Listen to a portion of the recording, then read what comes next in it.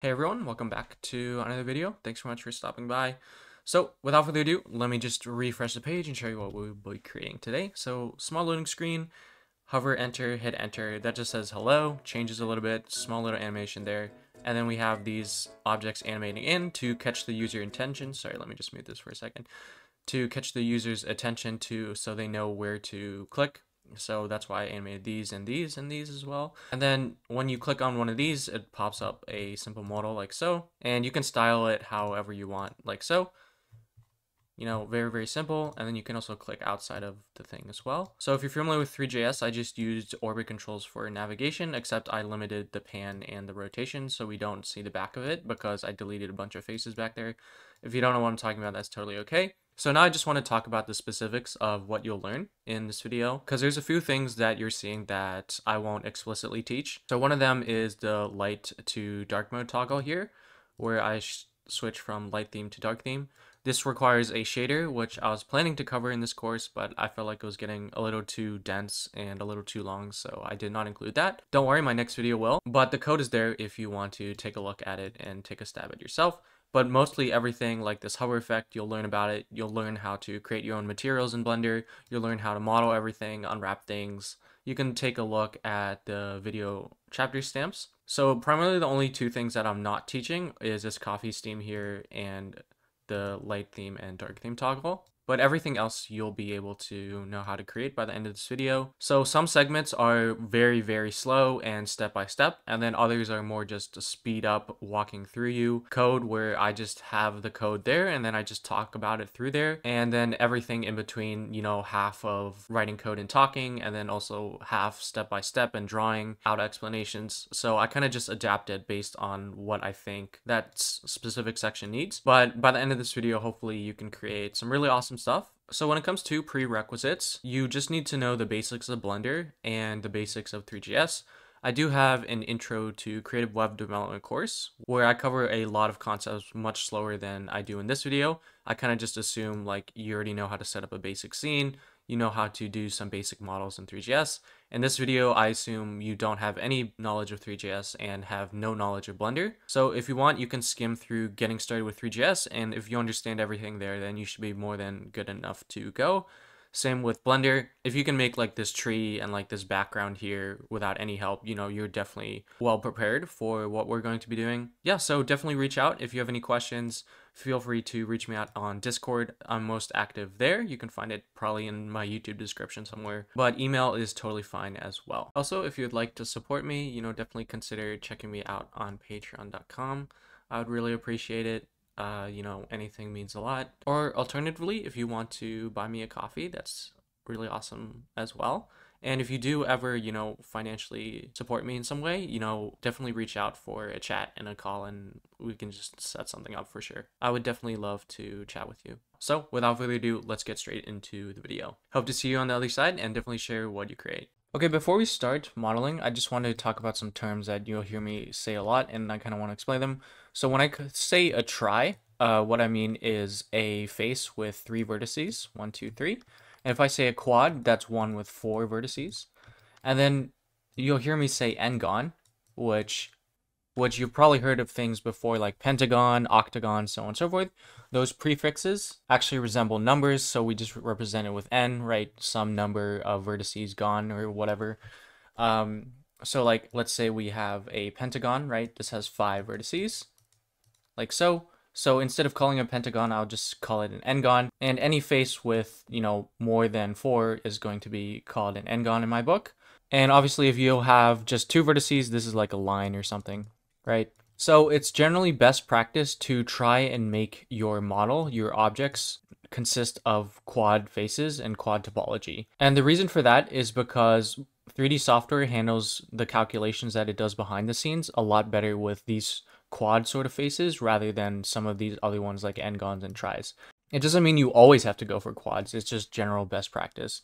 Also, when you have quad topology, you kind of want them to be equal in size across your model, other than obviously areas that need more detail.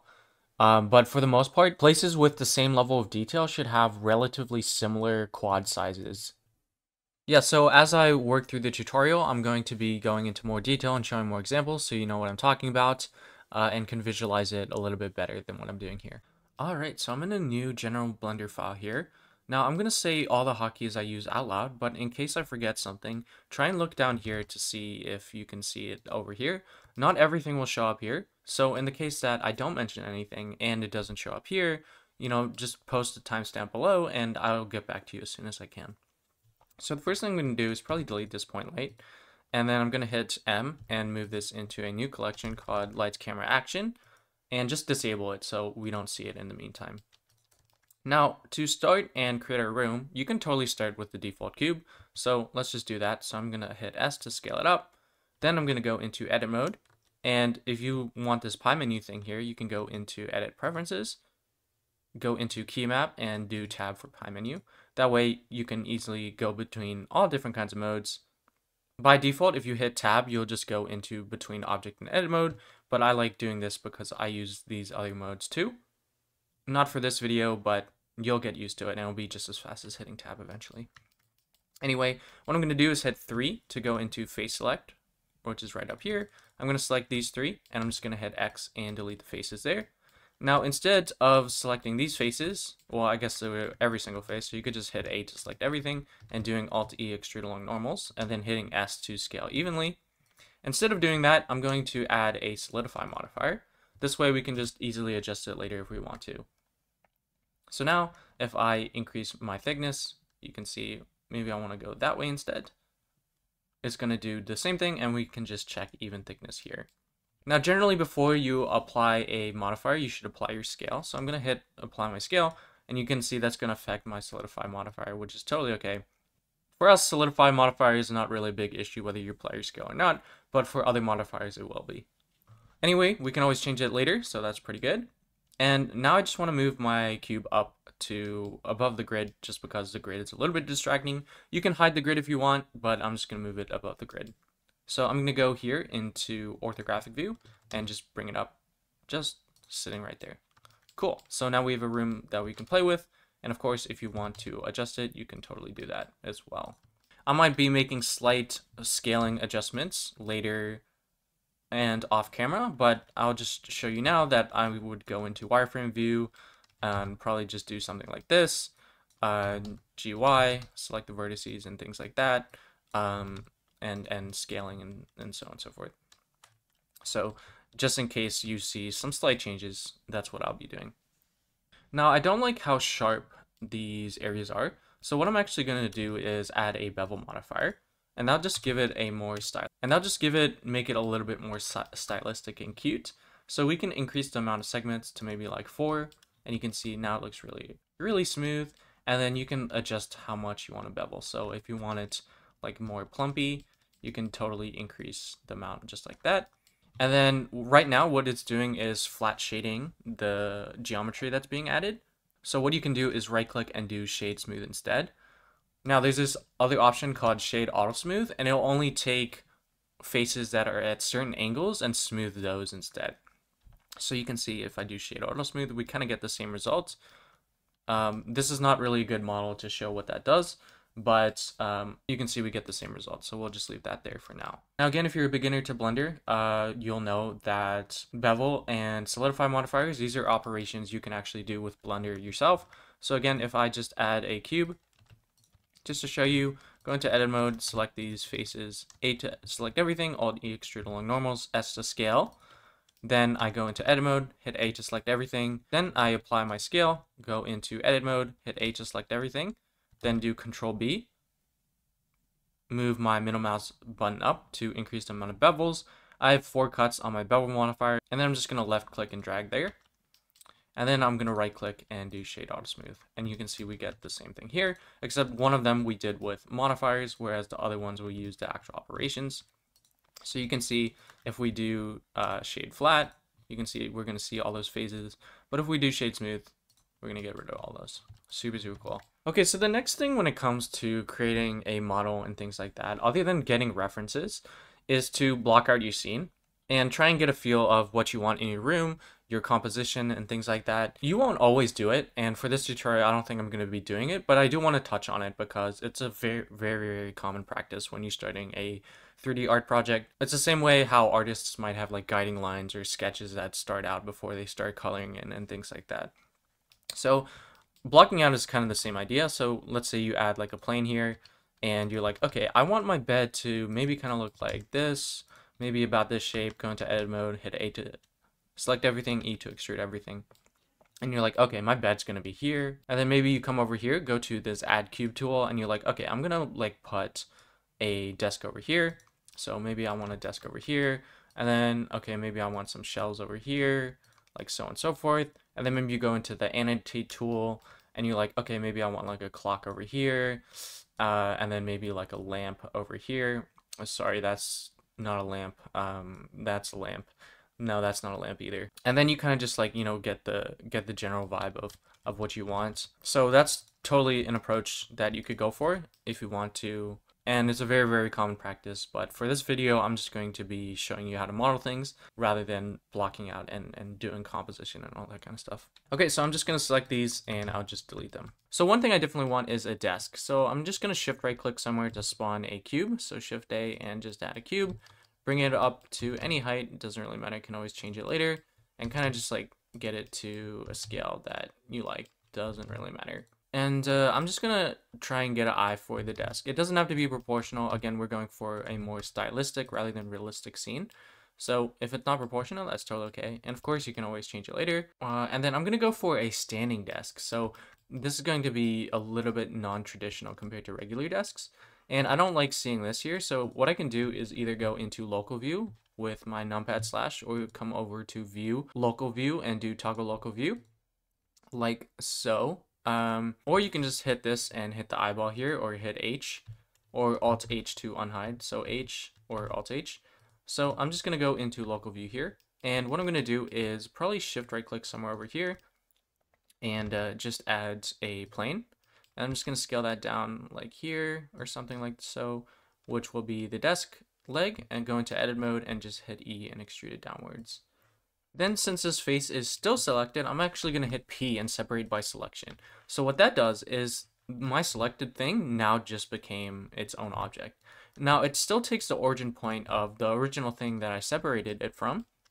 However, we can fix that if we do right click, set origin, origin to geometry. And now the origin's geometry is over here, and the scale and every operation will be around this origin point. Now, since the leg is going to be the same on the right and left, what I'm going to do is go into edit mode, add a loop cut to this plane right here, right click to cancel the movement, and I'm just going to delete those vertices by selecting them. And I'm going to come over here and add a mirror modifier just like this. And now if you're working in a different axis, you might have to change this, but I'm on the X. Then I'm going to turn on clipping. This way, if I go into edit mode, you can see that they're not going to go through each other. If I turn it off, you can see they're going to go through each other and things like that. Now I can just select these, go into wireframe view, and just do GX. And then go into side view, and then just extrude it at like a small angle, kind of like this. And then I'm just going to hit E to extrude the vertices again, and lock it on the X axis. And probably go around here, and then I'll just hit E and just extrude again, probably around here, just like this. And then I'll do E and lock it on the X axis, but this time I want to turn on snapping. I'll turn on snapping here, go to vertex snapping. And now when I do G to move it, lock it on the X axis and hover over this vertex here, you can see it's going to perfectly align just like that. And now if I go back into object view, I can turn off snapping here and go into solid view. You can see we kind of have a table like this, and then we want to fill in these faces, so I'm going to select these two edges, go into hit F to fill, select these two, fill those as well, select these two, hit fill, select these two, and hit F to fill, just like that. So now we kind of have like a table leg there. And then let's just scale it up just a little bit because I want it to be blocky and stylized. And then I might increase this just a little bit. Okay, when it comes to standing desks, usually there's like some sort of inset, right? And then there's like another overload thing that actually moves up and down the bar. What I'm probably gonna do, well, first, this is a little bit too thick. So I'm gonna scale it first on the S and Y, and then probably on the S and Z, just like this. Then I'm gonna apply my scale, and then go into edit mode. And whoops, I accidentally removed this face, but what we can do is just hold Alt to select that entire edge loop there. Rather than clicking on all four of them, we can just hit Alt and go near the edge. Hit fill just to fill that up. And then what we can do is hit I just to inset it a little bit, like so. And then now we can just do E and extrude downwards. And since we have vertex snapping on, we can just snap it to a vertex like this. So if you hold Control, it'll turn it on automatically, even if it doesn't show it's on. You can also just come up here and click it, and you can see it'll snap. There, again, make sure you lock it on the axis, and you can snap it. Since these are all at the same level, it doesn't really matter which one you choose. So I'll just use this one here. But typically, I usually just use Control rather than come up here to toggle it on and off. You can also hover over it, and you can see Shift Tab is also another way to toggle it on and off, but usually I just use Control, which is the hotkey for it. Okay, so now we kind of have our standing desk functionality. If you want, you can go into wireframe, again, just select all these and kind of just adjust it here. And if you wanted multiple layers, you could just inset again and so on and so forth. Okay, let's go out of local view and let's go back into solid view. That looks like a pretty cool desk.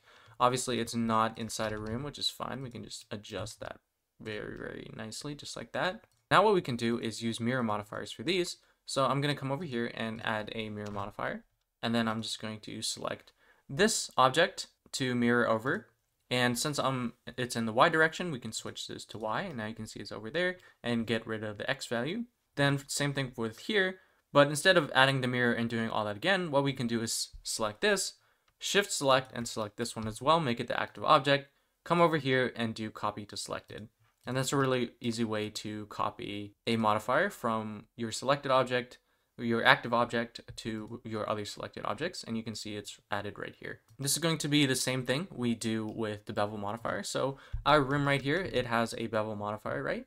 And we want to copy this to all of these as well. So what I'm going to do is select all of these, hold Shift and make this the active object highlighted by orange. Then I'm just going to come over to the bevel modifier and do copy to selected. And now you can see the bevel modifier is also applied to our table stuff. And make sure to apply your scale so it works properly. And I'm going to right click and do shade smooth again. And you can see, okay, cool. We kind of have something more stylistic. And if the bevel is too much, you can come over here. And with all three of them selected, you can see they all have 0.168 amount, right? With all of them selected, if you hold down Alt on your keyboard, you can adjust the bevel for all of them all at the same time.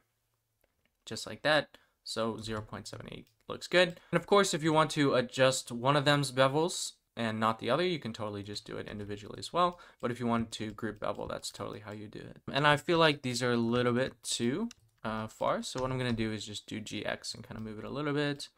SY, SX, and then maybe select this and kind of just scale that in a little bit. So there we kind of have like our cute little standing desk there. All right, let's create a tabletop thing. So I'm just going to go Shift right click on top of my table and probably add a plane. Then just scale it down, SY probably, scale it down a little bit.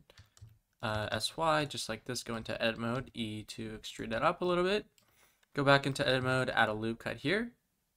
And then just give it an arbitrary size and probably just E and extrude this out. And what I'm going to do is add a mirror modifier so I don't have to do it on the other side. So I'm just going to do that. Let's go into Y here. And since it's mirroring across this origin point, it's going to look like this. So what we're going to do is select everything in edit mode, GY, and just pull everything over here. And then let's turn on clipping. And then let's just bring it back inside just like so until it snaps. Then let's go into edit mode. I was still in there. Select this face, make sure that's selected, and just delete that because we'll never see it. And cool, we kind of have a stand like this. And I just want to give it some style, so I'm going to select this, E to extrude this out a little bit. Select this one and kind of just bring it in a little bit, just like that. All right, and now let's apply our scale. And with this one as the active object, let's just come over here and do copy to selected. So now this has a bevel modifier. And I'll just do shade auto smooth here. Now you will notice that there are some slight shading issues here. That's due to the way that we modeled the thing, the bevel. Hey, I'm Andrew from the future. I just want to talk about a quick fix to fix this corner here. I did say it was a little bit too advanced because the professional way to fix it up is a little bit too advanced for this course, but there's a really quick way to fix it, at least visually good enough for us. And I show it later in the video, but I'm just going to do it now. So in your bevel modifier, what you can do is come over to miter outer and change that to arc. And you can see that kind of already fixed some things. And then if you still have pinching here, you can try changing the amount of segments. And you can see going down to 3 actually made that a little bit better. And then of course you can also try and adjust the amount here as well. And then you also have this profile thing here in shape that can also adjust, what kind of bevel you have. So I guess right now it's not a great example for using shape here, but when you use bevel in the future, you can play around with the shape to kind of help it out a little bit. Additionally, you'll see me add weighted normal modifiers to fix the shading of beveled things, which is totally fine. But you can also just come into the shading tab and click on harden normals here. I just by habit add weighted normal modifiers. So just to show you the difference in geometry when I do arc versus sharp, I'll make this one sharp. I will apply both of the modifiers right like so. And you can see that this one is using sharp, this one is using arc. Typically we go for quad geometries, which is what arc gives us. So it's got a better edge flow here. Now there's still an n-gon here, so there's still issues with the topology, but again, that's like an advanced concept. So this will be good enough. This will be better than what we see here. Yeah, I just wanted to point that out. And honestly, even if you leave it like this, it's really not a big deal either. Just focus on having fun and don't really worry about anything like that. Right, so we can do the computer now. Let's just shift right click somewhere, shift A adds a plane, just scale it down, go into edit mode and just extrude that up. Let's go out, apply our scale, go into edit mode again, select this face, I to inset, like so, creates a face within the face. G, shift Z and just move it, well actually let's just do GX and move it backward like here. And then just extrude that up. Then we can go into face select and just hold Alt to select the entire loop, Alt S to scale along normals and just make it a little bit thinner, just like that. Then we can add like a loop cut and kind of just extrude it inwards a little bit. Super, super cool. Then we can do Shift D duplicate, right click cancel, P separate by selection. So this will become our computer. Right click, set origin to geometry. We can just scale that up a little bit. And then we can do a little bit SY like this. Then we can go into edit mode, hit A to select everything, E extrude outward. Let's apply scale on this. Let's go back into edit mode, hit I to inset a little bit, and then E to extrude it inwards. And there we kind of have a computer with a stand like so. And I think I just want to move this up just a little bit so we can see a little bit of the stand there. I feel like the stand is a little bit too big, so I'm just going to select all those and do website proportional editing on. We'll talk about that in a little bit. I must have hit a hotkey or something, but I'm just going to hit Alt S and scale this along the normals just like that. This is also a little bit too thick, so I'm just going to hold Shift and Alt to select both of those loops and just do SY and kind of scale it down a little bit like so. Then we can just select these again with this one selected. I guess we can just do copy to selected just like so, and of course make sure to apply our scale. One thing I'll say about this computer now is that it looks too thin compared to the rest of our scene. We want to go for more bulky and like full sort of vibe. So what we're going to do is go into edit mode and select the screen itself. Actually, we can turn this off temporarily so you can see what I'm doing. And we're going to hit Control Numpad Plus to increase our selection. You can see it expanded our selection, so we don't have to do that. Or you can just select this face, hold Shift Alt, and try and get the loop, which also works as well. Or if you want the more hotkey, you can select a face, do Select, More or Less, and you can see the hotkey is Control Numpad Plus. And you can just do more and it'll select everything. And then I'll do S, and then I'll scale it down. And then I don't want to do it on the X-axis. I don't think it is, but I'm just going to do S and then Shift X. And then just scale it a little bit here. And then I'm going to reactivate my bevel modifier so I can just kind of see how thick it would be. Cool. And the computer itself is too thin. I like the frame. So what I'm going to do is, I think I'll just select everything and just do SX and just scale it up a little bit like that. So now you can tell that it's a little bit more full. And then I want the bottom a little bit higher than the rest of them. So I'm just going to increase that a little bit, just like that. So the frame is a little bit bigger down here on the bottom. Right click, shade auto smooth, and there we have a computer. All right, for the mouse pad or table pad, I don't know what they call that. I'm just going to go into edit mode on this one. Shift D duplicate, right click, cancel, piece separated by selection. Make sure this one is selected. Right click, set origin to geometry, like so. Just scale it down. Maybe go into top view. Maybe something like this size. maybe a little bit smaller. Then go into edit mode, hit A2 and E, extrude everything. Apply our scale to make sure it works perfectly fine. Okay, cool. Can GZ, move it a little bit down just like that. Maybe that's a little bit too big, so we can tone that. And I don't think we need that many segments, so maybe like 3. Cool. Shade auto smooth. And there we kind of have like our little mouse pad thing. So for keyboards, generally the workflow is you go online and you look up keyboard plus Qt. And then you find an image online and then right click and save the image to your desktop. And then you go back into Blender, Shift A, and add an image reference like so, and then just navigate to that image. Nowadays, you can just click and drag it into Blender and it'll auto import. If you don't like that rotation, you can quickly reset its rotation by doing Alt R, and it's positioned with Alt G, and now you can see it's back at the world center. I don't want to do that. I'll just do Alt R and then do RZ90 just to rotate it a little bit. Come up here, scale it down a little bit, and go into wireframe and just position it somewhere like here. And then since we have that, we can just shift right click to start a key, add a plane, scale it down to match the key a little bit like so. Go into edit mode, E to extrude that up, scale that down a little bit. If you don't like wireframe here, you can also go into X-ray mode, which is a very common thing. I use wireframe or X-ray. You know, I kind of switch between both of them. You can also adjust your reference image, which has a lot of properties, like if you want it in front or change the visibility of it. So if you come here, you can see if you like the opacity level and things like that. So a lot of options you have. And so let me just, the typical workflow then is when you model a key, you add like an array modifier, and then maybe you add another array modifier, but instead of in this way, you go like this way or something, and then you just increase the count and so on and so forth.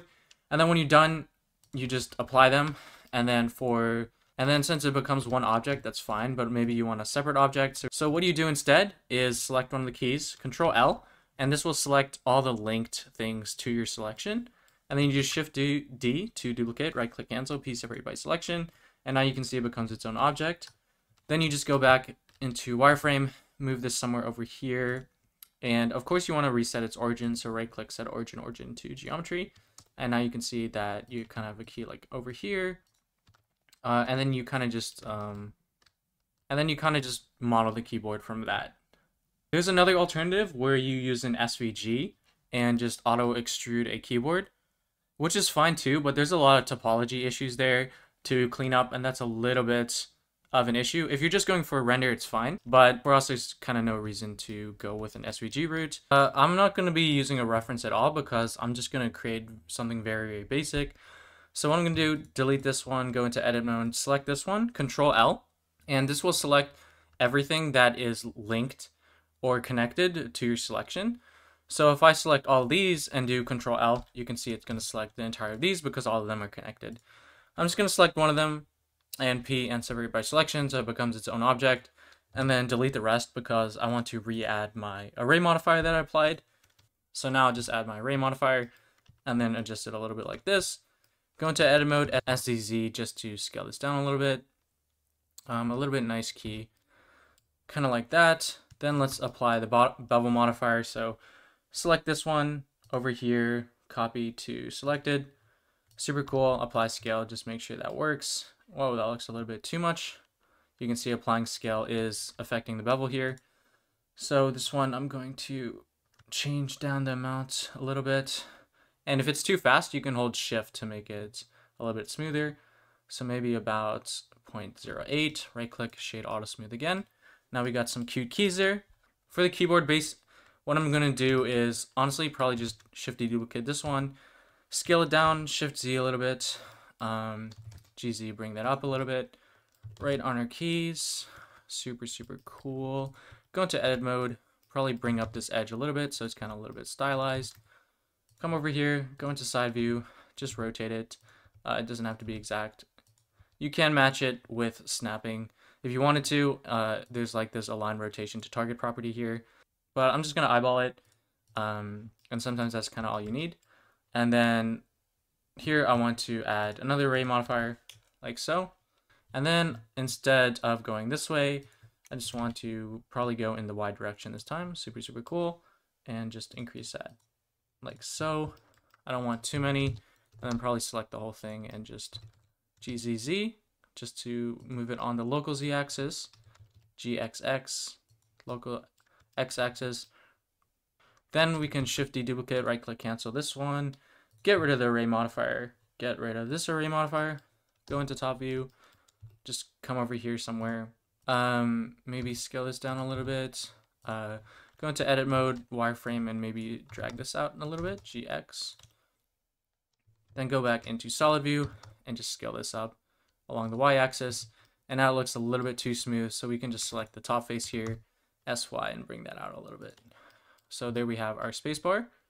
And then let's make sure to apply our scale, and then GZZ just to bring it in a little bit, just like that. So there we have our simple keyboard. Now I don't like how this is so square. So what we can do is go into edit mode, select these edges. You can actually just do Shift G and select similar length in this case, and I'll select all the edges of that object that have a similar length, which is this one here. So we don't have to go around and select all of them. We can just select one, Shift G, select similar length, and then we can do Control B to actually bevel it ourselves, and then just add a more rounded bevel, kind of like that. If you want to increase the amount of segments, you can do Control B and use your mouse wheel to increase a little bit, just so it looks a little bit smoother.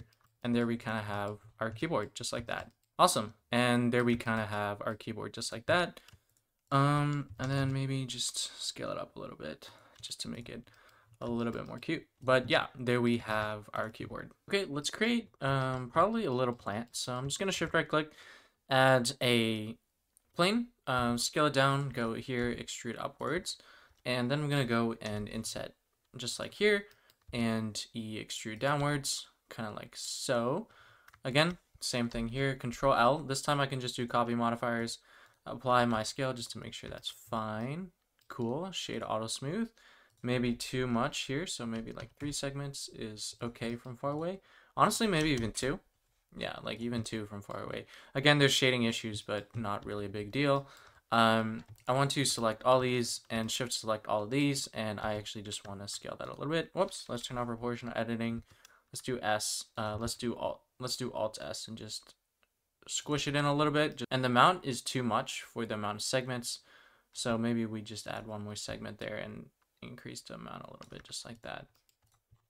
So there we kind of have something like that, cute plant sort of thing. Or actually, maybe this can be like a pen holder. So I'm gonna select this face GZ and move it down there, and this can be like a pen holder rather than a plant. Okay, so for the pens or pencils, we can just shift right click somewhere, Shift A, add a plane, scale it down, go into edit mode, E, and extrude upwards. And then we can E extrude upwards one more time and just scale it down like so.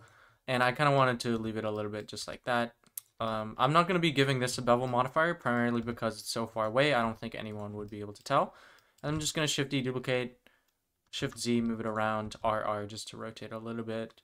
I'll have it leaning on this one. It doesn't matter if it's inside of the other one. Ideally, it shouldn't be inside of each other, but, sometimes it's just, you just gotta save some time and just work with it. So there we kind of have like a cute little pencil holder there. Okay, now we can probably make like a flower plot or something. So I'm just gonna shift right click, add a plane, scale it down a little bit, go into edit mode, E, and extrude up a little bit, like so. Probably inset here, kind of like this, and just E and extrude downwards. This time I'm going to give it a subdivision surface modifier. Now, instead of coming here to give a subdivision surface modifier, you can just hit Control or Command 2 or 3 or 1, and you can see it's going to adjust the amount of subdivision level it is. So you can do it like 8, so on and so forth. We don't need that many. I think 3 is going to be enough. Shade smooth, and you can see pretty cool. We kind of have like a bowl sort of thing already. And if this wants to be a little bit down, you can go down just a little bit. And if you don't like that the sides are too thin, of course you can always hold this, Alt S, and just scale it in again. Super cool. So we kind of have like a bowl there. Top is a little too thin for you. You can select the outer edge here, and just do Alt S and scale it up a little bit, which we can turn this off with O, Alt S, and just make it a little bit thicker, just like that. Scale down the whole thing, GZ, and now we kind of have like a cute little bowl there. 3 might be too much. So 2 is okay. It's starting to get a little bit weird at 2, but from far away, no one's going to tell. So I'm just going to leave it at 2. They'll save out on some memory there. So super cool. We have a ball there. Again, just to show that if I apply that, what that looks like, you can see kind of what it looks like here with the subdivision surface modifier. So I'm going to Shift-Z, maybe just make it a little bit smaller. For the stem, I'm going to shift right click somewhere and search for a Bezier curve and just add it over here. Then I'll just go into edit mode, and you can see as I edit these, as I go here and edit these, you can kind of get a vibe like that. So with this one selected, I'm just going to Shift-S and selection to cursor, which will teleport it over there, and probably just scale this down a little bit here. And then for this vertice over here, I'm going to select that, and I want to lower the bar a little bit so I can see what I'm working with. I'm going to go into side view, and I'm just going to bring it up kind of like this, scale this a little bit, and kind of just make a shape like so. And with my curve selected, I'm going to come into the curve data properties right here, and then I'm going to go for geometry, and under bevel and round, I'm just going to hold shift and increase the resolution a little bit, so we kind of get a stem like this. And I don't like how that bottom is kind of doing that, so I'm just going to RY, change that a little bit, maybe scale it down, maybe grab this bar here and just bring it up a little bit. Yeah, honestly, it doesn't really matter. But there we kind of have our thing there. Okay, so for the flower, what I'm going to do is probably shift right click somewhere, and it doesn't really matter where, and just add a cube, scale it down a little bit, Control-1 to add that subdivision surface modifier, shade smooth, SZ just to scale it down. Yeah, it doesn't look great. We could crank this up if we wanted to make it look nicer, but it'll be far away. So there we have the center of our flower. Then for the leaf itself, we can just duplicate this and just GY, move it over here, SY, scale it up a little bit. Like so, maybe we want to turn this one to 2, so we have a little bit more geometry to work with. Then I'll add a loop cut here and probably just do SX, scale up a little bit, and scale this in, kind of like so. And then let's go into wireframe to make sure I select the bottom vertices as well, and kind of just scale this down here. Maybe make this taper off a little bit. Maybe add another loop cut here to bring that up. And then maybe something over here, kind of just plump it up here, whereas this kind of goes down just like that. Or we can turn on proportional editing. If you think that helps, you can turn on proportional editing like so. But anyway, there's kind of like our flower right there. That seems like a little bit too big there. And this I kind of want to, let's go into wireframe. This I kind of want to taper just a little bit more. But again, it's really up to you. And if you want extra detail, because you're getting close, you can add like a loop cut here and like bring it down sort of thing. And then if you want more detail, you can like add a bevel. And then you get a small line, mess with it more if you want to. I'm just going to keep it really simple, kind of just like this. Okay, so now what I want to do is create a lot of these around this object right here. So what I'm going to do is Shift S and cursor to selected. It will snap to the origin point of this object here. Make sure your origin point is in the center. If not, again, that's set origin to geometry. And then what we can do is instead of rotating around the bounding box center or the average of like the items kind of thing, we can do around the 3D cursor. Now you can see when I hit R, it's rotating around the 3D cursor rather than the origin point. So now what I can do is select this, Shift D duplicate, hit R on our keyboard, and then type in 60 and then hit enter. So we did all of that in one go. And now what we can do is just do Shift R, Shift R, Shift R, Shift R. And it'll create our flower just for us, just like that. So one more time, again, just one more time. Actually, I'm going to do Alt D this time for link duplicates. So if you edit one, it'll edit the other one. So sorry, I did say Shift D initially, but I'm going to do Alt D. Anyway, what I'm going to do is hit Alt D, and I'm going to hit R. By default, it's already grabbed when you hit Alt D or Shift D. So I'm going to hit R instead, and then it'll go into rotate mode. That's type 60, hit enter. And then Shift R will repeat the last operation you just did. So we'll do Shift R, Shift R, Shift R, Shift R. And that way we have 6 petals around here. And now if I edit any single one of them, SC kind of like that, you can see that it's going to edit the other one. And that's because these are instances rather than hard copies. Yeah, so of course you can always, go here and edit it if you want. Just you know, have some fun like so. Okay, so once you get a flower that you like, I'm actually not going to ever come back to this flower.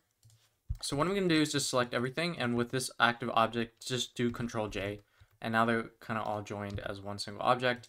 If you have different subdivision levels on either of them, it's going to take the one that your active object has, so just be conscious of that. But I kind of like my flower, so I'm just going to leave it as is. Then I'm going to go into edit mode, select this vertex here, Shift S, cursor to selected, snap it there, select this, Shift S, selection to cursor, and I'll just snap there, scale it down a little bit, and then R, rotate it. Again, it's rotating along my 3D cursor. So let's move this back to bounding box center, maybe scale this up a little bit. And there we kind of have our cute little flower right there. Now, of course, if you want to give some variation to, you know, some of the flowers so they're not identical, you can totally do that if you want to, just like some slight distortions. Okay, so now I want to add like a calendar sort of thing. So I'm just going to shift right click somewhere.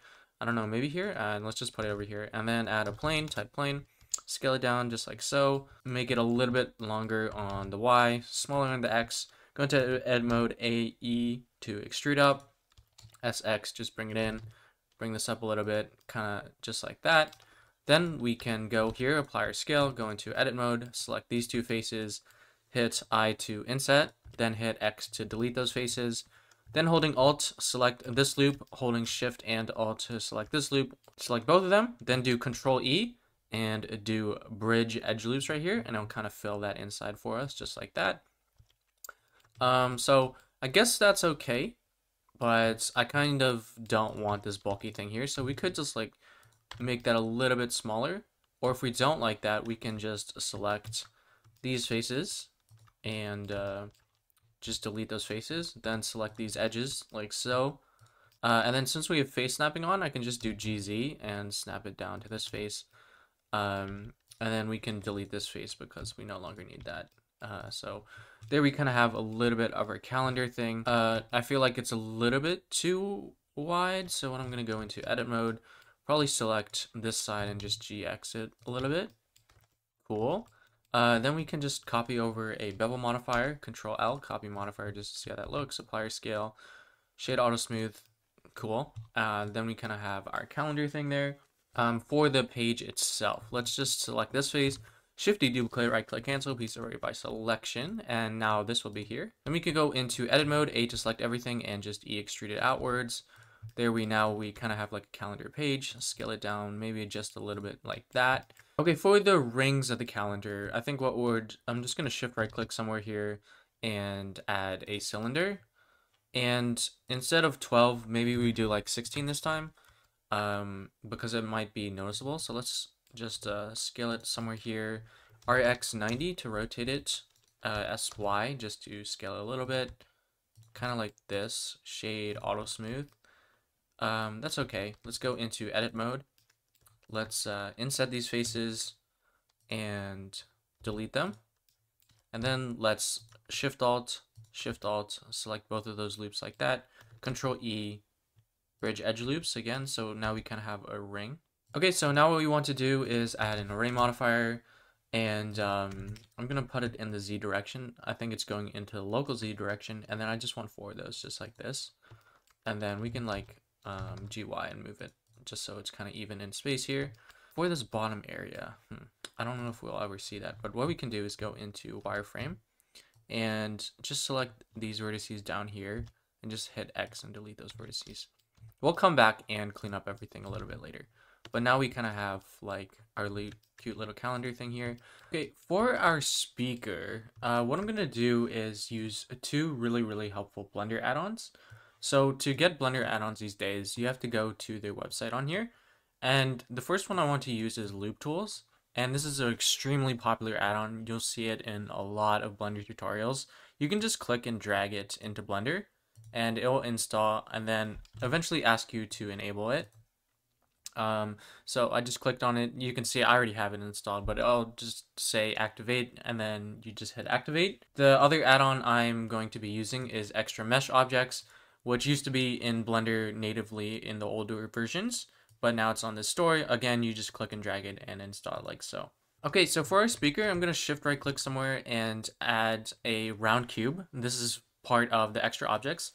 And the reason we're using a round cube instead of a sphere is just because of the way that it's created. It'll help us a lot better than if we used a UV sphere. It won't be perfect, but it will be better. So if I scale it down just arbitrarily, bring it up a little bit, let's go into local view. Let's go into a side view. Let's go into wireframe. Let's go into edit mode, vertex select, and possibly select about here. Make sure we got everything. Cool, we did. And just do SZ0. And this will just level out everything on the same level. Then we can go back out into regular mode. Just scale that down a little bit. Cool. Just like so. And since our cursor is already down on the bottom, what we can just do right now is object set origin, origin to 3D cursor. That way we'll just scale and all our transforms come from there. Then let's go back into solid view. Let's just select some faces. So maybe like here, control plus, and then let's just control shift. And then let's just do control shift to select this side, control shift to select this side. And then what we can do is just E and extrude it in just a little bit like that. And then we can right click shade auto smooth. And then we can just copy over a bevel modifier, control L, copy modifier. And now you can see we kind of have a small, cute little speaker just like that. And you can definitely see that this model also has some shading issues here. For us, it's not going to matter because we're so far away, and fixing it would take too much time and it's a little too advanced for this video. So we can just leave it as is.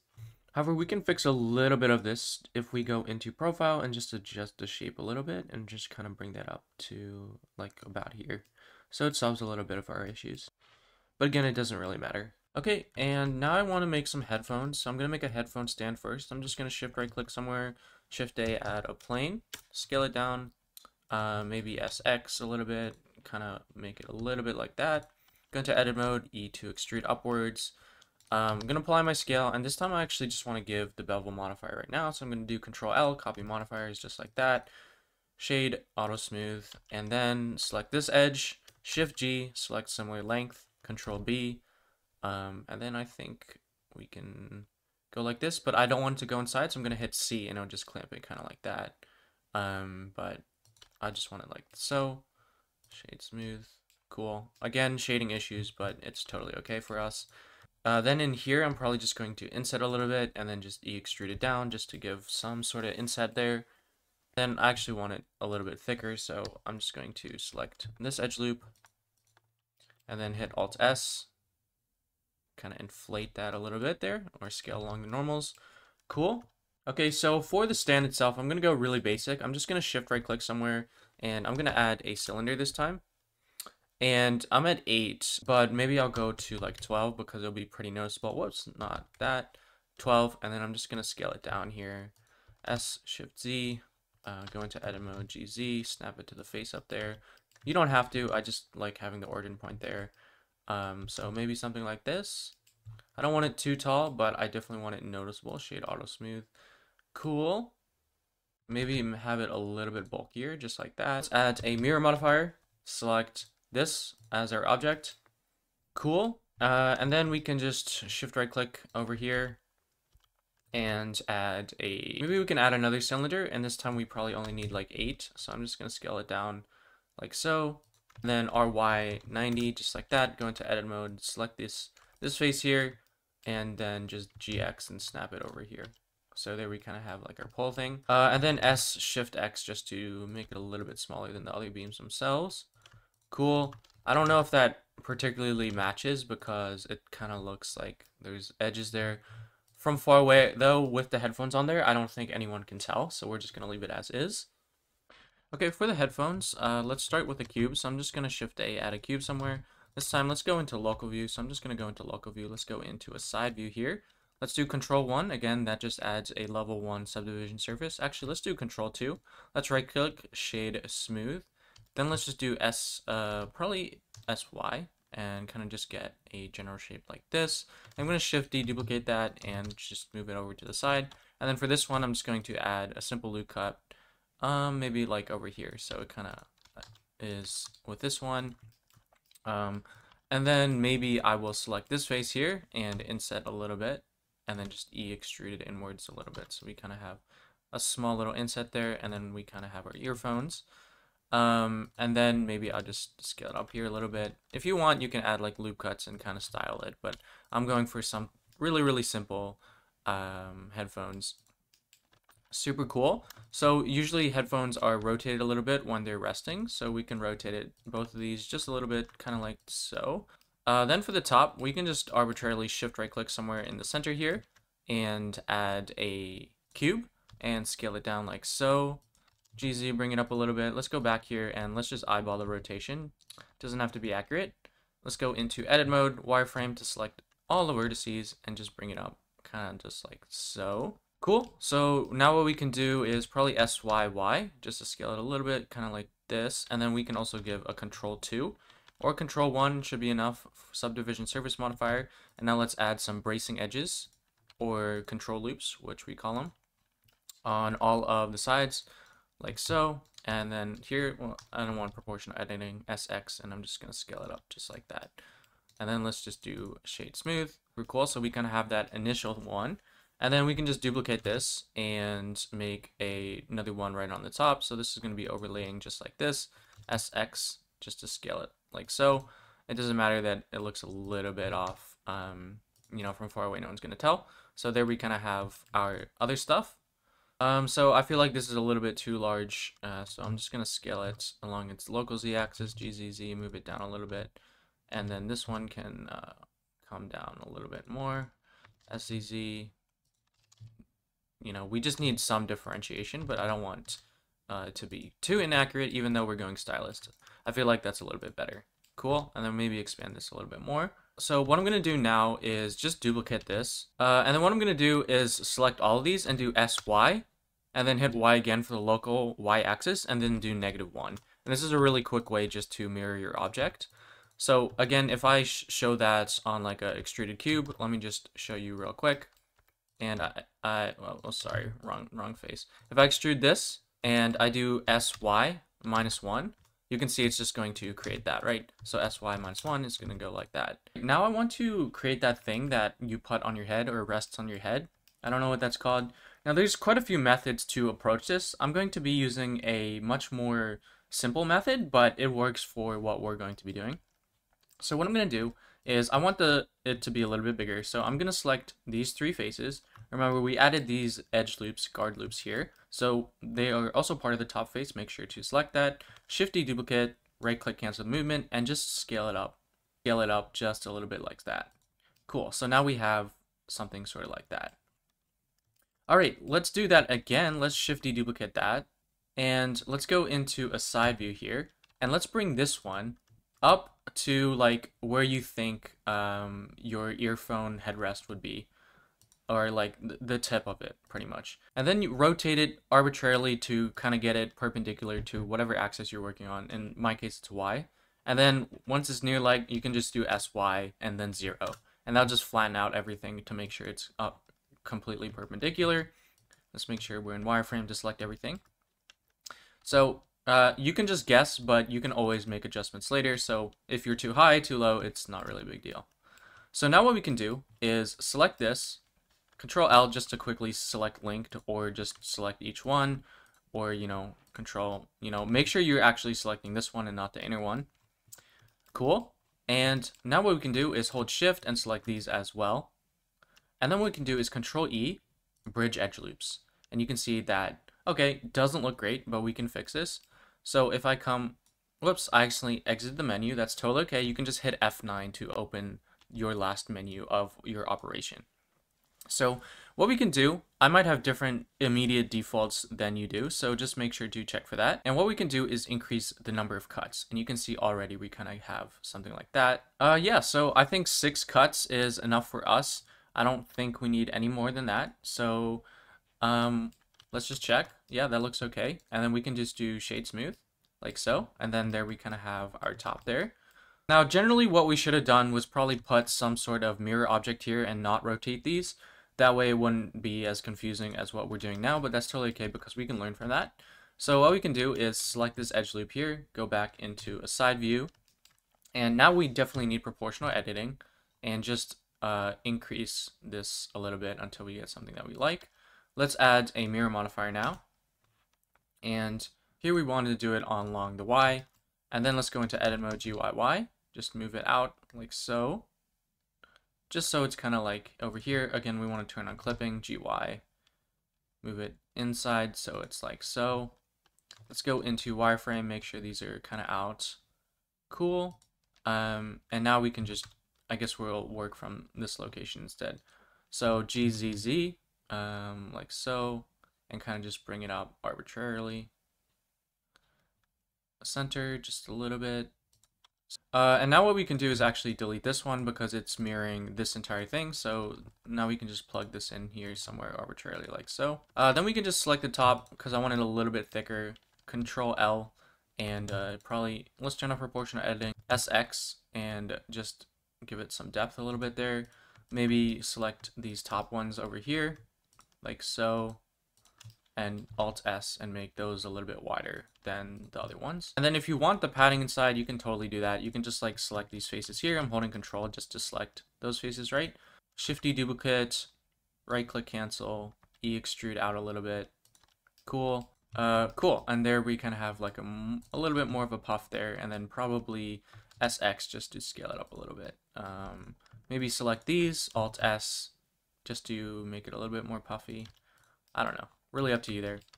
So yeah, a little bit messy, but we did end up getting our headphones, so that's totally okay. So let's just scale that down.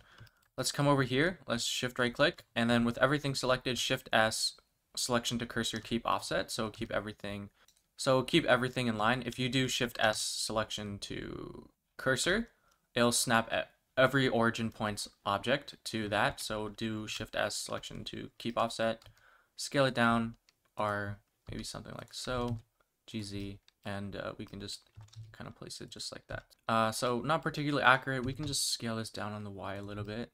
Scale this down. I want it a little bit more stylized. So maybe that's a little bit too much now. These I don't want to touch, so I'm just going to GYY, move those over here.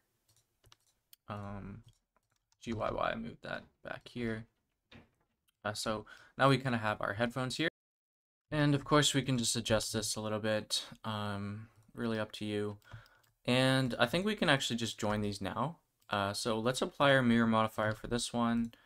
And yeah, let's select this, select all of these. Probably just Control J and join them now. And let's crank this up to 2. Cool. Then what we can do is just, I don't know, play around with it until you get something that you like. And then now we can go into edit mode and go into wireframe. And probably just, you know, rotate these up a little bit with proportional editing, just so we get like a curve or something. Maybe select a little bit more here. Let's include the bottom here as well. Same thing over here. Let's just rotate, get something closer. Maybe all of these like so. Cool. And it looks a little bit too small rest to everything. So let's just scale up everything, kind of just like that. Yeah, so maybe if you watch this at the start of the video, I'll talk about how I start off with a room, but I actually want to go for more like an open vibe rather than a room. For us, I think I'm going to actually get rid of this. I'll just keep it for like a maybe collection, but I don't think I'll be using that anymore. So I'm just going to hide all that. Then Shift S, cursor to world origin, Shift A, and I'm just going to add a plane and just scale it up like so. Then I go into edit mode, select these edges and just extrude upwards. And let's delete this face here. And let's give all of these, well, let's go back to object mode, apply our scale first. Let's go into edit mode and let's just Control B and bevel and give it a bunch of loop cuts just like that. Shade smooth, Shift S, bring it out just like that. Cool. So now we kind of have like a domain that we can work with, which we can also edit a little bit later if we want to. So now what we can do is let's just select these and whoops, deselect that with Control and just move this somewhere else because I want my computer to live here. So for a gaming PC, I'm going to shift right click somewhere and I'm going to add a plane. Probably go into top view and kind of just give a rough shape of what I want my PC to look like. So I think I'm going to go like over here, add some loop cuts here. Maybe add some loop cuts here. I don't actually know, so that's why I'm kind of just adding a little bit more than I normally should. We might only need a few, I don't really know. So it's fine. But maybe we can have like a gaming PC like this. And then we can select these two here and probably hit F to fill, so we kind of get like a small little corner there.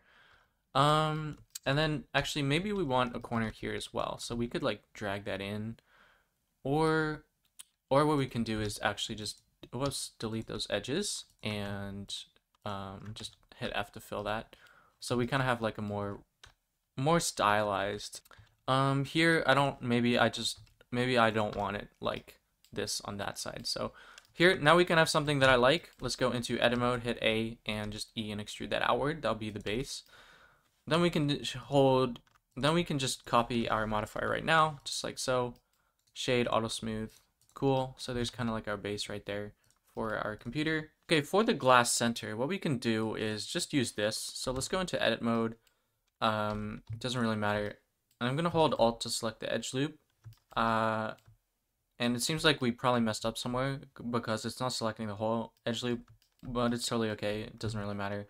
We can hold Shift Alt and just select the remaining stuff. And then I'm just gonna hit E and extrude upwards on the Z axis, kind of like so. Then let's go into face select, hold Alt to select the entire loop there. Then let's go into face select and just select this whole loop here, and P and separate by selection, so now it becomes its own thing, and just scale it in. Oops, S Shift Z a little bit, just like that. Scale it up to a height that you like, maybe like SZ, like so. And then for the top, Shift deduplicate this and bring it over here. Let's just readjust everything so they're kind of sitting on top. So there we kind of have like our gaming PC, and this side looks a little bit too cornered, so what we can do is go into edit mode and select these vertices. Let's make sure we select everything, so we can go into wireframe. Just select over here. It doesn't matter if you select the back, you can hold Control and box select to deselect those. So it seems like we got everything here. So what we can do is go into solid GX and just move it up a little bit. Again, we're getting some shading issues, but that's totally okay. So yeah, and now we can just adjust it. Maybe these can be bigger, so instead of bounding box center, let's change individual origins. Make that a little bit bigger, change back to bounding box center. Okay, so when it comes to the GPU fans and things like that, basically it kind of looks like this, and then you have your fan in the center like here. Let me just show you what most people would do is they would add a plane like over here. You can just watch for now. They would add a plane, and then they would probably add a cylinder. So let's just add a cylinder. Come over here and just place it in the center, GZ like here. Add a Boolean modifier. So if you used design software before, you've probably seen something like this. It also exists in 3D. Then you just select difference, select the cutout object as your cutting out object, and you can see that, okay, now it's cutting out something here. You can't see it yet because it's not applied, but if you want to see it move around, you can come over here, go into object, go into viewport display right here, and then instead of texture, change it to bounds. Now the object itself is still the same, but now you can see if you were to apply this, how it would cut out from your object. I'm just gonna change that back to textured. Then let's come back over here and apply this Boolean modifier. So now I can just delete this, and you can see that, okay, indeed we have something like this. For you, it might work perfectly fine, and you would have like no issues. So it might work fine for you. Here you can see like, okay, it's not terrible, and it doesn't seem like there's too many shading issues. So if you're just going for something like this, it doesn't really have any issues, right? But look what happens when you shade auto smooth. You can start seeing a little bit of shading issues right here and over here and over here. Honestly, it might not be a big deal if you're from far away. However, if you are close, it might be noticeable and it might look a little bit weird. You can cover that up with possibly normal textures and some other sort of trick, but it's kind of better just to avoid this entirely. Now, you definitely can fix this up if you want to, but that's a little too advanced and too time consuming for this beginner course. So we're going to avoid this method and we're going to use a different method. So instead, what I'm going to do is Shift A and add a plane and bring it up over here like so, and go into edit mode and subdivide it probably like 3 times like so. Then I'm going to go into top view. I'm going to select probably these faces right here. I'm going to right click and again loop tools and change it into a circle. Then I'm going to hit I for like a guard loop, something over here. Let's go back and just select these out a little bit and scale it up a little bit just like that. Now what we can do is hit Control minus just to less our selection, or again, that's select more or less and then less right here. And then we can just delete these interfaces. So now we're left with this place for our fan. We can actually select this edge loop outside because it's a little bit too big and we don't want all that extra space. And then we can actually just delete these faces. So now we kind of have something like this. Super, super cool.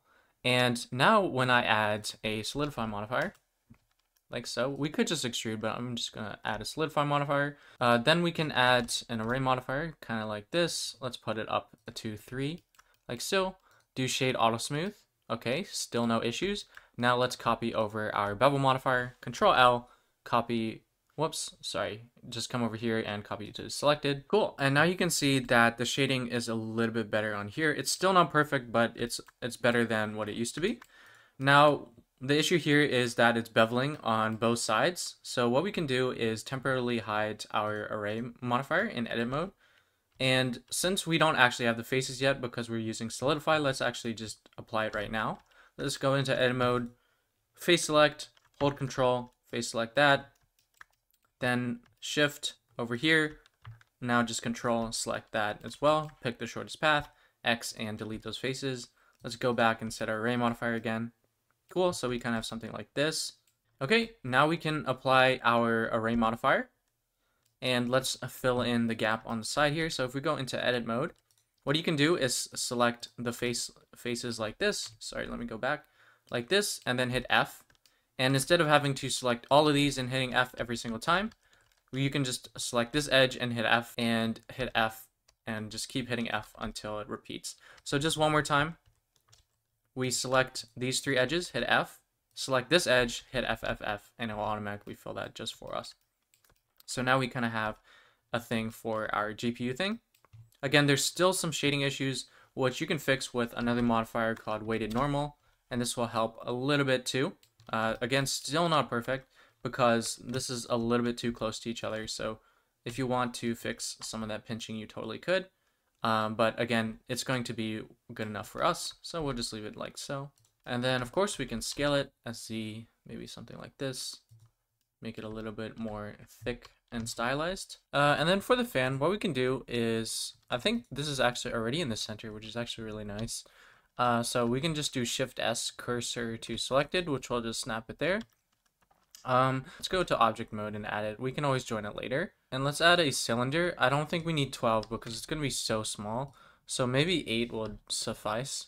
So sorry, my numlock key is off. So 8, yeah, it doesn't look great from close up, but from far away it'll look more than okay. And then just scale it down a little bit, kind of just like that. So for the blades itself, you could totally import like a fan reference just to go off it, but honestly I'm just gonna eyeball it. So I'm just gonna add a plane arbitrarily, and then maybe go here and just move this slightly over here. Whoops, let me turn on proportional editing, and then maybe move another one right here. I don't know, try and get a regular shape of a blade, and then over here, maybe something over here, and we definitely want to loop cut down the center just to give it some shape over here. So I'm kind of just eyeballing everything, but you could definitely import a reference if you need to. Maybe rotate some of these, maybe a little bit. I don't actually know, but I feel like this kind of looks good enough for a blade. So what we can do is add a solidify modifier, just increase the thickness a little bit, and then we can add a subdivision surface, just like that. Kind of looks like a blade, shade smooth, a little bit of shading issues, that's fine. Then we can probably, now we can, let's go into local view so it's not glitching out. Now we can probably move with proportional editing. Let's change our sphere of influence here. So here we might want a small curve here. Let's bring it down a little bit, maybe like so. It doesn't have to be accurate. Up here we can probably bring it up a little bit. Maybe increase that. Same thing here. Maybe bring this area down. I don't know, we'll see. Kind of like something like that. So okay, so that looks good enough for me. If you want to play around with yours, you totally can. But that'll be all for the blade here. So we can use the same method we did last time. Let's select this, Shift S cursor to selected. Let's change this to 3D cursor. Let's select this. Okay, so I think I want 6 again, so what I'm going to do is Shift D, again, hit R, and then type in 60, hit enter, Shift R, Shift R, Shift R, Shift R, and there we have 6. And honestly, I think I'm going to hold Alt and just increase this by 1. That way it looks a little bit better. Actually, no, I'm just going to undo that, and I think it'll look fine just like that. So anyway, let's select these and hit F3, convert to mesh. That's just a faster way of applying all your modifiers. So you can see all my modifiers for all these are gone now. And then what we can do is select all these and just join it here. Kind of just like this. Cool. And then this one, if you don't want to change anything, what you can do is apply bevel and weighted normal. So now we can just duplicate this and over here. So I'm going to do GX and move it over here. You could use an array modifier if you want, but I'm just going to eyeball it because no one's going to notice and it's faster that way. So I'm just going to leave them separate for now. We'll come back to this a little bit later. And then let's just place it in our computer somewhere. So maybe, whoops. Let's do, again, I accidentally have it on 3D cursor, so let's make a bounding box center again. RX 90, and just move it somewhere. That kind of looks good. And we can temporarily change this one to, we can go into viewport display and change this one to wire or bounds. In this case, I think I'm just going to go with wire, so this will be a little bit more noticeable here. And it seems like on this side, I did not fill it in, so let's just go into local view, go into edit mode again. We can select these, hit F, select this, F, fill that in. We could have also just cut this in half and use a mirror modifier on both of these because it's the same, but, you know, it doesn't really matter for us. Yeah, so what we can do now is let's just select this entire thing to go into local view, like so. Make sure we don't have anything else selected. Cool. Head into local view here. And let's just shift right click somewhere and add a, I don't know, plane. Just over here. Go into edit mode. Just go into wireframe. Kind of get something that we like. We can turn off proportional editing. And this will be like our water cooler thing. Honestly, it doesn't really have to be that cool or anything. Maybe E-extrude again. Maybe E-extrude again. Maybe, you know, it doesn't really matter. I'm just kind of doing whatever, honestly. So this is like our GPU or something. Maybe it looks a little bit weird, whatever. Doesn't really matter. Looks like I didn't select those fans. Oh well, it doesn't matter. Okay, so for the tubes, we're going to do the same thing we did for the plant stems. Shift A, search for a curve. Nums curve, Bezier curve, doesn't really matter, honestly. I'm just going to go for Bezier. Let's go into top view. Select this vertex. Let's just scale that down so we can see what we're doing. Since our cursor is over here, Shift S, selection to cursor, it'll jump it over there, kind of like so. And then we can just move this one as well, kind of just arbitrarily R, like so. And of course we want to give it some depth just so we can see what we're doing. So again, that's in our data object properties, and just increase the depth just a little bit, kind of like that. Here we can go into side view. This will kind of help out a lot. And if you need more geometry, you can just hit E to kind of extrude it like so. Rotate appropriately, scale it, whatever you need to, you know, kind of have some water tubes and things like that. Then we can obviously duplicate it. Oh, it looks like this looks really weird. So let's go into wireframe to make sure that's not messed up. Cool, something like that. The same thing with this one. Let's just fix that. It's got some issues here. So maybe over here. And then this one can be lower hanging. This one can be a little bit maybe hanging down here like that. We don't want these inside, so the less overlap we have, the better. But you know, it's not a complete big deal. I think that's good enough. So let's just go out, and yeah, so I'm gonna leave this like this for now, just so we can see everything. So the front faces, I think I'm gonna cover up, whereas the side faces are going to be glass, so we'll just see this, and that should be good enough. Okay, let's add a really cute character now. So we can just Shift A somewhere, and probably let's add a plane. Let's go scale it down a little bit. Let's go into local view actually, so we get rid of everything. E extrude it up, apply our scale, and let's do Control 2 for like shade smooth, maybe Control 3 actually, just so we get something a little more round like this. Maybe add a loop cut kind of like here, so we have something that kind of looks like a plush, maybe SX, kind of a little bit like so. Then we can go into front view, and maybe for the eyes, we just Shift A, also add a cube this time, Control 2 for that, shade smooth, come over here and add a mirror modifier, like so. Come over here and do Y and X. Scale that up a little bit, maybe SZ. Cool. And then maybe we can have some ears, so I'm just going to duplicate this and maybe scale it like this. SX, kind of like this. SZZ on the local Z axis. Go into edit mode, probably inset this a little bit. There we kind of have like a flat sort of face thing. Let's go into edit mode and scale this. XX, just bring it down a little bit like so. Cool. Let's also just copy this mirror modifier, so copy modifiers. There we kind of have something cute. So for the whisker thing, what I'm going to do is go into a side view, shift right click somewhere in the center, and this time I'm going to shift A, and this time if you come into mesh, you'll see this new thing here called a single vertice, and it'll add a single vertice only, and that comes with the extra objects add-on that we installed a little bit earlier. So instead, what we can do is do origin and vertice mirrored, and this will kind of just save us a lot of issues. By default, it'll jump us into edit mode on this. Just make sure you're in vertex select so you can see it, and then you can hit E and just extrude it outward and into like a shape of a whisker, just like that. Let's make sure the mirror modifier is in the correct direction, and then here we can go into wireframe kind of just to see it a little bit better. So now you can just shape it how you want, and if you want to vertice here, you can just do Control B and then hit V just to split it up a little bit and increase your mouse wheel just to get some more vertices if you need more vertices in between your other ones. Additionally, you can do Control R just for a loop cut, just to place a single one in between, just in case you need that.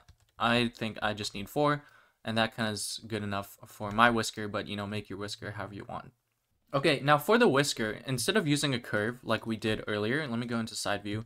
The reason I'm not going to be using a curve this time is because, you know, it kind of has this issue, and then you have to fix that. I mean, we've dealt that with before, but it's just better not to do that again. And now that we have this extra objects add-on, what we can do, if you come into mesh and go into single vertice, you can see this thing here called add single vertice. If you click on it, it'll automatically bring you into edit mode, and it's literally just a single vertice. Make sure you're in vertex select and hit E just to extrude it out, and then kind of just shape it out into like a whisker sort of thing. If you need more vertices, you can just hit Control R and place some loop cuts in between. Now it's not really a loop cut, but yeah, I just call it a loop cut anyway because it's the same hotkey. Here you can do Control B and then do V if you want to increase the amount, and you can use your middle mouse button to increase the amount of vertices there, like so, if you want it more smooth. I think I just need 4, so that's all I'm going to be doing. And I'm just going to shape it into like a whisker sort of thing. So there we kind of have our whisker.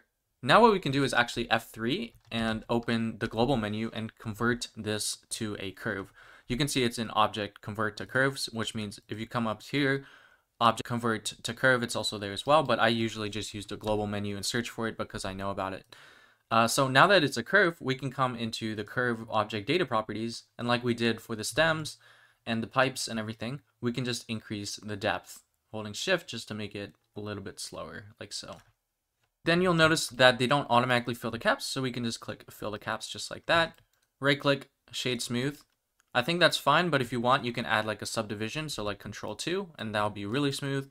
We're really far away, so I'm just going to undo that and leave it really low poly, kind of just like this. Cool. And now what we can do is add a mirror modifier, just like so. Make sure it's on the y-axis. And that looks okay. But if you want to do it for the object, you can totally do the object itself. That way, when you go into edit mode, you can kind of like adjust it like so. Anyway, let's just get out of local view and scale this down and place it on your desk somewhere. So what we can do is actually make a baby Mr. Whiskers.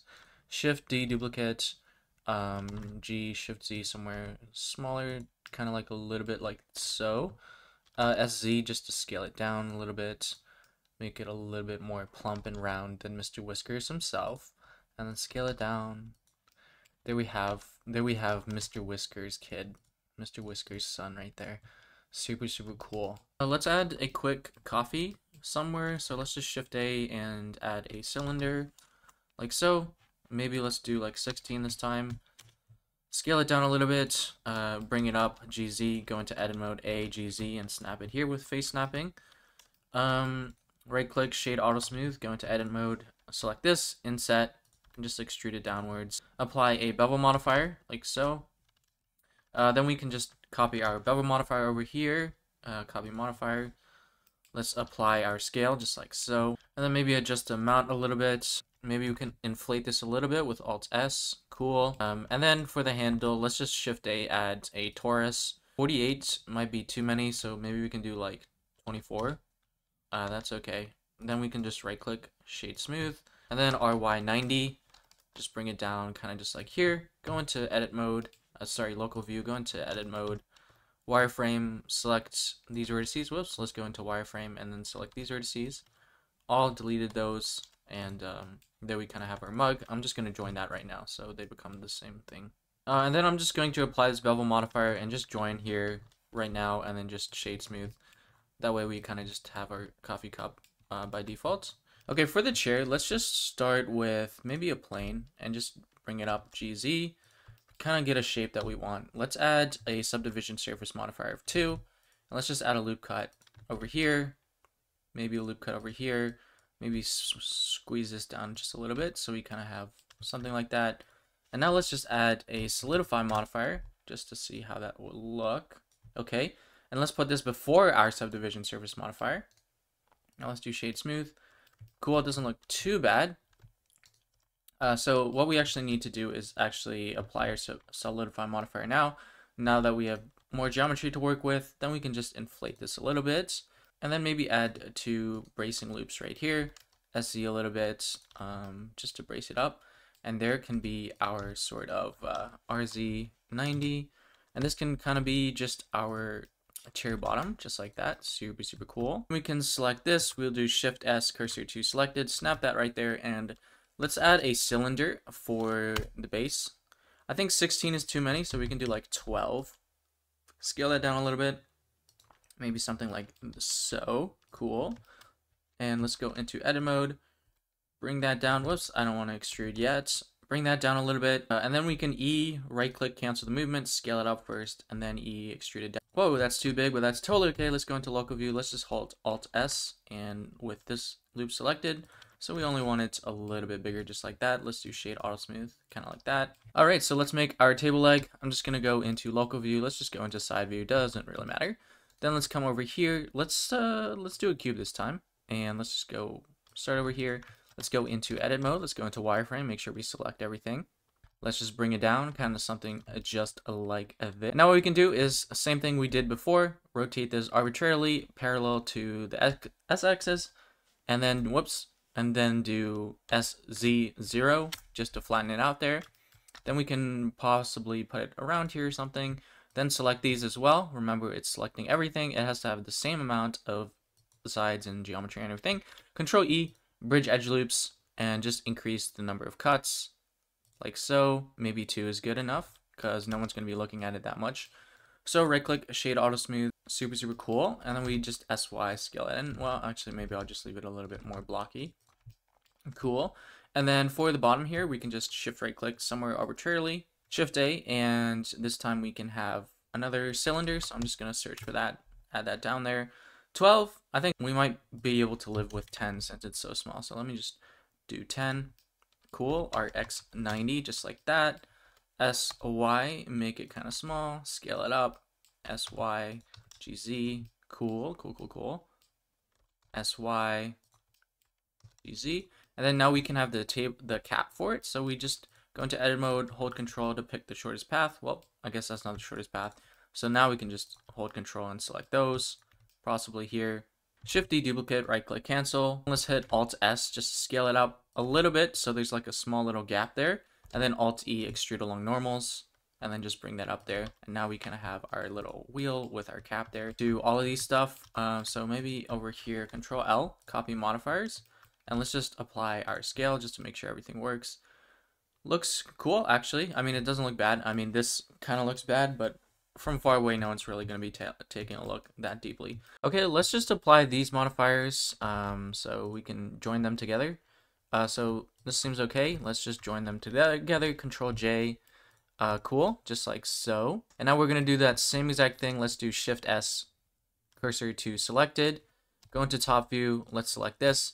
I think I want 6 legs again, so that's going to be 60 degrees. Let's change this to 3D cursor. Okay, so same thing. Let's just go in wireframe. position this correctly. I think that's okay. Then Shift D, R 60. Don't touch anything. Shift R, Shift R, Shift R, Shift R. There we have these. Now we can just rotate these a little bit, just so it's offset. I don't like how this is like parallel to the chest. Sorry, to the chair. And I think we can just convert these to meshes now. If you want to edit them, you totally can. But I'm just going to convert them and then just join it with this object right here. And again, if you do want to edit them, you totally have the option to, right? You can go into wireframe, probably go into edit mode and select over here. You can deselect these, and then you can still adjust stuff like this. Same thing with the legs, right? You can go in the side view and select the legs and then adjust the legs. So you still have your option. It's a little more destructive by applying it. So I would honestly probably adjust it first before joining. You know, that's kind of up to you and what you want to do. And then for the back of the chair, I think that will also just be a cube with Control-2 subdivision, shade auto smooth, bring it down, maybe something like this as the cool, something like that. Maybe add some bracing edge loops, maybe just like 2 here, SY. I want it a little bit clumpy, maybe in the center. We can have one there, and then maybe one over here, and then we can do SX and kind of like plump it out just a little bit. Like, you know, if you want to style, maybe you add something like here. I don't know, kind of up to you, but I'm just going to keep it really, really simple. And for the back, we can use probably the same exact method we've been using. Let's go into wireframe. Shift A, add a cube, scale that down.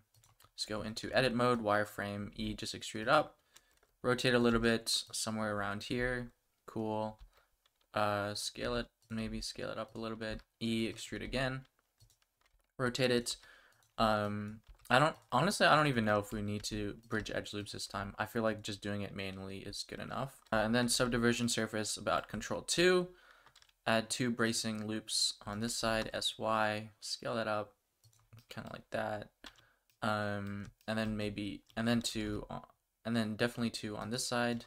Okay, so to move these, new tip, you can do G for grab and then hit G again, and it'll kind of slide along the edge here. So hold Alt to select this whole edge loop, GG to move along the edge to bring it up there, G Alt to select this loop, GG to slide it down and brace this edge like there, and then shade, right click, shade auto smooth, and there we kind of have our little thing right there. Honestly, I don't know if it's worth adding all that topology for this, so I'm actually going to delete that, and I think I'm just going to Shift D duplicate this, Shift S selection to cursor, scale that down, SY kind of like this, and just probably do something like this actually, which is really simple, but it gets the job done. And then I'm just gonna move this here, cool, in the center, kind of just like that. So a lot more simpler, and maybe we add some loop cuts here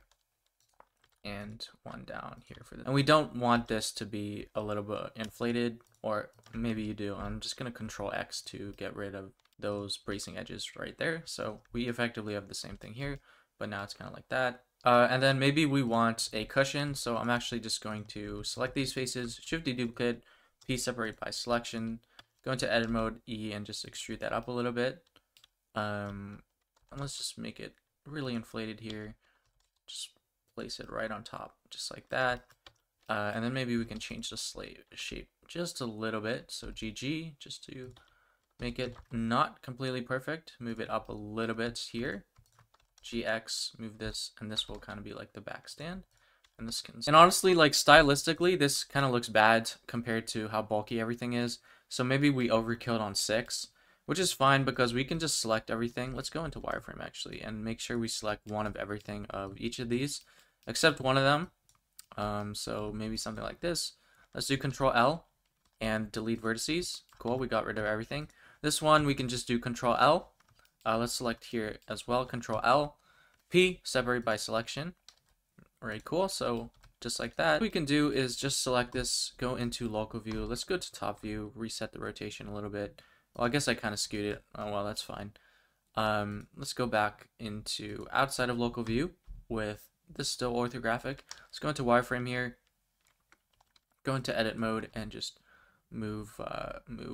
adjust this kind of a little bit like so. so it's not like completely outside of the desk. So maybe something like this. Cool. Honestly, it might be even smaller like this, which is a little bit weird, but I think it'll work. I think it'll work for the stylistic look that we're going for.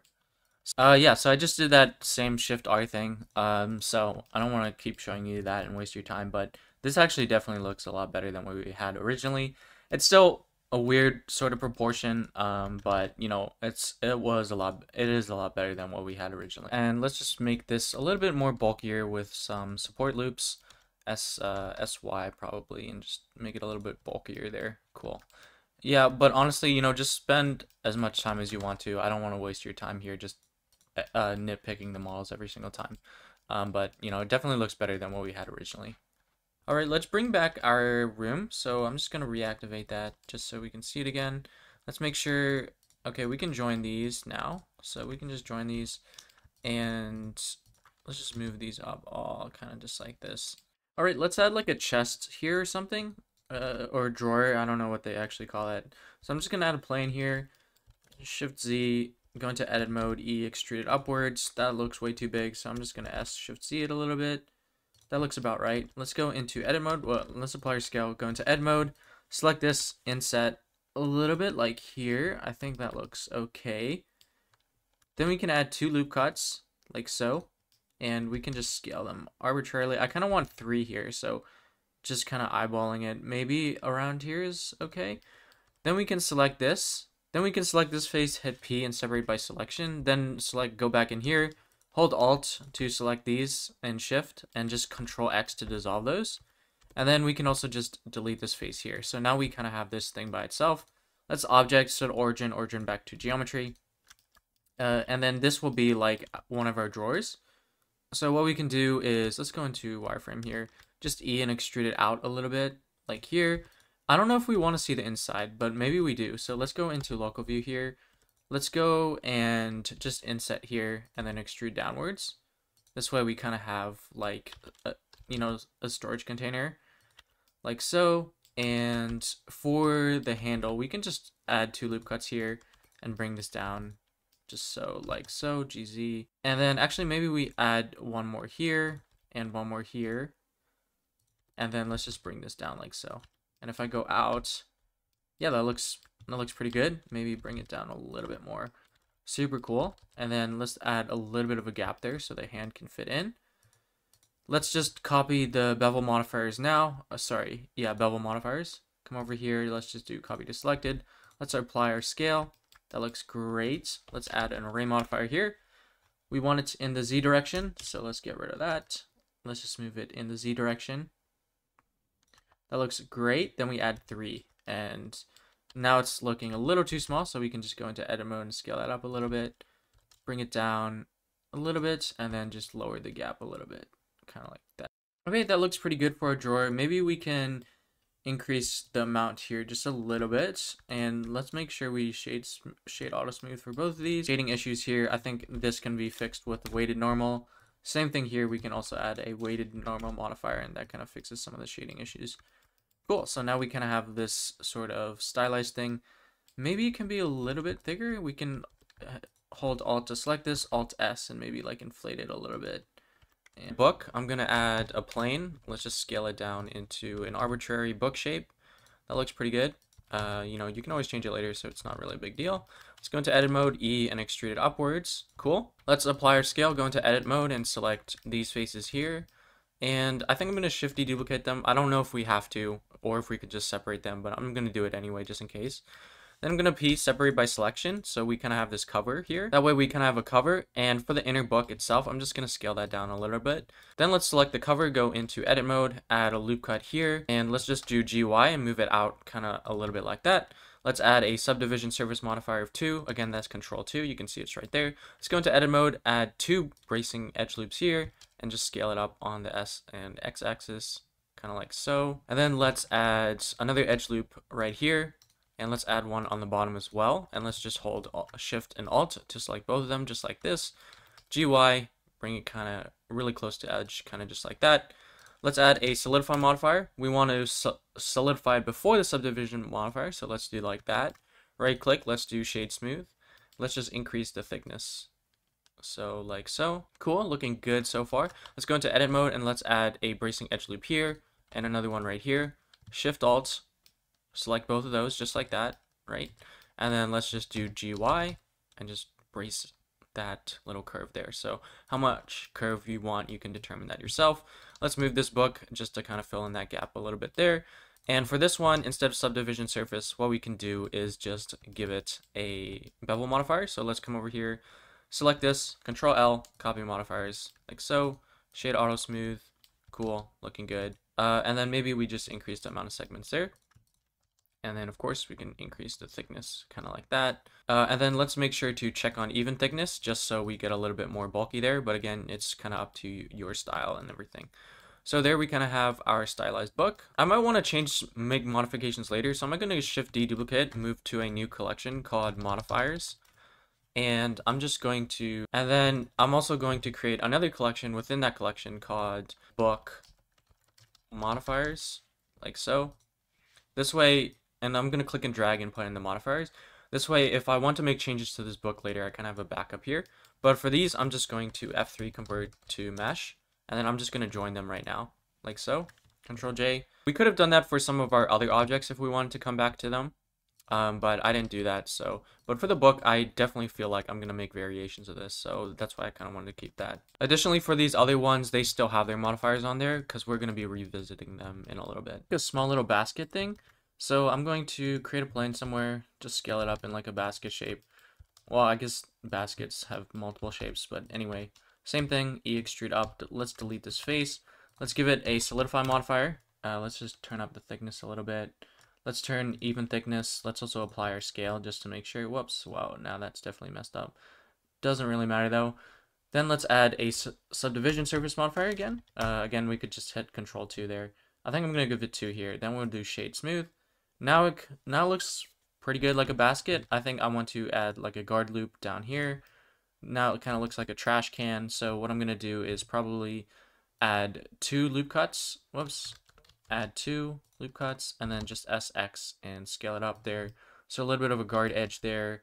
And then probably 2 over here. SY. Kind of like that. So that's kind of looking a little bit more like a basket now. Now let's just increase our thickness just a little bit. Like so.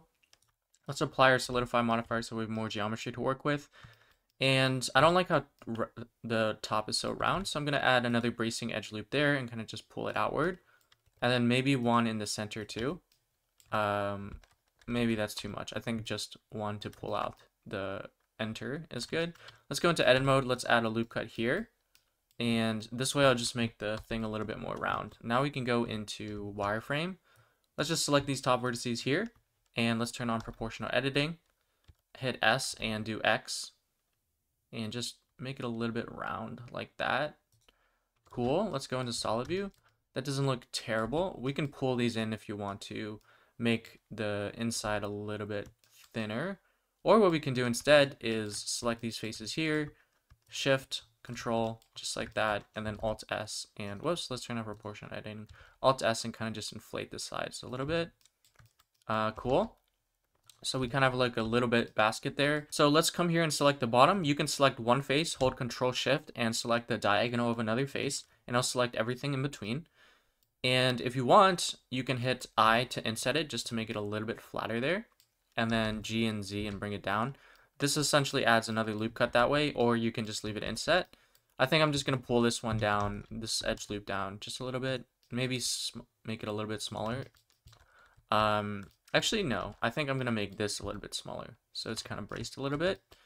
Cool. That looks like a good basket. And then if you want to add some detail, we can add like 2 loop cuts here.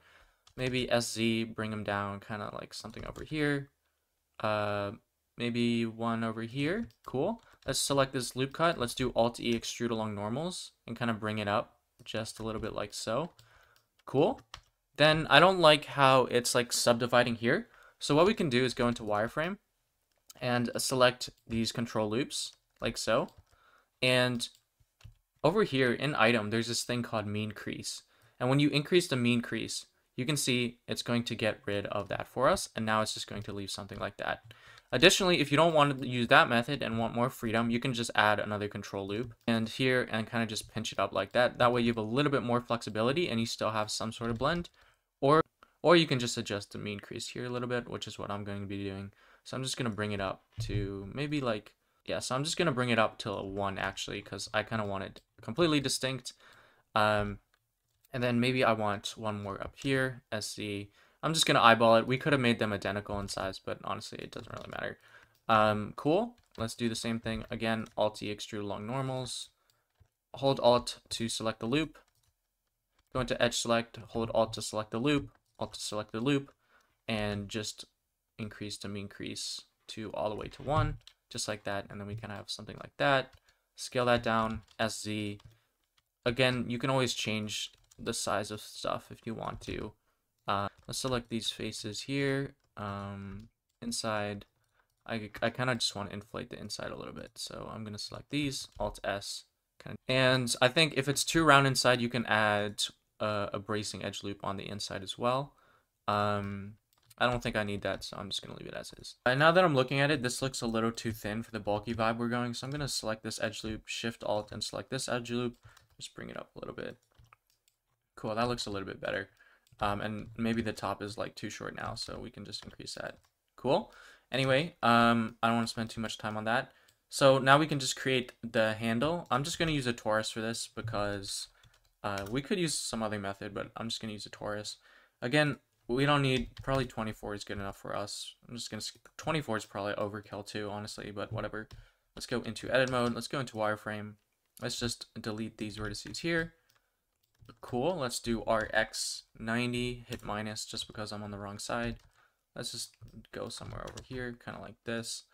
Actually, I want the handle to come down a little bit, so I'm going to go into wireframe.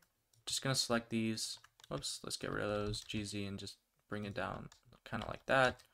Cool. Add modifier, mirror modifier right here. Select this. Let's do it in the Y direction. So from far away, this might be an issue. So let's just, or actually close up, let's just make it a little bit smaller. Maybe about the same size as the band itself. So there we kind of have like a small little basket thing. Cool. Okay, let's add another type of flower inside here. So what I'm going to do is Shift A and probably just add a cube. Let's go into edit mode. And whoops, let's just extrude this up.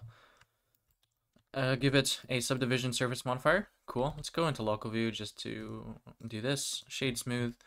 And maybe like make that a little bit smaller. And then for the sides, I'm just going to duplicate this one, GY, SY, kind of like that. And then I'm just going to go into side view and probably shape it up a little bit. So definitely one down here. And so let's go into wireframe just to make sure I select everything. Like the ones behind. This one I might make it down a little bit. We probably need a guard loop on both sides just to kind of make it just so we can have that inset there. Cool. So yeah, you can definitely play around with it if you want to. Maybe we can have like a bevel here. And let's do SY and just like push it in a little bit. So we get like a line there. Cool. Let's go into the other side view. Let's go into edit mode. Let's add like a loop cut here.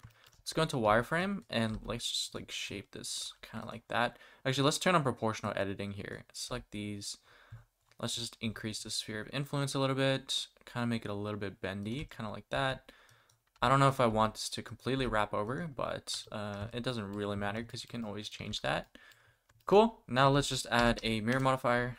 Let's select this over here. Let's do it on the Y. Let's go up. Let's duplicate it. Let's do R90 like so. Now let's do it along the X and get rid of the Y. And let's just move this over here. All right, for the stem, you know the deal. We're going to shift right click somewhere where we want our stem to start. So maybe like here, we're going to Shift A, add a single vertice, not a curve, because we're going to create a curve from this extruded single vertice. So maybe let's just move this up a little bit here. And we can rotate it. I guess it doesn't really matter. Anyway, let's convert this to a curve, convert to curve. Come over here, and then in bevel, just increase the depth a little bit. Cool, just like that, right click, shade smooth. Now I do know that I want to revisit this a little bit later. Oh, looks like it's off centered. So let's go into wireframe here and center that. I do want to revisit this flower later and make variations of it. So I'm going to do right now, I'm going to shift deduplicate this and move it into a new collection called flower v1 modifiers. And I'm just going to click and drag this into our modifiers collection like we did for the book. And since we already made a collection for it, we might as well make a collection for this called flower v1. And this is the one without modifiers. So now let's do F3 convert this to mesh. Let's also convert these to mesh. So F3 convert to mesh. And let's join it with the bottom here because the origin point starts there. And that's kind of exactly why I wanted to start there instead of from the top. So now when we scale, it's like that. Cool. Let's just place it in here. Shift S, selection to cursor. Scale it down a little bit. Cool. Scale it up. Maybe Shift deduplicate, RZ, Shift D, one more time. Cool. Maybe something like that. Cool. Now we kind of have like a small little flower basket, which is really, really cute. All right, let's create like a billboard thing that you can like put shelf stuff on. So what I'm going to do is shift right click, or add a plane. This is actually the same way we did this. So just a refresher, I guess. RY, you can skip ahead if you don't want to watch this again. Let's go into edit mode, subdivide, subdivide, subdivide. Cool. Let's select the center right here, right click, loop tools, go into circle, then add a guard loop a little bit like that, then delete those faces. Let's add a solidify modifier, like so, GX, move that up. Turn on even thickness, not that I think it changes anything here, but I don't think it does. Right click, shade auto smooth, cool. Sweet, let's go and apply our solidify modifier right now. Let's select this edge loop here and just delete those faces. Let's add two array modifiers, 1 and 2. This one is going to be 0, and then this one's going to be 1. That way we can have like a grid system. So I don't know, maybe I'm gonna go for something 4 this way and then maybe 4 this way. Cool, I don't know, whatever you want. Maybe 5 in this way, so it's kind of just a little bit longer. But again, that's kind of really up to you. Cool, SX, maybe bring that up a little bit. GX.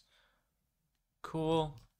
Circles might be a little bit too big. Let me see. Let's just select this loop, Alt S.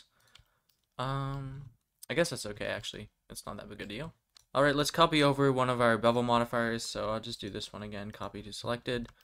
Cool. And I think I want to make modifications to this. So I'm going to move it to a new collection called billboard. I don't know what they call this. Modifiers. I don't know what they call that. So I'm just going to create that new collection. And billboard modifiers is going to go in there. Alright, so now let's hit merge on all our array modifiers. So the overlapping vertices like here and here would be merged. And then let's just apply that. Let's apply this one. And now what we can do is go into edit mode, select this edge loop here, select this edge loop here, select this edge loop here, this one is, and down here, whoops, and down here. Control E, bridge edge loops, cool, just like that. So honestly, maybe instead of beveling this one, we can give it like a subdivision. So let's just try that. Yeah, I guess if you want like this would be cooler for, I think it looks better with a subdivision surface and a bevel. But honestly, no one can tell, and subdivision surface will add a lot of geometry, so I feel like we'll just stick with bevel. So bevel will be okay for this. Go for these ones down here. So I'm gonna hit Alt, Shift Alt, select this one as well. Shift deduplicate, right click, cancel, P separate by selection. Cool, and now we can just SX scale it up a little bit. Looks like it's going that way for some reason, so we can just do SX -1. Cool, let's select this loop here and hit fill to fill that. Same thing here. Let's over here and fill that, and let's apply our scale to make sure that's okay. And the bevel is way too strong, so let's just decrease that just a little bit there. Honestly, I don't even know if we want a bevel on this one, but either way, it's fine. So yeah, there we kind of have that. Shift right click, add a plane, let's scale it down, SY, GY, just place it right on top of one of these. Go into edit mode, E extrude it upwards, kind of like so. Let's copy over the bevel modifier, copy modifiers. Cool, apply our scale, make sure everything's working, shade auto smooth, SY, SX. Let's go into wireframe, just layer it on right on top of there. Kind of just, and then this one can also have a weighted normal just to fix some of the shading issues. All right, let's fill up these two. So what I'm going to do is select this, go select the Control L, Shift D, duplicate, GZ, move it over here. Let's turn on snapping. Okay, so I have vertex snapping already. GZ, just snap it to a vertex, kind of like that. So let's do the same thing again. Control L, let's do Shift D, GY, and just snap it over here somewhere. GY, and then snap it in the center. Same thing here. Let's Shift D, duplicate, GZ, GY, SY, scale it down, GY, kind of just like that. Let's create like a hook for one of these last ones. So I'm going to go into edit mode on this. Let's just select where we want to start. Probably here, Shift S cursor to selected. Whoops, that'll just center it right there. Let's add a single vertice, single vert, like so. Remember, make sure you are in vertex select. Let's go to the side view. Let's go into wireframe. Let's just hit E to extrude it out and lock it on the x-axis, E on the z-axis, and then E on the x-axis again, kind of just like that. Then let's go into edit mode. Let's select these two vertices, hit Control B for bevel, V to add some faces, some more vertices. I'm going to use my middle mouse button. I think I just need one, so I'm just going to go for one bevel and maybe something like this for the hook. Cool. Then we can just F3 convert to curve. Same thing like we did for the stem. Let's come down to bevel and just increase the depth a little bit. And actually what we want to do is make it the size of the hole. So let's just increase that. We can eyeball it. We don't have to snap it or do anything, as long as it looks good enough. If you want, you can still edit your curve. This is definitely way too far out there. Maybe this is out a little bit too much. I don't know. All right, let's go into school. That looks nice. Let's shade smooth just to make sure. Okay, maybe we increase the resolution just a little bit. Okay, that's fine. Now we can just F3 convert to mesh. Let's go into edit mode. Let's select this edge loop and hit fill. Well, actually shade auto smooth this time. Now I'm definitely seeing some issues here and here. Now that might not be an issue. We could probably fix it with some rotation and some movement. Or what we can do is Control B and kind of just like smooth it out a little bit. It's not a perfect solution fix because of the angle and the things like that, but it's definitely not noticeable anymore. So that's totally fine. It definitely looks a little bit deflated here. You could edit that if you want. I'm not going to bother doing that. Anyway, let's just copy our bevel modifier to this. So I'm just going to copy my modifier so it kind of looks a little bit similar to this one right here. Cool, let's apply our scale just to make sure everything is fine. Okay, so I don't know. Maybe I want to align it with this hole here. Not that that makes sense, just because I don't want it to take up everything. Yeah, so our picture frame, honestly, is just going to be our computer. So I'm just going to duplicate that, Shift S, selection to cursor, scale it down, GZ, bring it up, SZ, kind of like so. That's pretty cool. Let's go into edit mode. Let's bring this down kind of like here, and GZ, and over here, SC. There, cool. There's kind of like our picture frame. Now, for this one, I also did add 5 segments, adjusted the amount, and in geometry I used arc, and in shading I did hard normals, which I mentioned a little bit earlier in the video when I teleported from the future. And I'm just going to Alt S and scale that in kind of a little bit, like so, SY. Cool. And then let's go into edit mode, just select these faces, and do GX, move it out a little bit, kind of like that, GY, GX. Bevel is definitely a little bit too strong here, so I'm definitely going to reduce that a little bit, kind of like so. All right, let's go into edit mode. Let's go into this back view, and let's create a picture frame stand. So I'm just kind of going off of memory here. I don't know what they look like. RY90, maybe something like this, and then they rotate a little bit, go into edit mode, E extrude this out, YY, nope, GXX. Okay, it's going to be like this. Scale this down a little bit. And then I think it's going to be resting on one of these sides. Actually, let's just merge this by its center. And then I think it's going to be resting kind of like this. So we can scale this down like so. Cool. And then RY, GY, GX. Let's add a solidify modifier. Let's just rotate this a little bit and have it rest. I think that doesn't really make sense logically, so I'm just going to move this up right here. I don't actually know what the back of a picture frame looks like. And having a fold actually might be a little bit more realistic. So I'm not going to bother adding a bevel modifier to this just because no one's going to be paying that close attention to it, if at all. It just kind of needs to be there. So I don't want to add all that extra geometry and information for no reason. All right, so let's make a slipper. I'm just going to add a plane, scale it down in like a slipper shape.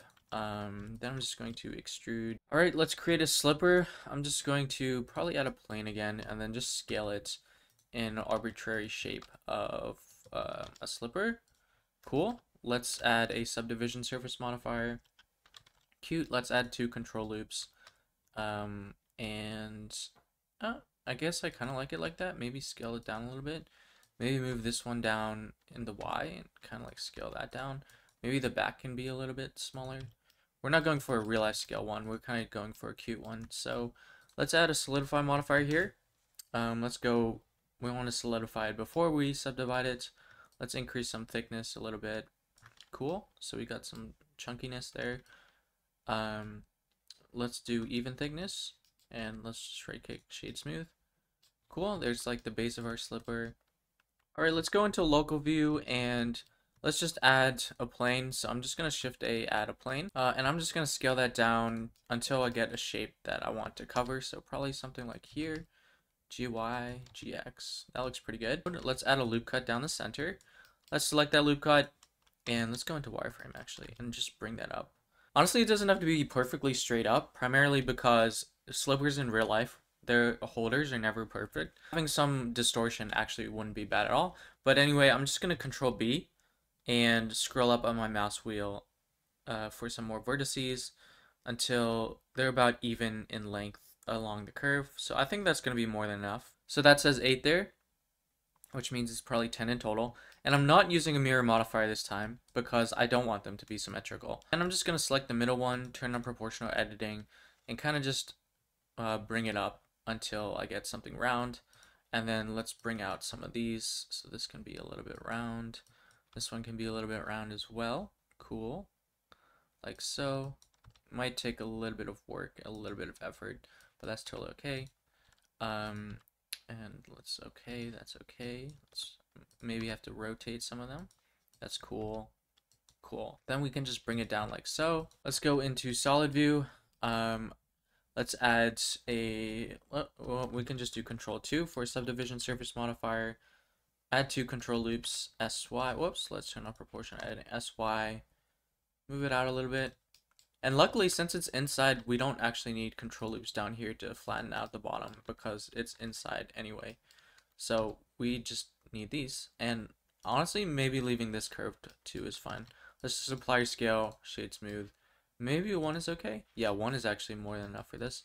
I wonder if 1 is here is fine as well. No. Okay, this one definitely needs 2. Cool. Let's add a solidify modifier here.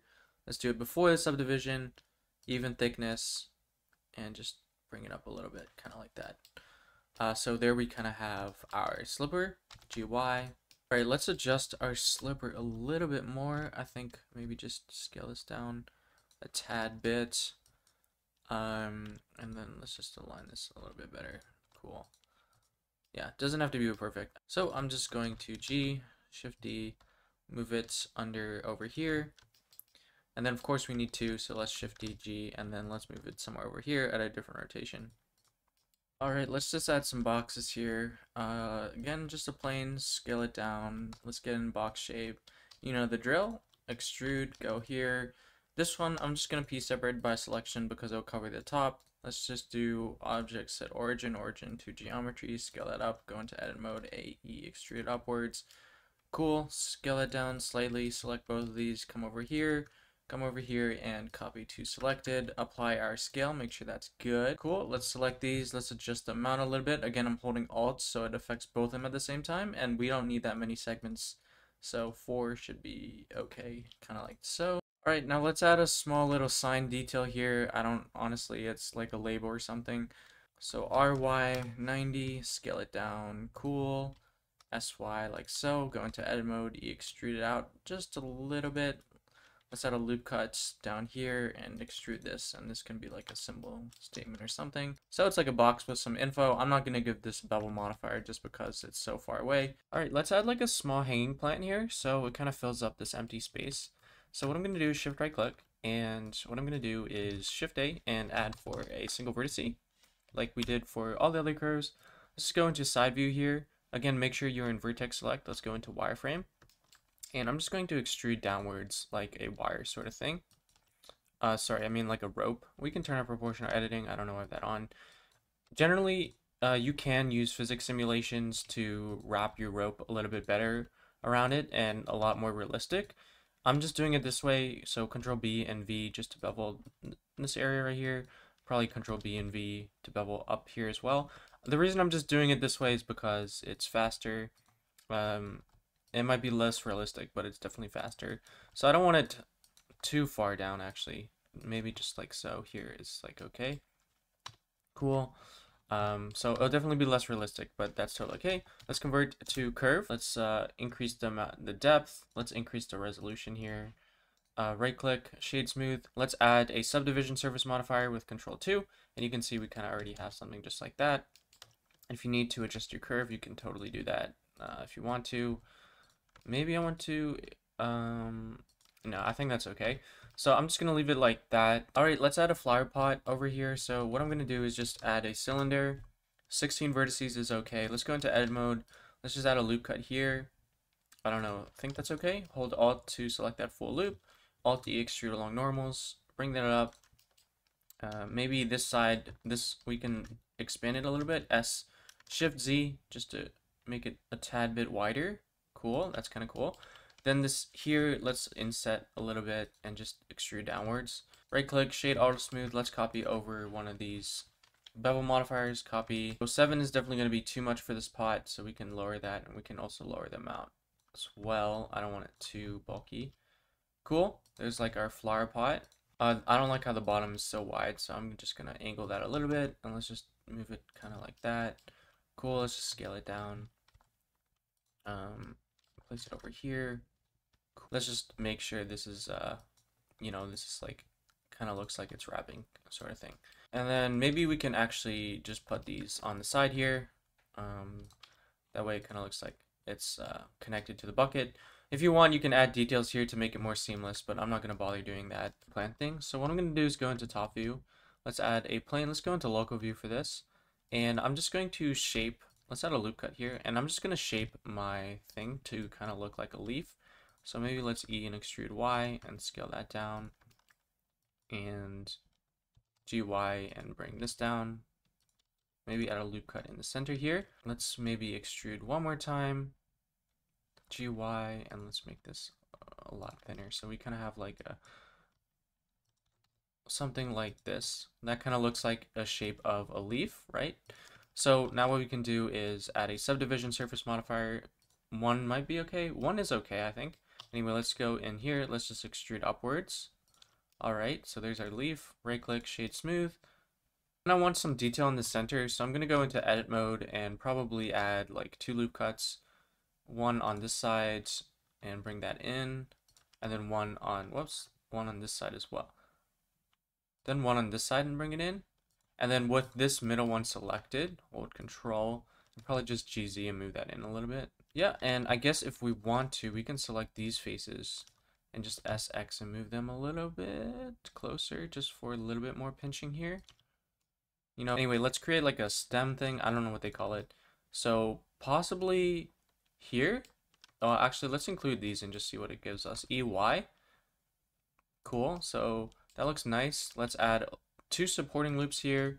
SY and kind of just pull it out. Sorry. Along with the plant, we can have like a small bud. You know, like the things before they blossom or seeds or whatever they call that. So to do that one, I think what we can do is just a plane again. Let's go into edit mode. Let's just extrude up and add a subdivision surface modifier. And let's just scale this down a little bit so it's kind of like a bud. Shade smooth. Cool. Let's bring this down. GZ. Now it kind of looks like an egg, but we can bring down something like this. Cool. We can go into edit mode. We can inset this face here and probably extrude down. Let's add some control loops here and here. That might be a little bit too far down, so we can just select this and bring this up a little bit. Okay, now since we're going to make multiple of these, what we have to do now is delete these faces right now. That way we'll save, because we'll never see them, we want to delete those now. The other models, I didn't preemptively delete some of them, primarily because I was thinking of revisiting that later, and they were kind of easy to fix later. However, for this, we definitely want to delete it in advance because we know we'll never see that, and it'll just take up space. Anyway, let's come over here, and I'm just going to add a cylinder now. 16 vertices is okay. Let's do RX 90 and let's just scale it down, and SY and kind of just scale it up and scale it down again, and shift, shade auto smooth. And now what we can do is just shift deduplicate this and kind of go like so. Shift deduplicate, let's put over there. I kind of want it to taper off, which means the top has a much smaller leaf. So what we can do is just duplicate this, duplicate, and then I want to end on a leaf. So let's just make it smaller. We can change the rotation a little bit, like so. All right, so yeah, I just duplicated it a bunch of times and rotated a few of them on each side. And now what we want to do is add a bunch of loop cuts here. So honestly, I don't really know how many I'm doing. I feel like that'll be enough. You can always add more later. And now let's turn on proportional editing with O. Let's kind of just select the top. Well, let's go into wireframe, make sure I select the back ones too. And kind of just like thin it down a little bit. So the top, I definitely want it to be smaller than the other one. So let's just change the sphere of influence here.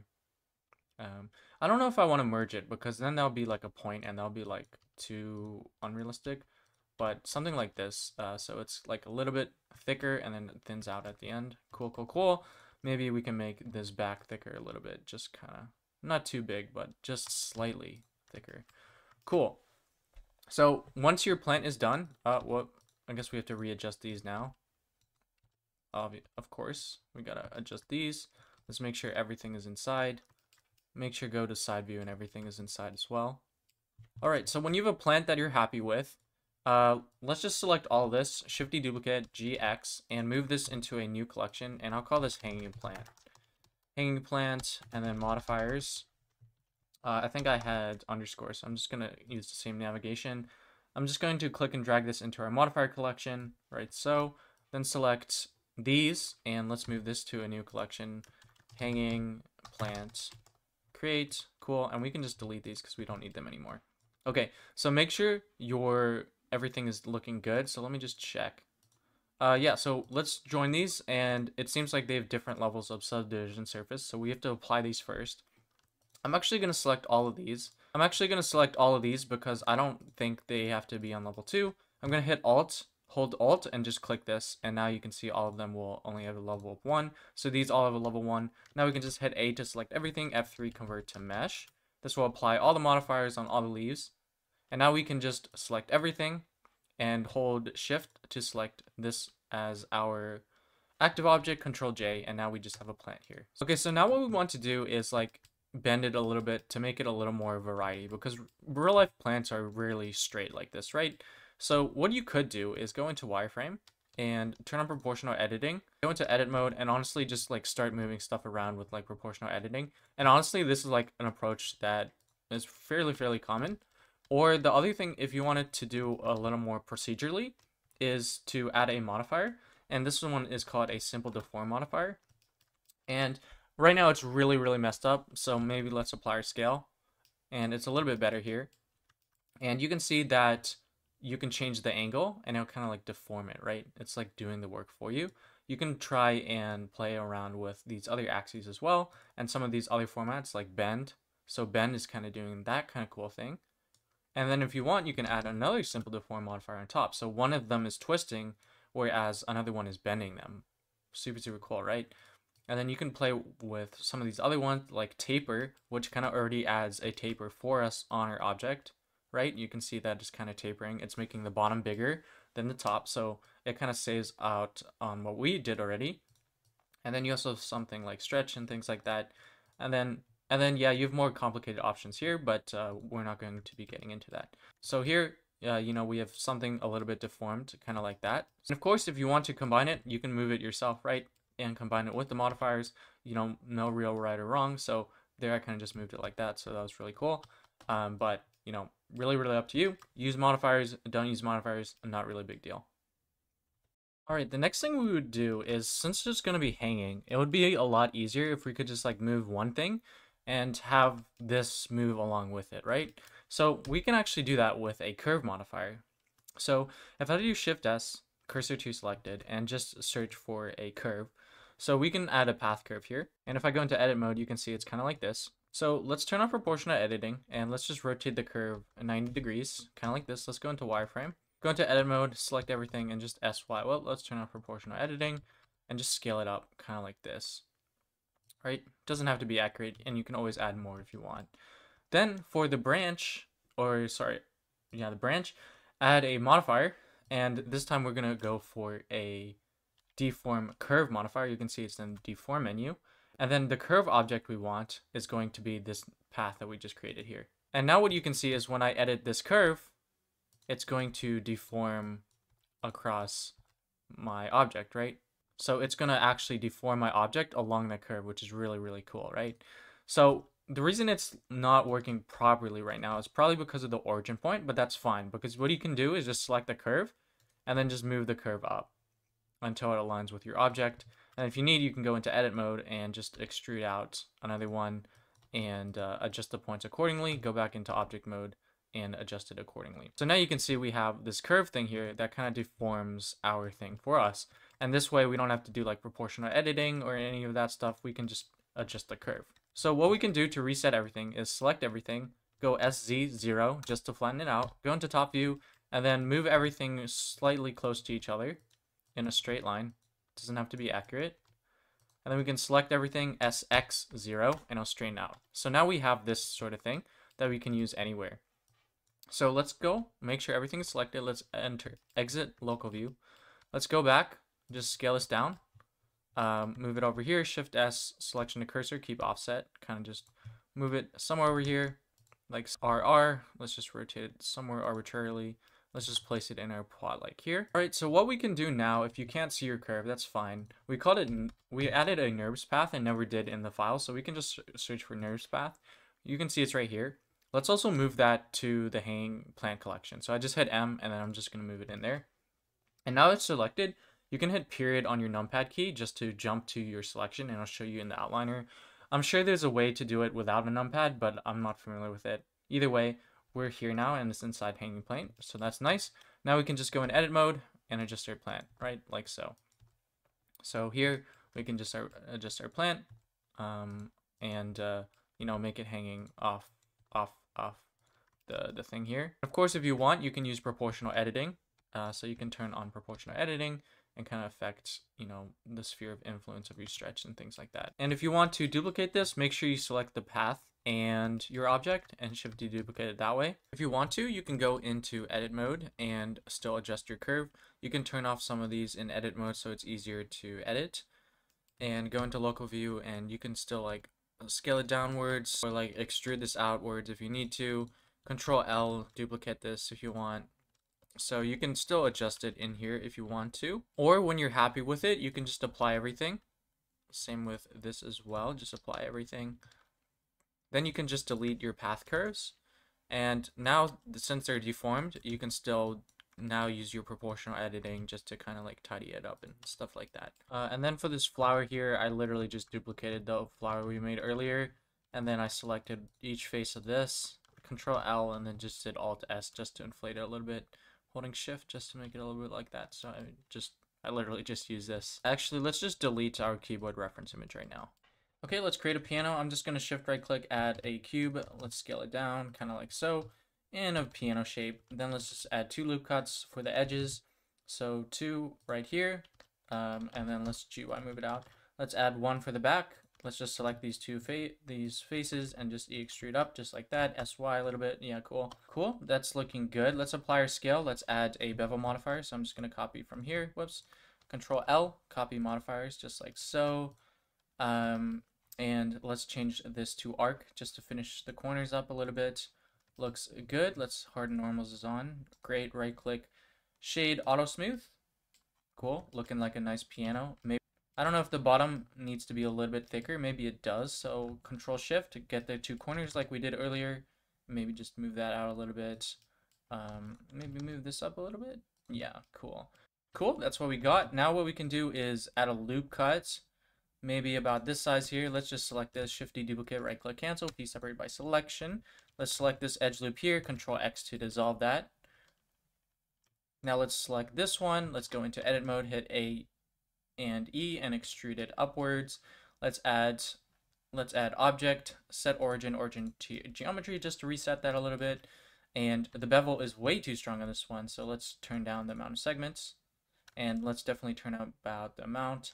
I think this also has way too many segments. I think 7 is a little overkill, and amount's a little overkill too, so let's fix that. All right, let's just do SY, scale it in just a little bit so there's like a little bit of a gap. Cool, now what we can do is add an array modifier. I think that spacing actually looks pretty good because of the bevel modifier, but we can increase it a little bit if we want to. I don't know, I guess that's okay. Cool, and then let's just increase that until we fill it up. Probably somewhere over here. Seems about right, and having that little bit gap, we can go and scale it up if you want, but maybe having that little gap, I think, is perfectly acceptable. All right, so for the black piano keys, we can just shift deduplicate this. Let's just bring it up here. Let's go into edit mode. Let's actually just hide this in edit mode. For this one, let's hide this in edit mode. Go into edit mode. Control L. Let's just scale this down a little bit. Move it right here, about so. And let's shift deduplicate it and have one over here. Let's lock it on the x-axis and also put it in the center somewhere. So this should also be a little bit centered. I'm kind of just looking at the center here. It doesn't have to be perfect. Cool, and then we probably have to change the array offset. So let me just temporarily set this to 0. And let's just shift deduplicate this. Skip a key in between, like so. So we have 2 white keys in between. And then this one, let's just Control L, Shift D, G, X. Move it in the center as well. We don't have to snap it or be perfect or anything. It's totally fine. Okay, now we can just add another one here. So let's come to array. Let's just increase this factor. Again, we want to skip one just like so. So that'll be centered there. And then this one, let's add one more here. And let's just drag it to the end. Well, it looks like we're not going to be able to fit that, which is totally okay, because what we can do is go into edit mode, go into wireframe, select this side, and just G exit a little bit. Well, actually, we probably should have added one more key just to see how it is. Cool. Let's just go back into edit mode, GX, and kind of move it back just like that. And then let's go into wireframe. Let's just select this. Let's go into top view. Let's box select this. Let's make sure. I think I want the bevel. Actually, that's fine. So yeah, that should be okay for us. And here, let's make a stand. So I'm just gonna shift right click, add a cylinder. 16 might be overkill because it's really small, but you know, whatever, it doesn't really matter. Let's do shade auto smooth. Let's go into local view. Let's do RX90 just like so. Let's scale that up on the Y axis. Let's go into edit mode. Let's add a loop cut here. Let's just delete those back vertices right now. And then let's give it a mirror modifier. I think it would be Z axis. Cool. Let's turn on clipping so they don't go through each other. Cool. Let's go into edit mode. Let's add a loop cut here. Let's select this with Alt. Let's come up here. Let's do select, checker deselect, Alt D, extrude along normals, and just hold shift and increase that just a little bit so we have that support right there. Let's go back out. Let's make it there. I'm not going to give this a bevel modifier because it's so small and no one's going to notice about it. So maybe I'll do SY, just make it as small as the piano itself. Well, the piano seems to be going inside the room, and let's deselect the room like so. I kind of want this to be slightly bigger than the piano itself. And if you have troubles with keep on always selecting this, you can just come up here, enable this thing, and then now if you click it, you can't select this anymore, so that really helps. So we can just box select, move it out a little bit, move this. I kind of want it slightly wider like so, so that looks pretty good to me. Then what we can do is add another mirror modifier. So let's search for a mirror modifier. This time we want to do it on the origin of this. So make sure this set origin to geometry. It's in the center of that. So it'll be centered kind of like so. And then you can move this on the X if you want it a little bit wider. All right, let's go into edit mode. Let's add like a loop cut, maybe around this size here. And I think we select these faces to extrude them up. Let's go into side view. Let's go into wireframe and let's just extrude it upwards like so. And then we want to crisscross them like so, SZ0. Typically there is like some sort of support up top here, but I don't think anyone's ever going to look down here. So I'm not going to bother wasting my time for that. Cool. So like even if someone looks down, they'll kind of like, oh, that's still fine anyway. So there we kind of have our support. Okay, and I think I want to give the beams a bevel modifier, but not this bottom thing. So what I'm going to do is hold Alt just to select this entire loop thing. So let's make sure we get the top faces as well. Cool. Let's just P separate by selection, and then let's come over here and copy to selected bevel modifier, apply our scale, make sure that works. 4 segments might be too much. Whoops, I'm changing the wrong one. So 4 segments might be too much. 3 is okay, and then we can just adjust the amount a little bit here. So, seems like the stand is a little bit too big compared to the piano. So what we can do is just select the piano and deselect this. Just hit S to scale it up, like so. Cool. Then this might be a little bit too close, so we can just do GX together. Maybe. Okay, and now for this thing here, we kind of have like this gaping hole because that's where we separated. We can fill that if we want to, but we're going to be ending up deleting that anyway. So for the time being, we can just do RY and do like 180 and just like now the hidden face is on the bottom instead. We'll come back and be deleting hidden faces anyway. So for now, we can just leave that as a temporary fix. All right, let's come up here and let's cut out a window. So arbitrarily shape the window how you want it. Then let's, well, we can't select that, so let's look for our maybe collection, which is right here, and let's activate selection again. Now we can select it. So if you want, you can shift deduplicate this and move it into modifiers. We probably should have named it. Oh, well, it doesn't really matter. So let's apply our solidify modifier once you get a size that you like. Cool. Now let's add a Boolean modifier. So let's search for Boolean and difference and select our cutout object. Cool. And now let's just come over here, visibility, and instead of textured, let's just do wire. And now let's just adjust our cutting out object to get a shape that we want. A shape that I like, and I'm actually going to leave it square here, but if you want, you can go cut it out first and then go for a Boolean, but I'm going to apply my bevel first and then apply my Boolean. And now I'm just going to delete this and everything looks good. So for the window, the first thing I'm going to do is probably shift deduplicate, right click cancel, P separate by selection. And then this piece right here, let's right click set origin to geometry. It'll be kind of like the start of our thing. So let's apply our scale just to make sure that works. Let's add a loop cut down the center. And this first half will be our first one, our first window, and the second half will be the second. So let's also select this and P separate by selection. Disable selection for the house so we don't keep selecting. Let's select both of them, right click set origin to geometry. So now we can have something like that. Let's just scale this down on the Y, GY. Let's go into edit mode, A, and just extrude that, kind of like so. Let's go into edit mode. Let's apply our scale just to make sure, and then let's just hit I to inset this. And then with both of them still selected, let's delete those faces. Now let's do the same thing for this one back here, except this time it's going to be a little bit up here, like so. Let's go into edit mode, hit A, E extrude everything. Cool, just like that. Let's select these two faces, hit I to inset. You can make it as thick as you want or just change it later. Delete faces. All right, now let's go in both of them. Let's shift alt and select this loop, shift alt, select that loop, shift alt, select this loop, shift alt, select this loop. That's just like that. Then we'll do Control E, bridge edge loops, and that'll kind of fill in the frame for us. Let's select this one and copy to selected. And let's make sure to apply our scale to make sure that's working. Actually, the amount looks a little bit too much, so I'm just going to reduce that a little bit. Cool. Yeah, and I'm definitely going to inflate these a little bit. So I'm just going to hit Alt S and make that a little bit thicker, just like that. Reactivate selection on our cube. Let's select all 3 of these, go into edit mode, go into wireframe, and let's just select all these and probably S, shift Y, and just make it a little bit bigger. But again, that's kind of all up to you and what you want to do with your window and things like that. Maybe center with piano, cool. All right, let's use the draw cube tool just for our, I don't know what they call this at the top, our window blinds. So I'm just gonna add that there.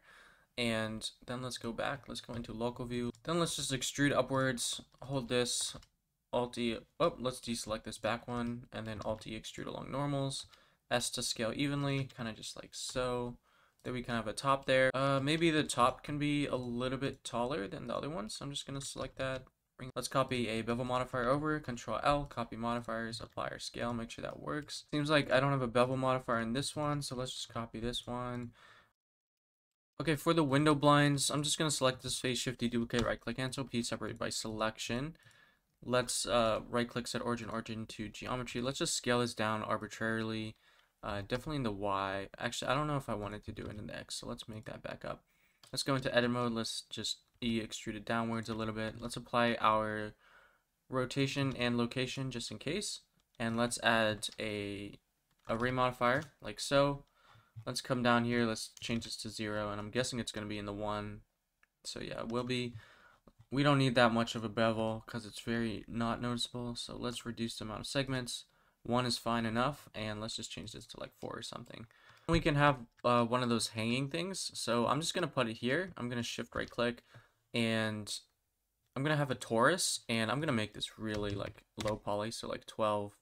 Well, I'm gonna click and drag both of them and just set them at 10 actually. So because it's so small. I'm gonna do right click, shade auto smooth. RY90. Okay, let's shift deduplicate that, bring that down. Let's do RZ90, kind of like so. Let's go into edit mode on this one and just select the, well, let's make sure we're in wireframe. Let's just delete those vertices there. And actually, now we just bring both of these up. And then let's just bring this down a little bit. GZ, cool. So we kind of have like a small little hook there. From what really matter, anyway, what we can do now is just shift A, add a cylinder. And we probably only need like 10 here as well, so I'm just going to scale that down. Not going to give this a bevel modifier or anything either. Let's go into edit mode. Let's just select that face right there.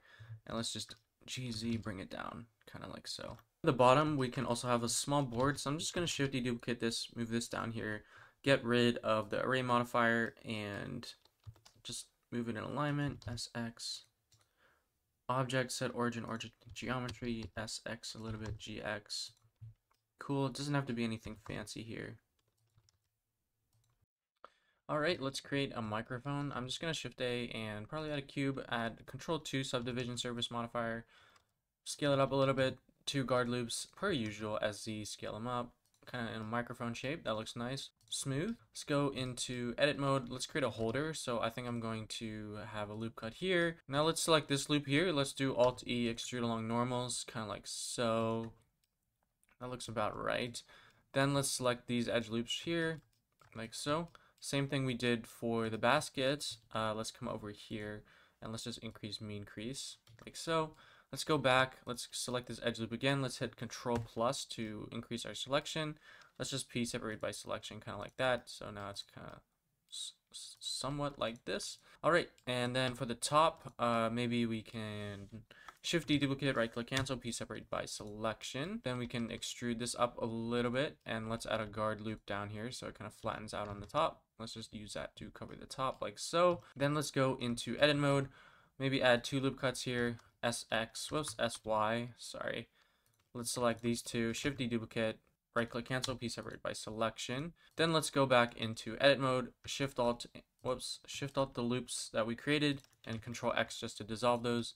Now we have this thing right here. Let's just GX, move it in place, go into edit mode, AE, extrude outwards, just like that.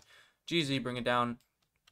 And for this, we can add probably a control loop here, selected all those, and we can just GX and move that in there. It might be a little bit too in, so I'm going to add another loop cut here and just bring this out like so. All right, and let's just add a mirror modifier to this, and let's select our object here. All right, let's select our microphone and just go into local view to create a stand for it. So it doesn't really matter, honestly. I think I'm just gonna select this bottom here, shift deduplicate, right click, cancel, P separate by selection, and I'm just gonna bring it down somewhere arbitrarily. Let's E extrude it upwards, 2 guard loops like so. We could probably use like a cylinder, honestly, but whatever. And then let's go into top view just to make sure it's about the same size as the microphone, or maybe a little bit bigger, but again, that's kind of up to you. Let's move it GY, use a plane rather than a subdivision thing, just because it won't be noticeable. So again, I'm just going to add a plane here, going to like so, go over here, SY, go into edit mode, E extrude upwards, maybe move it back a little bit, and then I'm just going to add a loop cut here, like so. and just extrude this. And let's go into the side here and just move it kind of like that. Let's go into wireframe and adjust this. If you want to add like a cylinder here, just so it kind of has a joint, working joint, you totally can.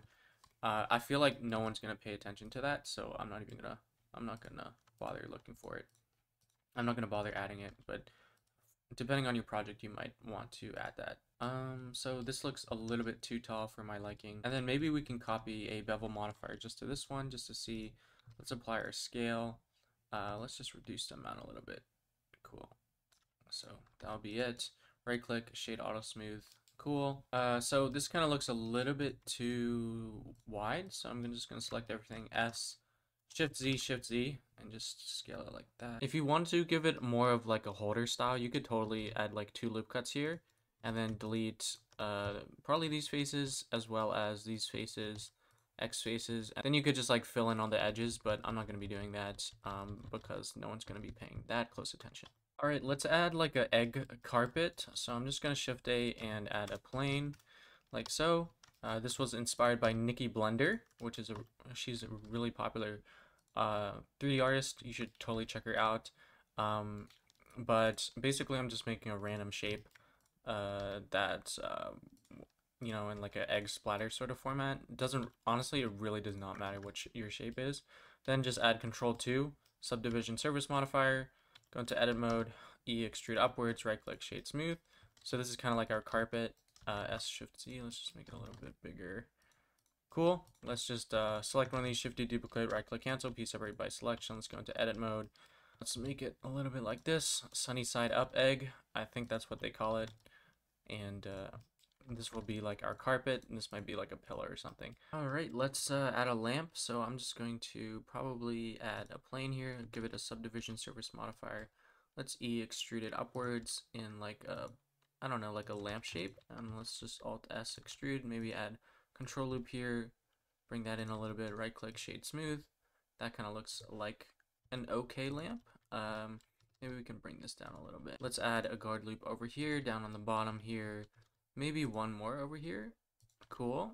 And then let's just scale this down and bring that up. Cool. Then we can add like a control loop over here, like so. Shift Alt, S Shift Z.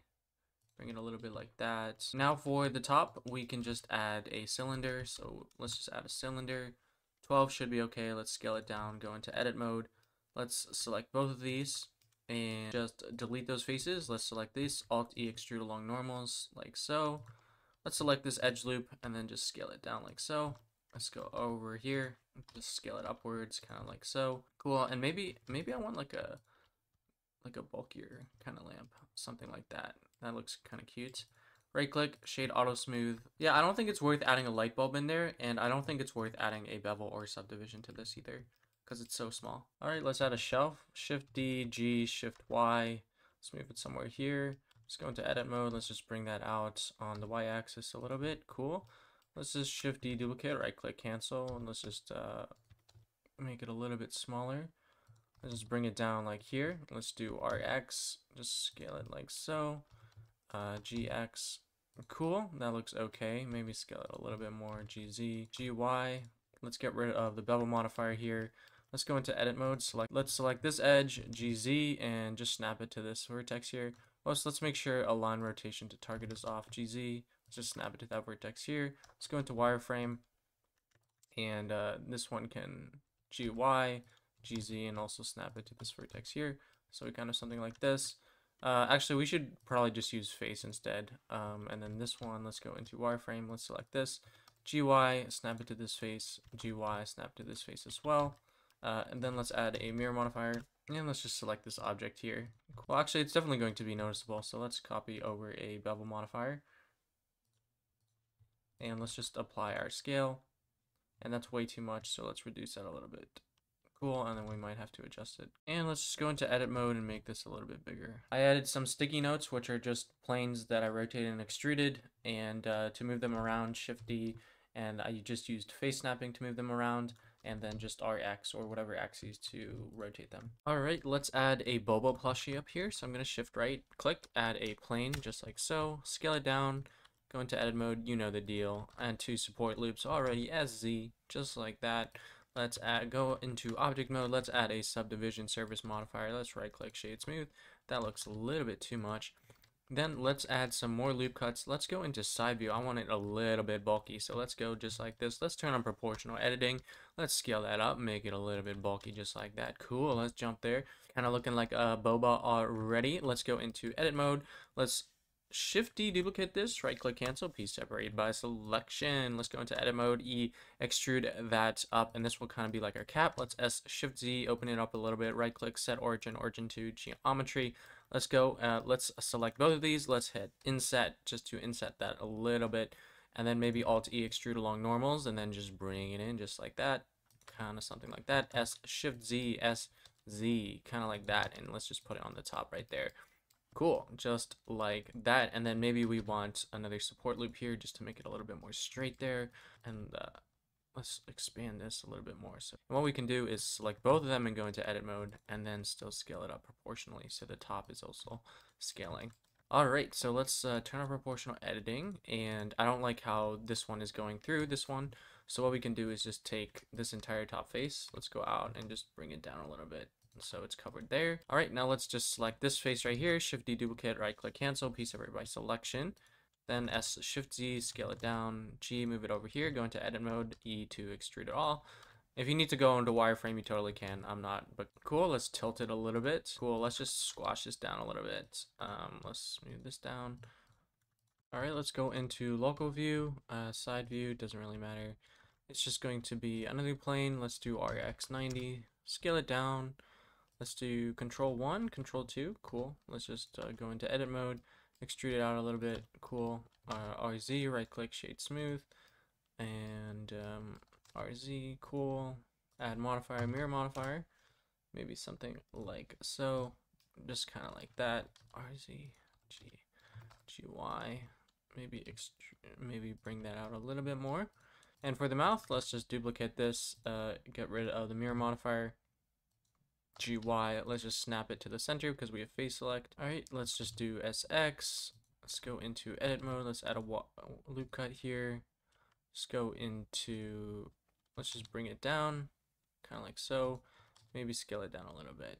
And there we kind of have. All right, let's add some piano details. I'm gonna add a loop cut. SX, GX, move it in. Let's take this face inset a little bit, extrude downwards. Let's just go into edit mode, Shift D duplicate, right click cancel, piece separate by selection. Object, set origin to geometry. SX, bring that down. Go into edit mode, extrude that upwards. S. All right, now I want to add like some clickable icons. So instead of modeling it, what the typical workflow is to find an SVG online and import that into Blender to use it. So SVG repo has a lot of really awesome ones that are, I think, public domain license. So find, you know, whatever logo you want. Hopefully it's here somewhere.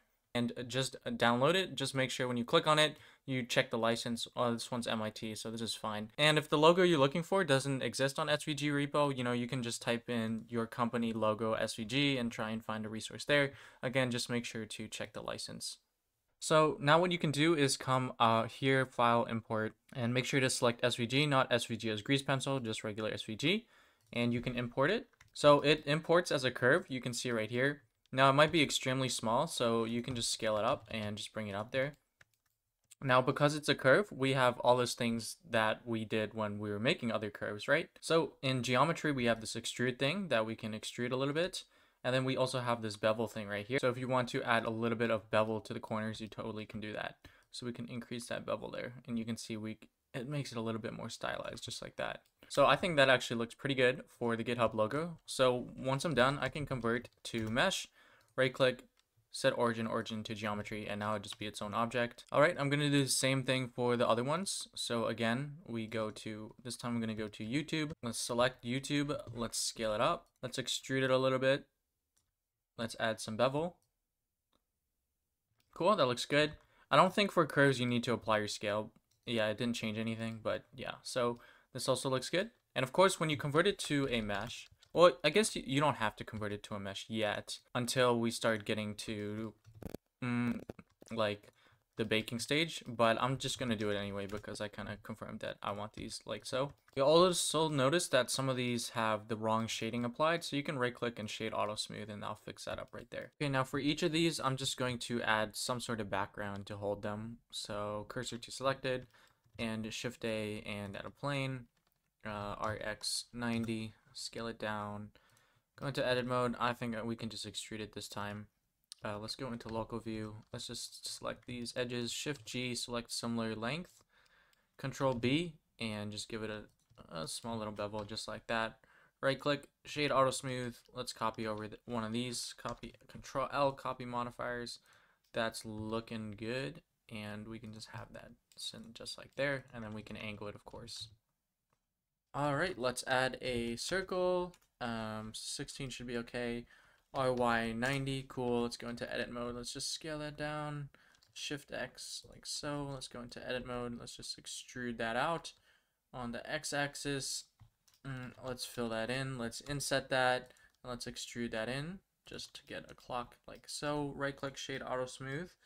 Let's copy. Let's apply our scale. Let's copy over a bevel modifier like so.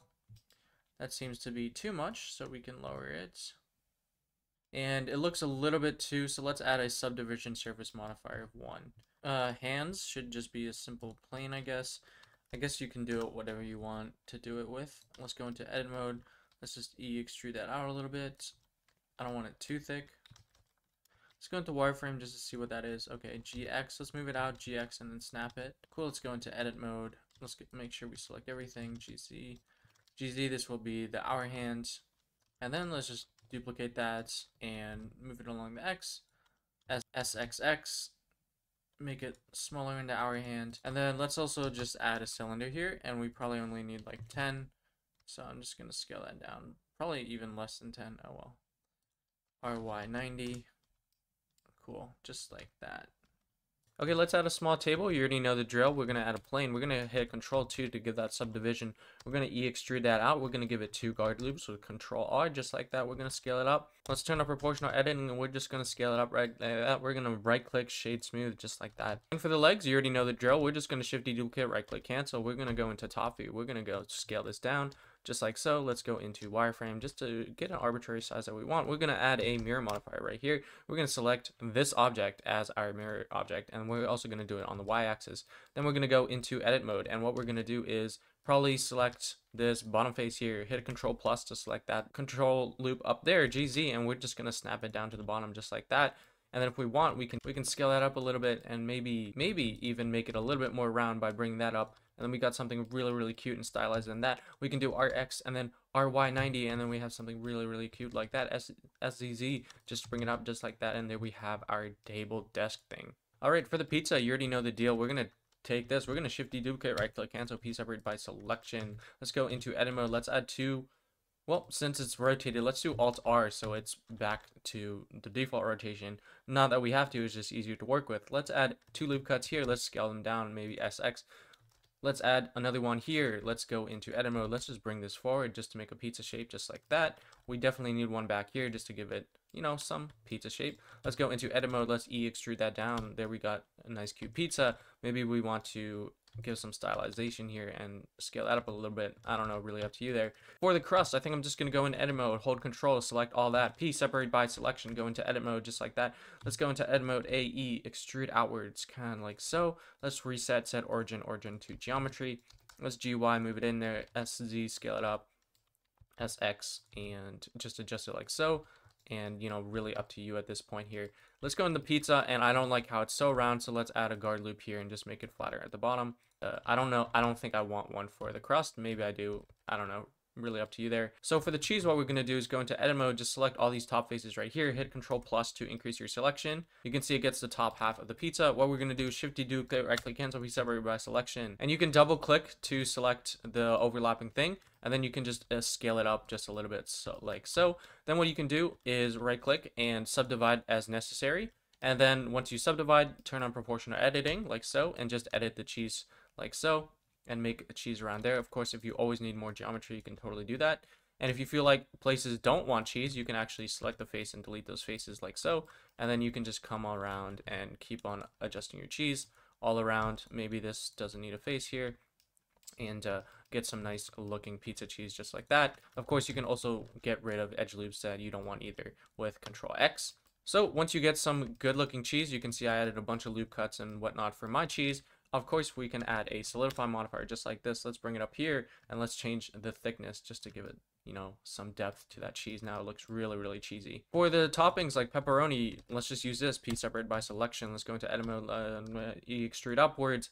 I inset a little bit, extrude downwards. There we kind of already have a pepperoni that we can put along our pizza, just like that. For an onion, we can actually just duplicate this and go into local view and delete the bottom and top faces. Now it's a little bit messed up because we don't have this side, but we'll never see it because it's blocked by the cheese itself. And then you can just add like 2 loop cuts here to give it a little bit more rigidness. And now what you have here is an onion ring. Typically, I don't think I would take that approach with an onion ring unless it's to save time. I would probably use like a cylinder.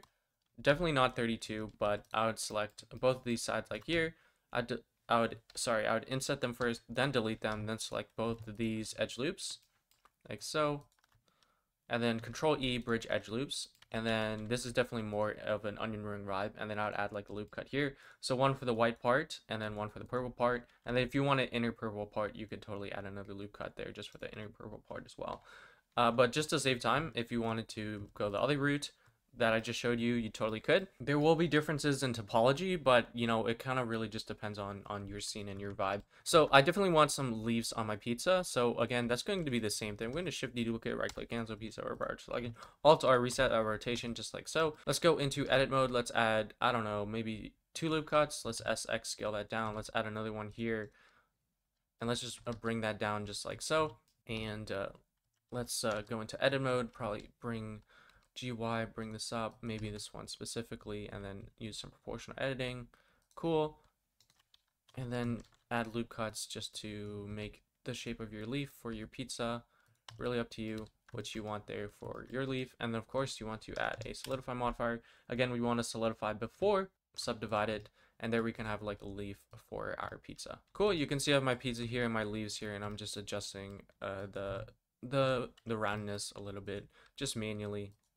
Not too big a deal. I'm trying to reduce the amount of overlap as much as possible, but we'll come back and deal with all that later. So now we kind of have a really, really cute piece of pizza.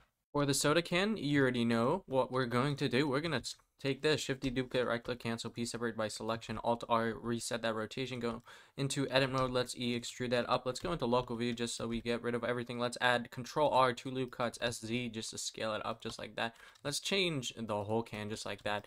Let's maybe add 3 more loop cuts in the center here just to give it some bulkiness. So let's go into wireframe. Let's make sure we select that. Let's turn on proportional editing with O. Let's hit S just to scale it, and let's just bulk it up kind of like that. Make it a little bit cute just like that.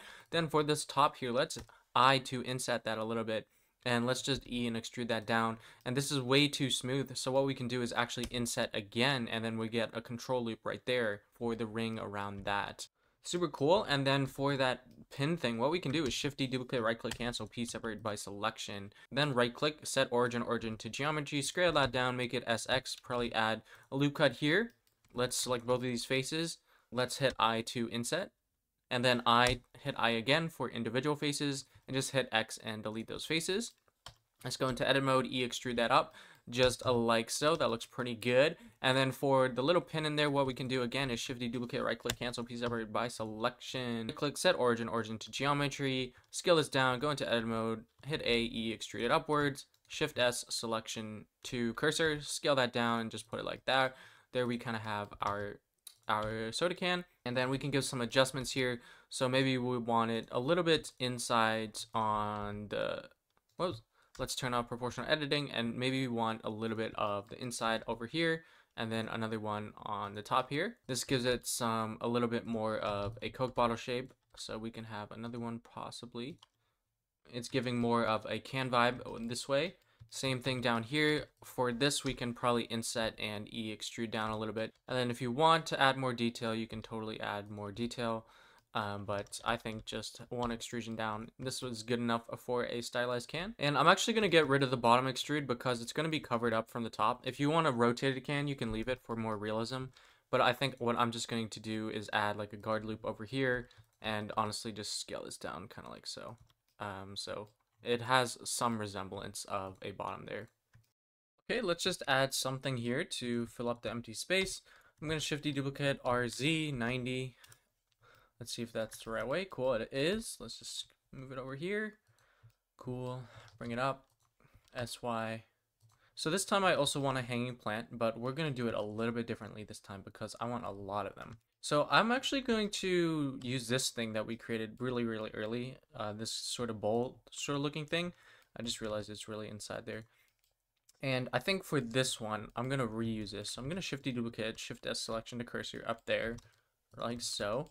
And then for this one, I think what I'm going to do is add a loop cut here and just bring it in like that. So then it becomes more of like a vase. So this will be more like a hanging plant pot.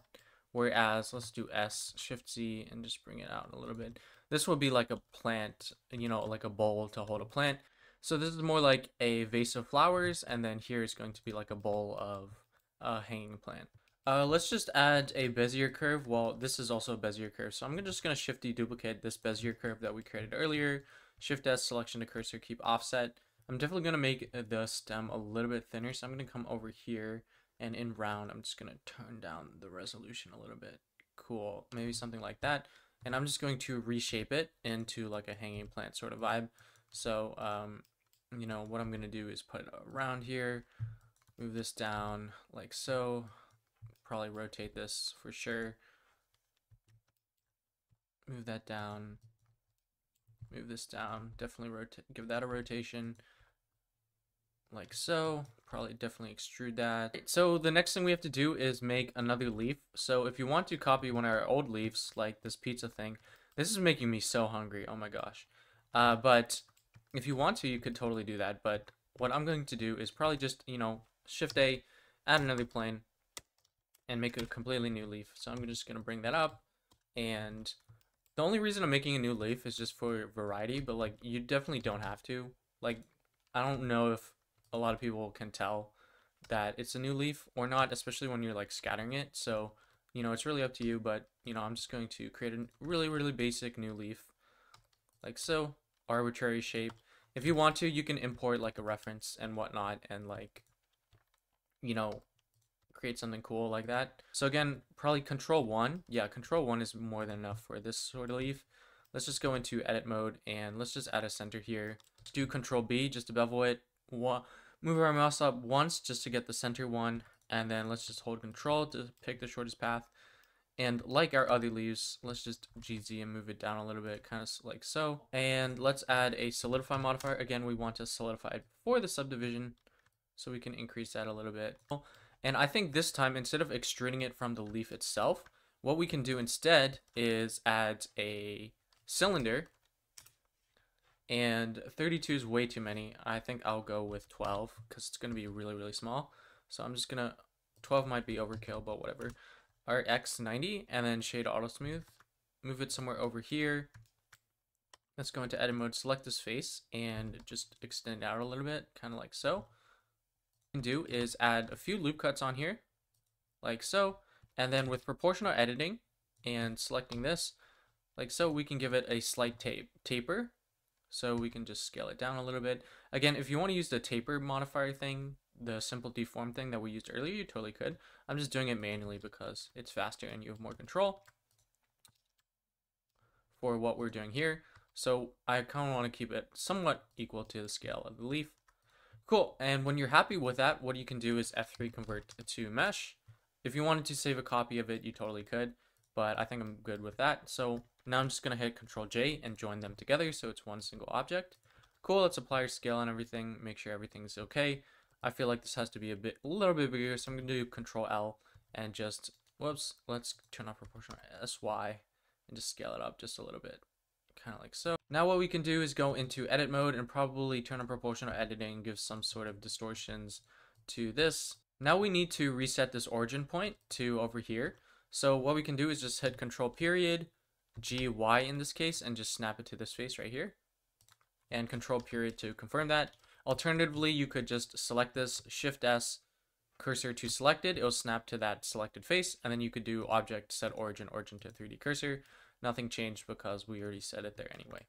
This is necessary because we're going to be using a particle system, and that origin point is going to be based on that particle system. Now what we can do, once you have a curve that you like, so I'm just going to duplicate this because we're going to be using it several times for multiple hanging plants. Once you have a curve that you like, you can F3 and convert it to a mesh. Then you can do the same thing we did last time. So we can come over here. Oh, well, we could have filled caps first. Oh, well, we can just hit F to fill that now, and then select it, and then, just kind of taper it off with whatever you want to go for. Okay, now we can select this mesh, right? And add a particle system right here and just hit plus.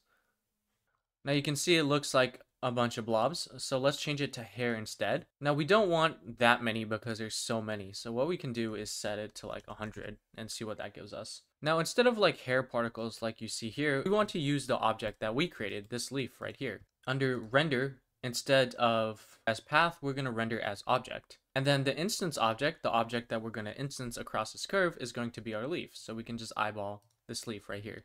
And you can see our leaf is right there. Now in render, you can adjust the scale of it, as well as the scale randomness. You can see some leaves are going to be random, whereas others are not. Cool. Now it doesn't look particularly realistic because everything is kind of like on one side. Maybe you like that, but I don't. So what I'm going to do is tick advanced. And you can see when I hit advanced, there's going to be this new thing here called rotation. So we can click on rotation. You can see we can change it through like normal and then change the phase. You can try velocity here, which is the default, which might work for you. Yeah, just play around with something that you like. I mean, go through these. I don't really know. Honestly, I would honestly just trial and error at this point. And of course, you can like adjust the number of leaves that you want and the overall size of it. And then you can still change the number and the length and then also the seed, like Minecraft seeds and whatnot. So if you want to, you can just reuse this similar thing and do it again. But particle systems act like materials. So if you adjust this one, it's going to adjust the other one as well. So what you want to do instead is hit this copy thing here. So you can give a name to it if you want, or you just hit copy and it'll automatically add 0.001. And now you can see when I add this one, it's not going to edit this one. It's only editing this one here. So they kind of act the same as materials. Now, if you do want to adjust the curve, well, you still have that option too, right? It doesn't have to be a curve to edit it. You can edit it in its mesh form as well. So yeah, that way you don't have to create a bunch of curves. But again, we still have our other curve here that you can adjust as a Bezier and do all the transformations that we did earlier if you wanted to go that route. And for my emitter object, you can see if I adjust it here, it's going to affect my other particle system. So if you're kind of happy with what it is, what you can do is just hide it. That way you don't have to accidentally think about it and stuff like that. And then what I think I'm going to do is just have one extra curve here, just delete it and just put like a small little patch inside here. Kind of like so. Let's just delete those extra vertices that we don't need. Like so, just the bottom of here. We can definitely duplicate this one and tone down the number. So it might be a little bit messed up close up, but from far away, no one's going to be able to tell. It kind of just looks like a pot that's filled with a bunch of leaves, right? Actually, now that I think about it, I don't think this actually gives the vibe I'm going for. Like, even if I make it really big and stylized, so I could probably spend some time changing the leaf, but I don't think it overall matches the scene anyway, so I'm actually just gonna get rid of that. I think maybe what I put in here is like a bowl of eggs, so I'm just gonna like Shift D, duplicate P, separate by selection, double click to select that, and probably just extrude this up. Set origin to geometry. I don't know, like a bird's nest sort of thing. Like, I don't know. Yeah, use your imagination. I don't actually know because I haven't planned this in advance. But I'm just gonna make like a bowl of eggs or something. So that's a little bit funny and a little bit cute at the same time. So there's a bit of empty space here, so I want to add a wall outlet. So what I'm gonna do is Shift A and probably search for a plane. Let's just do RY90, like so. Let's scale it down into like an arbitrary wall outlet shape. It doesn't really have to be exact. That looks okay. Then what we can do is probably extrude it out just a little bit and maybe scale that down a little bit. Then what we can do is hit A to select everything, subdivide it, subdivide it, subdivide it. And this looks okay. Then we can select like these three and probably just extrude it in. And then for this one, I think we can just hit I to inset and then maybe SZ to make it a little bit smaller and then GZ. and then just inset that as well. Cool. Then let's copy over a bevel modifier. So I'm just going to copy over from here. Control L, copy modifiers. Cool. So that's one of our outlets. And let's just add an array modifier like so. That looks okay. We can increase to X just a little bit like so. And I want it horizontally. So I'm going to do it like that. And if you want to give it a back, you totally can. So if you want to do that, we can just go into edit mode. We can just select any one of these faces, shift deduplicate, right click, cancel, p separate by selection. And let's get rid of the array modifier. Let's get rid of the bevel modifier. Object, set origin to geometry, and just scale it up. GZ, go out, SY, GY, SZ. Cool. And then I guess we can extrude this out a little bit. And let's go into wireframe and just select that and just move this out. Cool, just like that. And then we have our wall outlet. And since it's so small, I'm actually going to get rid of the bevel on this one. Okay, now I want to add some text. So the really nice thing is that there's this text object right here. And if you rotate it and go into edit mode, you can just start typing. And you have all the features that you would have. Well, not all, but a lot of the features that you would have of a regular text box like on PowerPoint or Word and so on and so forth. Like I can hit A, I can hold shift to type, I can hit enter for a new line, so on and so forth. I can do control B to bold or control I for italic. Nothing's changing here because in the font itself, the default font uses the same font for the regular, the bold, italic, and so on and so forth. So what you can do is go online like Google Fonts or FontSpace and find a font that you like. Not every font will work properly, but you know, just play around until you find something that you like and that works. Then you just download it. You don't have to install it on your computer. You can just download it on your computer. And then when you have it downloaded, you can navigate to your fonts, wherever you downloaded it. It doesn't have to be in the fonts folder. If you put it in downloads, that's fine as well. So here I can just try some random one, and you can see I tried this one. And you can see I tried that one and it updated there. Now this isn't updated because technically it's bolded, so I'd have to update the bold version of the font as well. You can see if I retype it though, it's going to be okay. And then you have a lot of really cool options here. So let me choose a different font, maybe like Arial Black. If I come over here and do none, you can see it's only going to keep the outline. And then if I do extrude, you can see it's going to extrude that. And then you kind of get like this, I don't know, like surrounding text sort of vibe, which is really cool. And then you also have this thing like bevel, right? So you can bevel it up. So you can combine these and see what you get and see what you like. When you're going for like static image renders, you know, leaving it as a text object is completely fine. We need to convert it to a mesh. So let me just show you. If I F3 convert this to a mesh and go into edit mode, you can see now it becomes a mesh itself, and you can't edit the text anymore. With typing, it's just like an actual object now that you move around and adjust. Now, when it comes to text, there usually is a lot of issues with the topology. As you can tell, this is a really bad mess. Some fonts are better than others, but this one is okay for like the I's and the K's and so on and so forth. But for these, you know, it's definitely a little bit suspicious. One thing I know is that there's usually a lot of overlapping vertices. So hit 8 to select everything, hit M to merge vertices by distance, and set it to like 0.001. You can see I removed 7,839 vertices and nothing visually changed at all. So it just got rid of all those overlapping vertices, which saved some information. Depending on your font, you can get away with the remesh modifier and turning down the voxel size until you get something you like. The issue with using this remesh modifier is take a look at my scene statistics. This is 76,000 vertices, this rate alone. Let me get rid of it. You can see it's 45,000. So if I re-add it, by the time I get to something really small that looks good, it's going to start lagging my computer, and you can see now it's 682,000 vertices. And it still looks a little bit suspicious close up. You also have this option here like blocks, which you can increase the octree depth and hopefully get something. But you should be careful with this because if you go too high, it's going to crash your file and maybe even crash your computer. The downside of Blender is that there's very few safeguards when it comes to parameters. So just be careful with that. For a lot of fonts, remesh doesn't work, and for this font, it seems like remesh isn't working either. You can see when I duplicate this and apply the modifier what it actually does. So if I go into edit mode, you can see if I get really close, everything is like starting into becoming into quads. So the topology is definitely better, but there's way too many quads here. What you could do is go into edit mode, select everything, and unsubdivide. Again, if your computer can't handle it, don't even bother. You also have like this decimate modifier here that you can play with, unsubdivide or collapse, and just bring this down, and it'll kind of merge some of the geometries. Again, be careful with these methods because it might crash your computer. If it's like this, you know, it's fine just to leave it, unless it's causing shading issues during baking. If you don't know what that is, that's totally okay. If there's no shading issues, if it looks fine, then it's okay just to leave text as is. If you need to fix it up, then yeah, you would spend some time tracing the font and remaking it yourself, or just get a better font that works out of the box. There's very few fonts I know that work out of the box, but some fonts will work better with the remesh modifier than others. Okay, let's make some lights that hang from here and here. So the first thing we need is a light bulb. So I'm just going to Shift A, add a plane.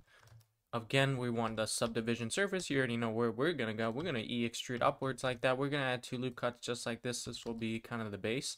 And then maybe one more support loop up here. So it's kind of like that. Right click, shade smooth. Cool. Now we can just select this top, extrude it outwards, probably expand that a little bit, maybe make it a little bit longer, and then just one more bracing loop right here. And maybe we scale that down. Cool. Let's just scale this up just a little bit more just to give it a more light bulb sort of a shape. Cool. And there's kind of like our light bulb. Maybe we can select this bottom face, plus, control plus, control plus. Maybe control plus one more time, hit Alt S and just scale that down a little bit. Cool. And then I think we just P separate by selection here. That way it's kind of separate from the bulb itself. And let's just select both of these, right click, set origin to geometry. And let's just scale this one up. Oops. All right, there I have my light bulb. So let's just check if 1 is enough. So 1 is definitely not enough. So I'm going to keep it at 2. I'm just going to convert these to a mesh now. And then I'm going to join them together just like so. Now what we can do is use so let's just do RX90. Whoops, let's just hit minus so it goes this way. And let's just Shift S, cursor to selected. Let's Shift A and add a path curve. Cool. Let's add an array modifier for this one. Let's just increase the X a little bit. And I don't know, maybe like 6. Then let's add a curve modifier like so, and just select the path that we created. So now once we edit this curve, it should be adjusting our thing. So if we make it really long, we can increase the array modifier here, and you can see that we're going to get some more light bulbs just like that.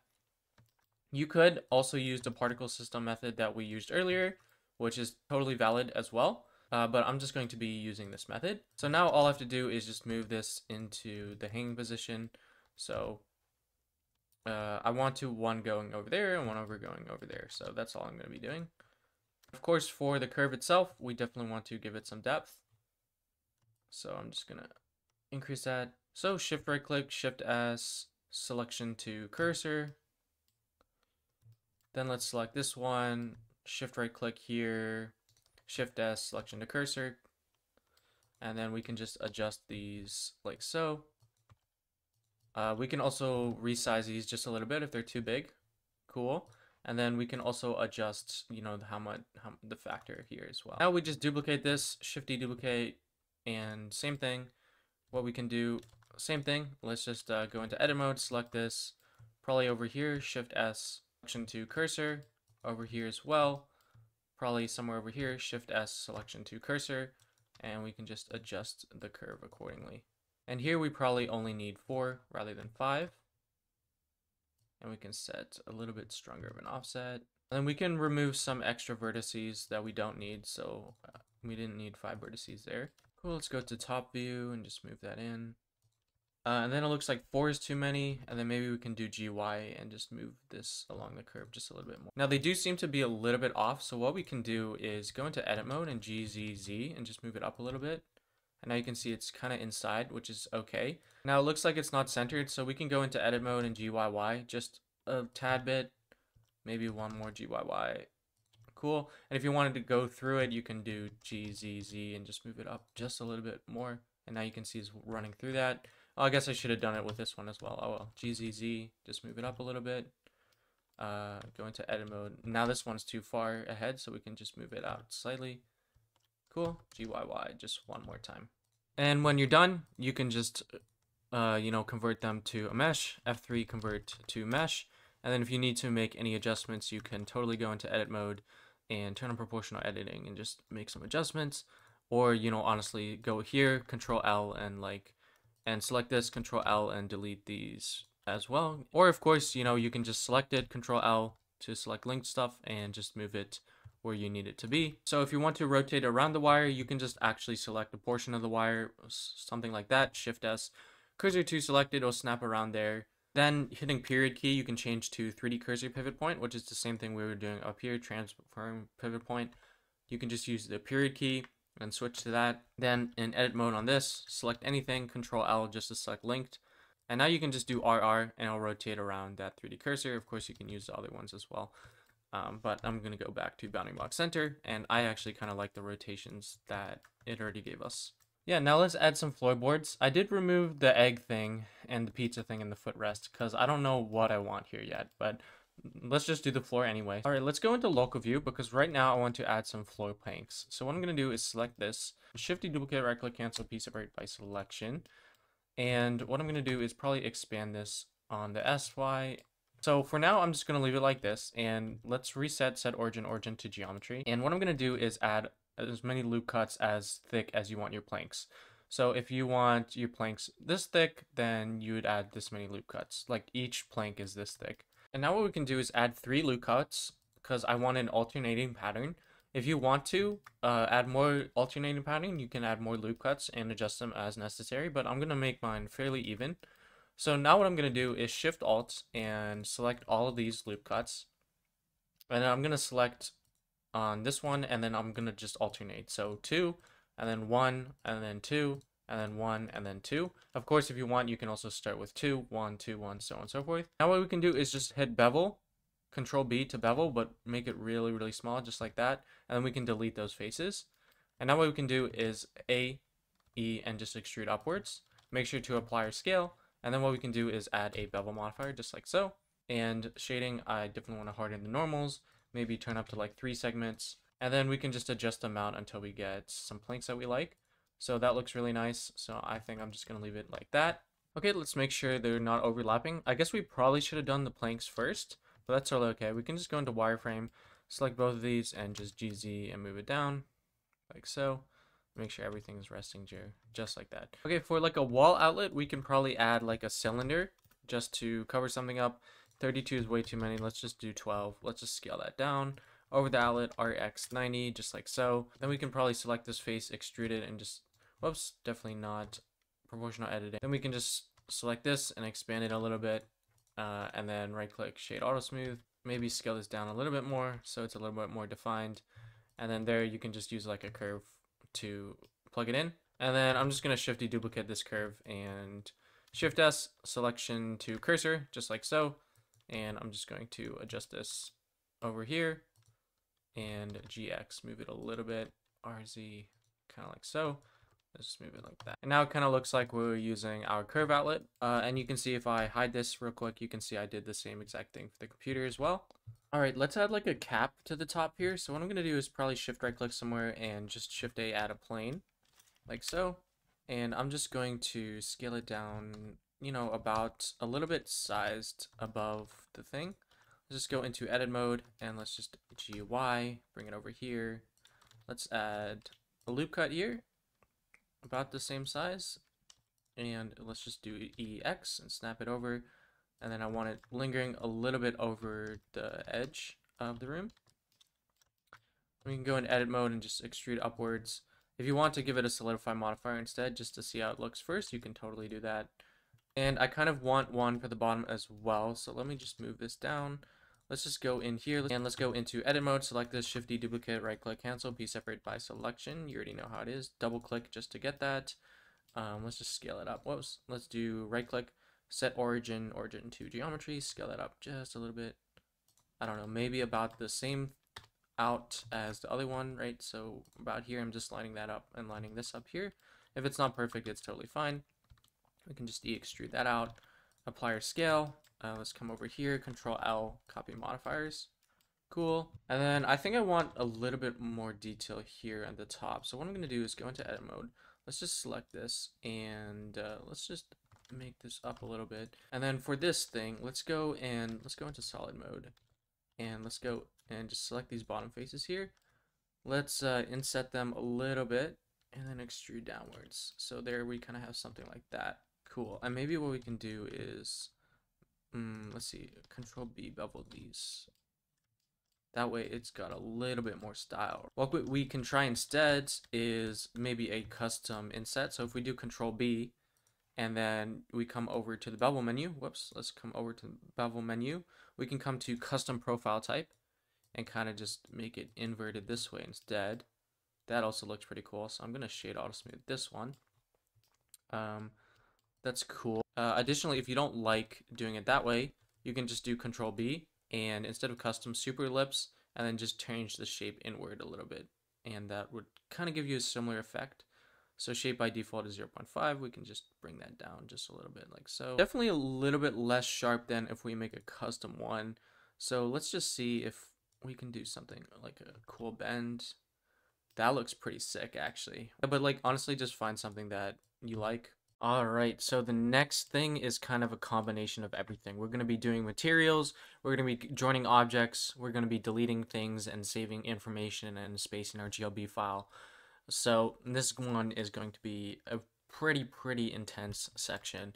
So what I like to do at this point, if you're not organized with your collections, which I am definitely not organized with my collections or naming conventions at all, what you should do is come up here and file and save incremental or save a copy. Save incremental will just add a 1 to your Blender file and create a completely new copy, which is what I like to do. So just save incremental, and you can see it says room portfolio 1.blend. And now you can come over here and file save as, and you can see that we have these two, our original one, and then we also have the one that we are currently on, and you can rename that if you want to.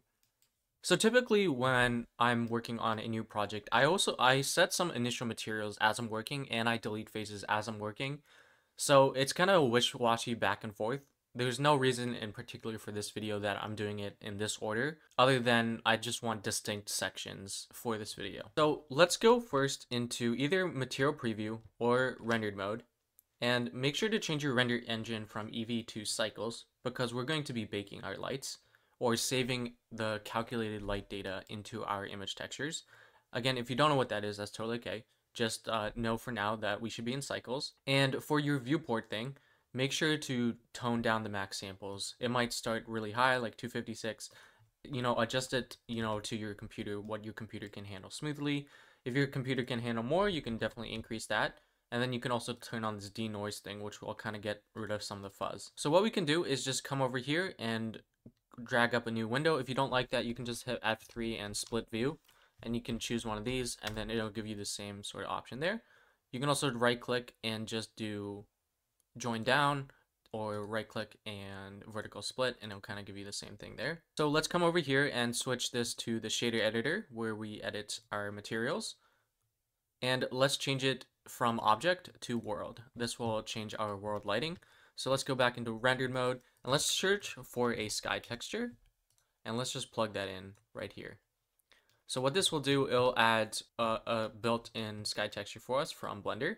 And let's just hide this entire background for now. So I'm just gonna hide that. So we have a lot of options here. We can do like the rotation of the sun to change the sunlight, the strength of it, the sun size, which pretty much determines, how smooth the shadow is. If you want a really harsh shadow, for example, you can have a really small sun size, or you can go for something a little bit softer. You can always adjust your lighting later, so don't put too much pressure on yourself to get the lighting correct at the very moment. Okay, cool. So now what we can do is select anything, and then let's go back to object mode and give it some materials. So this one I'll call floor plank. So initially we can just start with basic colors for now. So for planks, I don't know, I think I'm going for something a little more stylized. So I might bring this down, and instead of making it like the cliche brown that you expect, I might make it a little bit reddish, like the Acacia trees in Minecraft or something, like pink or something. But again, really up to your scene and what you're trying to go for. I forgot to mention, like, make sure to set this to your GPU if you have a good GPU, because it'll speed up significantly.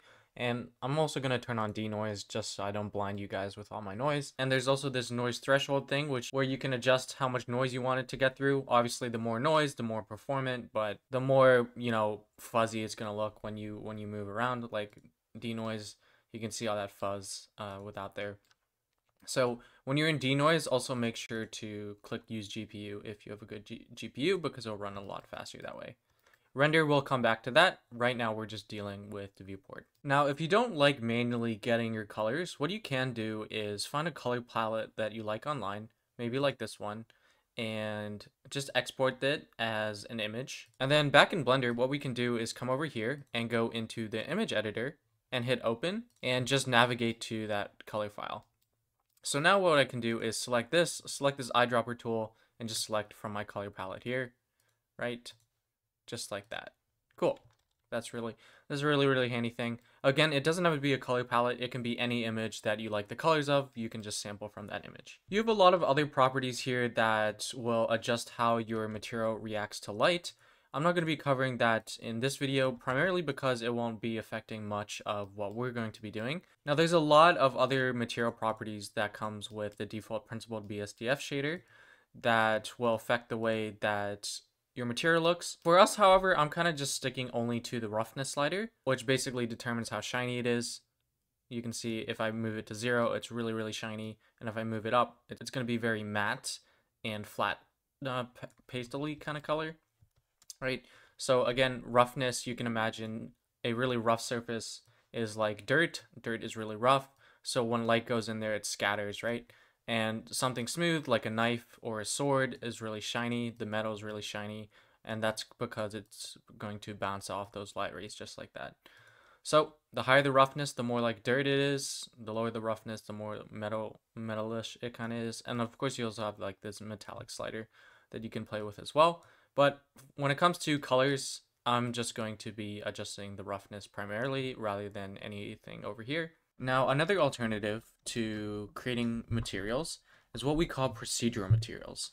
So instead of just using regular base colors, we use math functions to adjust those colors in certain ways until they look like something else. For example, if I search for a noise texture and holding Control-Shift and clicking on this will allow me just to quickly preview it, you can see the noise texture is a bunch of black and white. Well, we know that Blender behind the scenes is all math, right?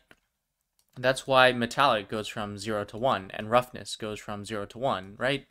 We have all these mathematical values that we're just changing, and Blender's just calculating that for us. For a noise texture, visually what is happening here is that the black values are the values that are closer to 0, and the whiter values are the ones that are closer to 1. Which means if we take some sort of color, so instead of, showing like 0s and 1s all across this floor, it's just going to show a grayscale value. So the more black it is, the closer it is to 0, and the more white it is, the more close it is to 1. So how do we use a noise texture to change, like the darkness or the color of our color at different points? Like, for example, this place would be more brown, and this place would be more light brown, for example. Well, we can't just plug this in here. You can see if I do Control-Shift and click on that, we don't actually see anything because this is not a color value. However, if we take the color value and put it in there, so what we see now is that we're not providing any color values for this noise texture to select from. So what it's doing is just selecting colors from like the rainbow spectrum or the visible spectrum or whatever color space it's operating in. So let's take a look at places that are very noticeably different along the rainbow spectrum. So purple and red. So let's take a look at purple and red areas.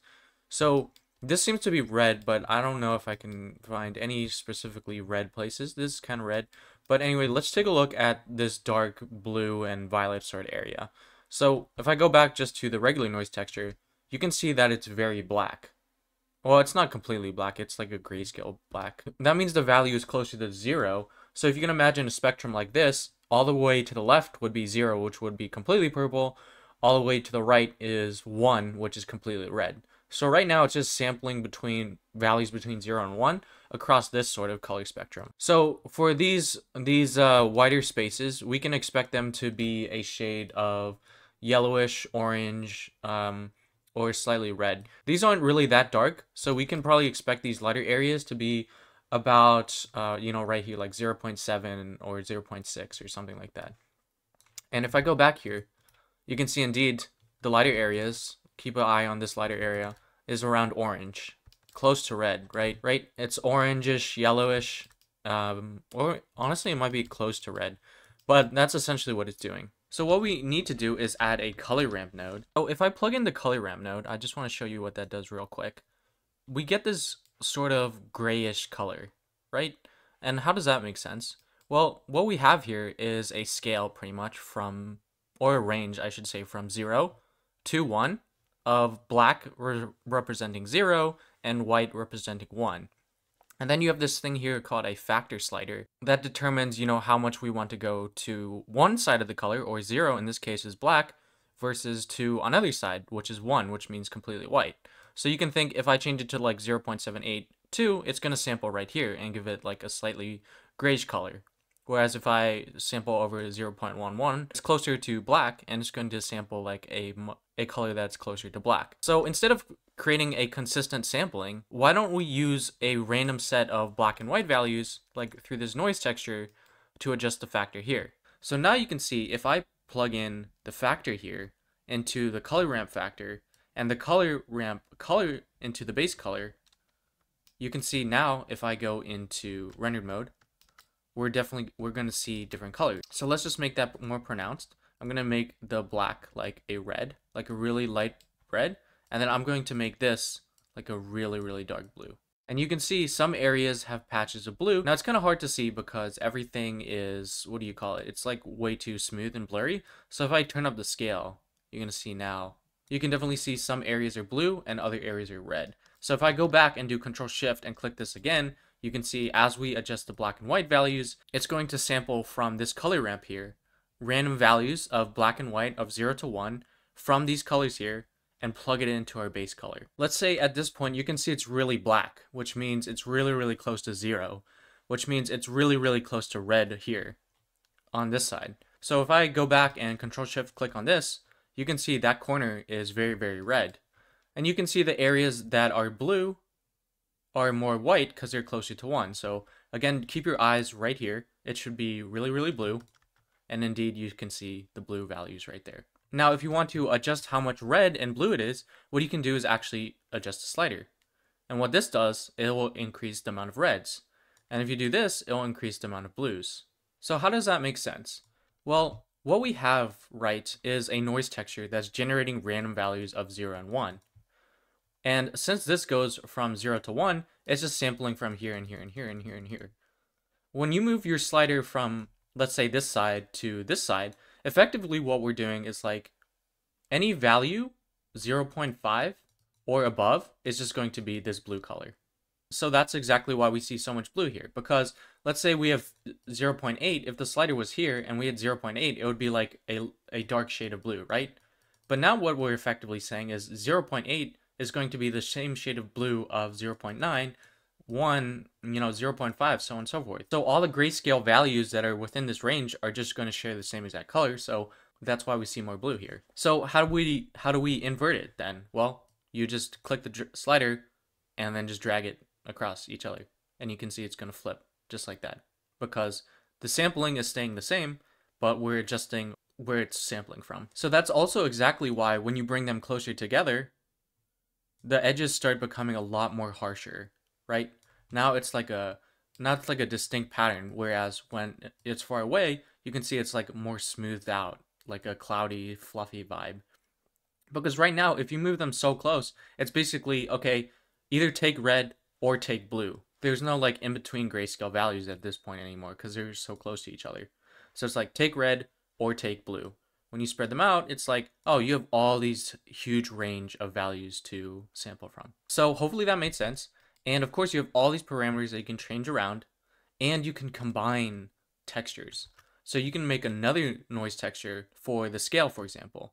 And what you're doing is, instead of having a flat scale, you're creating a noise texture generating black and white that's also determining random amounts of scale values. We'll be making at least one procedural material together later, but I want to move on now to the third way of texturing or adding materials to your scene. So what is PBR materials? Well, it's just a method of, giving materials to your scene that kind of resembles, physically accurate things. Like when you take your camera and you take a photo of something, it looks realistic, right? So in 3D software, we just call this PBR. So what better way to go for physically based rendering than, to use actual images as your information data, right? So if you go online and just search for like PBR materials on like Ambient CG or Polyhaven, which are two very, very popular sites with, I think, open source licenses, like some sort of public license, CC0, yeah, so you can use it for like commercial stuff. Just make sure to take a look because some sites, some of their textures have different licenses from others. Yeah, just make sure to check for that. But what you have here is if you click on one of these, let's say I kind of like this one to put into my scene. What you can see is that we get a bunch of images, and these images are going to determine, how our 3D software calculates light when interacting with this. So let's just download this at 4K. For here, I'm going to Shift A and search for an image texture. So instead of using like a base color, we're going to use the color from an image. Again, an image is just a bunch of colors, right? What we're seeing here, literally, if you don't think about the software, is, hundreds, if not thousands of pixels on our screen coloring this shade of thing, and then coloring this a different shade of color, and so on and so forth. So an image is pretty much the same thing, a digital image. It's just a bunch of pixels of different colors. So if I open that oak veneer image that we downloaded, it's called diffuse, DIFF, short for diffuse, which just pretty much means color. If I double click on that, and if I take that and hook it up into the base color, you can see, oh my gosh, we have our image that's now appearing on our 3D surface. That's awesome, but how do we change that? Well, if you remember from my previous video when I talked about image textures, we need to adjust our UV map. So UV mapping is taking the idea that you have a 2D image and you're mapping it into this 3D virtual simulated space, right? What we're looking at is a 2D computer screen. There is no actual 3D space. It's all mathematical calculations. So what we need to do is map from a 2D coordinate system into a simulated 3D coordinate system. So what we can do is come over here and go to the UV editor to adjust our UVs, and then let's switch to our oak veneer image, which is the one that we're using. Now if I go into edit mode and hit A to select everything, you can see this is our UV map. Basically what it's saying is, out of this 2D image, take this area and put it on that specific face. So if I select like a face, for example, you're going to see like, okay, take all these pixels in this area and put it on this 3D model. And you can see when I get close to it, it's really, really blurry and pixelated. Why does that make sense? Well, if we take a look at the entire image texture, which is 4K, we're only using a fraction of those pixels. So if I select this, like so, and I scale it up to take more of the image texture, you can see what we have is a lot more pixels, and it's covering a lot more area. Basically, we're saying take all of this and shove it into this small little area, which is why it's a lot more detailed than these other ones, for example. So ideally, when you're using UV mapping, you want to take up as much of the image texture as possible, right? And the reason you want to do that is because you get better resolution and your textures look nicer. Now, what about issues like this, where it's on the side and you can see kind of like the seam? And if I select this side, you can see it looks nothing like it does on over here. So even if I try scaling it, even if I try moving it, it's just not going to work. It kind of just looks really, really weird. So what we can do is unwrap the model better. So UV mapping is pretty much the idea that, how do we map a 2D, texture into a 3D space, right? What we were doing originally is just adjusting the UV map, like the scale, the rotation, and everything. But we can also adjust how it looks. So if I come back here and hit A and U and unwrap and do Smart UV Project, it'll kind of use some algorithms behind the scenes to unwrap this object for us and try and flatten it out to lay down on a 2D image texture. So if I hit Smart UV Project and just hit unwrap, you can see that it actually did a fairly decent job. So now when I click on this face, you can see it actually has some area, and I can change it around just like that. You'll also notice, okay, now from this face and this face, there seems to be like this sort of edge or this sort of seam, we call it. Now the reason for that is because they're using two completely different places of the texture, right? You can see this is over here and this is over here. There's no continuous in the texture. So what if you wanted a continuous texture? Well, you just R90, get it in the same sort of direction, and then you would move this right here. you know, somewhere super close. And you can, if I just, wait, let me just move it 1 more meter, just like that. Sorry, like 1 more pixel. You can see it's perfectly lined up. And if I go out, it looks pretty much seamless, right? Because it's continuing on from the image, which is clearly continuous here. They're noticeable close up, but when you're far away, no one's really going to tell at all. So sometimes your seams will not matter. So more visually, you can imagine that everywhere that's cut, like here, here, here, here, here, these are all what we call seams. So if I quickly add a cube and I give it the same material, which is floor plank, by default, a cube will have a decent unwrap for it. So if you wanted to mark seams yourself, you can imagine that we would have a cut on this edge, a cut on this edge, a cut on this edge, a cut on that edge, and then you would need these two as well, which means you would need to cut out here and here as well as the top. So you can slice here, slice, slice, slice, slice, right? So let's do that. We would select this edge, Control E, and do mark seam, and you can see that turns red. Actually, let me just go into solid view. Control E, mark seam. So again, we're just looking at the top, so we're slicing here, and then we also want to slice here as well as the edges, right? So kind of just like this, which is what we said. Now I just do Control E, mark seam, and if I go here, you can see these are going to be our seams. And now if I hit a U, unwrap, and just do angle based, you can see we get the same exact unwrap. Now what if we mark all the edges, for example, Control E, and mark all of them as seams? And now if I do U and unwrap angle based, and now what we get is 3 separate faces. So if I turn up here, UV sync selection, I can just easily select on one of these. You can see they're all completely separate. Now this is also the case with a properly unwrapped cube. You can see I can just move that individually just like so. We're just changing the UV map, right?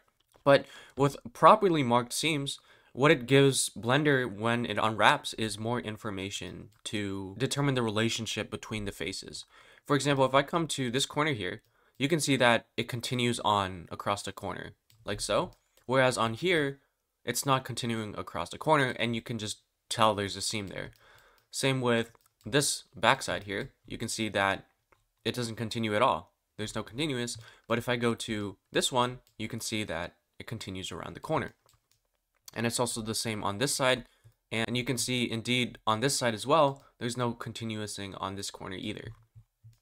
So with a proper unwrap, we get something quote unquote more realistic, as in we don't see as many of these hard distinguishments. Like in real life, yeah, there are definitely cases where you have like these noticeable differences in textures, but generally you don't like that because it looks a little bit jarring and it looks a little bit less realistic. So the general rule of thumb is when you're unwrapping something, you kind of want to get the least amount of seams with the most continuous amount of result, as well as with the least amount of distortion.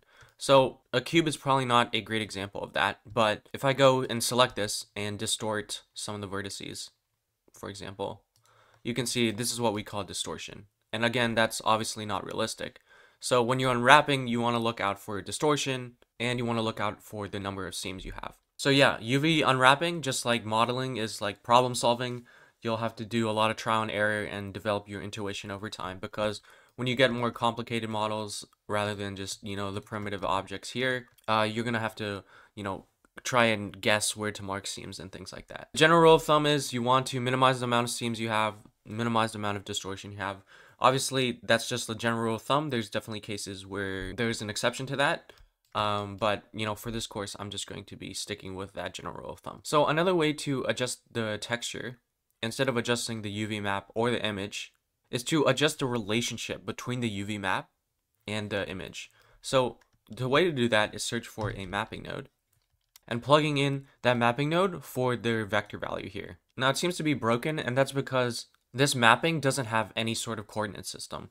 So then we need to add a texture coordinate node, we can give it the UV map that we used as the texture coordinate. So we get the same exact thing. However, now I have a lot of options here. I can change like the scale. So I can do like 5. And you can see, take a look at that. We're repeating the texture 5 times now instead of just 1. And you can kind of see it starts repeating. So just to really drive that point home, if I turn this to like 200, for example, you can see that the 4K texture, block, it's just repeating over and over again. So now if I go here, and that's exactly what this parameter right here does, it says repeat the texture. this doesn't adjust the image itself. The image is still 4K by 4K, and it still looks like this. And it doesn't just the UV map either, right? The UV map is still here, and it looks exactly the same. What it's adjusting, though, is the relationship between the UV map and the image texture. So effectively, if I make this go back to 1, for example, and I scale this up to 200, I'm just going to type 200, you can see we get the same result. However, now our UV map is like this really ginormous thing, right? So you might be wondering, okay, it seems like it's out in the oblivion, so where is it getting all its texture? Well, again, that's where this comes from. It's called repeat. So you can imagine that this texture will just keep on repeating in this gray area over and over again, and that's where our UV map is getting the information. You can see if I change this to clip, for example, only the faces that are inside this texture are going to have the material, and everything else is going to be clipped. So if I select this face here, for example, and I just move it out of the texture, you can see that the texture is no longer repeating, it's just being clipped. So there's nothing there, which is why it's black. Okay, so hopefully that makes sense. I'm going to change that back to repeat. So when you're working with PBR materials, there's kind of 3 ways to adjust things. You can adjust the image texture itself. Of course, you can also adjust the image texture itself because it's just color, right? So you can use the color data from an image to determine another set of colors, for example. So here you can see now everything is black and white. And what if I change this to like red, for example? And then I'll change this to like blue. You can see what we have now are wood planks that are red and blue. It's taking the grayscale color data information here and using it to sample from this color ramp here. And then like other photo editing and video editing softwares, you also have things like the curves. So you might have seen this before. So if I plug this in here, Control Shift click, just click here. And you can see if I want to, let's say, turn up the reds, you can see that, it's going to be a lot more red. If I want to lower the blues, I can do that as well. Then you also have, the other common operations like hue saturation, like so. And, when I take out all the saturation, it goes away, right? Just like your photo editing software. All right, so those are kind of the basics of working with any sort of image texture. Now, when it comes to PBR, remember, we get all this other information here as well. So what are all of these? Well, in real life, if you put your hand around like a wooden desk or something, you're going to feel different amounts of roughness across your surface. And that means light's going to interact with those areas at different places, which is why we also have these other materials, again, to tell the 3D software how to calculate these mathematical calculations more realistically. Now, instead of Shift-D duplicating this, or highlighting all these and duplicating them multiple times, like so. There's this really helpful add-on if you come into Edit Preferences, search for Node Wrangler, and make sure to check that it's enabled. And what you can do instead, if I just get rid of all this, is just select the principled BSDF, Control-Shift-T, navigate to Oak Textures, select everything, and just hit Principled Texture Setup. And you can see it'll set up everything for us.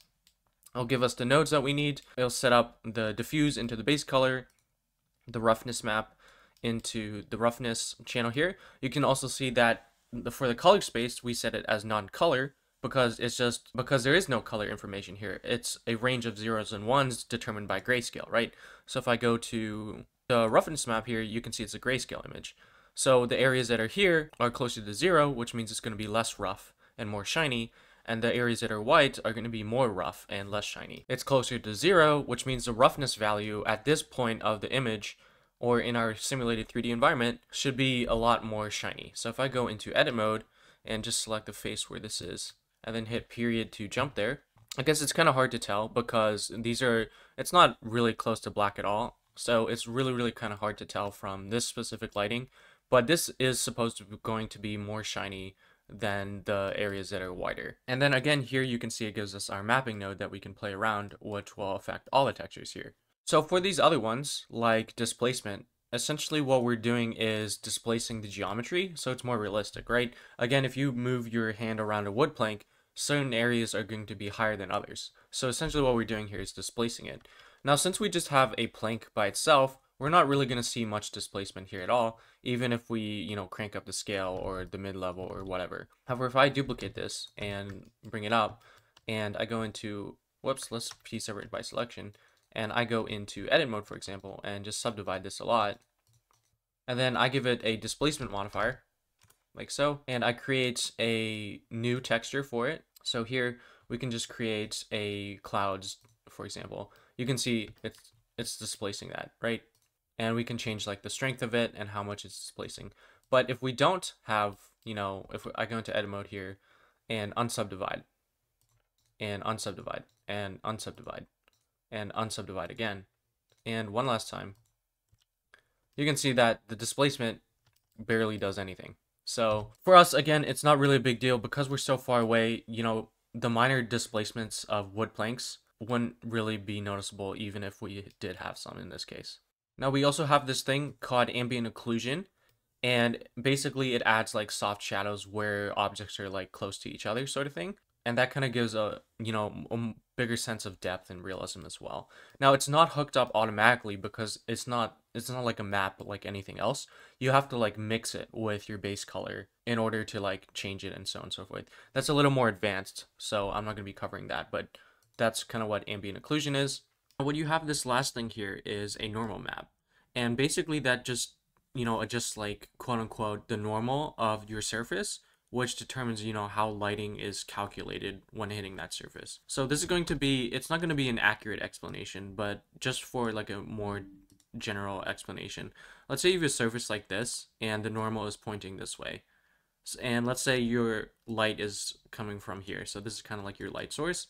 Based on this normal, your light source is going to take that factor into consideration and then sort of, have some sort of reflection of angle. However, if you have a normal map that adjusts the normal in some sort of way, for example, let's say the normal is now pointing this way, if your light is hitting your surface, it might, now reflect this way. I don't know if that's accurate or not, but, obviously it's going to depend on your surface. So if the light is reflecting differently based on your normal map because it's adjusting how the normal is looking, which affects the vector math behind the scenes, then your surface will look different. And that's kind of what a normal map is doing. So a lot of time normal maps are used to quote unquote fake geometry, because if you adjust the lighting or the mathematical calculation, you can essentially create things that look like they have geometry, even if there's no actual geometry there. As in, you don't have to add extra vertices for more detail. The lighting will kind of do the work for you. So here's an example from Bruno Simon, one of his experiments, open source repo. You can see if I look at the edge here, it seems like, okay, there's definitely some sort of insets there. There's definitely some sort of loop cuts. There's definitely some sort of extra geometry there, right? There has to be. But in reality, there actually isn't. So I just downloaded case.glb by opening it in a new tab. And now when I go back into Blender and import that, you can see that if I go into wireframe or solid, let me just go into edit mode, there's actually no geometry here at all. Even though we visually see it, there's nothing here. And that is the power of a normal map. So instead of adding all that information here, we can just use a normal map to do that for us. Now, the topology, you might wonder why does it look so bad? It's because everything is triangulated for Three.js to handle, which is another thing that you'll learn about later down the road, but it's not really important right now. So that's kind of like the power of a normal map. So just to recap, the 3 ways we learned to give our stuff some materials is 1, just use the base color, the principled BSDF. The second is to use some procedural materials, which we use mathematical calculations to create materials. And then we have PBR materials, which are image textures that we find online. Now, of course, you can combine methods in the same scene and even methods with each other, right? You can use some procedural elements to, affect the base color and so on and so forth. Additionally, there's other methods that I'm not covering in this video, like texture painting, where you literally create an image texture and paint on it, and then, wherever your UV map is, since it's just an image, it's just mapping there. So you could texture paint directly in Blender, or you could like paint in Photoshop and then upload the image texture into Blender and just use that. There's other software out there where you can like paint on an image texture, and if you have a plugin to Blender, as long as you save the image in that 3D software, it will automatically update the image in Blender as well. That way you can have like quote unquote real-time updates as you paint and save. However, for us, we're just going to be primarily sticking to either PBR materials that you find online, base colors, or some basic procedural materials. So as we start applying our materials now and going around and applying materials, there's a few things we need to keep in mind. The first thing is we're going to have to start applying our modifiers now and confirming that's actually what we want. So if I go for this here, and it's a bevel modifier, okay, that looks great, but do I really need that many segments? So now you can like change it down and see if it works or not. So here, 3 looks the same as 4.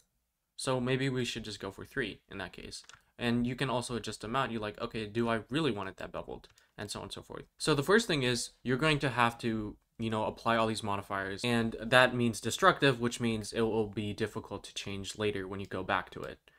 So make sure you really, really have something that you want before you apply your modifiers. Or again, like we did earlier in the video, you can duplicate the whole thing, your objects together, and just move that into the modifiers collection. Or again, you can come up with here, file, save incremental, and start from there. So I think I said it earlier in the video, but the first thing we have to do is apply our scale. And this will also affect our unwrap as well. So apply your scale and make sure nothing breaks. And it seems like nothing braked, but if something did, then make sure to fix that. Actually, it does look like the applying scale affected this, which means I accidentally forgot to apply my scale before I applied the modifier. Or sorry, added the modifier. So here you can see Control Z. If I apply my scale, this is now messed up. So I can fix this just by adjusting the thickness of the solidify modifier back there. Also, when you're adjusting your things again, this is kind of the time to, make sure that's kind of the model that you actually want. Additionally, you might have to add some extra geometry. Like let's say you want the center of this cup to be a different color. Well, then you'd have to go into edit mode, add 2 loop cuts here, and over here, create a new material called mug and another one called like mug inside,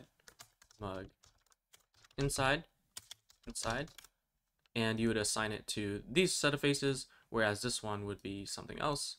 You can see we assigned it here, and this one would be like, I don't know, something like that. Now you don't have to add extra geometry to change the material at different places on the mesh. As noted when we did procedural images or image textures, they have different colors too.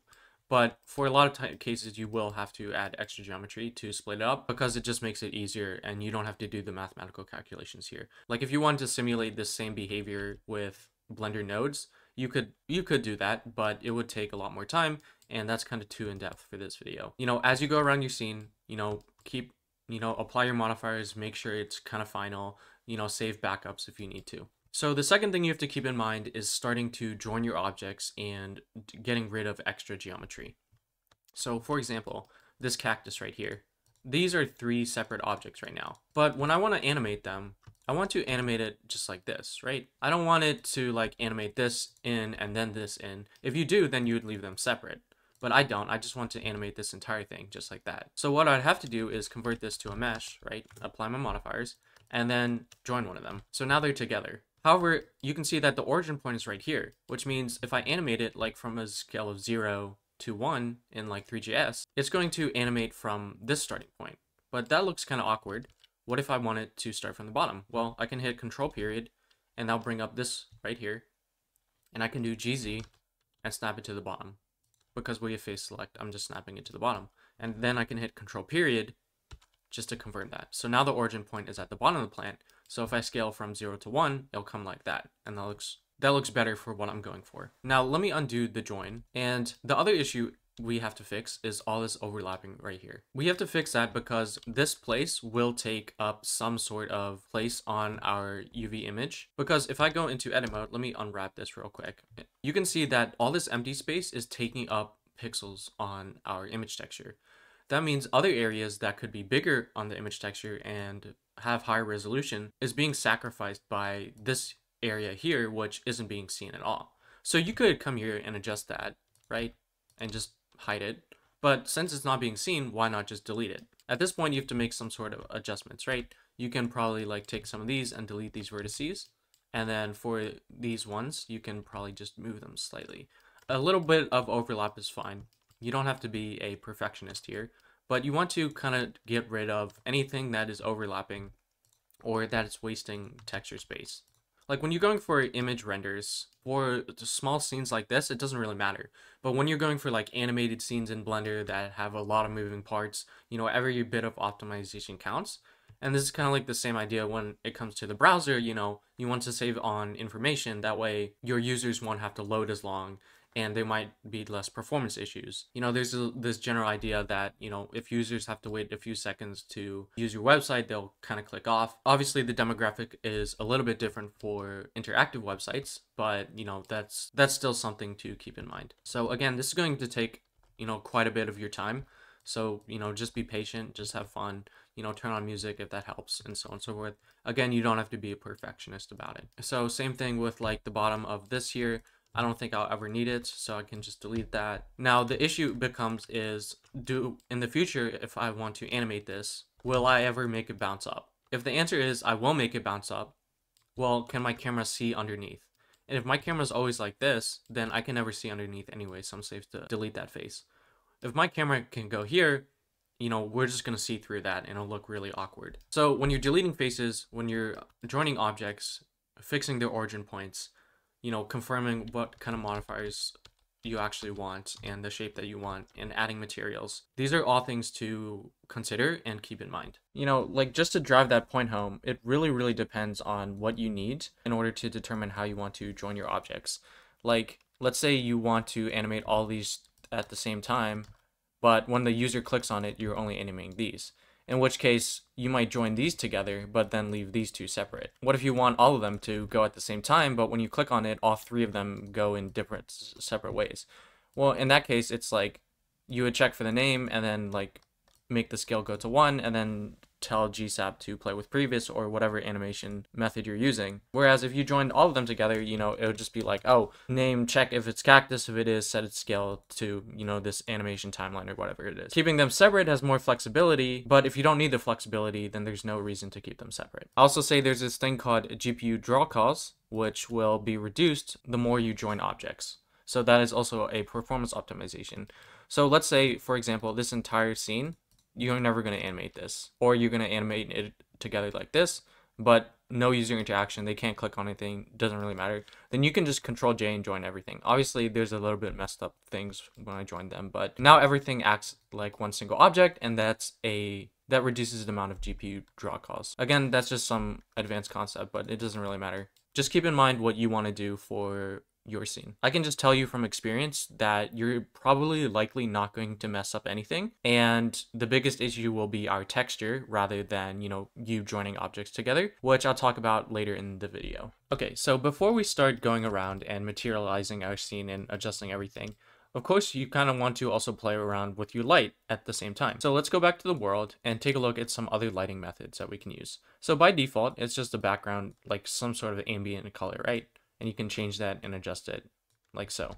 And then we added this really cool sky texture thing that comes in with Blender that kind of looks like a realistic sky. Another lighting method to use is HDRIs. You can find a lot of great ones for free on polyhaven.com.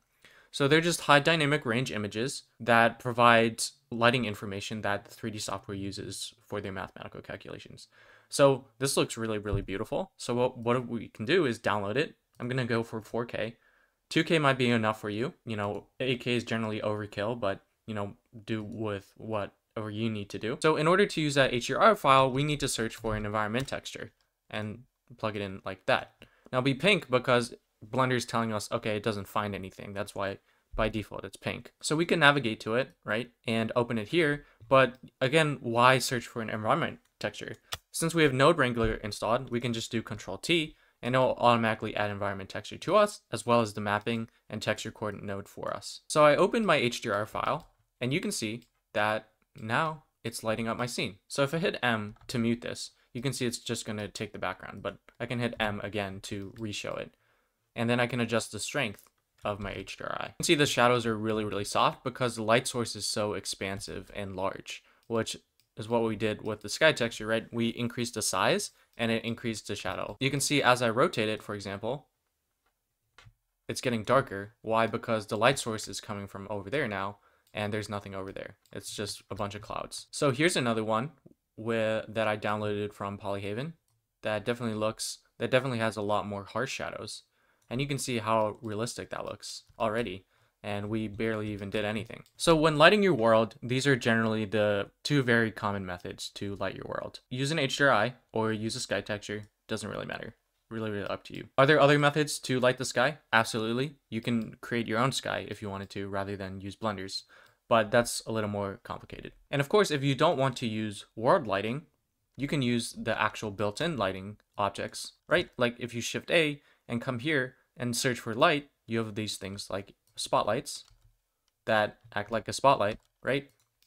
And you can see I can change like the power of it, I can change the color of it, and a lot of other things about it, like how wide it is and so on and so forth. Then you also have other kinds of light. You have like a sunlight itself that you can use, and you can hit R to like rotate it, you know, so on and so forth. Its position doesn't matter, so just place it somewhere that you like clicking on it. And you can see that, you know, it's going to adjust that. And of course you can combine these lighting methods with your other lighting methods.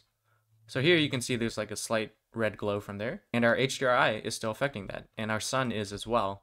You can see there's a separate shadow for this sun and a separate shadow for this thing right here. You have a lot of options there. You can play around with the lights. You know, at this point, it's all about just experimenting what looks nice for you. You know, change the shape of things, change, you know, into like ellipse, for example. What does that do? So on and so forth.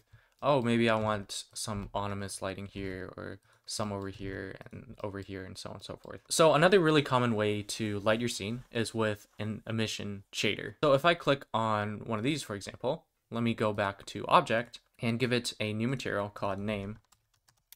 In Principled BSDF, there's this thing here called emission. And if I turn up the emission, you can see it's going to start emitting light.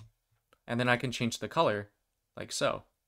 And now it's like some sort of really, really cool neon glowing thing. Now the downside of using emission here is that it might look a little bit off in Three.js without doing some sort of extra steps. It might be passable most of the time without doing extra steps, but sometimes you do have to use extra steps just to make it a little bit more realistic. Not always, but oftentimes you do. So what people like to do is sometimes they'll add like a plane in the background. Let's say, let me just go into wireframe. Let's just say I place like a strip here, for example, SY, like here. So no one can actually really see it, but it's just going to be lighting my scene. And if I go into rendered view, just give it a new material, call it light strip, come into emission, and just make it like orange or something, and turn that up. You can see we're kind of getting like, that's pretty cool actually. Like that's a really, really cool effect, right? So if you go to the world and you plug this in, just for some better lighting, and then change this to like 0.05 for like a nighttime scene, you can see we're kind of getting some really cool vibes right now. So honestly, you know, at this point, just have fun, experiment with different kinds of lights, different kind of HDRIs, find something that you like, different emissions. You can also use an emission node if you want to, rather than the Principled BSDF emission. It'll kind of have a similar effect, right? And of course, there's also things you can plug in to change the emission, you know, like a gradient or whatnot, but I'm just going to stick really, really basic for now. But yeah, just have fun, you know, experiment with your lighting, experiment with your materials. Again, keep in mind the things that I mentioned earlier when you're applying stuff. I'll say when you're working with like emitter objects that are only there for the lighting and not for the scene itself, it's generally good practice to move it to a new collection like emitters or something. That way you know that they're not going to be exported. They're just only there for the lighting. And typically what you do, you can't hide it because it'll get rid of it. What you can do is come into object properties, and under visibility, you can just turn off camera.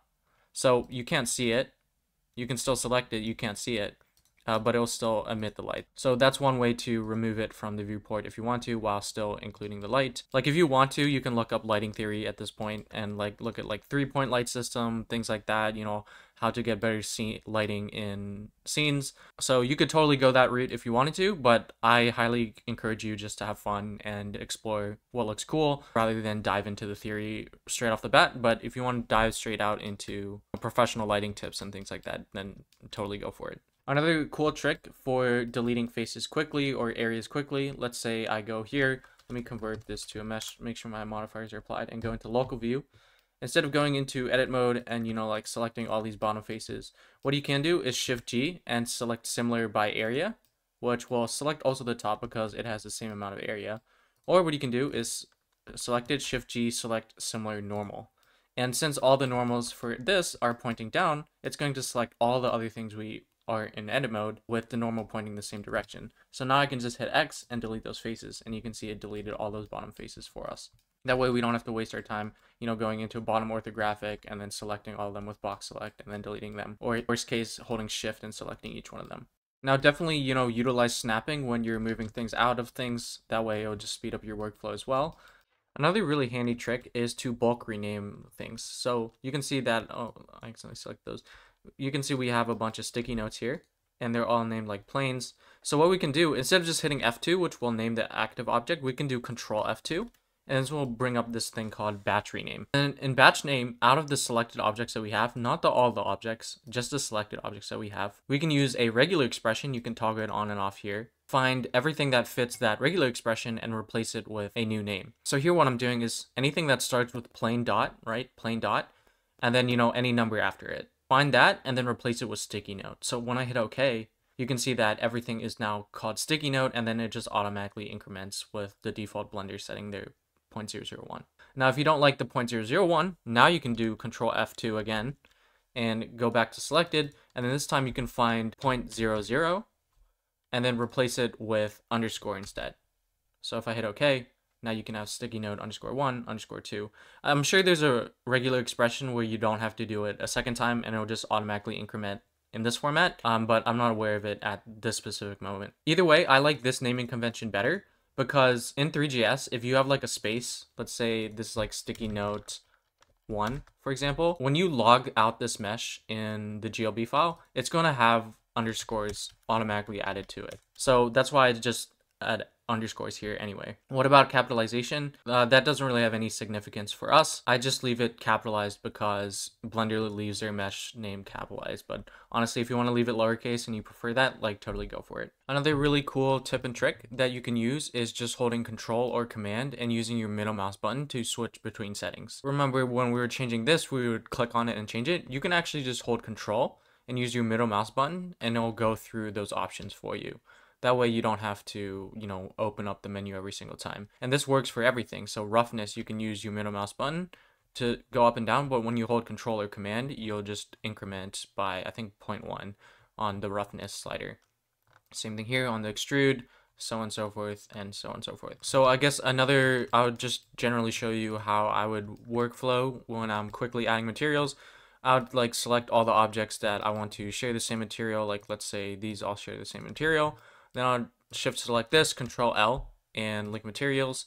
Then I would go into edit mode and just hit A, U, unwrap, and smart UV project. Just make sure everything looks good. And if it doesn't, then I would select one of these and either duplicate it, because again, it's no longer a float plank, and then adjust the mapping node.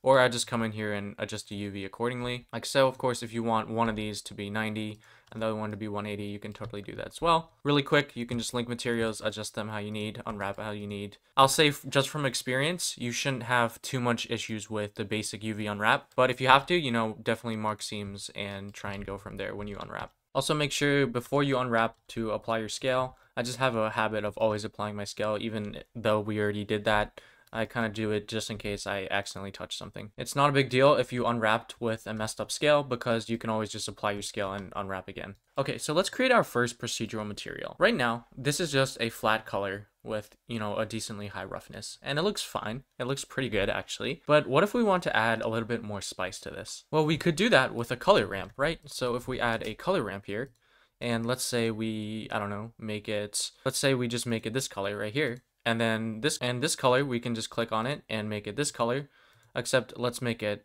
a little bit blue, or purple, kind of like that. And then I'll hook it up and place it in here. But again, it's still a flat color. It's picking a color in between because it's set at 0.5. You can see as I go here, it's going to be this color. And if I go here, it's going to be that color. What we need is another sort of texture, right? We used a noise texture earlier. So now there's also this thing called a gradient texture.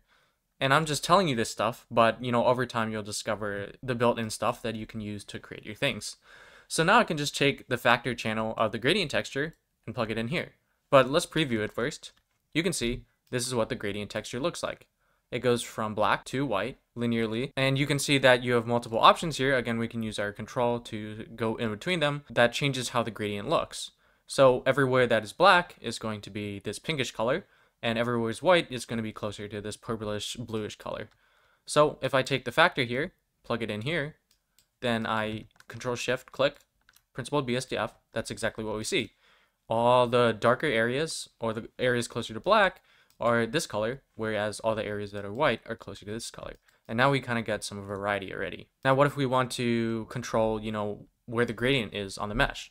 Well, again, we do Control T with Node Wrangler, and we have a texture coordinate node and a mapping node that we can adjust. So now let me just go back to material preview because it'll be easier to see. But look what happens. Let's also just preview the gradient texture here. Look what happens when I change something like the Y location. So now we have something like that. So let's go back into rendered real quick and go back to the principal BSDF. And you can see now over here is all blue. Wow, how cool is that? So you'll also notice this time we didn't use the UV for the texture coordinate. We used generated.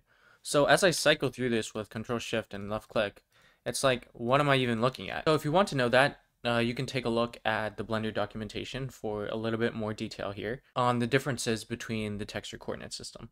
This is a little bit getting into the weeds, so I'm not going to be diving into here.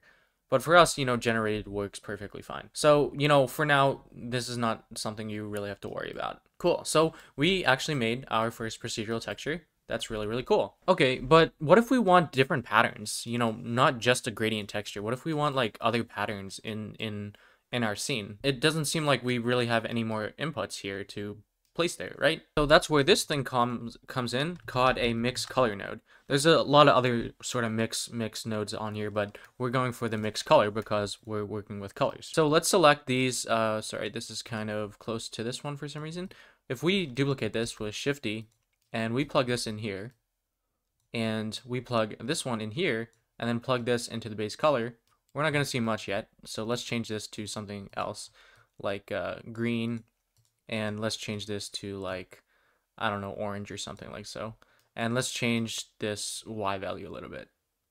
And now you can see it's probably over there. The wider areas of this color are mixing to each other with the lighter areas of this color, which is why we don't get completely green and we don't get completely pink. Because right now what we have is they're mixing together. So we're seeing 50% of this color at the grayscale value of that color specifically, and 50% of the color that's being sampled at that grayscale value along this.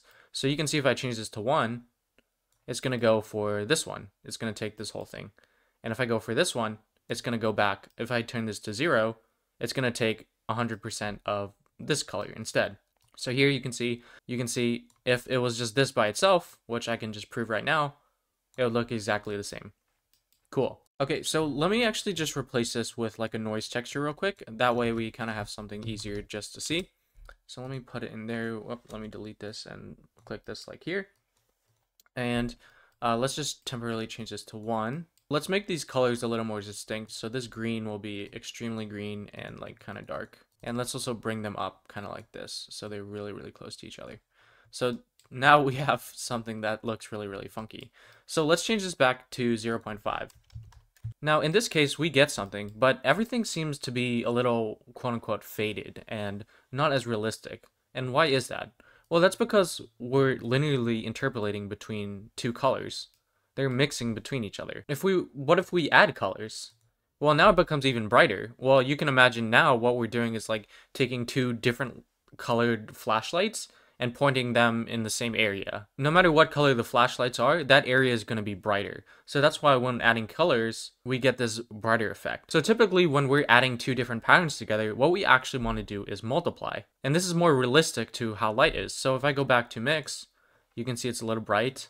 If I go to multiply, it's a little more dark. And if I go to add, it becomes significantly higher. So if you remember from my previous video, when we talked about colors, there's different ways to resemble colors, right? You can go from 0 to 255, or you can have hexadecimal, or you can have a float value between 0 and 1. So if you have a float value of 0 to 1 and like 3 channels are GB, which mix together to make other colors, that means the higher amount of 1 you have, the more reds you have in your image. So if you wanted a completely red image, this would be 1, 0, and 0. Alright, so let's go back in Blender just to take out all the noise, all the extra stuff here, and let's just do that right now. So let's also select one of these. Oh, by the way, if you want, you can add like different nodes here as well to adjust the gradient sort of thing. But you can also subtract one, so I'm going to get rid of one of them. And I'm literally just going to make this completely red. And for this one, I'm going to get rid of one of these, and I'll just make it completely green. And I'll make this green like a light green. So right now, we're on add. Let me go back to mix real quick. Right now, what we're getting is a mix between 50% of red and 50% of green. So if I were to duplicate this, let me just duplicate this real quick and add another one here, like so. and make this other side one the color of our red. So let's come here and just pick the eyedropper tool and pick that red color. You can see right in the center is the exact same color that we're getting right here, some yellowish orangish color, right? Because what we're doing is we're linearly interpolating between the two colors, which again are represented using zeros and ones, which is why this factor is between 0 and 1. So mix is linearly interpolating between the colors, which again, colors are just mathematical numbers to tell computers how to make colors, pretty much. So if you can imagine, we have our red color here, and we have our green color here. So let's just imagine it's 0, 1, 0. It's obviously not, but let's just assume it is. What we're doing as we change the factor slider in this case is we're going like, let's say we move it like one nudge. Then what we get is red would be like, I don't know, 0.9. And then green would become like 0.1, right? And then we move another tiny nudge. Red would become 0.8, and then green would become 0.2. So this is going to be our final color. So if we move it halfway center, we would get 0.5 red, 0.5 green, and that's why we get the mix that we do. So this would be our final output color. Now, how does that change if we do add, for example? If we do add our colors together, if we add our colors, why is this suddenly completely like bright orange? Let's say again, we have our two colors, our pure red color and our pure green color. What add does, it linearly interpolates like the mix one, but except instead of going between two colors, it will take a final vector outcome and interpolate between your initial one, which is going to be the A channel, and your final output. So since we're doing an addition operator, we're going to be adding vectors together. And if you remember from like middle school or high school, to add vectors, you take the X, the Y, and the Z. In this case, the separate channels are G and B. So 1 plus 0 is 1, 0 plus 1 is 1, 0 plus 0 is 0. So this is the final vector. So what we're interpolating between is this vector and our initial vector, which is just red, like so. So imagine if we have 0.5, what we can expect is 1, 0.5, 0. Why does this make sense? Well, we can't linearly interpolate between 1 and 1 because they're the same value, same with 0 and 0. However, from 0 to 1, we have all the values between 0 and 1 to interpolate.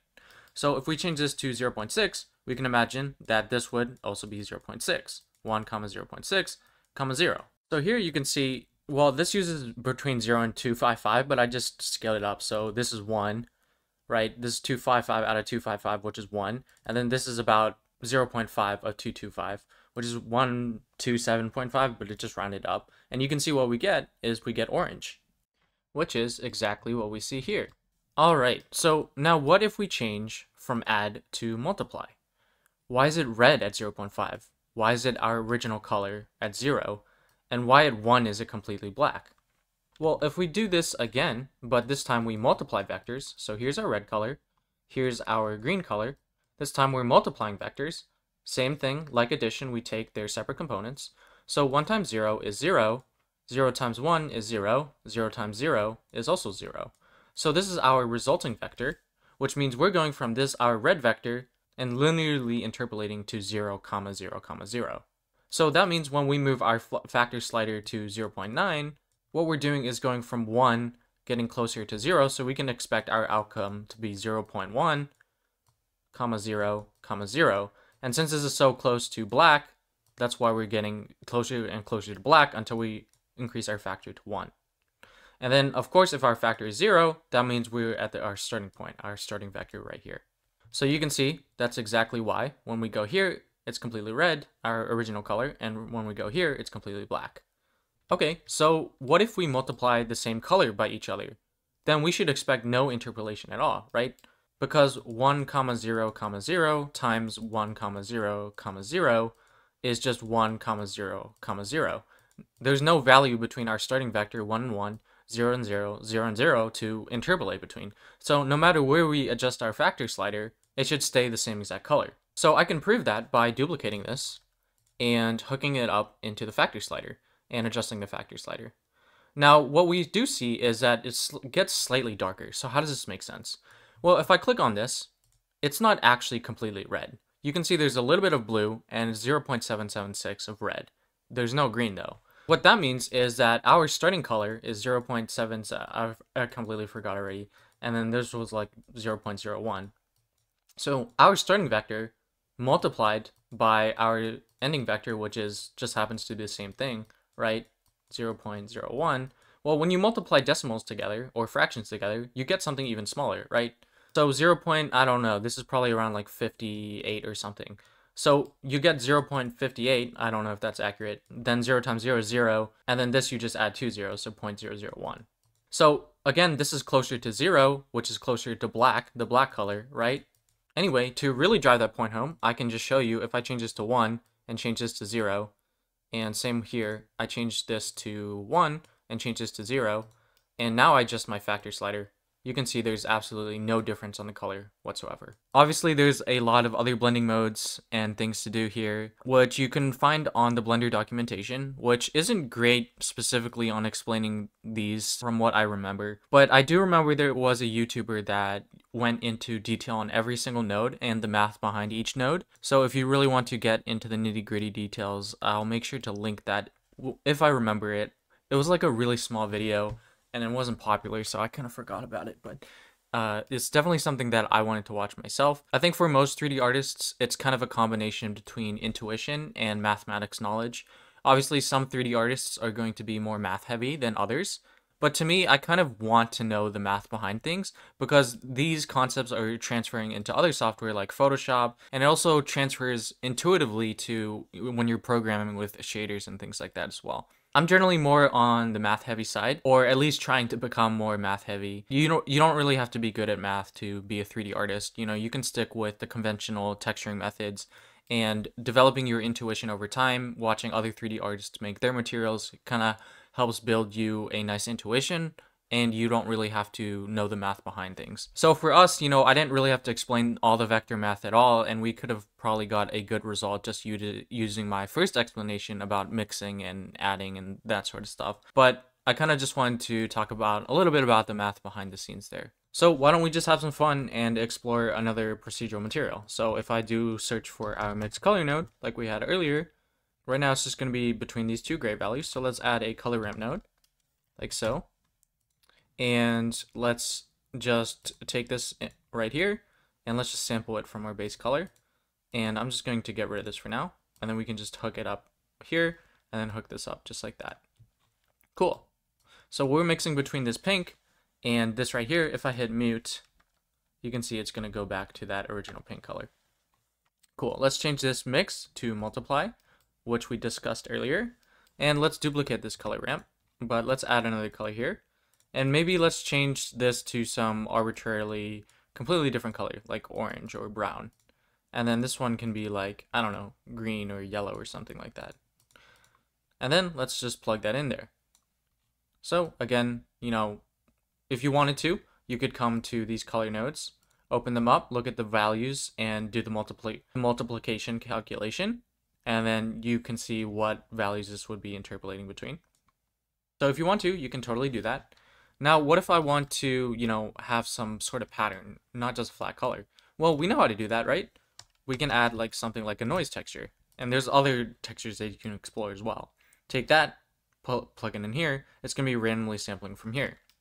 So if I hit Control-Shift-T, you can see this is what we're getting. Now you might be saying, okay, this looks really cool, right? But how come it's only, you know, how come it's only very, very gray, right? There's no really solid blacks or solid whites. How do I fix that? How do I change that? Well, you actually can change that with a color ramp node.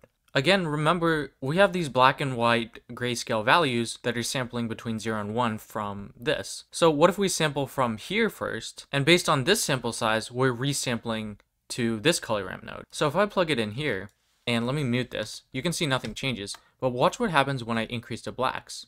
You can see there's now going to be an increasing amount of black places until, you know, it hits 100%. Okay, so I'm going to put this at like 0.2. And I reset this one, and then I'm going to put this at like 0.8. So we know that the noise texture here is generating values between 0 and 1. I think when we previewed it, it's likely not 0 to 1. It's probably like 0.2 to like 0.6 or something like that. But anyway, just assume that it's 0 to 1 because I think technically it is random values between 0 and 1. These random values kind of follow a specific formula, which we know as a noise texture. So Assume it generates a value of 0.9. Without this color ramp node in the picture, we would just come over here, right, and then pick the color at 0.9. So whatever color this is, of that grayscale value of 0.9, it's going to show this color on that object. Now, what happens with this color ramp in the mix? Well, let's say it generates 0.9. 0.9 is now going to go here. And what we get is completely white because this is completely white. So it's just saying all the values above 0.8, just make it white. So what it returns is a value of 1. And then we take that value of 1 and then we sample at this value of 1. If the noise texture generates 0.9, what we would expect is this color. But now that we add this color ramp node and then move this down here, what we get is an output of 1. And in this factor, that means we get this color showing up at that model. So that's pretty cool. And that's exactly why we get the effect that we do. So here you can see I'm either sampling between this color or this color. And then here I'm determining how much it is. So if you think about it, this is essentially controlling, how smooth the blend is, right? So you have either this color or either this color, right? As I bring them closer, it's like this color or this color, like I talked about earlier. And here it's determining how much of each color you have, right? So if I increase this, you can see it's going to increase that. If I increase this, it's going to increase the other color. However, again, if I leave this really, really spread out, it's going to be a really smooth interpolation. But here, again, if I increase this, it's going to increase that color. If I increase this, it's going to increase this other color here. So basically, you have one that's determining how much amount of color you have in one or the other. And then you have another one that's determining how smooth and harsh the blend is. Okay, so let's go back to our principled BSDF and let's see if we can see something by probably increasing the colors a little bit and probably increasing the scale a little bit. And now you can see we can start seeing something. So we already start seeing something, but let's just adjust the scale even more. Let's make it really big. And now we can have like this sort of wall texture pattern here. And it looks a little bit more visually interesting than just a flat color. And then you have all these other options that you can play with, like distortion. You can play around with the scale. What happens if the scale is like this, for example? It almost looks like some sort of mystical dungeon dragon sort of thing, right? And now, of course, what you can also do is use your information from your color ramp to determine how rough it is at certain areas. So if I take this color and plug it into the roughness, everywhere that's going to be more black is going to be less rough, and everywhere that's more white is going to be more rough. So you can see if I preview this, take a look at the black areas. They're going to be more shiny than the rough areas. So if I go back here and principled BSDF, you can see that these black areas are reflecting the light really, really simple. Whereas all the whiter areas are a lot more rough and not as reflective. So you kind of already get a pretty cool effect here. Now, what if you want to invert it? What if you want the white areas to be shiny and the black areas to be rough? Well, you can do that, right? You can just duplicate the color ramp node and place it here again. And to invert it, you just do this, right? You just flip it. Now you can see all the white areas are really shiny and all the black areas are really rough. Well, what if you want to increase the amount of shiny areas? Well, you would just increase the black values, right? Like so. And now you can see that the majority of the model is really, really shiny and glossy.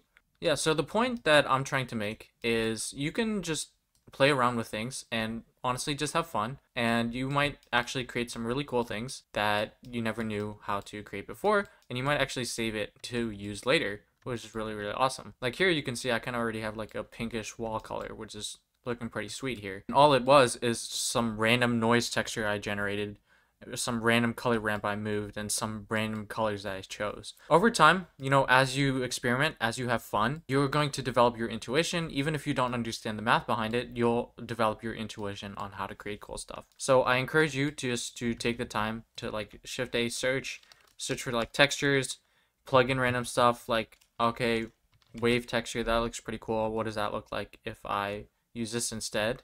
What if I Control Shift? What does that look like? Oh, it kind of looks like that. That's pretty cool. And now you can see we kind of have like a more cozy house sort of vibe.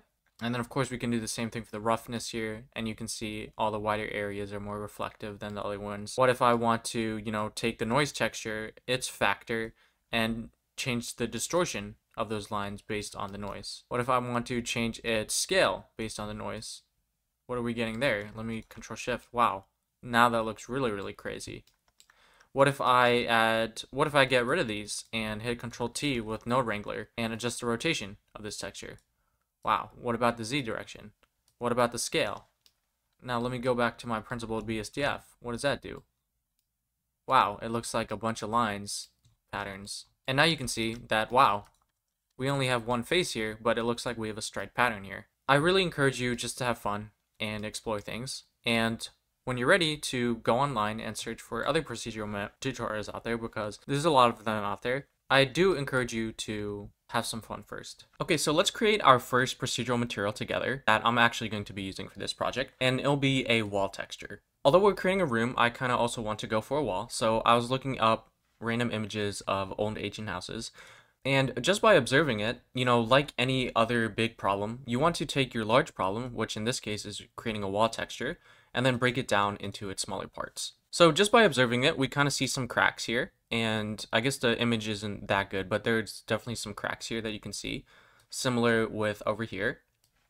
And at the bottom here, it's generally a little more darker and kind of like fades up and gets a little bit more clear, you know, in the center here. And that makes sense because a lot of objects are smaller, like this wheel or whatever this thing here, and it's gonna like hit the wall and scrap off paint. There might be flooding, people might accidentally kick the side, you know, people might kick up dirt on the side and so on and so forth. So it kind of makes sense that the bottom would be a little bit darker. So we kind of have three areas. We need some sort of noise texture for the cracks, and then we need some sort of like gradient texture where the bottom is darker. And then of course we need our base color. So I encourage you to pause the video and try and give yourself some time to figure out how to make the room texture with the blended noise texture with the bottom to be a little bit darker. And then when you try, come back to the video. Okay, so the first thing we need is definitely a color ramp node because that's how we get multiple colors, right? So let's do color ramp. And for this color, we can just arbitrarily send it to here. And for this color, let's just set it at something like purple. And then let's add one more in the center. And let's just make that like bluish. And let's just plug in the color for this color. Now again, we're just sampling from the center right here, which is why we only see a flat solid color. So if we want to make random samples at different grayscale values between 0 and 1, right, we can use a texture that's based on some mathematical formula that someone developed. So again, if you say texture, you have a lot of different kinds of textures. We want a gradient texture. So let's search for a gradient texture and let's just plug it in. This right here, again, you can preview it just like this, and you can see this is what the gradient texture looks like. Now, just to help visualize this a little bit easier, I'm going to go to material preview, and I'm also just going to add a cube and link the material, just so we have the same material here. And you can see it's more visually clear what's happening now. You might be saying now, like, Andrew, we did something really cool, but how does that really help me at all? I don't understand what's happening and how you figured that out. So let's take a brief look at the mathematics of what's happening behind the scenes. Because at the end of the day, everything is a little bit about math. By default, this gradient texture, it needs to know how to position itself along your object. So in order to do that, we use directional vectors. So you probably remember from like middle school or high school when we were working with vectors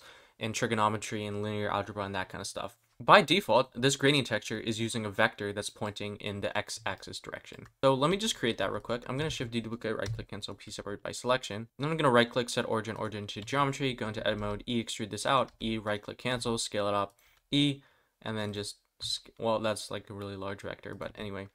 So you can imagine by default, our directional vector is 1, 0, 0. When you normalize vectors, you pretty much just get a direction. We're interpolating between the direction, so 0, 2, 1, right? Which is exactly why across our cube here, we're getting 0, we're sampling 0 here, and then we're linearly interpolating all the samples to 1, and then that's why we see this color over here. Cool. So what if we wanted to go from bottom to top, like we said we did? Well, again, we can do Control T with Node Wrangler for a mapping node, and we can rotate it along the y-axis 90 degrees.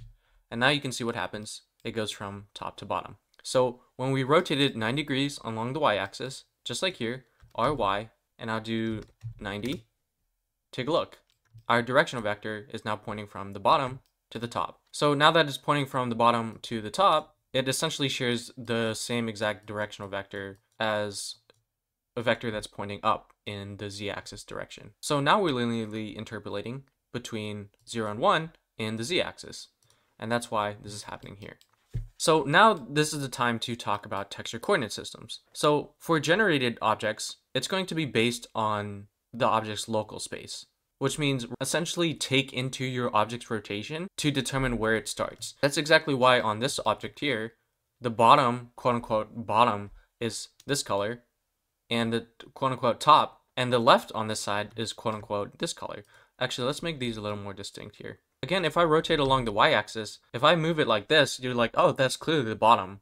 But now that it's like this, it's like, oh, that's clearly on the right side, right? Wasn't it just at the bottom? So in order to quote unquote fix this or adjust it, we can do Control A and apply a rotation. And now you can see it follows the same exact pattern as this one right here. Okay, so let's revisit the Blender documentation and take a look at what generated coordinates do.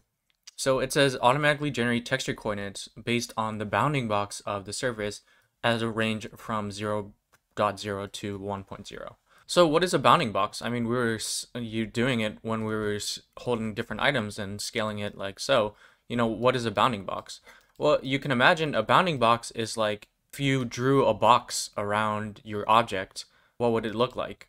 So for this thing right here, it doesn't look like a box, but if you were to draw a box around it, it would definitely look like a box. Same thing with here. If I move this over here and I scale this in, you can imagine that if we drew a box, it would be this length width, you know, up to the width of this. Over here, come over here, come over here, you know, over here. So if I just draw that real quick, so from top view, the bounding box of selecting this would kind of look like this. So selecting this and this object would kind of look like that, right? So obviously it would start from down here, but you know, just like length and width wise, that's kind of what it would look like. The bounding box, you can just imagine it goes to this height and it goes to the bottom height there. So when you select one object then, since this is a box, well, it's just the bounding box is gonna look the same as this cube itself. We know that an object is made up of a bunch of points. Like we know there's vertices and we also call these points, but like this entire face, every single thing you see that makes up this face has a point, because if there's no point on this 3D surface, then there would be like a hole or something, because we need to take into that mathematical calculation. So we can imagine generated, let's just assume this right here is the front of the cube. That means we can say this corner is 0, 0, 0. This right corner would be 1, 0, 0, right? This corner would be 0, 1, 0. Right, it's in the positive y-axis, as you can see up here. And then the one that we can't see back here, we can just say that's going to be 1, 1, 0. Now all points in 3D space are actually technically vectors. In this case, from the object's local space origin point. Since we're using generated coordinates, the origin is going to start at one of the corners. So that means at this point here, we technically have a vector like this. Same thing with like a center piece over here. We can say that's probably 0.5 in the x, 0.5x, 0 in the y-axis direction, and 0.5 in the z direction. So we would have like a vector like this. Now the reason we distinguish between points and vectors is because vectors are typically associated with like magnitude or like some sort of direction or velocity and things like that. Whereas points are usually just like absolute values that you have in space. So even though points are technically vectors, we still conceptually distinguish between points and vectors. Okay, so now that we know that our object is a bunch of points in 3D space, which ultimately determines, you know, the physical pixels on our screen, how to color something, how do we take into consideration these vectors, given that we have a directional vector for our gradient? Well, if you remember from probably middle school or high school, you've dealt with this thing called the dot product before. And it basically tells us, you know, how similar are two vectors. In this case, against Khan Academy, it says how much two vectors point in the same direction. So the dot product is actually exactly what Blender is doing behind the scenes. We have this directional vector, and then these together, we have our coordinate system, or a point in 3D space that is also a vector that is taking the dot product times our gradient texture's directional vector. So there's multiple formulas to calculate the dot product between two vectors. So I'll show you the two common ways, like which is this, which you saw in Khan Academy, and then also like this, a really common way of doing it. Here you can see these two symbols means the magnitude of A and the magnitude of B. In order to calculate the magnitude of a vector, we square all its values. So 0.5 squared plus 0 squared plus 0.5 squared. And technically these should be in parentheses. Oh well, it doesn't really matter. And then we take the square root of that whole thing. So if you remember, this is the magnitude, but it's also just technically the distance formula if you want to find the distance between 2 points. So if we do this mathematical calculation, is we get 0.25 here, 0.25, 0.25. So add 0.25 plus 0.25, you get the square root of 0.5, which equals about 0.707. Now the magnitude of 0, 0, 1, it'll just be 0 squared plus 0 squared, which is 0, plus 1 squared, which is 1, so it's the square root of 1, which just equals 1. So we multiply this result by 1, so it'd just be 0.70, right? And now, like the formula says, we take the cosine between the two vectors. So since our directional vector is completely up, then the value of theta, or the angle between these two, is just 45 degrees, right? And the cosine of 45 degrees, surprisingly, is this exact value right here.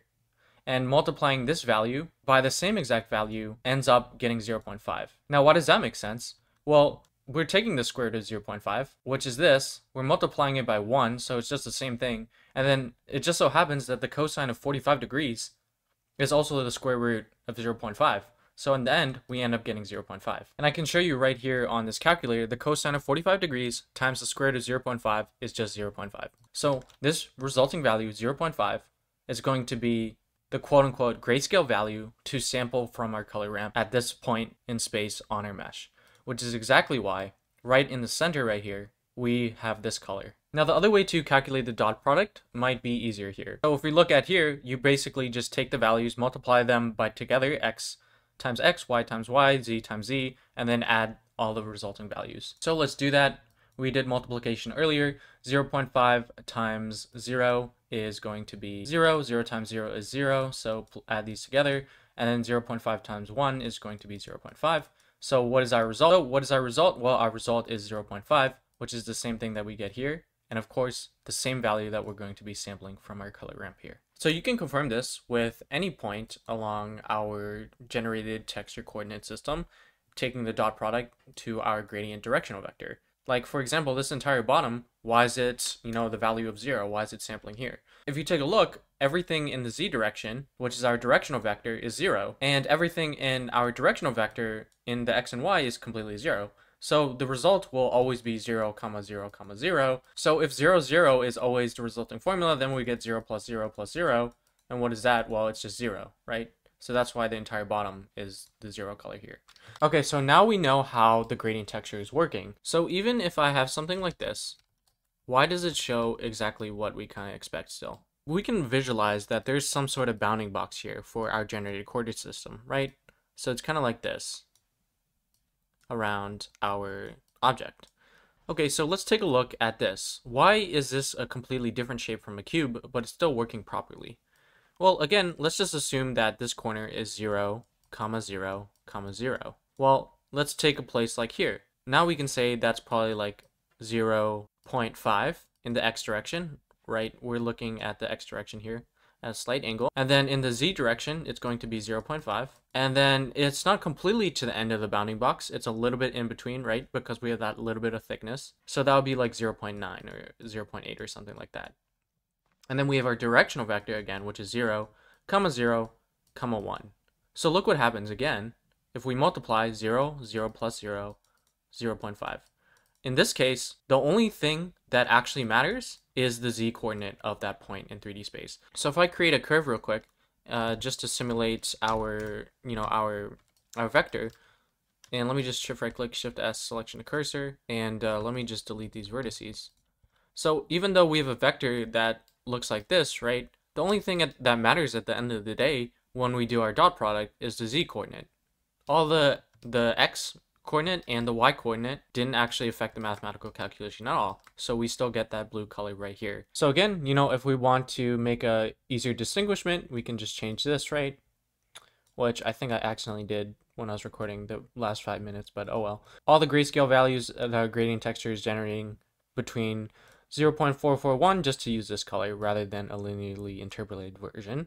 You actually want it constant, rather than keeping them close together, you can just come over here and change the interpolation mode to constant. And look what happens. We get that stripe pattern, just like when I was talking about adding loop cuts for this mug to add that stuff. Well, now we know how to make something striped just like this. Of course, we would just take this color, right? Copy the hex value here and place it for this color right here, like so. And then we have something striped, and then we can just adjust the sliders here to determine our stripe for our mug texture. Or of course, additionally, we have this mapping node, and you can adjust it like so. I was planning to go into the math behind that one as well, but I feel like it would take really, really long, and this video would go on for hours if I explained every single mathematical thing behind the nodes. Now remember, we want the top to be lighter than the bottom.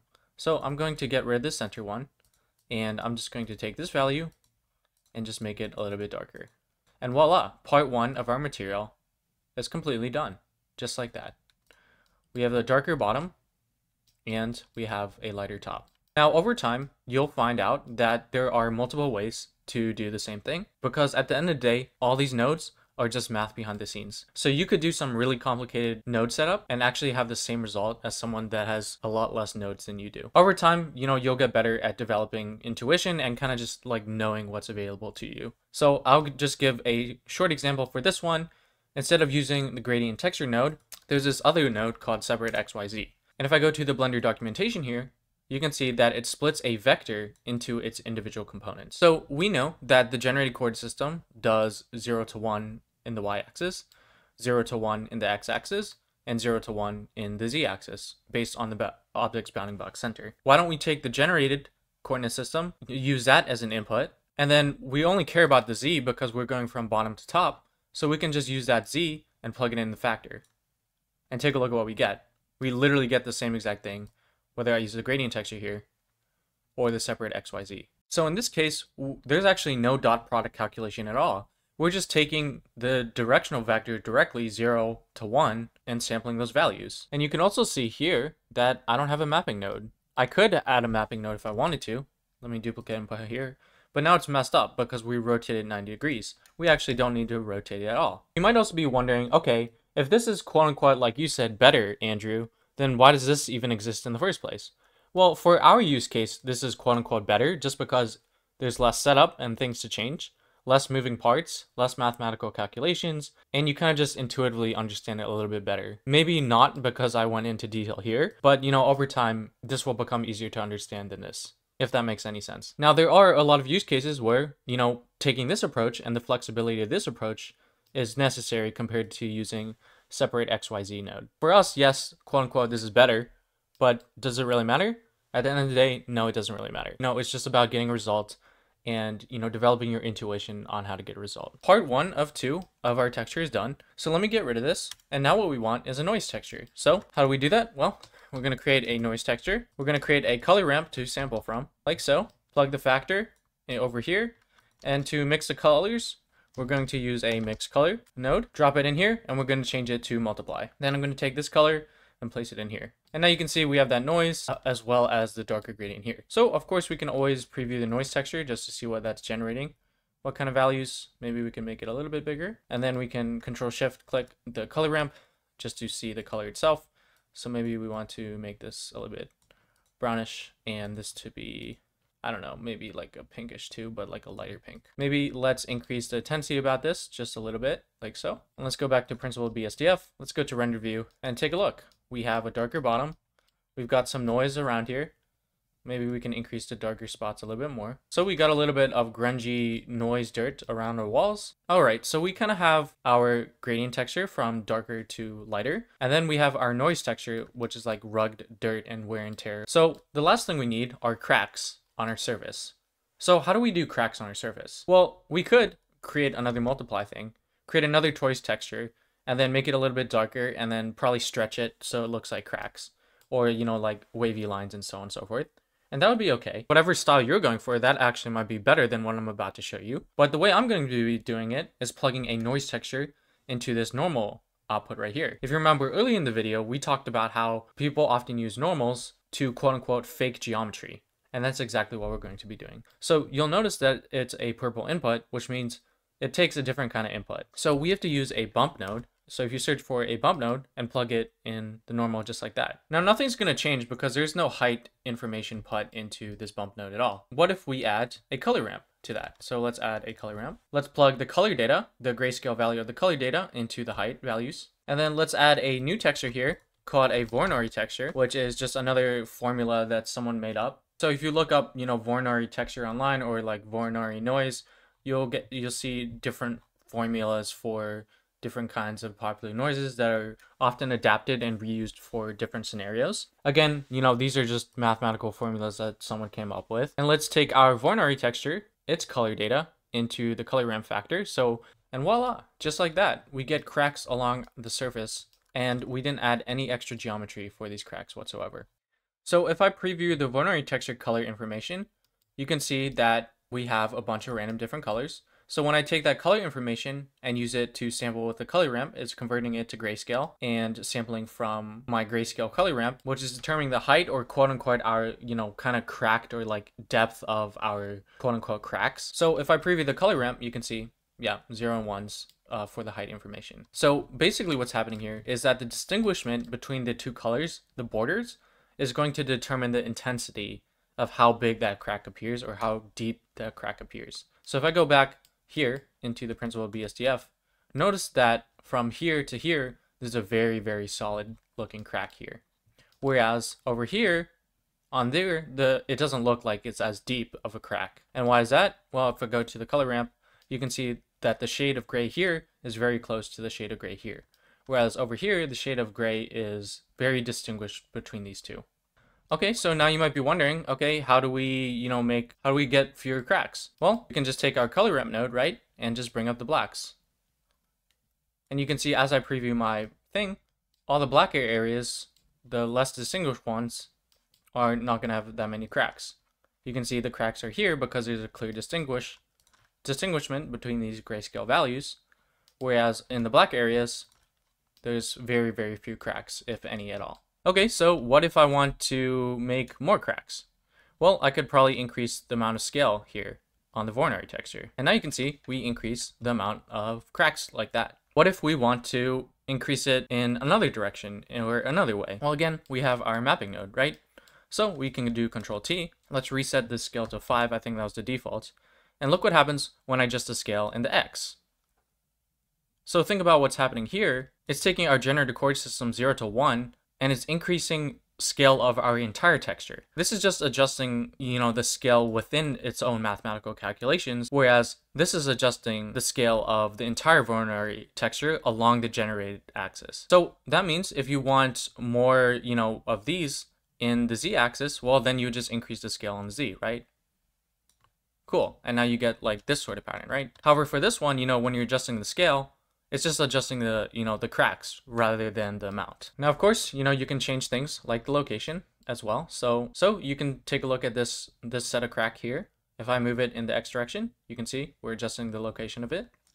Now you might be asking, you know, why when I move in the positive X on this mapping node, it's going in the negative X direction, and why when I move it on the Z direction in the positive, it's going down. How does that make any sense? Well, I was going to explain that in this video, but I feel like you can figure that out on your own. And if you have any questions, you know, feel free to reach out to me. Just to recap, this is controlling the entire texture. The texture is just controlling its own mathematical formula. So if you want more noise patterns, of course, you can just duplicate this, come over here, create another multiply, plug it in here, plug it in here. This time, maybe we can make our noise texture really, really small like this. Let's make this color like, I don't know, like red or something. Let's make this color like bluish. And let's go back to our principle of BSDF. And now you can see that we have a really, really small noise. All right, so just to recap what we have, I kind of just moved things around a little bit, but you can also join them together to create a frame. So if I do Control J, you can see it'll create a frame that you can click and drag together. So what we have here is our dirt bottom gradient, which I'll also put for my label here, which is technically also the base color, but whatever. And then we have a larger noise, so we can probably Control J and just call it large noise for dirt.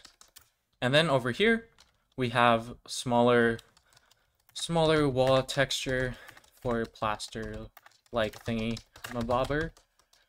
and I'll just copy that into label as well. And then over here we have wall cracks. Control J, wall cracks, just like that. So at any point, if you want to adjust the wall cracks, you come here. If you want to adjust the small wall texture, you can come over here. Adjust the larger noise to appear like dirt, you can adjust here. If you want to adjust the bottom gradient, you can come over here and adjust that. So I just want to say congratulations. You created your first quote unquote professional level procedural material, and we only covered the foundations and basics of these shader nodes so far. Just with these foundations, you can create so many different kinds of textures and explore so many different routes from here. Like you can use another noise texture to adjust the scale of this noise texture, and so on and so forth. And you kind of understand intuitively, even though we haven't done it yet, what that actually does. Now, the other really cool thing is we actually understand the math behind everything that we're using on these nodes. And if we pick a random point on our object, we can go through the mathematical calculations to find out the resulting color at that point in our 3D space on our object. So hopefully, by covering these foundations in this section, when you explore your own materials, you have kind of a starting point to explore. And hopefully also when you go and explore more complicated procedural materials and procedural material tutorials, you kind of have like a baseline understanding of how to follow things and what people are actually doing in those tutorials. So I'm going to hit Control Spacebar.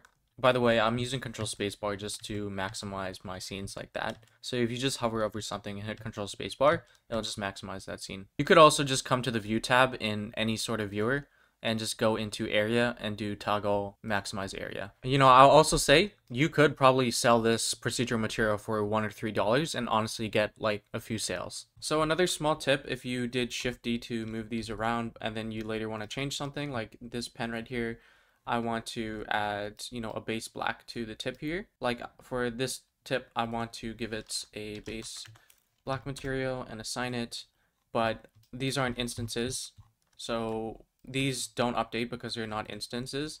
If you did Alt D, they would have been, but that's fine because you can just do Control L, link object data, and then they will become instances. However, since we are baking, we actually have to go one step further and select all these and do F3 and do make single user object and data. That way they're completely independent objects. Another issue you might encounter is when you join two objects, your procedural material changes and glitches. That's because if you're using the generated coordinate system, that's based on your bounding box. And when you join two separate objects, they become one single object and the bounding box updates, right? Which means your coordinate system also updates. So you'll probably have to shift your mapping node a little bit to make your procedural texture work again. The other alternative is you can bake first and then join your objects later. So if you don't want to mess with your mapping nodes and want to join your objects later, you can actually totally do that perfectly fine. Another thing you might have to fix is your normals. So I covered this in my previous video, but you can come up to viewport overlays and check face orientation to see which direction your normals are pointing. Everything that is visible, we want it to be blue because the 3D software needs to know which side of our completely flat geometry is the side that should be interacting with light. So for these, you can just select them and go into edit mode, Alt N, and hit flip, just like that. If you want, you can hit A to select everything, go into edit mode, A to select everything, and you can probably do recalculate outside and see if that helps. And actually it did solve all our issues. You might also have issues like this where you accidentally delete a face, and just like I did, so I accidentally deleted this inside of this computer. So I'm actually going to Shift Alt and just select all those and just do Control E, bridge edge loops. Now the shading is messed up here because I've shade smooth on here. So there's kind of two ways to fix it. One, you can do shade auto smooth, or since this area here needs flat shading because it's two flat faces, you can just right click and, well, make sure you're in face select. You can just right click and do shade flat, and it'll shade these faces flat, whereas everything else would be shade smoothed.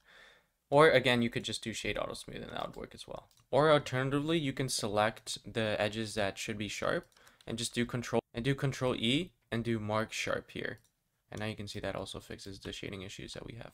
So you also see like these other small issues here, like this is red on the inside because it's hollow. If I go in here, you can see it's hollow, which means in the 3D environment, when I'm looking through here, I'm going to see straight through it and see this table leg instead. So to simulate that, like I did in my previous video, you can go into solid view, come over here and do backface culling.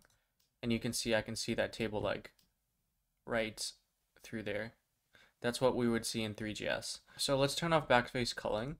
Okay, so to fix this issue, let's just confirm my max camera angle is going to be here. So you can see we have some redness here. Honestly, this might not be an issue here, but whatever. So we'll have some issues over here. So let's just get the top and a little bit of the side. So let's go into edit mode. Let's click on this. Let's hold control and select around here. It'll pick the shortest path there. I think we can hold control and pick these two faces as well. And then maybe this one. And I think I'm going to select this top over here too. Whoops, let's get rid of this. I don't need to select that. And okay, we're kind of selecting these faces right now. And oh, whoops, I accidentally selected that.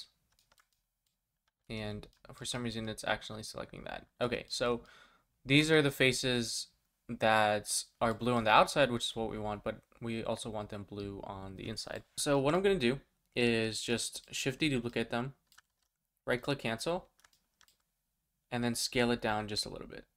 And then I'm going to hit Alt N with them still selected and hit flip. And now we have a fixed thing. So if I go back into out, go to the max angle here, no red, max angle here, no red either. Cool. And of course, you know, make sure to fix things that are floating and things like that. To make this glass material, I just used a glass BSDF, turned down the roughness and index of refraction. Now, it doesn't really matter how you make your glass because there's multiple ways to make glass. I just did it this way because it was the quickest. We will be replacing the material with a glass-like material in Three.js. If you're curious on how I made like the fish and stuff, again, they're just subdivision surface modifiers. So I think earlier in the video I used round cubes, which are pretty much just cubes with subdivision surface modifier. So for the fish specifically, I just added a cube, give it Ctrl+2 subdivision surface, and I applied it first. And then I went to edit mode, just scale it up, took these top faces like so, inset, extrude, GX. Same thing with the back here. I think I just extruded here, I don't actually remember. I might have inset first. And then I extrude it out, scale it out. And then once you get a general shape, you can just add Ctrl+2 with another subdivision surface modifier, and you get a fish really, really quick, just like that. Alright, so now we're ready for baking. So baking is the idea that you save some sort of information beforehand, so when you come back to it, it becomes easier or faster, more performant, or it just saves you time later down the road. So baking can be done for a lot of things like animations, but for us, we're going to be doing it with the lighting. Everything you're seeing when you're in rendered mode is being calculated as you move your screen. That's why it's so laggy for some people, and that's why we have the noise threshold and everything. And that's exactly why when we go into the shader editor and we adjust the lighting, you know, we can see these updates, because everything is being calculated mathematically behind the scenes. And these mathematical calculations, like the ray tracing, basically, you know, simulating how light bounces, would really, really hurt the performance on the browser. Since we have static lighting, or lighting that won't change, it's better just to save that as part of the texture. So this color change between this lighted area and this lighted area, that information can just stay in that texture. That way when we use it, we don't actually have to use any lighting because the image looks like that already. Then obviously the downside of baking your lighting is that you can't have dynamic shadows for your baked lights. You can still use baked textures and real-time lighting for shadows, or you could use like simulated planes that act like shadows. But for the baked-in shadows like these, they can't really be changed, you know, in real time easily. So you can see on this website, I think it won Site of the Day on awards, they also baked their textures. And you can see here they baked his hand with the lighting source there. So that's where the shadow is, but his hand is moving, but that shadow is not updating. So while we get better performance, you know, we lose a little bit of realism, but you know, when your site is really interactive and there's a lot going on, very, very few people are going to be paying attention to that shadow. So here's another website that won Site of the Day on awards.com. You can see they have some fairly realistic lighting like here. And none of this is actually real-time lighting. So if you take a look at their textures, the lighting is actually baked into here. You can see at some point the GLB model that is on this file is mapping to one of these light rays, which is why we have all this realistic looking lighting. So since the lighting information is stored directly in the texture, we don't have to do any expensive real-time mathematical calculations. If you remember when we were working with procedural materials, we had to UV unwrap our model in order to place a 2D image into our simulated 3D space.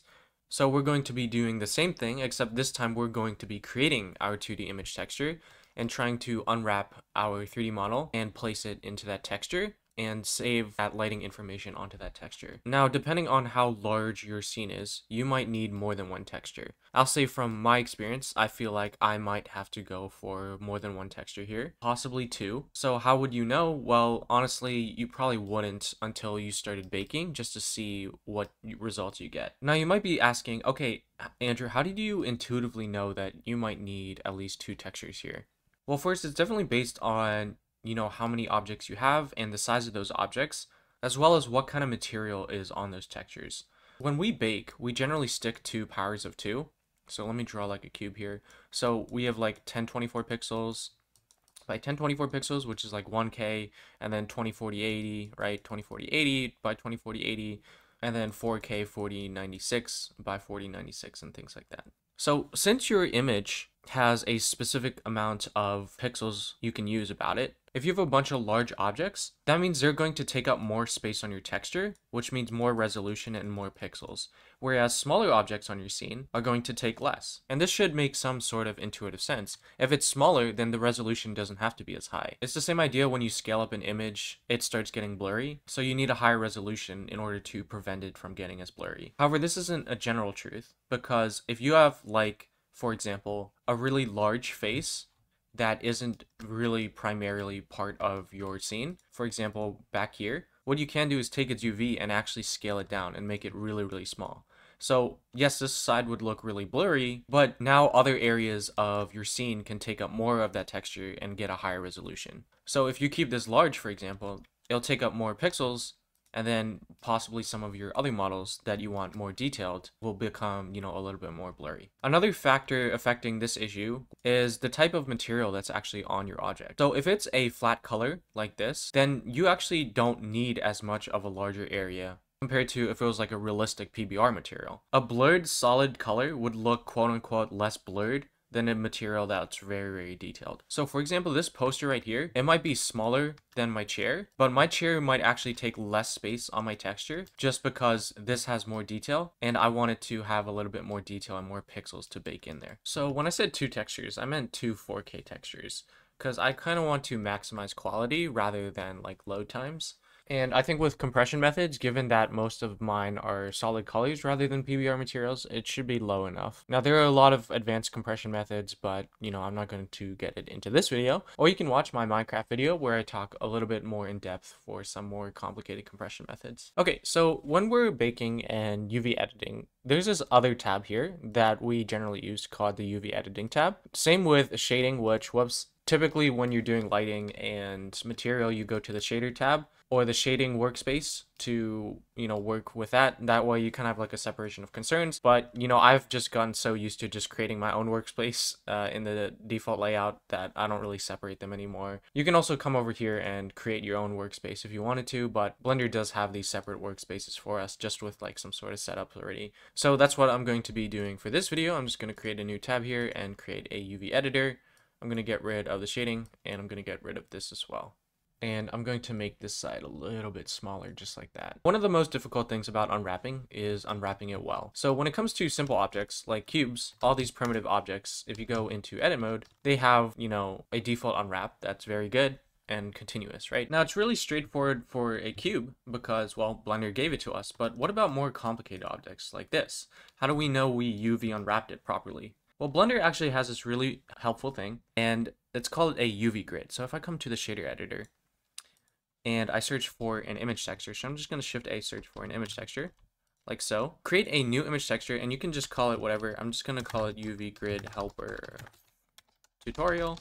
And then since we're going for 4K, I'm going to click and drag down here and do 4096, just like this. And then under generated type, instead of blank, you can do UV grid. Now we don't need an alpha channel. We don't have any transparency, so we can uncheck that, but honestly, it doesn't really matter if you keep it there. Create a new image here. And then click and drag that into the base color. So I'm on the wood material because I selected this here. So let me just copy that to the cube, like link materials. Let's go to material preview. And now you can see everywhere that's using my wood material is now using this UV grid. This UV grid will show us a lot about our unwrap and how proper it is. I think I said it earlier in the video, but areas with similar amounts of detail and space should have roughly equal sized cubes or squares in this case. So here it actually seems that these aren't terrible, but you can see that some of these cubes are being a little bit stretched, but it's fairly consistent across the whole thing, which means it's probably not as big of an issue. Now watch what happens when I go into edit mode and start distorting this. Take a look at that. That means if we had an image, any other image across his face, it would start completely distorting. Like this poster, if I go into edit mode and start dragging that, take a look what's happening to my image.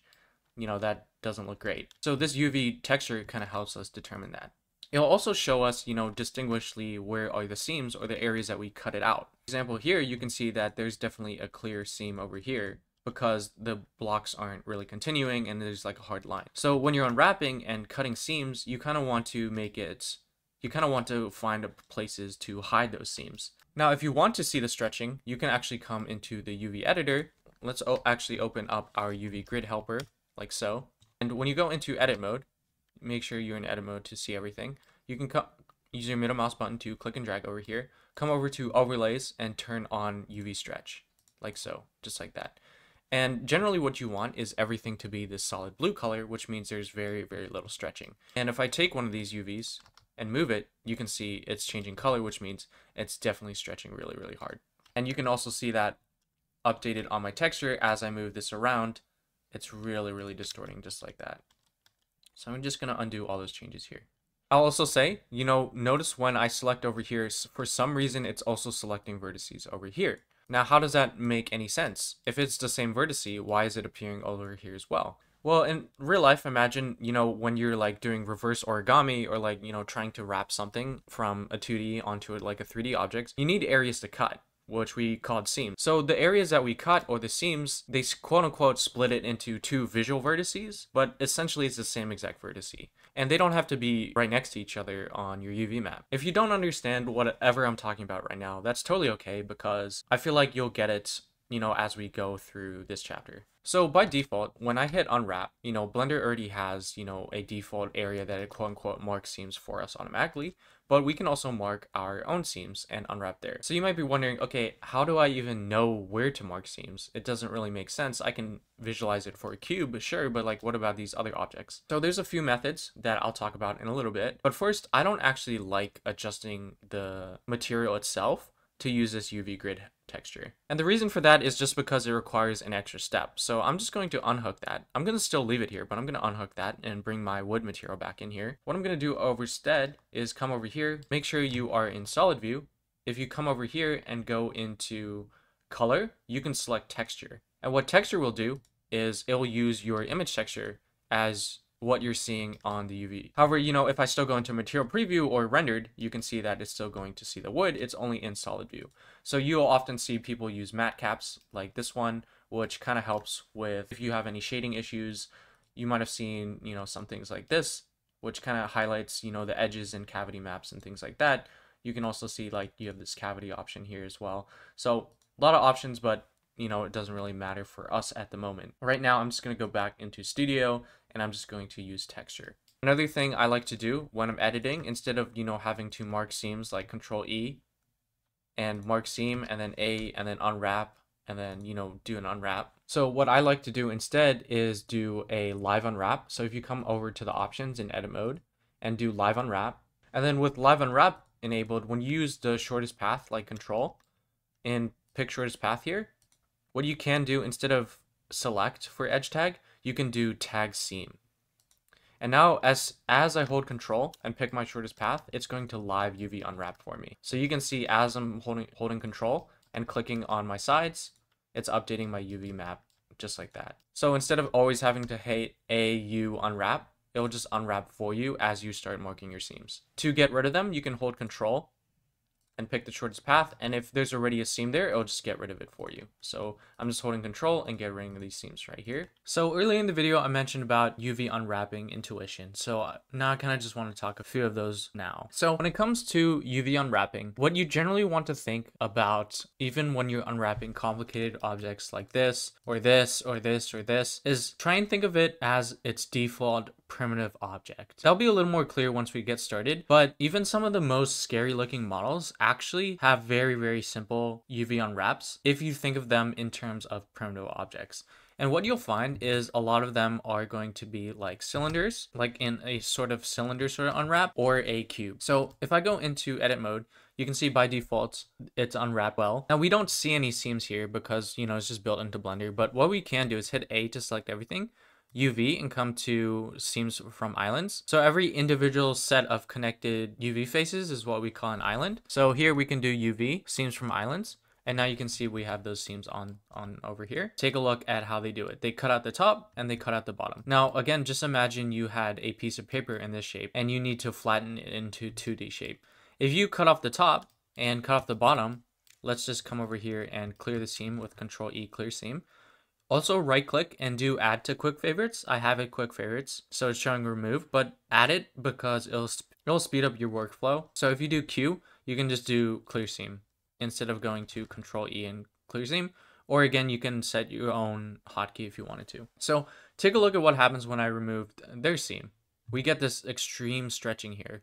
Now, what does that make sense? Well, you have this thing here that we call a ring. And imagine you had a piece of paper in this ring format and you had to like flatten it on the ground. That would be impossible without ripping the paper. In 3D, you can't like rip that, right? So instead, they just display it as stretching. If you want to flatten a ring, you need to chop it up somewhere. So it can be anywhere across the ring. You just need to break it up somewhere so it can flatten. So we just mark seam and look, we get it back. So this is something that you'll see over and over again, even in complicated objects, which is why I kind of wanted to mention that. The second general intuition when it comes to unwrapping hard surface models and maybe even organic models is to look at individual parts as individual primitive objects. So kind of tying into the first general guideline. So if I go into edit mode and like I inset this, for example, and then extrude it downwards, you can see, okay, now we get some differences in the UVs compared to this and this. You know, generally we want to keep everything right the same size. Now obviously different circumstances and things like that, but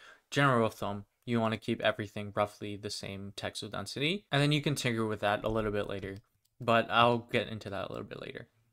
So in order to fix this, how would we fix this? Well, if you think about it, just ignore the rest of this cube.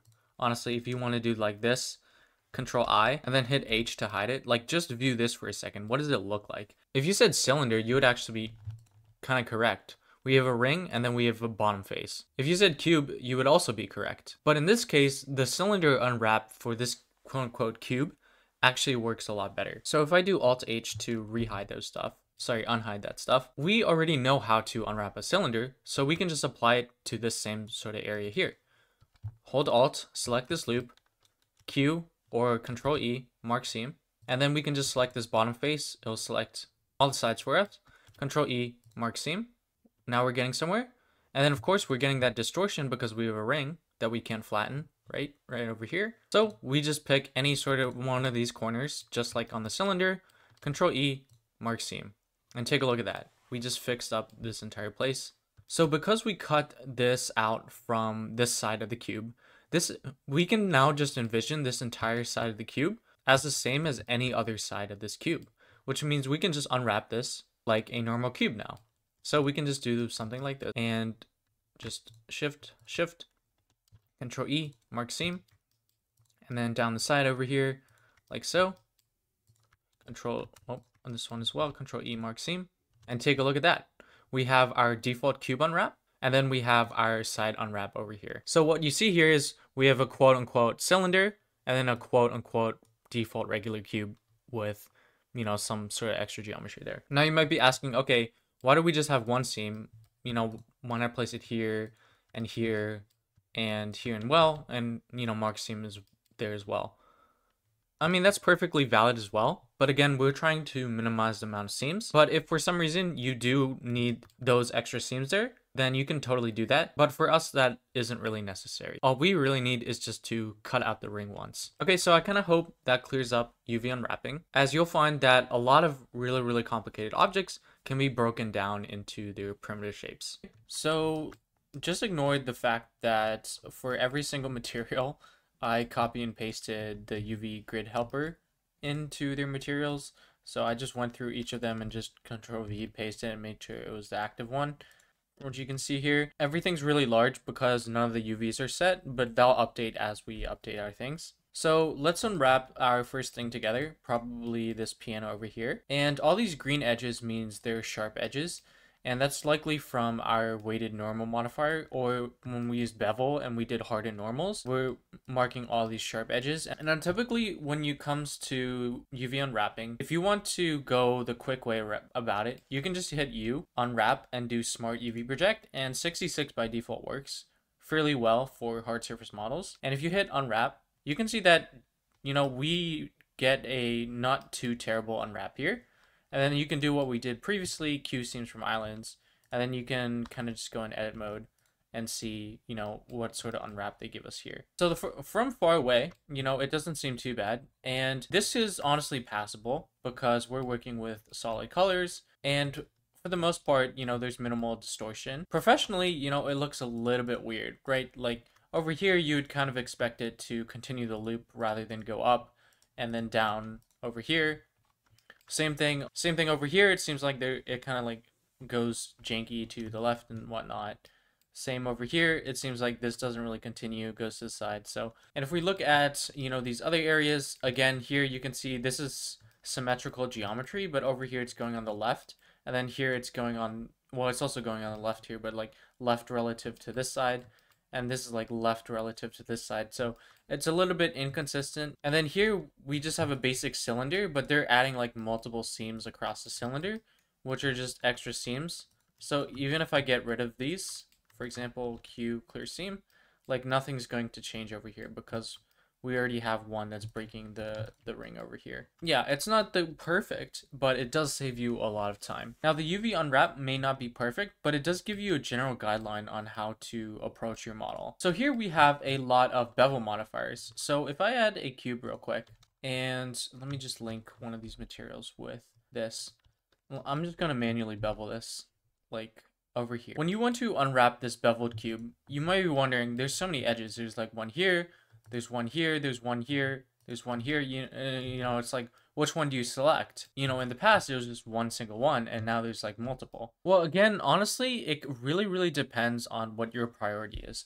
Generally, what I like to do, like let's say your only goal is to minimize distortion along these sort of corners because that's where it's going to have the most issue. Then what you would do is have a seam on every single side of the bevel. So for example, I'd select, well, actually, I don't have to select all of them. I can just select one, Shift G, select similar area, and I'll just select all of them because, they have the same length and width. And I do mark seam. Now, of course, we have all this distortion because this entire thing, if I select this face and do Control L, you can see, imagine trying to flatten that out. So what we can do is probably select all of these, right? Shift G, select a similar area, so we get all of these, and do Control E, mark seam.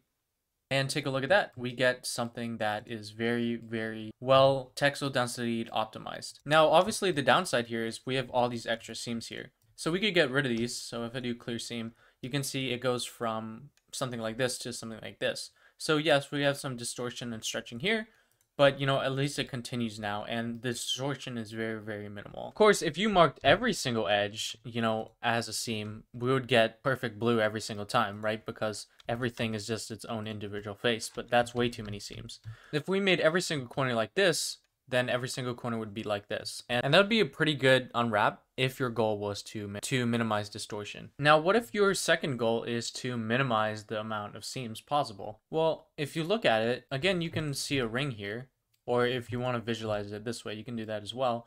Then maybe you can just unwrap it like a cylinder. Distortion might not be your primary goal, but minimizing seams are. So you could have like one over here, mark your seam, and then maybe one over here, Control E, mark your seam, and then anywhere along the ring, you can fix that just by marking a seam. So you can just pick somewhere where no one will see, or less frequently see, and just mark the seam there. And take a look what we get.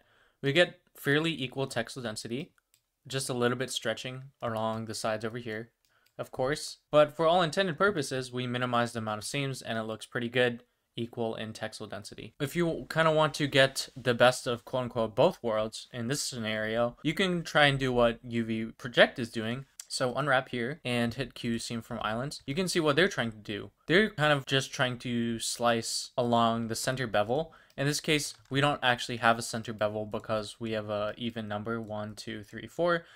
If I had one with 5, which I'll just create real quick, Control L, link materials, and here I'll just Control B, center one, so this should have 5 here. And then now I do UV unwrap, smart UV project, unwrap, Q, seams from islands. You can see what it does is it cuts through the center. Now it's cutting everything. So we have 6 individual faces. Now, originally I said that was bad because there's no relationship information, but since we're doing baking, and we're not using this map for texturing, this is kind of ideal in the sense that it will fit along our UV map with other objects very, very well. And we're maximizing the amount of texture space along this entire object. And of course, you know, since it's a beveled cube, I went back to the one with just 3 bevels. And then of course, you know, since it's just a cube, you can use the same method that we did to unwrap the cube. And you can see here we get the default cube unwrap, except with the beveled areas obviously being stretched there. So there's pros and cons to each of these methods. It depends on what you're working with as you expand your knowledge in Blender. For us, does the method actually matter? And the answer is no, because our seams aren't going to be that visible when we bake. And since we're working with solid colors, even if we have some major distortion like this, that means over here would have a lot less resolution compared to over here. But since we're working with a colors, when they're blurry, will look a lot more similar to each other from a high resolution and low resolution area compared to things like PBR materials or like actual images, you know, that we had on the photo frames and things like that. So we have a very, very flexible way to approach our unwrap. So just when you're unwrapping, you don't actually have to care about, you know, what method am I using? Is it the best? You know, is this right? Whatever. Just try and follow the general guidelines. Like across the areas, you want similar sized squares, you want to minimize distortion, and you kind of want to minimize the amount of seams. But again, you know, that really actually ends up depending on your use case. So you'll definitely see me use a lot of different approaches and methods when I'm UV unwrapping. I'll try and explain why I'm making that decision as I do it, but honestly sometimes the answer might just be because I want to save time, and that's kind of like the only reason. Because again, we're doing this for baking a texture rather than exporting it to texture or texturing it. So we could actually have extremely sloppy UVs, like even on over here we could have like one UV like this, and if we baked with this, even though it's distortion, this would actually look perfectly fine, because essentially what we're doing is we're taking that solid color and spreading it across the texture like this. But again, with colors, it can be very, very blurry, and it wouldn't look any much more different than a place with more pixels of colors. Not always, but you know, a lot of times it will be. Again, I kind of want to unwrap in the proper way in the event that you come back here and you want to export it to another 3D software to texture in, or you want to apply a PBR material. So that means under object data properties, we can come over here to UV maps. If you applied PBR materials, you're by default using this default one that comes with every object called UV map. So this is the UV map for texturing. We want one for baking. So all we can do is just create a new one and call that baking. And it'll just clone your UV map. So here I didn't use a PBR material. I didn't use UVs to match this either. But again, that doesn't matter because we used a solid color in here, or quote unquote a procedural material that doesn't use UVs to determine how to texture on it. Now something that did use the UV to determine how to map our image texture is something like this computer screen over here. So if I hit home, this image here, if I go into UV map, I used this UV map to map my image texture onto the screen perfectly. So here we have one UV map for mapping the texture to the 3D object. Now what we need is a second one called baking. And this one will be taking this 3D model and putting it on a texture to bake with all the other textures. So for example, if I have this one highlighted at baking, this one highlighted at baking as well, you can just go into edit mode, smart UV project together. And now they're sharing the same texture. Now right now it looks mixed up because I have baking highlighted, but you can see this render icon here, which means during baking process, it'll use this map for the image texture when it's baking on this active baking UV map. So if you want, you can just leave it back there for now. We'll get to that when we get to that. Okay, so when it comes to this piano, I'm going to hit all and clear seams. Let's just do it manually for us. Now I've made a sort of a small issue here because now if we were to do this manually, we would have to mark a seam on every single one of these. Whereas if we did an array modifier, unwrapped one of these piano keys and then used the array modifier and then applied the array modifier, then we would only have to unwrap one of these keys because they all have the same geometry here. Now that's an easy fix because what we can do is just select all the keys, like one side on the keys. Well, actually box select might be faster here. Oh, I don't want to select the piano. Maybe just in case we just do something like this. And we can do Control L and just delete those vertices. So now we have one here. We can do Control L and P separate by selection after selecting it. So we can actually go into local view here, and I'm just going to be going for the UV unwrap method here. So quote unquote the best of both worlds. I'm just going to put one over here, mark seam, Control E mark seam, or Q mark seam if you have it quick favorites. Now when it comes to slicing off the ring, I'm going to put it on the side, because that'll be less visible than over here because all the piano keys are next to each other. So what we can do is just do over here, and same thing on this side. We can just put it on the side because that'll be hidden. Again, we want to hide our seams as best as possible. So that's why I'm deciding to put it on the side there. So if I go in here, hit A, you can see we have a pretty good unwrap with even texel density. Now we can just do our array modifier stuff again. Oh, I forgot to mention, you might be wondering, okay, why didn't I put a seam at the bottom? Well, that's because I deleted all the faces at the bottom, so there's nothing to cut out there. If you left the faces in, yes, you would also have to add a seam on the bottom there. Yeah, so I just redid the array modifier. By the way, if you did save your original piano in a modifiers collection, you could have just used that one. F3, convert to mesh, applies that, and then we can join it with the piano, or you can wait after we're done with the rest of the piano. So now if I go into edit mode, you can see all of them have the same exact unwrap, which is really, really nice. I'll also say if you go in here and you get a slightly different result when you're unwrapping, it's probably because you're using a different unwrapping method. You can see there's different kinds here. And if you take a look on the Blender documentation, you can actually read what each of these does. When it comes to hard surface models like the ones we're working with, conformal generally seems to work the best for us. So that's what the method that I'm going to be using at the moment. Now, I will also say, since all of these have the baking map, when they're actively highlighted, they will be sharing the same exact texture. So as we unwrap more objects, like for example this one, the piano and the key over here, since they're sharing the same UV map, they're going to be sharing, since we have both of them on their baking UV map highlighted, they're going to be overlapping each other. Take a look what happens when I switch this to UV map. Now we only see one of the texture sets. If you want to do manual packing with your baked texture, what I recommend you do after you're done unwrapping something is just to scale it down and just move it off somewhere into oblivion.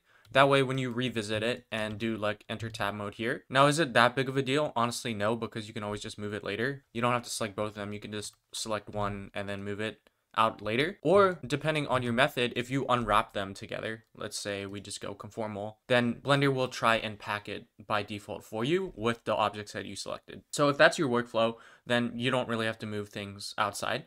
But if you want to manually pack things, you might as well just move things outside beforehand. That way you don't have to do it later. But again, not really a big deal for us. Okay, so let's focus on each of these individual parts. Like ideally, we probably should not have joined these objects until after baking. That way we can quickly enter local view, but that's totally fine because what we can do is always just select something and then Control I to invert our selection and hide everything else. And then now we can just enter local view. And now you can see we just have this. So here you can see that we already have some sharp edges here. And honestly, there is a really common workflow where you use sharp edges as your seams because oftentimes it works perfectly fine. But again, I'm also trying to minimize the amount of seams. So for a model like this, I'm actually going to take the center bevel and unwrap it like that. So here you can see that we have a loop over here. So I'm just going to continue that across the model. Hopefully that gets everything like so. Let's do over here as well. Just holding Shift Alt. Let's continue over here. And that should get everything. We can mark our first seam over there. All right, and remember, now we have an inset cube here and an inset cube here. So what we want to do is cut it out. So here we can put our cutout over here, just like we did when we had an inset cube. Now this just has bevels. Control E, mark seam. So this is cut out. And then of course we need one here. Control E, mark seam. Right, you can just imagine this is like the box that we did earlier. And of course, now we have a ring, right? It's just spread across several bevels instead of just one continuous sort of loop. instead of just one continuous face. So again, if you want to break this ring, honestly, this ring is probably not that problematic, but again, probably cut it over here, like over here, and then one over here. Again, if you want to minimize the amount of seams, then you can just have one, and that would be it for the entire loop. Again, you also want to take into consideration how effective your unwrap is when you're packing. And generally what we want to go for is everything to be kind of like a square, because those are going to be easier to pack with a lot of objects compared to something like this, if that makes sense. Because at the end of the day, the entire texture is a square. So working with like rectangles and squares will pack better than some sort of distorted shape like this. So here you can see I'm combining methods. This time instead of just using one seam for the entire ring like we did earlier, I'm using two, and then on each corner, just to flatten out things a little bit. Is this overkill? Possibly, but does it matter? Honestly, not for us, it does not. So same thing over here, just like this. And now you can see the results is very few distortion, definitely more seams, but you know, we also have things that are easier to pack. And now we just have this inside piano, right? So let's cut that out. So we can do the same thing, maybe around here, hold control. I'm just going around the center bevel. Whoops, let's make sure I don't get that over there. Just holding control, slicing over. Wait, actually, I think I can hit Alt and get this entire loop. Yeah, and then I can hit Alt and get this entire loop. Cool, Control E, mark seam. Oh, I don't want to continue along this edge. Again, if you wanted to do the two faces, you could totally do that, but I'm just going along the center bevel. So I'm just going to continue over here down to this seam, and we can clear these two. So Q, clear seam, and then we can continue this on here. So Control E, mark seam, and let's just make sure, yeah, okay, I can clear these two out as well. Now, are there add-ons that if your geometry is symmetrical, you can just copy one half to the other? Yes, they are, I believe, but most of them are paid, so I'm not going to be using them in this video. So again, we can just continue on here along the edge over here. So Control E, mark seam. We can just hold Alt and hopefully get everything here, mark seam. Seems to look pretty good here. We can continue over on this side as well. Again, it's just symmetrical. Hold Alt, Control E, mark seam. So let's make sure it's also getting the back, but it's not, so that's okay. So Control E, mark seam. Sorry, I keep doing Control E when I should be doing Q. So there's an over there, and I think this is going to be the last one. So just over here and connect down there. So if you take a look at our piano, and let me just go Control Spacebar, we did a fairly good job. Again, we cut this out, so this can just imagine it's just like a face. Then we cut this out with our UV unwrap, so the entire thing is just a rectangle. UV unwrap method to have 6 individual faces, right? Like here and here, quote unquote individual faces, but you kind of get what I'm talking about. That way, we maximize texture space and minimize distortions. Yes, we had more seams, but for us, this is going to be a good unwrap. Now we can Alt-H to unhide our stuff. We can come back here and just do Control-L, Control-I, H, and hide, and now work on this over here. Okay, so how would I unwrap something like this?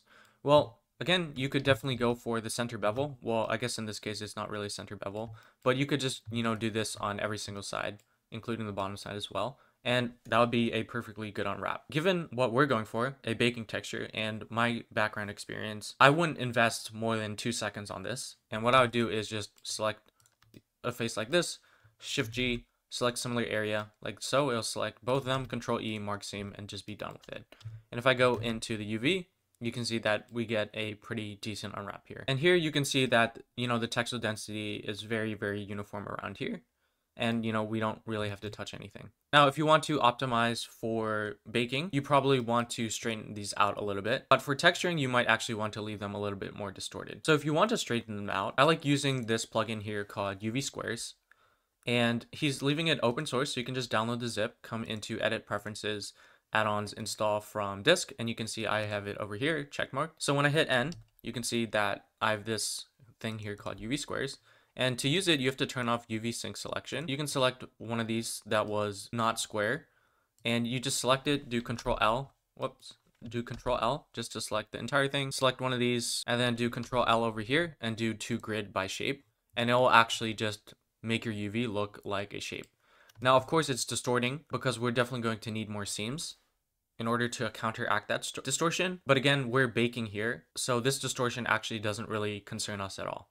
So here we're maximizing for packing, but we are not optimizing for texturing. So for us, again, I wouldn't spend more than 2 seconds on unwrapping this. So I'm just going to leave it like this.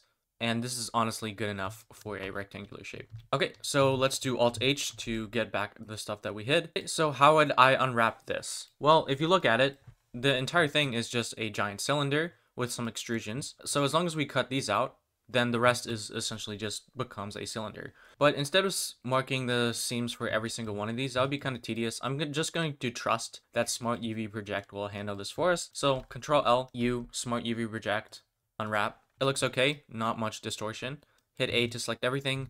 Q, seams from islands, and that did a pretty good job here. Now it's definitely giving us probably some extra seams, and you can see this is an extra seam as well as here, right? We only have one ring, so we don't need 2 seams here, and we actually don't need a seam at all because this deleted face on the bottom is acting like a seam of sorts. So it's already flattened. It can already be flattened without a seam. So we can actually just get rid of these seams over here and all the way back here as well. And again, you can see that it's still working perfectly fine because we have the top half, which is being cut out through a seam, and this is the seam down the side, and the back doesn't even have a back, so we don't need anything to cut out there. So we can fix this over here as well, just like so. Don't need a seam here, and don't need a seam here as well. So everything looks good with our piano so far. Ideally, yes, over here, I probably should not overlap them. There'll be like a black line over here and over here when I bake. But honestly, that might actually add a little bit more realism as well. So is it worth spending the time to fix? Well, that's kind of up to you. So the last thing for the piano then is just this top area over here. And then these, of course, so these are just cylinders. So we can just select these, Control E, mark seam. And then over here on the back, we want to hide our seams. Q, mark seam. Okay, so how to unwrap these? Again, you have multiple methods. If you think about it, this is just a raised version of this inset. So you could just unwrap it the same way, right? Select these faces, Control E, mark seam, and then now we have this loop. So if you want to save time, you only need one. So we could just put something over here. And this honestly would be perfectly fine for us. And you can see that, yes, we have a ring here, but it's not really too much of an issue because it's not like a completely distorted ring. But, you know, if you want to cut it out, you can totally do that. But, you know, if you want to do the same thing we did for the inset one, you know, alternatively, if you want to just do something quick and dirty, you can clear seam, just go along the inner edge like this, or sorry, the inner bevel, Control E, mark seam. And this would be a perfectly valid unwrap as well, depending on your goal. Again, there is a ring here, but that's totally okay. And honestly, for what we're doing, you might not actually even need seams for this kind of object at all, because it's only half of an object, and Blender can handle that very, very well. So if I select this entire thing, you know, leaving the key as is with no seams is actually perfectly valid when it comes to baking. So if you want to do that for the rest of these, you can totally do that, and I'll just leave that for the purpose of this tutorial. I'm actually just going to not have a seam there at all. Remember, we're highlighting baking when we're unwrapping here, not UV map. Now, if for some reason all of your scenes never use UV map, you can just use UV map instead of having a second one, but I kind of like to have 2 separate ones just in case. Okay, so now we can just join these pianos, everything in the piano together, like so. Again, make sure they both have the same UV maps and do Control J. And now we have a very well unwrapped piano, just like that. So right now they're all overlapping, but we can hit A to select everything, and then just U, and again, conformal here, just to see what it looks like. And it looks pretty good together. Super cool. So if you want, again, you can move that off into oblivion. So the fact that we did the piano, you generally have a good idea on how to pretty much do, you know, anything that's kind of similar to the piano now. Anything that's like cubish and extruded and inset, that sort of stuff. So for example, if I go in here and you have no idea where to start, or you just want to save your time, you can just unwrap Smart UV Project, unwrap, and then Q seams from islands. And if you look at what they give you, you can see that they're prioritizing the center bevel. Again, it has some issues here, so you probably want to continue this one up, right? And then you would continue this here and get rid of this seam. That way it's more consistent along where it's cutting. Again, not really a big deal, or you can continue this one and get rid of this one. Or like we did for some other ones, if you want, you can select the faces, right? And of course, all these other ones as well. And I deleted the back and the bottom, so there's nothing to select. Control E, mark seam. And then of course you have all these corners, so you can cut them out like we did for the beveled cube. And you could just go around doing that for, every single corner. So down here as well. So really up to your use case. And then of course we have a ring here. Of course we have a ring here. Do we have to fix this? Honestly, probably not, but might as well. So anything, mark seam. You can have 4 seams if you want. This is an extra seam that doesn't contribute anything, so we can clear those. The issue there. Same thing here, this is a flat face, so the seam doesn't actually provide any value here. Now maybe if it was like really too long, having a seam will split it up a little bit. So you can see if I have Q here, mark seam, now they can be packed as individual faces like so. But at the same time, now we have to line things up if we want to make it look seamless. So you can see I just went around and added a bunch of seams. But again, if you want to use the other method, that's totally fine. All right, so let's do something a little bit different, like Mr. Rabbit over here. So if I go into edit mode on Mr. Rabbit, what primitive object did we use to shape Mr. Rabbit? Well, I used a cube with a subdivision surface modifier. So essentially we can just treat this like a cube, or, same with the room at all. We can just do the same thing. We can just come over here, select the round side at the top, Control E, mark seam.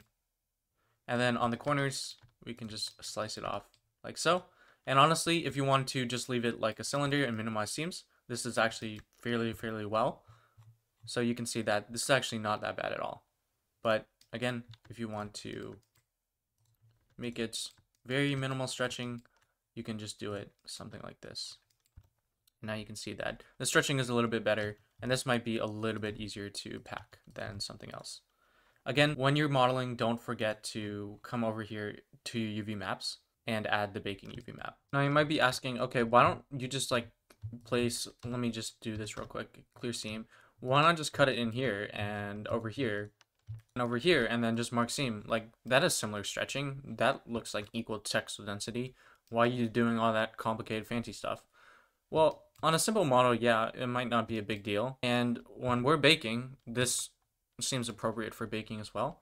But again, when it comes to like texturing and things, your seams are going to cause some issues. And generally, I kind of like to follow the rule, like, treat everything like a primitive object. And that way, you'll just be more consistent over time that way. So yes, you would be right saying like, in this case, okay. But generally, I like to just stick with treating things like they're primitive objects. So same thing with the ear. If I go in here, cube, unwrap here. So I just cut out the top. And if you wanted to just do a cylinder one, you totally could just have one seam to get rid of the ring. The bottom face is deleted, so no seam is necessary there. Same with the speaker over here. We used a round cube, which is just a subdivided cube. You can see that I cut out the cylinder over here. There was a ring in here, and then I added an edge over there. And then since I cut this out, the rest of everything else was just a round cube. So I cut out the top just like Mr. Rabbit and then cut out the sides just like this. You'll notice that we do have some odd little shape here. Does it really matter? Not really, but if you wanted to, you could like continue the seam down here, and possibly this would be a little bit better for baking. Definitely not for texturing because we have more seams, but okay, so let's take a look at something where we use a different method to unwrap, like using sharp edges. So this will come in handy a lot, like when over here. Now, this is something we probably should have unwrapped first before applying our array modifier. But the lucky thing here is we can use that select sharp edges here. So we can do select and do sharp edges, and you can see it'll select all our sharp edges.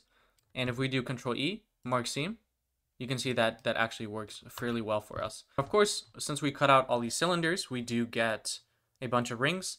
Now, this isn't particularly a big issue for us, but again, we already know how to get rid of seams. Sorry, I mean, rings. And this might be a little bit better to pack. And then it seems like we still have rings back here, so I must have forgot to delete these. So Shift G, select similar normal, and then we can just delete those faces there. It also seems we have like this really long thing, which probably could pack fine, but we might as well get rid of it. I think it's because yeah, so it's like continuing on over here. So we actually don't need to see that at all, so we can just hold Control unfortunately it's getting the entire edge loop, and delete those faces. Same thing up here. Control, delete those faces. So now's the good time if you forget to delete some of your faces to actually start deleting them. And delete those faces just like that. And there you can see that, you know, we have a fairly good unwrap here. So I just unwrapped with conformal, and we can move that off into Oblivion if we want to. So again, let's take a look at something that's slightly different. So let's take a look at text, for example. Now, text is fairly similar to these SVG logos. At the end of the day, you can just think of them like cylinders. You have a face over here, a face over here. Well, I deleted the back face here. So you just have a seam along this way. Now, for some reason, even though they're merged by distance, I can't select the edge loop here. So what I'm going to do actually for this is use Smart UV Project and let it handle for us like so. And you can see it does a good job when it's like 90-degree angles. It does a good job finding them.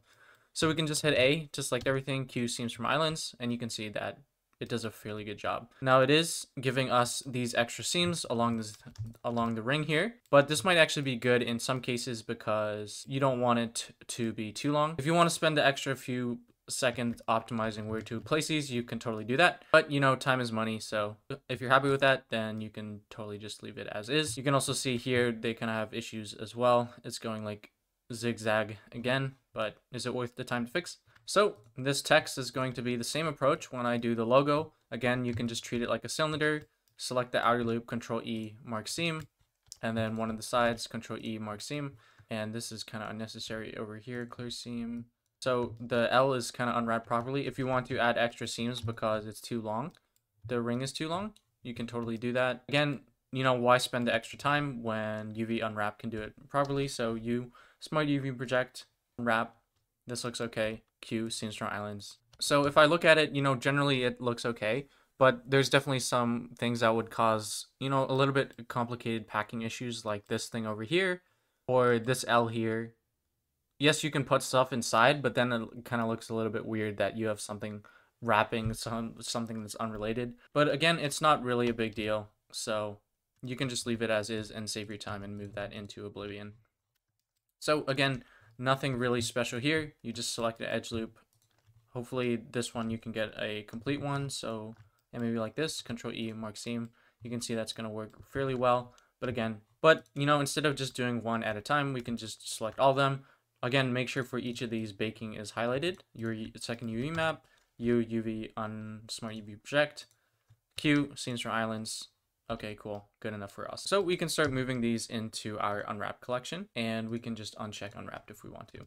So let's take another example. We can review the rounded cube again, or the subdivision cube, right? All of these were subdivided cubes. So you can kind of already envision how we're going to unwrap. You know, take like one of these circles, right? Sorry, I guess they're not circles, but like one of these tops, and then cut along the sides. Same with this one. We could do something like here, cut out the ring, and then maybe, you know, have one on 4 corners. And then for the top, it's like a elongated sort of curved cube. So in that case, then it kind of makes sense to cut out the center part and a little bit of the sides. That way, when it's flattened, it can be flattened easily. So if I do Smart UV Project, unwrap, Q seams from islands, you can see that's kind of exactly what we get. They're trying to cut off a little bit of the top, so it's easier to flat this than a completely bent piece of paper. And obviously the angles over here are going to be easier to bend. And when it comes to the headphones, again, they mess up a little bit here with not being parallel. So if you want to fix that, you can do that, mark seam, and you can just clear out the seams over here and add, you know, more seams, and then add seams over here, Control E, mark seam, get rid of that. So that definitely looks a lot better. They actually seem to do the inner one consistently, which is nice. And then same if you want to polish up this side as well, you can totally do that. Is it necessary? You know, is it necessary? Again, probably not, but you know, if you want to be clean, you can totally do that. And maybe we can just clean it up just a little bit more. And then maybe we can clean this up just a little bit more.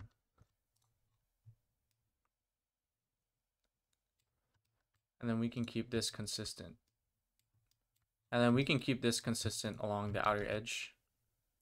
Mark seam, Q, clear seam, Q clear seam. You know, sometimes it might be better just to start from scratch than update the one that UV Unwrap gives us, but sometimes it's just fun just to have some fun, if that makes sense. So here, I'm just polishing up the corners, just holding control, getting rid of them. Control E, mark seam. Looks a little bit better here. This one is also not consistent. And then here you can see that this isn't consistent either. Yeah, so if you want to polish them up, you totally can, but you know, not really a big deal for us. Now it might be worth straightening these out with UV squares, but we can actually determine that later once we start baking. So I did a little bit more unwrapping, but honestly, there's nothing really new at this point that you can't already do on your own. So I kind of just want to give you a little bit more tips and tricks and then let you go and unwrap your scene yourself. Now, if you have all the same UV map, so all of these objects have the simple bake here, I'm going to be using a simple bake add-on just because it's a lot faster. It's paid and it's $8, but when we bake, I'm going to be doing it the free way. I'm just doing it this because I'm going to be using this in the future. But don't worry, you know, when we do it, we're going to do it completely free natively in Blender. With this one, which is appropriately unwrapped, we can do Control L and copy UV maps. And you can see, even though these are distorted, they have the same geometry and the copying the UV map works. So we don't have to do anything. And now we can just hit A and then hit A here, Q seams from islands, and you can see all the seams are going to transfer from there. And yeah, definitely, you know, if you already applied your modifiers or don't have a modifier one, definitely save your time with copy UV maps. You can see all these have different distortions and everything, but they have the same geometry, so they all work. Q seams from islands. You can see I just applied them all just like that, so I don't have to manually select every single one. I know there are add-ons that if you have the same geometry like this sleeve, then you wouldn't have to select the geometry on this sleeve as well, which speeds up your workflow even faster. But again, I'm not going to be using paid add-ons. So the second tip I'll show you is that we talked about our subdivided cubes. You know how we unwrap Mr. Rabbit, kind of like this. Well, that's kind of how I did almost every single thing that was a subdivided cube at one point. You can see I just take the top, I find where the middle comes to this diagonal sort of corner, and then I just cut it there, and I do it on both sides. Same thing over here. You can also see that for the microphone here, these were subdivided cubes, so I just cut it like so. And of course I deleted some extra faces over there.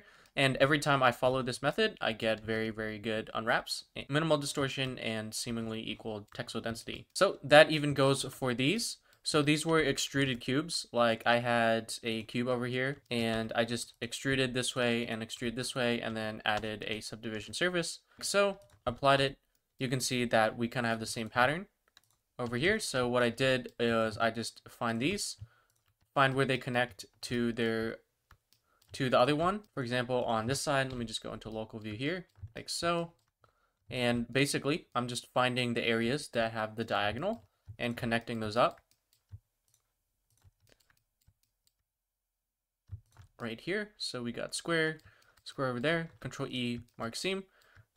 And now if I just give this a material that we can see that thing on, you can see that we get a great unwrap here, minimal distortion and equal texel density, all just by following the same exact method. And that's exactly the same method actually when we used our iPhone. Same thing when I used my flower, the flower center over here. Same thing with the basket itself. This is also a subdivided cube. I did cut out these extrudes, but you can see the general shape of the subdivided cube is still the same. I just found that edge, found the corner, and cut it out just like that. So another really quick tip and trick, and I guess intuitive idea, is instead of cutting it like this for subdivision surface cubes, because they're so quick together, you could easily just get away with a slice down the middle, like here or here. Control E, mark seam. And if you take a look, that is actually very, very good for what we're going for. It maximizes texture space and there's minimal distortion. You can ignore that because I didn't put seams on those. Now, logically, how does this make any sense? Well, think about if you had a regular cylinder. So let me just add a cylinder real quick and just let me add a loop cut here and then unwrap it. And I'm just going to use conformal. And let me just delete the top and bottom faces and only focus on this area right here. So if you can imagine this and this is exactly just like the cylinder, then that means we can just add a seam down the center. So let's just do that. Control E, mark seam. And now take a look at how we are unwrapping. So essentially what it's doing is taking all these faces and pressing them down. Now in real life, that would be impossible without ripping the paper. So there's a lot of stretching here. But because we subdivided something so many times, like this, there's actually so many faces that when you push it down, it doesn't actually really matter anymore. Look how squashed it is together. So imagine if you had one piece of paper or one half of paper that kind of looked like this, and they just asked you to push it down flat on the ground. Well, it would actually be really easy, right? You can imagine like this would scale up this way until it goes flat, and this one would also scale up until it goes flat as well if you like push from this side downwards. And we can visualize that with the cylinder. If I add, let's say, I don't know, like 5 loop cuts. I don't know, that might have been 6. I'll just type 6. Like so. And now I hit U conformal. Take a look at what happens. The ring becomes less of an issue. So if I do it again, I'm going to subdivide, and again, and then I do conformal. So now take a look. You can actually see that we have solid blue faces along a lot portion of the cylinder. And that makes intuitive sense because if we push down on one of these, we have so many faces that the stretching is being mitigated by all those faces. So that's kind of like the same idea that we have over here, which is why we can just cut over here and be perfectly fine. So, if you just want to be speedy, you can just, do something like that. Same thing with here, Control E, mark seam, just like that, and you'll get a pretty good unwrap for what you're going for. It'll pack well, and it has even textile density. So that's exactly what I did for the plants here. These are also subdivided cubes, but instead of cutting it with the diagonals, I just went with cutting it like right down the center middle. Additionally, I'll also say when it comes to subdivided cubes, I did make quite a few topology errors here. So generally, you want to work in quads, yes, but you also want to work in things that kind of have the same size across your object, unless there's like more detail in certain areas. But in this case, you can see that I have multiple faces that are very different sizes across the object, and it's not very ideal. So because the topology is not really ideal, the unwrap isn't really ideal either. These seams, while they are, a subdivided cube, they're in really awkward sort of positions. So in this case, the bad modeling led to a bad unwrap. For us, it doesn't really matter, so I'm not going to bother fixing it, but just something to note. That is also why I made this over here. In here, I changed this to arc, right? So if I apply this, you can see that the topology here definitely looks a lot better than what I accidentally did over here. Here, I didn't use arc, so you can see that the bevel looks like this, and it's a little bit messy here. Now, it didn't really end up affecting the unwrap, but, going for the arc would have been definitely easier to unwrap, and it wouldn't have been as distorted along the corners. But again, not really a big deal. You can see that I also, for the legs here, I didn't use arc, so we also have that messed up topology here. Again, not really a big deal, but, ideally you would want to use arc in the future. So when it comes to the wheels, you can see I also did that half cut method here, just like on the leaves. For the wheels, they're just cylinders, so I cut them like cylinders, right? I just cut them over here and then just slashed on the edge there. So you can see decent unwrap over here. For this middle thing, you can see, it's just a cylinder, so I just gave it one slash over there. For the computer, I just used Smart UV Project. It did a fairly decent job for me, so I didn't really touch that at all. It's a little bit messed up, as you can see, but, I just wanted to save some time there. Again, this is all subdivision cube. So it's all of these unwraps were identical, just in different shapes and things like that. Another quick tip is if you can't select by area like we did for the piano, you can just go into local view, go into wireframe, and just box select like this, hold shift, box select like this, and then you have, those faces selected if you want them, and then Control E, mark seam, just like that. Another trick, definitely use Control L, Control I, and H very, very frequently, especially if your objects are joined. Like here, I accidentally joined them early, so it's like, okay, how do I even see what I'm looking at? You could probably do like something like this, and just like select it, Control plus, hide this, or, instead what you can do is just, like we did for the piano, select the individual object, Control L. So now I have seams, so just, it would select the entire thing without seams, but I just do Control plus instead, then Control I, then hide, and now you can just have these two unwrap yourself, and then of course Alt H to get them back. Just like so. So for all the hanging wires and those curves that we converted to meshes, all of them are just cylinders basically. So that's kind of all I did. I just deleted the two caps and then sliced it down along the center. So just using Control. And if you accidentally select the Control and see like a zigzag, just undo and just do it again until you get it right. And then if it's a little bit too long, I just cut it in half over here. So that's why I have this seam here. And you can see just like that, it cut the wire into half and it packs fairly well. It looks really good. Another tip, if you are selecting a bunch of things, I guess I should have mentioned it way earlier in the video, even modeling. If you select a bunch of things and accidentally mess up your selection, just hit Control Z, and if you accidentally get rid of your selection, just hit Control Z. It'll go back to your original selection, so you don't have to select everything over again. So another quick tip for copying your UV maps, instead of typing this every single time, double-clicking and typing it for every single object, all you have to do is just Control C, and then on the new object, just create a new one and do Control V, and it'll just paste the name right there. You don't even have to double click, it'll just rename it for you. And it won't replace your original one, so it'll just change the name itself. So you can see I still have everything retained there. So before we move on to baking, why don't we render out an image that we can share with our friends? So again, if you don't have a camera, just add a camera and then find a place you like, and then Control Alt Numpad 0 just to snap your camera to view. And then you can make sure to select your camera and then just GG to move it into position. You can see that on my camera I'm using orthographic. Feel free to use perspective and do multiple angle renders if you want to as well. I'm just going to be doing an orthographic view. Just frame it like so. Let's go into rendered view and let's find our unwrapped collection and just turn that back on. All right, cool. So now we can just frame this up. By the way, if you want a render region, you can do Control B, and that's why mine is limited. And if you also want to see that, you can come over into scene and you can click render region and things like that. So in here, I'm going to keep it at 2040-80 by 2040-80, but if you want to change your picture resolution, you can totally do that, like 1920 by 1080, reframe, whatever you want to do. I'm just going to go for 2040-80. But the render settings, now we can come over here. Again, make sure you're in cycles. Then under render, we want a very low noise, so this should be good. 256 might be a little bit overkill, so we can just divide by 2. We probably wouldn't notice anything as well. And then we want to denoise the image. So denoise, I'm putting it high, and then I'm using my GPU. If you want to optimize it a little bit, you can come into light pass and then change the amount of how many bounces for lights. So you can put that down to like 8. Honestly, you could probably put it down to 6 and have it work fine. And for performance here, you can also come down to memory and do use tiling. And basically what use tiling will do is it'll render your image in chunks. So instead of going like one at a time, and this will usually be faster. So I like to do 256 by 256 chunks, but if your computer's good, you probably don't have to do that anyway. So now that's good, let's just go into wireframe.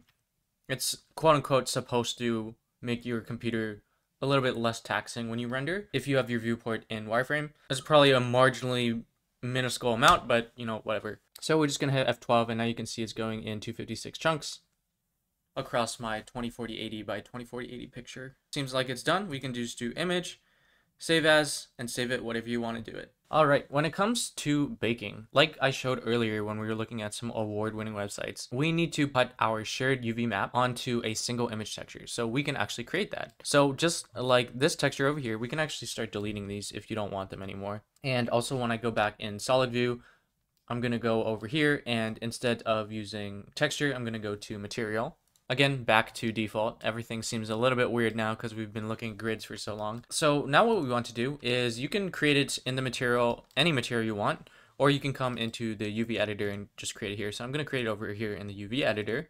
We're going to go for 4K, click and drag my mouse down, 1024 times 4, 4K texture, and we'll just call this texture set 1, but name it whatever you want. I honestly don't know.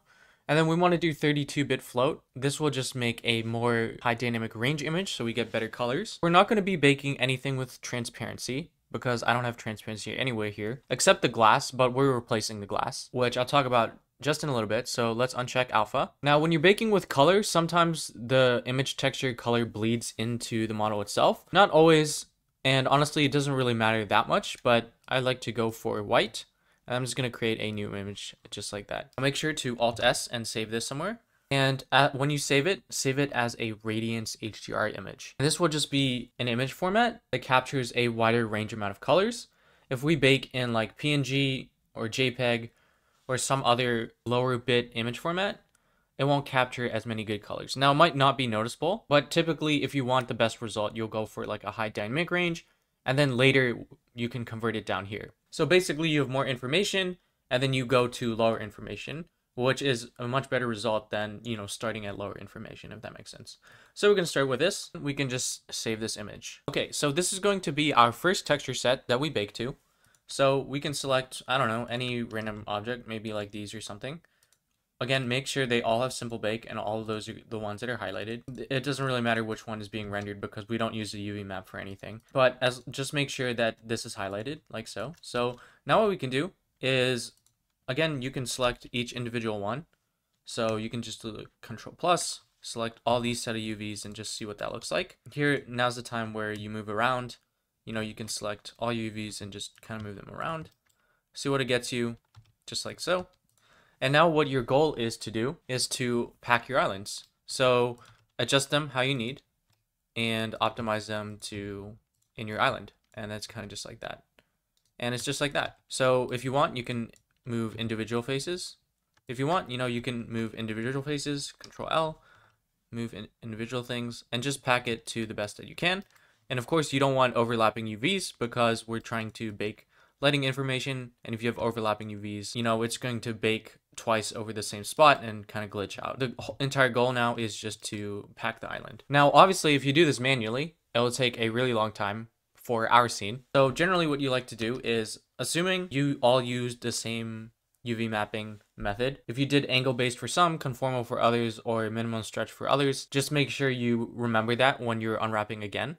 I used conformal for everything, but for these more organic models, like these, for example, you might get slightly better results with like minimum stretch, but honestly, they haven't been noticeable for me. Anyway, let's go here and we can just do U, unwrap and do conformal, and I'll try and pack it for us. Now, what this suggests is that, okay, we can add a lot more objects to the scene, which is great. And if you want to actually pack it a little bit better, you can go into UV and see this thing here called Pack Islands. And then if you hit pack, you can see it definitely uses a lot more texture space now, maximizing the amount of resolution for each area. And then of course the sizing is relative to how big it is relative to all the other objects on the scene.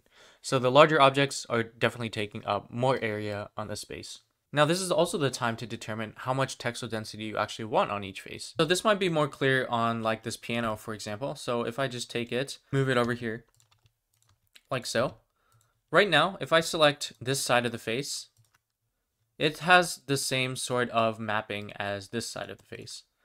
But the issue is this side of the face will rarely be looked at, if looked at all. I don't know. Maybe I could delete that. I don't know. But assuming you'll see a little bit of it, you could actually make this face a lot smaller on the UV map and then repack it. When you lower the resolution of that face, well, that means you can actually increase the resolution of this place because now you have more space on your texture. Obviously, you'd have to move things around, but you get the idea. So here's also the time where you can like determine that. Now, obviously that takes a lot of time. So would I even bother for this scene? Probably not, because we're working with solid colors. But if you do notice an issue and you do want to make that trade-off, you can totally do that. Also a lot of other options here, but they haven't been working really great for me. In some cases, they might work, like average island scale and minimize stretch. You could totally try these out, but typically paid add-ons do this a lot better than Blender natively. So one that I really recommend, it's $39, but it saves you a lot of time, is UV Packmaster. So you can see if I do, let me just do the Blender pack first. So here you can see I did the Blender pack, and honestly it did a fairly good job. Now you can see there's still some extra stuff over here, but look what happens when I do the UV Packmaster pack. It gets very, very much more texture space out of there. You'll see that it also has a lot of other options here. One of them is important is margin, which is also in Blender, by the way. And that's how much space is between your islands. And you need space between there because when you bake, sometimes it bleeds outside of these lines.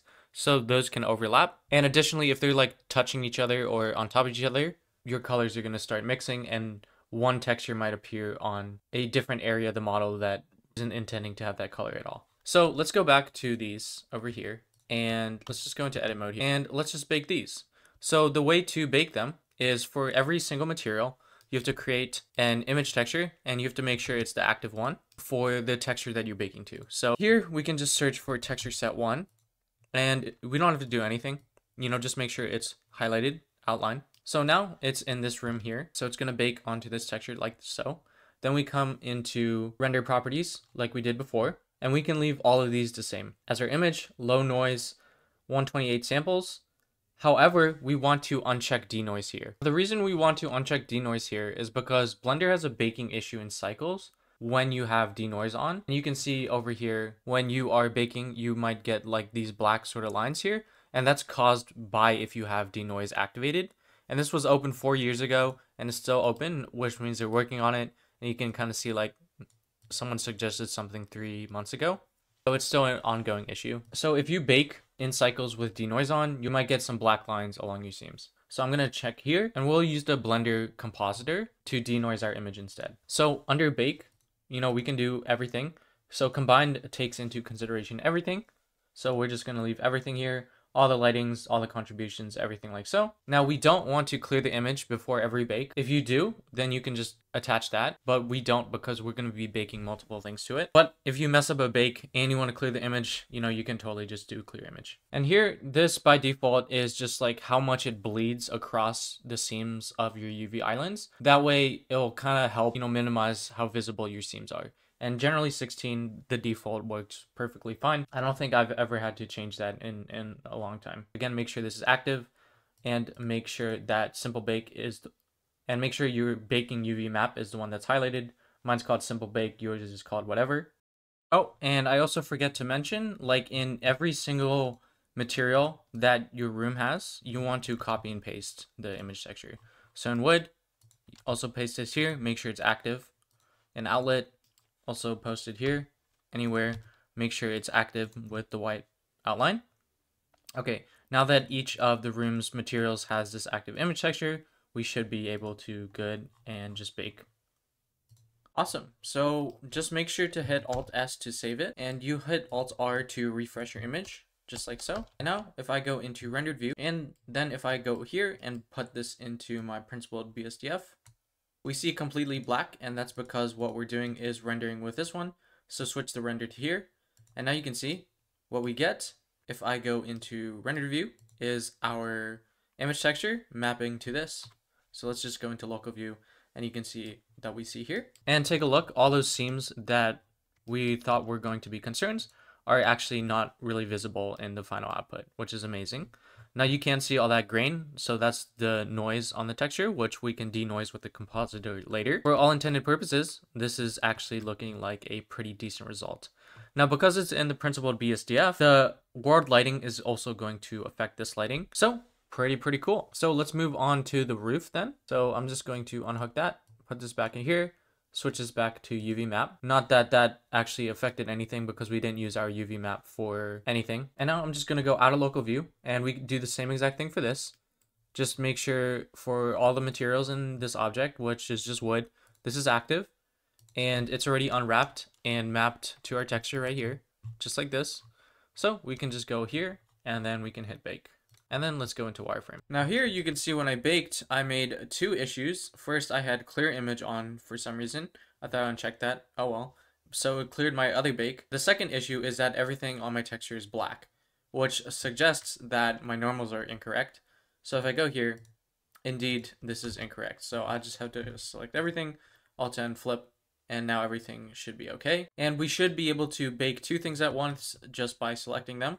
So we can just do that and just do bake. Awesome. And you can see that everything baked properly. That's super cool. And again, if you want to preview it, you kind of already know how to do that. So I'm not going to show you anymore.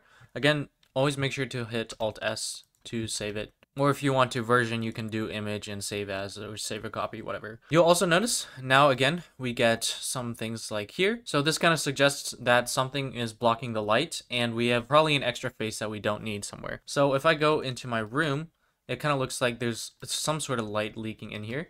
And that kind of suggests that it's right here. So if I go into rendered view and just hide this, indeed, we kind of have like this face here that no one really sees. And it takes a huge portion of our texture. So what are we going to do? Are we going to lower it and then rebake it so it takes less resolution, but it still exists? Or are we just going to delete it and hope no one can tell? Okay, so let's take a look at what it would look like if we didn't have this. So let's go into render view. Now this is what it looks like if the floor is there. Now let's hide this and let's go into edit mode and let's delete this face. Now let's Alt H just to get this back. Will people notice from a distance? From close, they can definitely tell that there is nothing there, but from far away, can people tell? And the answer is probably no, which means we don't actually need that face taking up this sort of texture space here. We can actually just leave it deleted. So if you unwrap and pack again, it'll probably be different now that this face is gone. So if you have a different packing, you would have to clear your image or create a new image texture if you wanted to do it that way. But if you had the same UV mapping on your texture, you could just bake right over the existing colors and it would just replace them. But since our unwrap is likely going to be different now, if I do UV unwrap conformal, UV pack islands, you can see the pack is definitely different here. And of course, if you're packing manually, it's definitely going to look different. So here you can see this takes a larger portion now.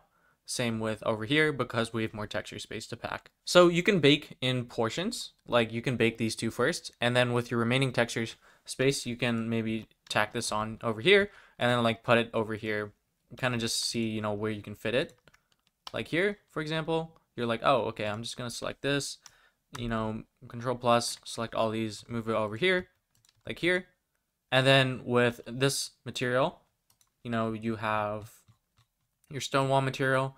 You just make sure this is active in your stone wall as well, like over here. Make sure it's active. And then with this selected, you can just bake it onto your pre-existing map, assuming, you bake these already and they're in this format. So you can bake multiple at a time, you can bake one at a time, you can pack manually, or you can pack with UV Pack Master. So again, I'll show you that. And you can see it definitely packs a lot better. So you kind of have a lot of options here. Don't worry about getting perfect packs. Don't worry about anything. Honestly, as long as it looks good, that's all you kind of have to worry about, when you're just starting out, just have fun. Okay, now I kind of just want to talk about a few more concepts when it comes to baking. So the first thing is if you plan to animate something, for example, like this coffee, and have it grow from a scale of 0 to a scale of 1, like so. If you bake with the coffee mug active, like this, all the objects that you're baking will have the coffee mug shadow here. So that would look really awkward when you're animating from 0, because the coffee mug doesn't exist yet, but there's still a shadow appearing because the image is baked on there. So that means when you're baking like this or this, what you want to do when you're baking these objects specifically is hide the coffee mug during render. You can see this icon right here. If you hide it, it'll still appear in your render. So if you want, you can just do both of them so it's clear like that. But definitely make sure the camera's off. So when you bake, you want to disable the render here. Now, obviously the downside for that is then you don't have a shadow there. So when the coffee mug comes back, there is no shadow here on the texture, so you wouldn't have a shadow there. Now, again, like we looked at the other award-winning websites, that might not be noticeable, even though everything else has a shadow. This might not have a shadow, but, people might not actually even pay attention to that. So here you kind of have those trade-offs. Of course, you can always use a light with a baked texture to cast a shadow, but we are trying to avoid real-time lighting. And you might be saying, well, that kind of defeats the purpose of why we're baking, but sometimes, a lot of times you combine real-time lighting in Three.js with baked textures. For us, yes, I feel like that would be defeating the purpose of why we're baking in the first place. So you could definitely do that approach if you wanted to. Or what you could do is like simulate a shadow, not necessarily the same shape as this mug, but like a plane that looks like, that has like a shadow image texture. And this is a really common method for faking shadows. Because here you can see it's kind of like an oval. So if you like have an oval plane with a shadow texture, you could simulate a shadow for it as it grows up. You could like scale up the plane as well. That's just something to consider if you are planning to animate your individual objects. Another thing I want to mention is with the glass, these are also targets. So I moved this into my targets here. Same thing with this. Actually, I haven't split this one up yet. So let me do that real quick. I'm going to select the glass of here, of this computer. I'm going to P separate by selection. And I'm going to move this into my targets. Again, these are the things that we're going to target. Same thing with here. We can also move this to target. So the screen I'll target. This is computer glass,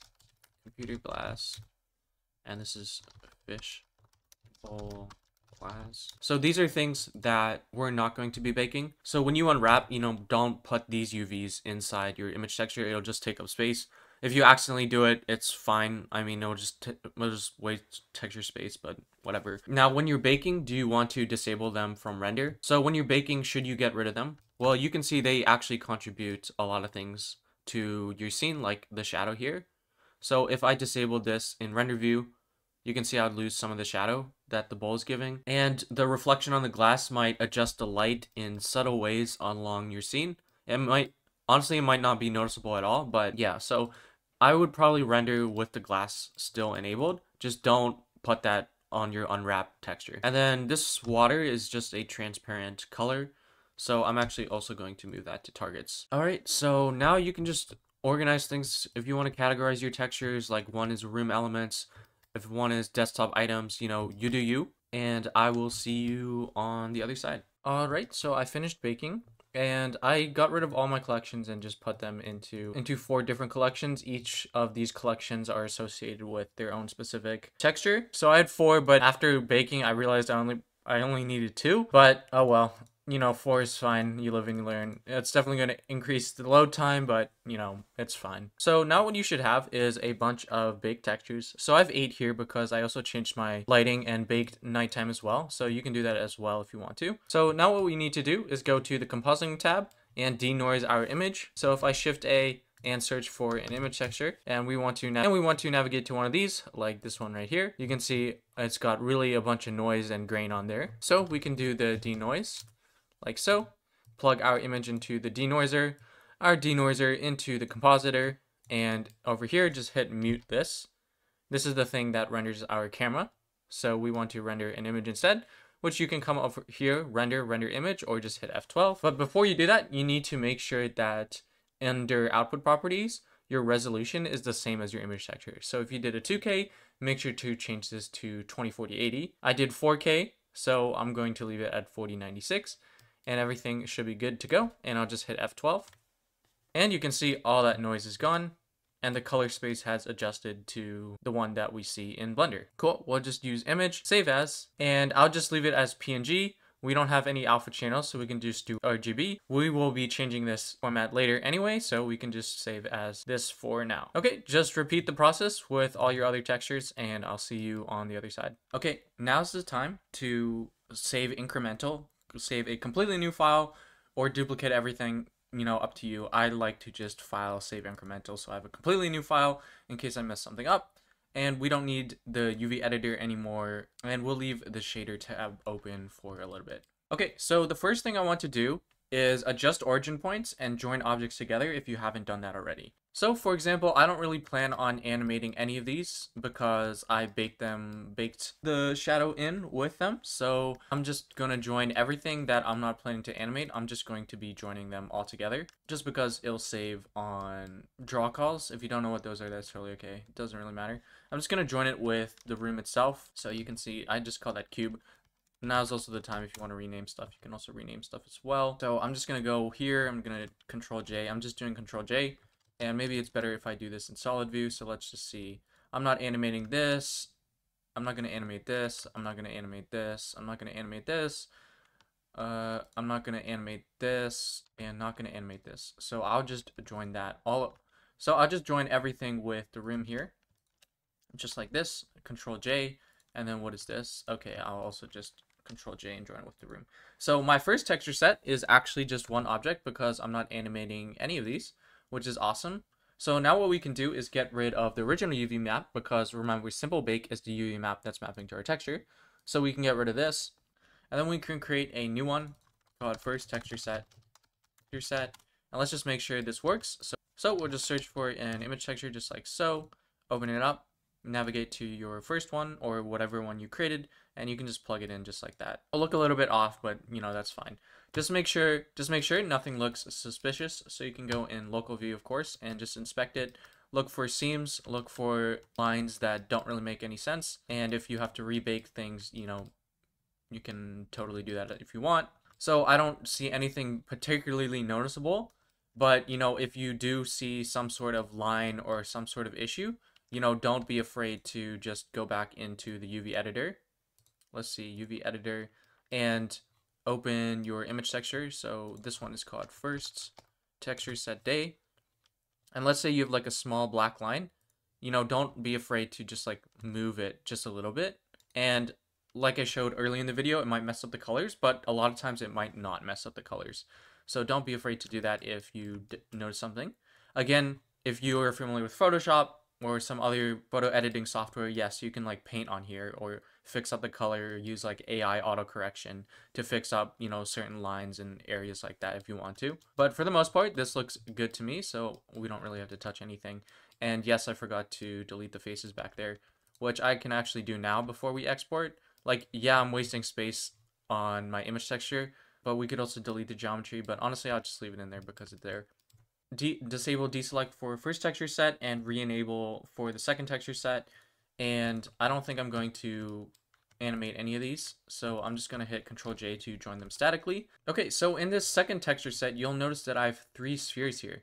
And these I just added, and I did not put them as part of the bake. But these are targets that I will be targeting, so I'm going to actually just move them into our targets class and rename them to like fish, and then rename it to like fish bubble 1 or something like that, and fish bubble 2, and so on and so forth. That way I can easily target it in code and, you know what it is later. So I guess in the end, my second texture set is only one of these.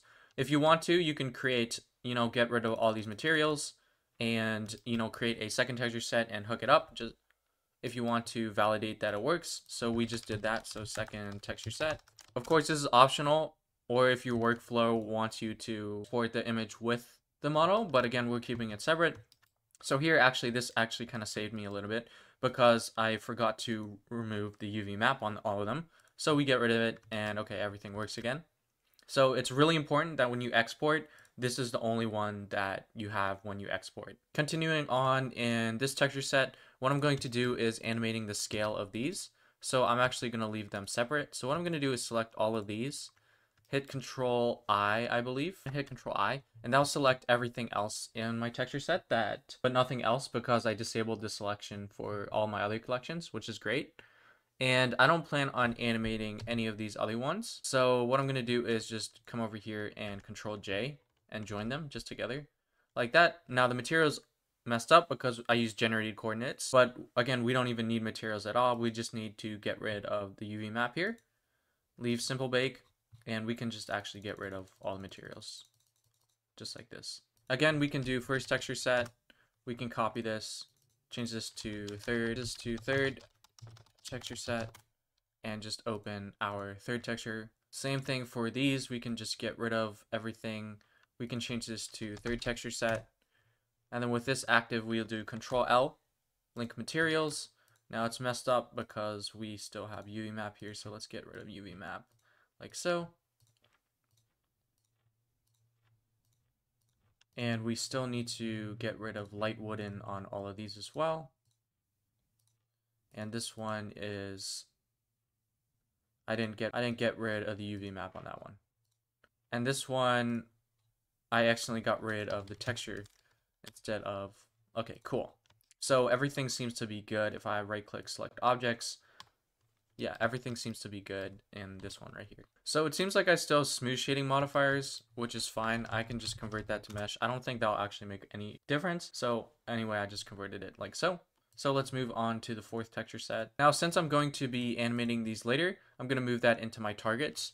So I'm going to call this my work button. This one I'm going to call about button. About button. This one I'll call contact button. Contact button. And I'm going to move these into my targets. And then I'm also animating these. I don't really know what to call this, so I'll just call it hanging plank 1. Actually, let's use a number. Hanging plank 1. And then I'll call this one hanging plank underscore 2. So I'll just move that into targets as well. So far, it seems like I moved all my targets into targets, and then everything that I'm not targeting, I just joined together as a single object. So honestly, I'll just call this first, and I'll just call this second. If you want semantic names, you can totally do that. I'm just gonna do first, second, third. Okay, for the fourth texture, let's see. I'm going to probably animate the boba. So I'm just going to change that right now with an underscore, add plushie, put that into targets. Let's see, I do plan to animate these as well. So I'm just going to move that into targets as well. I do think I want to animate this. So I'm going to move that into my targets collection. Cool, just like that. I don't think I'm animating anything else. Again, if you do, then you can leave them separate and move it to targets. So I'm just going to select everything here, and I don't know, it doesn't really matter which one. I'm just going to select one of them, make it active, and just Control J and join them. And then I'll just call this fourth, like so. And if you want to, you can get rid of all the materials. So let's just, for the sake of completeness, let's just get rid of all the materials on fourth. And let's just do texture set. Fourth. Of course, we can hook up our fourth texture set just to see how it looks. Cool. And let's just get rid of our UV map. And again, you know, go and inspect it for any flaws and any issues, and to see if you need to rebake or delete something and whatnot. Cool.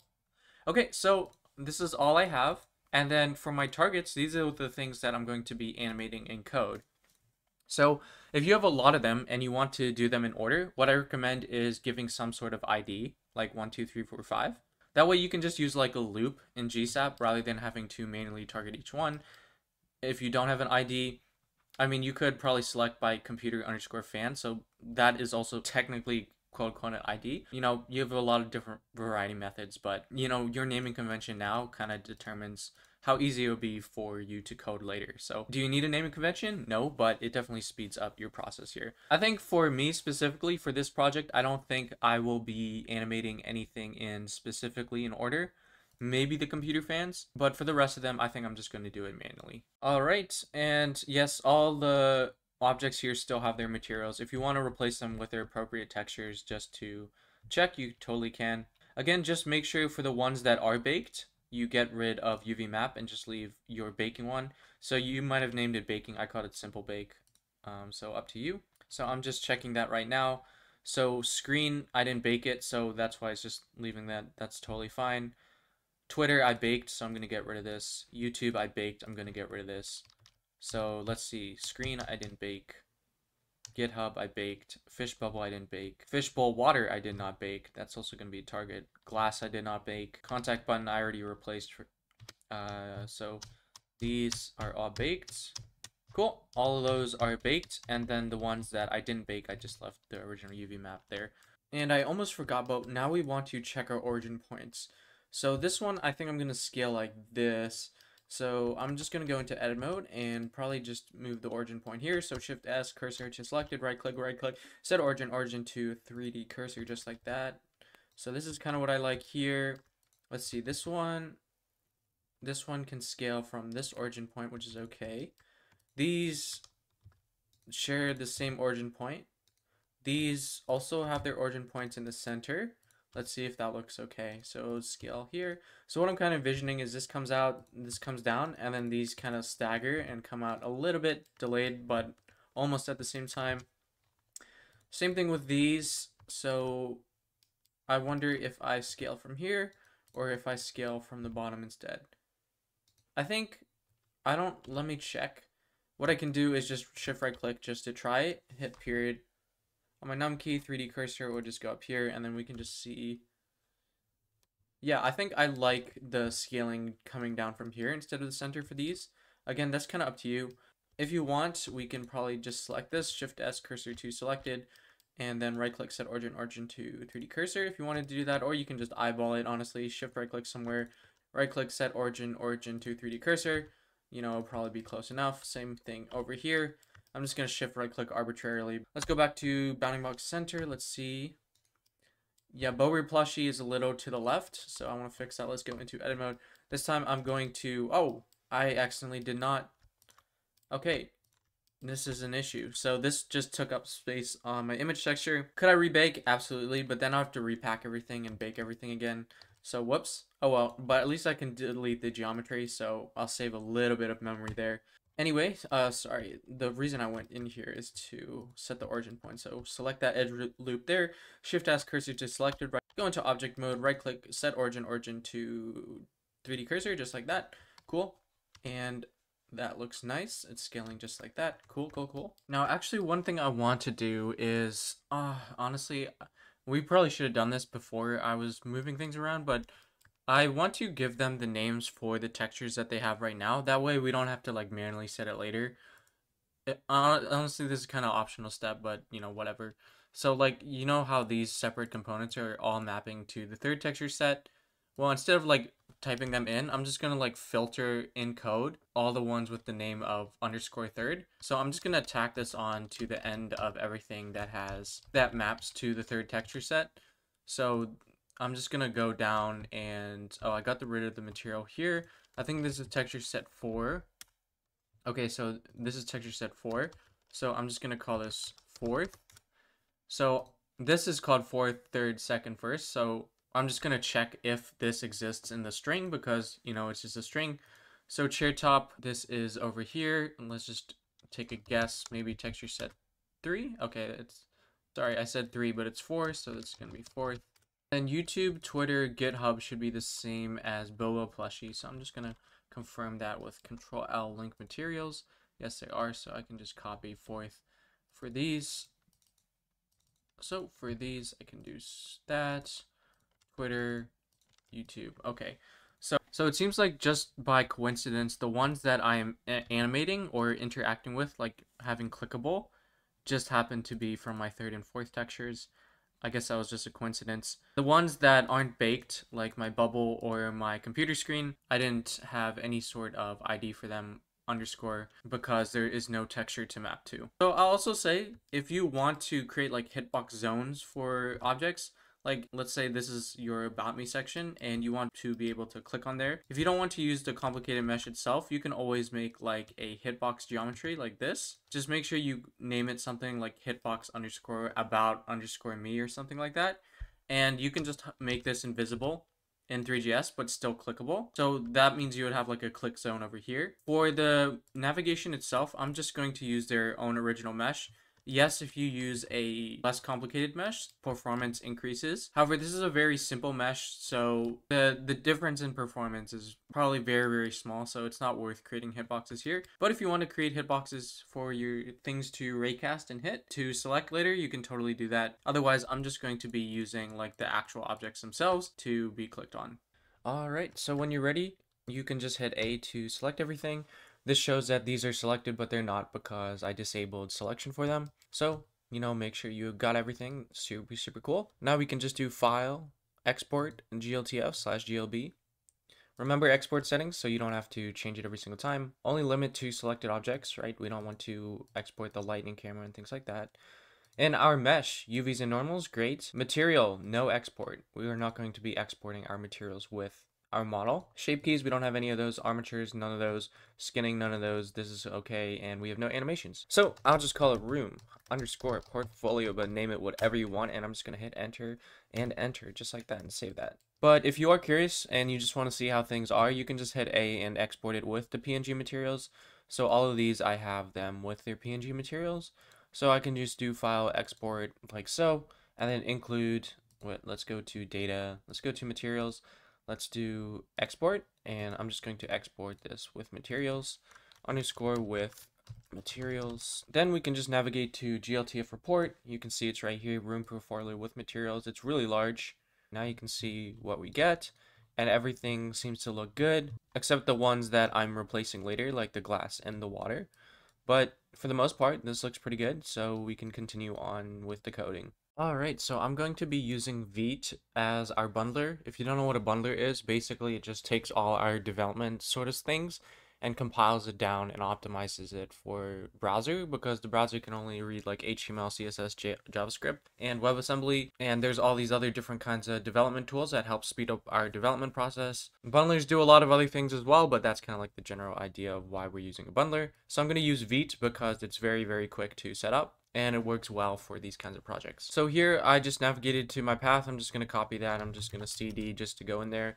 And then with this copied, let me just copy that real quick. I'm just going to paste it in here just like so. So I'm going to assume that you already have Node installed or one of these like Bun or Yarn, you know, some sort of package manager. I'm just going to be using Node.js. Honestly, that doesn't really matter for this tutorial as long as you have some sort of package manager. I'm going to call this room portfolio, but name it whatever you want. I'm just going to go for vanilla JavaScript in this video, and I'm just going to go with vanilla JavaScript like that. So I'm going to go into that directory or that folder that they called me. I'm going to do npm I, which will just install the dependencies listed in the package.json, which we can't see yet. And I'll just do code dot, and if you have VS Code installed, it will open your directory into VS Code. So here you can see that. And then package.json, I just installed this because this is the only thing in package.json. So let's just run npm run dev to make sure this works. And indeed it is working. Super cool, just like that. Okay, so let's install some dependencies that we definitely need. So we might come back to this. So I'm just going to do npm I install for SAS, GSAP, and definitely Three.js. So I'm just going to do all of them just like so. Now let's get rid of counter. We don't need this. Get rid of it. Actually, we can just delete it. I'm just going to delete that. Don't need this or this, so we can delete those. In main.js, we can just get rid of everything here except the import. We can leave this as SCSS, and then we can rename this with SCSS. So I just hit F2, same hotkey in Blender as VS Code and your folder system, actually, well, at least for Windows. Here we can just get rid of everything. I don't think we really need to touch anything here, so let's just get rid of that. Let's also do our default reset. So box sizing, border box, like so. M0 for margin 0, P0 for padding 0, just like so. And we can just get rid of this stuff. We'll come back to this in a little bit. Now in index.html, so I'm just doing Control P to quickly navigate to search for files. And you don't actually have to type it. You can just like type arbitrary characters that you know are inside, so you don't even have to spell it correctly. And you'll just jump to that file. And here we want to create our experience that just wraps our canvas in case, you know, we need to work with that. So, and inside we want our canvas where our Three.js scene lives. And I'll just call that experience canvas, just like so. Okay, let's set up our folders. So I like to do models, and I also like to do, well, now since we have textures, I'll do textures as well. So basically the public folder is a static holder asset that Vite will use to know where to find their static assets. If you change this from the root directory or you change the name, you will have to create a vite.config file and adjust it there, but you know, we don't have to do that, so we can just leave it as is. And then I have like one for images as well. We might come back and add to this anyway. All right, so before we put our model in here and our textures, I want to compress them. That way it'll reduce on the load time. So one thing I like to do with my model is put it through Draco compression, which is a really common compression method. In the past, when you exported from Blender, there used to be a compression thing you could check and it would do Draco compression automatically, but for some reason it's been removed and I never bothered to look up why. Anyway, that's fine because we can use gltf report to compress our model. There's a lot of other methods which I cover in my Minecraft video, which you can check if you want to, but we're just going to be using this one. And what we're going to do is come over down under export here and change this to Draco, just like so. And then we don't have to touch anything here. We can just hit export and it'll download it for us. And you can see it's only 1 megabyte compared to our original one, which is 12.5 kilobytes, or 12 megabytes. And you can see that, you know, it looks identical. Super cool. So we should just be able to drag that in there. I'm going to actually change this to old. So I'm just going to hit F2 and I just want this one called room portfolio. Cool. And I would just put that into models. To compress our image textures, I'm going to be using this Squish, which is made by Google, and we're going to convert it to WebP because WebP is optimized for the browser, and it typically has the best image quality to file size ratio. Not always, but you know, typically, and we don't need any other sort of format for us, so we're just going to be going for WebP. So I'm just going to click and drag there. I'm going to change this to WebP, just like so. And then on the left, you can see before, and then on the right, you can see after. So you can see it definitely gets blurry over here. So make sure to just be aware of that. So I think I'm going to increase the quality a little bit. Okay, it seems like 90% quality seems pretty good. From far away, no changes, but like close away, even there was no changes. So let's just download that. You can see this is only 732 kilobytes, whereas our original one was 19 megabytes, which is kind of crazy. All right, so just repeat that with the other textures. I'm just going to click and drag this here. If you want to adjust the quality slider, or if you just want to leave it at 90 and just do it and be done with it, that's totally fine as well. All right, so when you're done compressing, you can just click and drag your textures into textures right here. And then maybe we can be a little bit more organized, and I'll call this room. Inside room, I'll do night, and then I'll also click over here and do day. And then all the day ones, I'm just holding control to select every single opposite one. move it into day, and then hold shift to select everything in between, and then just move it into night. And then additionally in textures, we probably want a video texture. So I'm just going to create a video texture there. Sorry, a video folder, and we'll put a video there in a little bit. I know Blender also has this option here called Create WebP when you export. Honestly, I've never used it before, but maybe that's like an alternative if you want to. We could have also saved our image instead of as PNG as a WebP, but honestly, I've never had the chance or bothered to try it out, so that actually might be a faster solution if you wanted to look into that. Okay, let's start going into main.js and start setting up our Three.js experience. So I kind of explained it really in detail in my previous video, so I'm going to try and rush through this part of the setup, but more of just a refresher. So the first thing I need is a canvas for my renderer to target. So again, I'm just going to use document.querySelector, and I'll just get my experience canvas just like so, and it was a class. So I'm going to put a dot there. So semantically, it would make sense if we also gave this an ID. So I'm also going to do ID hashtag. Oh, sorry, that's not a hashtag. That's a quote. And then I'll just copy and paste this in here just like so. And then we can just do hashtag here now. Cool. Then I'm going to just copy all of this stuff to make it speed up a little bit. This is from the Getting Started docs, creating a scene. So we can just paste that in here just like so. Hold Alt to move this up. I want it at the top like so. So we're just creating a scene that we add stuff to. We're creating a camera, adding a cube, and then animating it. So this function I want to, and I'll be changing this one just because I like looking at an arrow function better. So I'll do const render equals arrow function.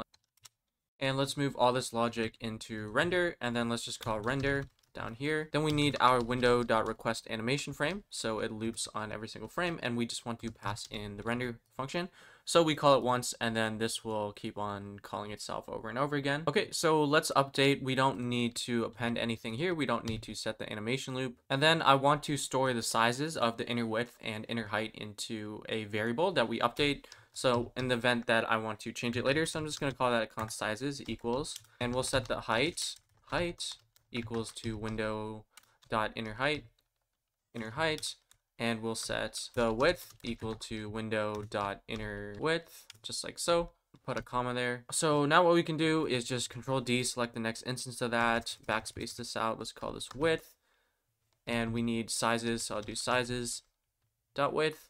So same thing with the height, Control D, select the next instance height, and let's just change this to sizes.height, just like that. All right, so let's go to style.css and let's make our canvas full screen. So what I'm going to do is go into my index.html folder just to make sure, okay, I caught it. I guess we can also just change this to an ID, and let's just Control X to quickly delete lines or cut lines. So I just do experience like so, and I'll just do hashtag experience, which is my div wrapper. I'll make it fixed. I don't know if I want to change that later at the time being, so I'm just going to position fixed, just like so. Make its height take up the full, and take up the full page, just like that. Top 0, left 0, doesn't really matter here. And then we can just overflow hidden everything, just like so. Now, if you're using normal CSS, yes, we would put this outside like here, and target this experience dash canvas like so. Now, since we're using SCSS, we can actually have some visual idea, and it can follow the same sort of hierarchy as it does in our index.html, and you can leave it inside instead of outside. If you want to leave it outside, that's totally fine as well. I'm just going to put it inside hashtag experience, and then we just want height and width 100% as well. Okay, let's Control W to close those real quick. Let's go back to main.js, and let's set up our renderer. So it needs our canvas that we passed in. So I'm just going to set that canvas to our canvas that we created over here, and then anti-alias to get rid of those jaggedy lines. We're just going to set that to true right now. And then let's adjust the pixel ratio. So renderer.set pixel ratio .math.min. So I explained this in my previous video. If you need to look that up, you can totally do that. But basically, it's just how many pixels it takes to represent a certain CSS pixel. And you generally don't need more than 2. Anything more would probably be overkill and, take performance when there's not much difference. So, and of course we need to make it responsive, because right now if I resize, nothing's going to adjust. So we know how to do that, but just a refresher this time, we can add our event listeners over here, event listeners, and I'll just do window.add event listener, and I'll call it on resize.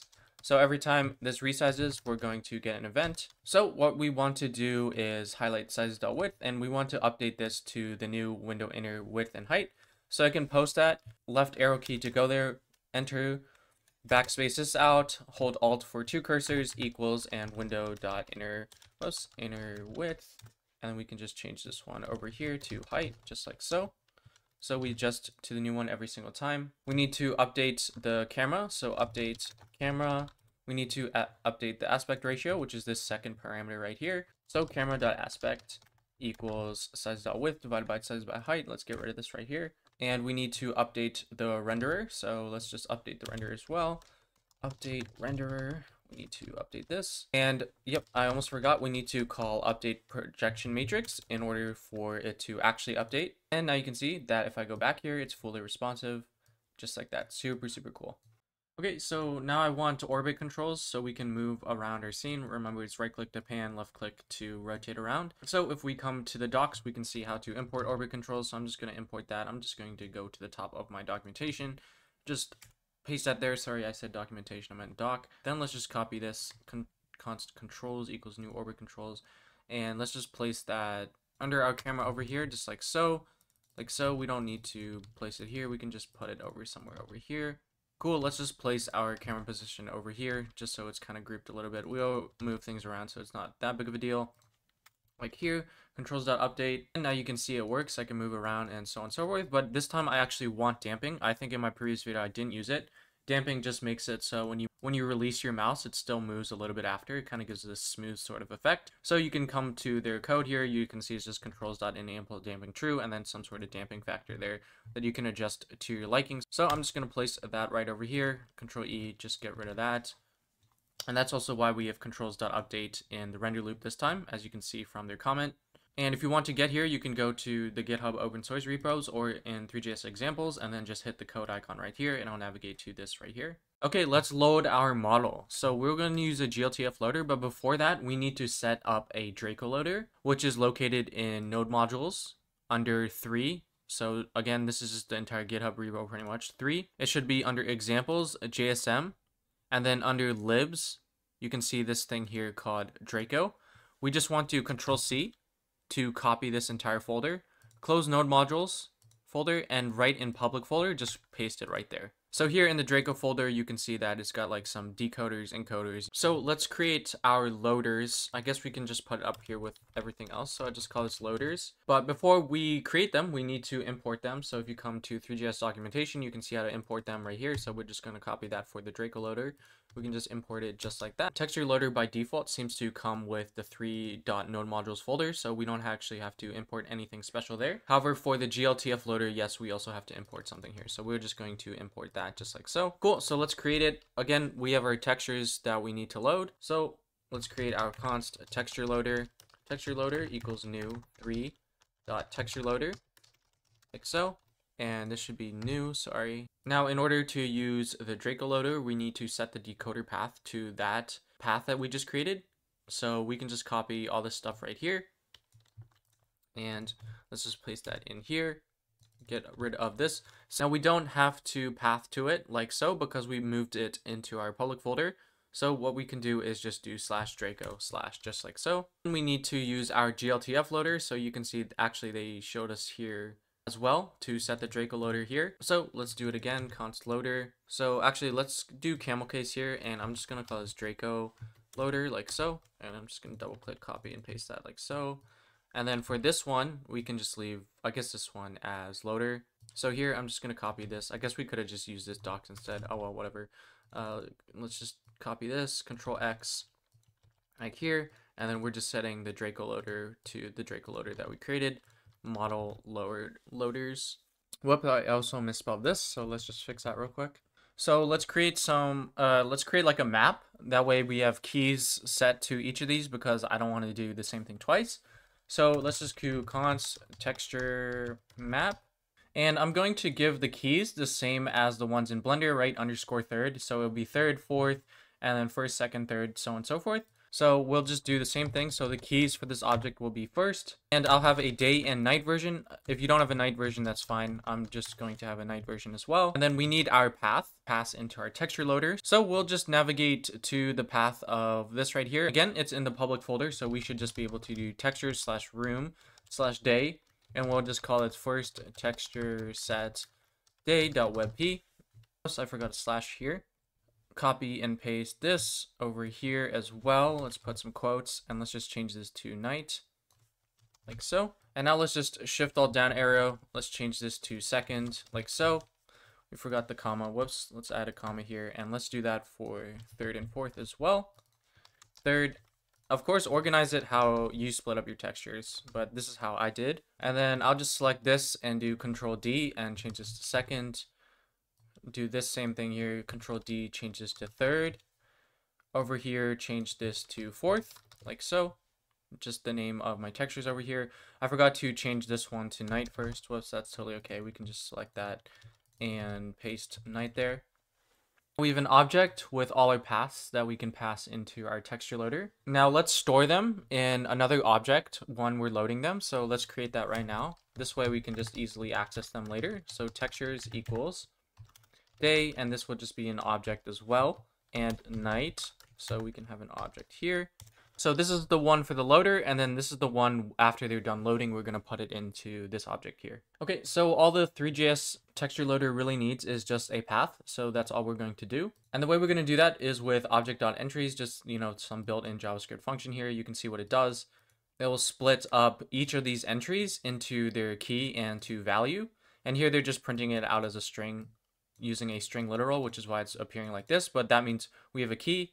So what we would do instead is our key would just be like first, second, fourth, and then our value would just be our path. So let's go. We'll just do object.entries, and we'll pass our texture map in there. And then for each of the keys and paths of the keys, and we can just call it paths. Whoops. We can just call it paths. They call it values. We'll just call it paths. We're going to load that specific texture. So let's see. I forgot a parenthesis here, and I need another one over here, just like so. Okay, that's good. So let's create const day texture equal to our texture loader, and we just want to load paths.day. So remember, paths is the value. So essentially what we get is this, right? And then we're just doing dot notation to access the day path. And then we want to put in this, let's call it loaded textures, sorry. So loaded textures dot day, so we're targeting this object right here, and we want its key. And then we're going to create a key, and we're just going to set it equal to day texture, like so. Okay, so let's see what we're doing with one iteration. Oh, sorry, this should be key, not keys. Let's see when we go through one iteration what happens. So we come over here, we target day, we get the path, we pass it in, we load it up, and then we set it into over here. And now if the key does not exist in over here, in this object, it'll create it for us. So what happens through one first iteration is day will have something like this first, and it will just be our day texture, like so. So this is our first iteration, what we get. And then of course, you know, as we repeat, it's just going to continue on. So this would be like first day texture, this would be second day texture, and then this would be second, and so on and so forth. And then we also want to do it for the night as well. So if you want to confirm that, you can just print it out. Okay, so let's just do the same thing for night as well. So let's come over here, the same thing here. Let's just do Control D, Control D, Control D, and just change this to night. And now let's load the GLB model. So we can do loader.load. It takes a path in the first. You can see right there, URL. So again, we just do models. It should just be in /models. Yeah, okay, so /models /room portfolio.glb.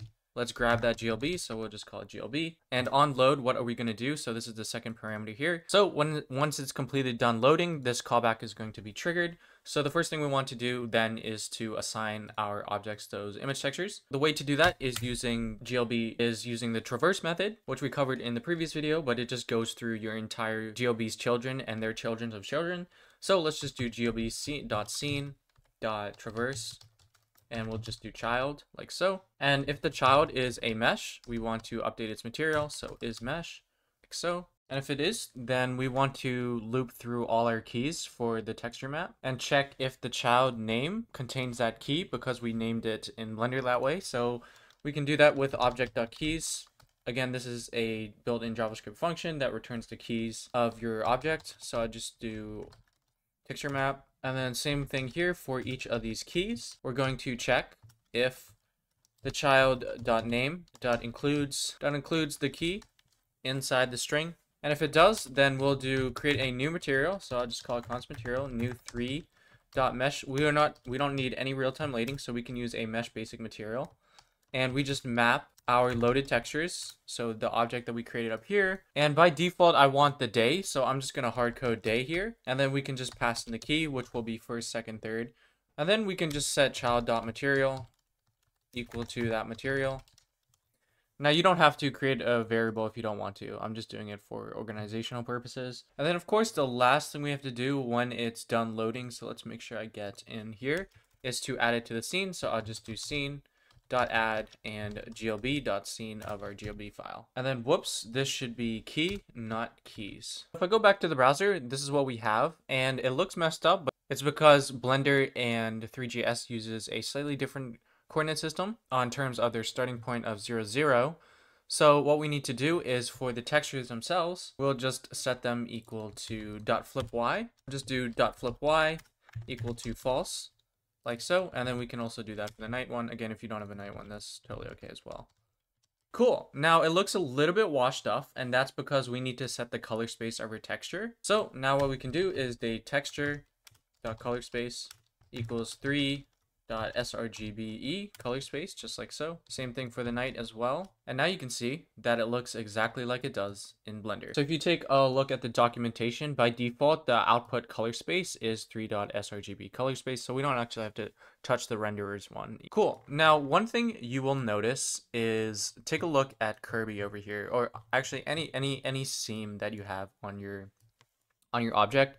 You can see that as I get farther and farther away, the seams are becoming more and more noticeable. Even though they don't appear on my image texture at all, the seams are still appearing. Now that's because of this thing called mip mapping, which basically, tries to improve performance by reducing image resolution, right? Because if you're really far away, it's like, why do you need all that resolution? So we'll sample areas around your seams, right? And since you have like gaps between your seams, sometimes it's just completely black, which is why the seams will start appearing, because it's like sampling that black color instead. So what we can do to fix that is actually change the way that Three.js handles things. So if you go into the Three.js documentation, you can see here that it's about how the texture is sampled. This is a little more complicated and getting into the weeds of stuff, but just to know that we're changing it to the same thing that the mag filter has, which is 3.linear filter. And basically, instead of just like taking the sampled color that they got, they're just going to linearly interpolate between the colors. So that's all we're going to do to hide those seams.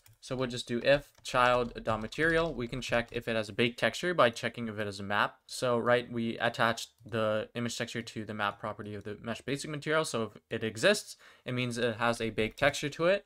And then we can just set child.material.min filter, like so, equals to 3.linear filter. Linear filter, just like so. All right, and this should be inside our traverse function. So let me put this in up over here, like so. And then scene should be outside of our traverse function. We don't need that in there. And then, okay, I misspelled this. This should be map.min filter. Now, if I go back, take a look, we don't see the seams when we go far away anymore. I also want to change the field of view. 75 seems a little bit too high for this. So I'm going to go to camera, wherever we created this, and I'm probably going to put it at like 45 or something like that. Yeah, cool. So this feels a little bit better. I think in Blender it was 35, but yeah, so just adjust it how you want. But I think 45, or maybe we can try 35. Yeah. So yeah, so 35, 45 doesn't really matter. Seems okay to me, and everything seems to be working, which is great. Okay, so now what I want to do is if the child material includes glass. So this one includes a map. So now we just want to check if child.name that includes glass. So this time I'll just do glass, and I capitalized the G. We could just do 2 lowercase if we wanted to. Oh well, it doesn't really matter. And if it does, then we want to set child.material. We want to set that child.material equal to a new glass material. So you can separate it if you want, and this time I'm just going to hard code it. So physical material, like so, and we'll set some properties like transparent. We'll set it equal to true, And I'm kind of just basing it off the parameters here. So it's in Three.js examples. If you look up materials / physical / transmission, you can see what we have here. I think I'm just going to copy and paste this, honestly, just right in here because it looks good to me, like so. I don't think we need a lot of this, so probably don't need color, don't need this specular color, probably don't need to touch that. And then I'm going to use this HDR as the reflections. So I'm just going to go for, I don't know, like 1K honestly, and just download this here. So I'll just do HDRI to CubeMap and convert it through here. And I'm just going to add the HDRI here, and then I'll just convert it to CubeMap like so, and save it. We want them split up, so let's select this one right here. 256 resolution. Yeah, I think 512 will be okay. Then we can just hit process just like so. And we can just save that. And then here we'll get a cube map. Let's convert all of these to WebP using Squish. So let's go back to Squish and just compress all of these to WebP. Cool, so they're all compressed and you can see I reduced the file size a lot. So let's come over here and we can call it Skybox. I think we can just call it environment map. Well, I'll call it Skybox because that's kind of what it is as well. This will just be useful once we have reflections. So I'm just going to click and drag those in there. So you can see they're a little bit blurry, but that's totally okay. Now, in order to load a cube texture, we need to use the cube texture loader. Let's place it with the rest of our loaders. So probably up here. And let's just do const environment map like so equals, and whoops, I misspelled this, environment map. And this is under /textures /skybox. And then we can just do Control D to select the next instance. And let's just change this to WebP because all of ours are WebP. Now in our glass material, we can set the environment map. So we can just do environment map equals environment map, just like so. Now if I go back, we should see some sort of reflection. Yeah, so we do see some sort of reflection along the glass, which makes it a little bit more realistic, just like that. Cool. The next thing I want to do is do the fishbowl water, which has a little bit of an alpha. So we can do the same thing here. If child.name includes a water, then we want to create a new basic material. Yeah, I'm just going to set it equal to the child material. I don't feel the need to separate them anymore. I was planning to do that originally, but not for this. So let's go back in Blender and just copy this hexadecimal.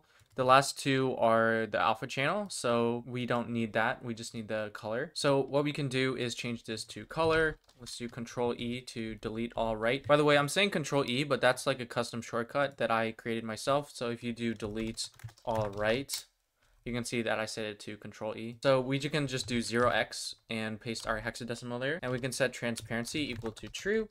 And then we can put the opacity at like 0.6. I think it was 0.66 in Blender. It doesn't really matter, but we can just check. So now if I go back here, you can see that we do have the water material and it looks nice, but we can't see it behind here. And that's kind of the issue with transparency. But that's fine because we can fix that simply by setting this equal to false, depth right. So this way, you know, the renderer doesn't determine which one is blocking the other one. You know, they just blend together. So what we can do then is just set depth right equal to false. Whoops, sorry, not a semicolon. And then we can just copy and paste this in here somewhere just like so. And whoops, I forgot the comma. And I just realized that this is also inside of our object.keys, which doesn't make sense because these are separate. So what we can do is just move them out. So I'm going to, let's see, glass. Let's just get this parenthesis out here. We want it outside, but still inside if child.mesh. We just want it outside of our texture mapping loop. And then we can change this just to else if, just to make it a little bit more explicit. Save it like so. And then here we can just do an else like so. And then let's just move our object.keys function inside of that bracket up there. Just using alt up arrow to move it up a line. So now if I go back, you can see that we can see the water and the glass. Okay, let's check for any errors in the console that we might not. Light intensity is an exposure. It's not a property. Okay, let's just get rid of light intensity and exposure then. Cool, those are gone. This is from one of my plugins, so you can just ignore that. I also just realized we have two objects that are using the glass material. So we're creating a new material for each object, which is bad. We just want to use the same exact material. You know, it's like creating two materials in Blender, but not changing a single parameter in each one of them. So it just takes up unnecessary space. So let's come over here. Let's just do const glass material like so. And let's just set it equal to the material that we created. And then we can set the glass material equal to this. Sorry, the child material equal to the glass material. And then we can just copy this else if and just paste it over here. And then we want to check for bubble. And then I'll call this white material. And I will just create a new mesh basic material like so. So I'm just going to call this const white material equals, whoops, let's get rid of this. And I'll just do hashtag ff. Don't need transparency, don't need this, just like so. And now you can see I have my little bubbles there. Okay, now we just need to set our screen. So I'm just going to do else if, and I'm just going to change this to screen. So in order for this to work, let's change this to a new mesh basic material. So this time we only have one screen, so we don't have to split it out.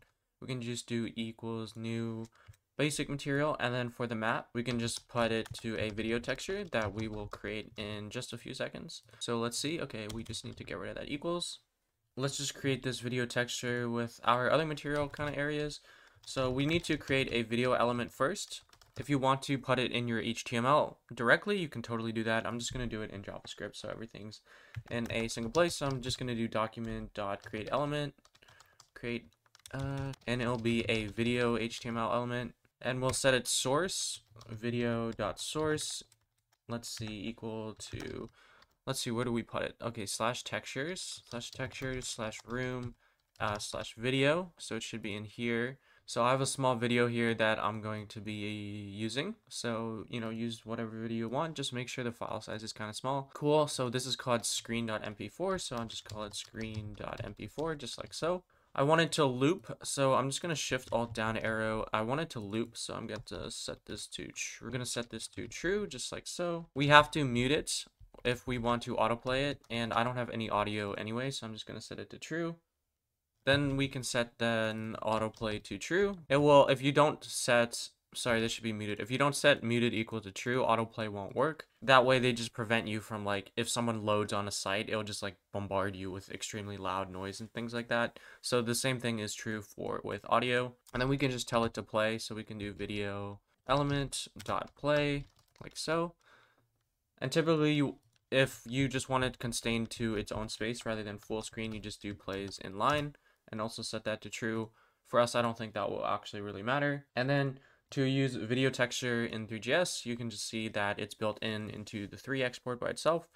So we can just get the video element and create it there. But again, we don't have the HTML element. We're creating it with JavaScript, so we can just use that instead. So let's just do const video texture equals new 3.video texture, and we just grab the video element right here because it's just an HTML element stored in this variable right here. And let's just make sure the color space is the same. I don't actually know if we need this or not, but it's better safe than sorry. So I'm just gonna 3 sRGB color space just like so.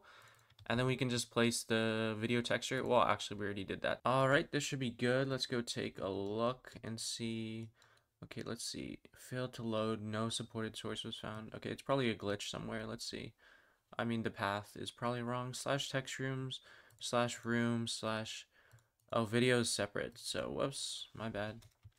Cool. Take a look. Now our video is on top of our computer screen. Super cool, just like that. So, of course, we also need to do video texture .flip y and set that to false as well.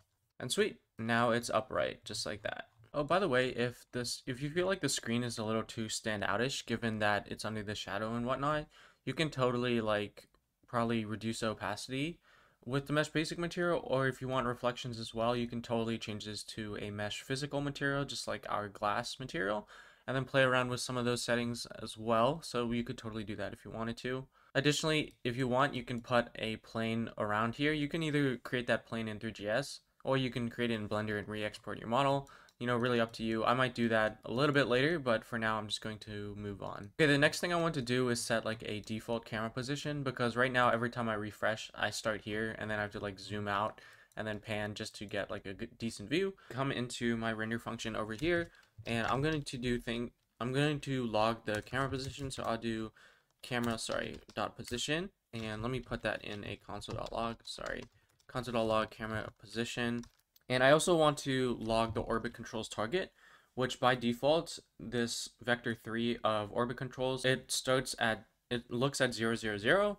So we also want to change the target as well. So we can do controls, we called it controls, and we'll just log out the target there. And we'll just do console.log.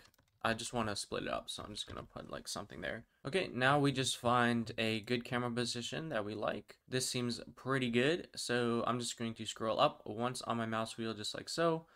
And I'm just going to copy all this. So let's open this and let's open this. All right, so let's just make sure to copy these values. So I'm just going to copy this over here. And I'm going to go into perspective camera, and I'm going to do set and just paste this in here. Now, I don't want to save my file yet because it'll hot module reload and I'll lose these values. So I'm just going to copy these now. And for controls over here, I'll do controls.target.set, and I'll just paste this in here. Okay, now we can get rid of all this other stuff. And then we can just place some commas here. Let's get rid of all this stuff as well. Cool. Let's get rid of that. Alt for 2 cursors, save like so. Let's get rid of these. Cool. Now both position and controls.target, they're both vector 3s. You can see right here target is a vector 3. If you go to vector 3, all vector 3s have .set, which just sets the XYZ components of this vector. So that's kind of all we're doing instead of using dot notation like I had earlier. Now you can see every time I refresh my page, I'll just start with this camera angle, which is really nice. And we can just comment this out for now. We might revisit that in a little bit. Okay, so the next thing I want to do is make the things that I want to actually be interactable in the Three.js scene, like these buttons over here and this and this and this. And the way to do that is using the Three.js Raycaster, which I covered in my previous video, but basically it shoots a ray from your cursor. Well, for us, it'll be our cursor through our simulated camera, directly forward ahead. And if anything is intersecting with that ray, it'll find out. And then you can sort of listen to that intersection event and then, handle events. So it takes intersect objects, which is just an array of objects. And since our GLB file has a bunch of objects in there, the only way we would be able to prepare our Raycaster for that is if we manually typed each name, because unfortunately, even though we put all our interactable targets into our targets collection, that doesn't really translate to Three.js. So what I should have done before exporting, which is fine, is just honestly add a underscore target here. So then we can just check that everything that is indeed a target will be hit into our Raycaster. So only give the underscore target ID, whatever you want to call it. If you want to call it like Raycaster and just check if the name includes Raycaster, you can totally do that as well. And actually, I feel like that might be a little more clear because we have these other targets that are also targets, but they're not being Raycasted. So maybe what I'm going to do is select all these. We're going to do that batch rename again. Just out of the selected ones under target, I'm just going to replace it with Raycaster. Whoops, I guess I didn't need to do the underscore, but anyway. Yeah, and now what I'm going to do is just copy Raycaster for everything that I want Raycaster. So yeah, see, these I don't want Raycaster, so I'm not going to give those to, neither the fish bubbles.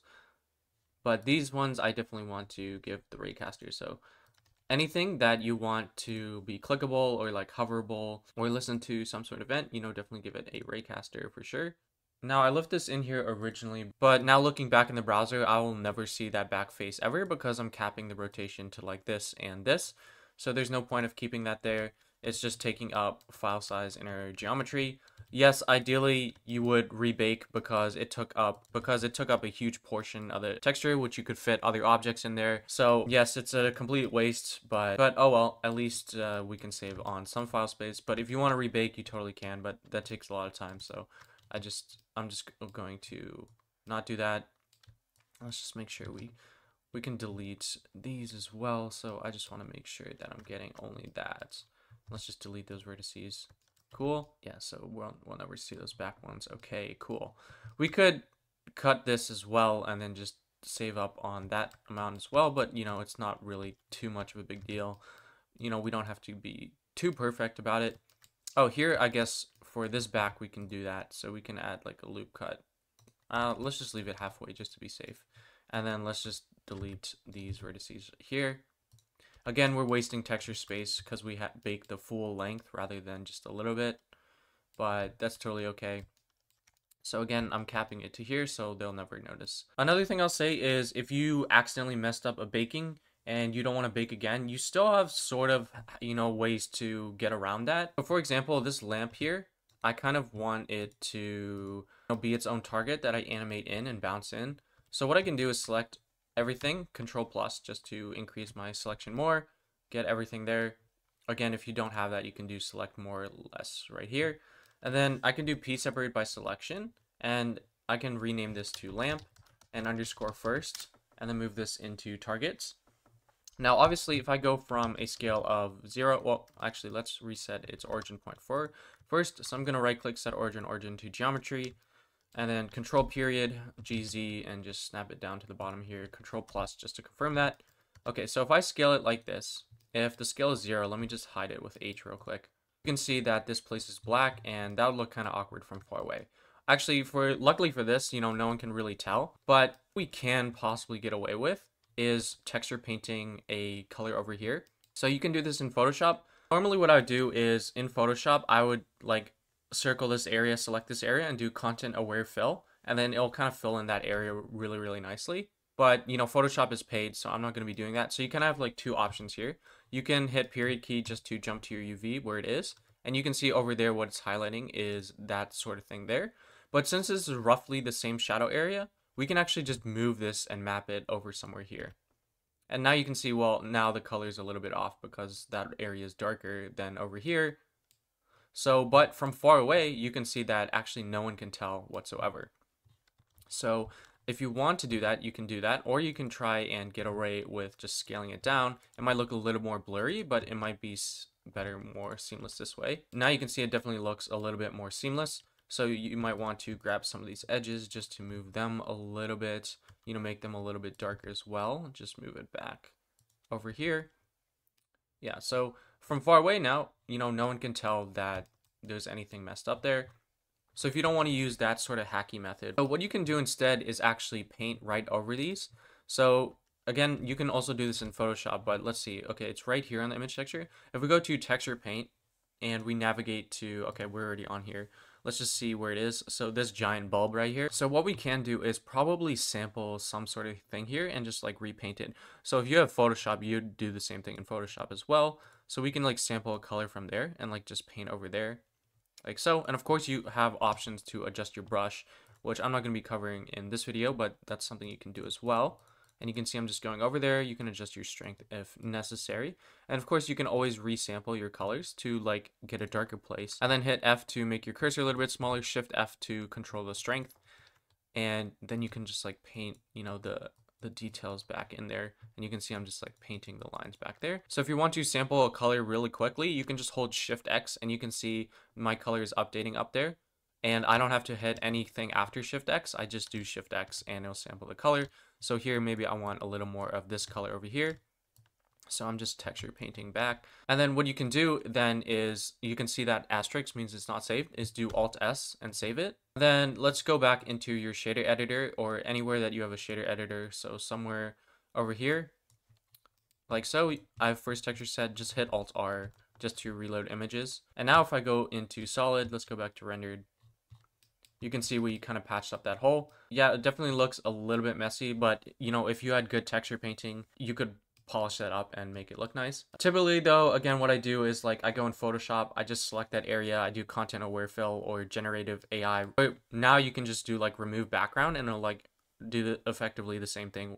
I'll also say, yeah, don't accidentally delete things that, whoops, I accidentally deleted something. And I don't have undo available because it's so far deep, which is a little bit tragic, but that's fine. And this is why we do file save incremental, because I can just go to, let's say this one, I might as well just save this file. And here, luckily, we still have this here. So let's see, cube.001, cool. We can just shifty look at this, move it to a new collection just called messed up. That's totally okay. We don't care about the name here. Let's just go back to baking tutorial. Save for sure. Okay, now with this, all this messed up, what we can do is just select these. We could join them if we wanted to. I feel like I'm just gonna select all these and just delete these vertices like so. Let's come here to file, append.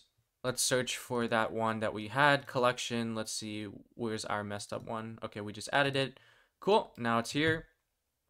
So we can just get rid of the UV map, and it should be fine if we just have simple bake here.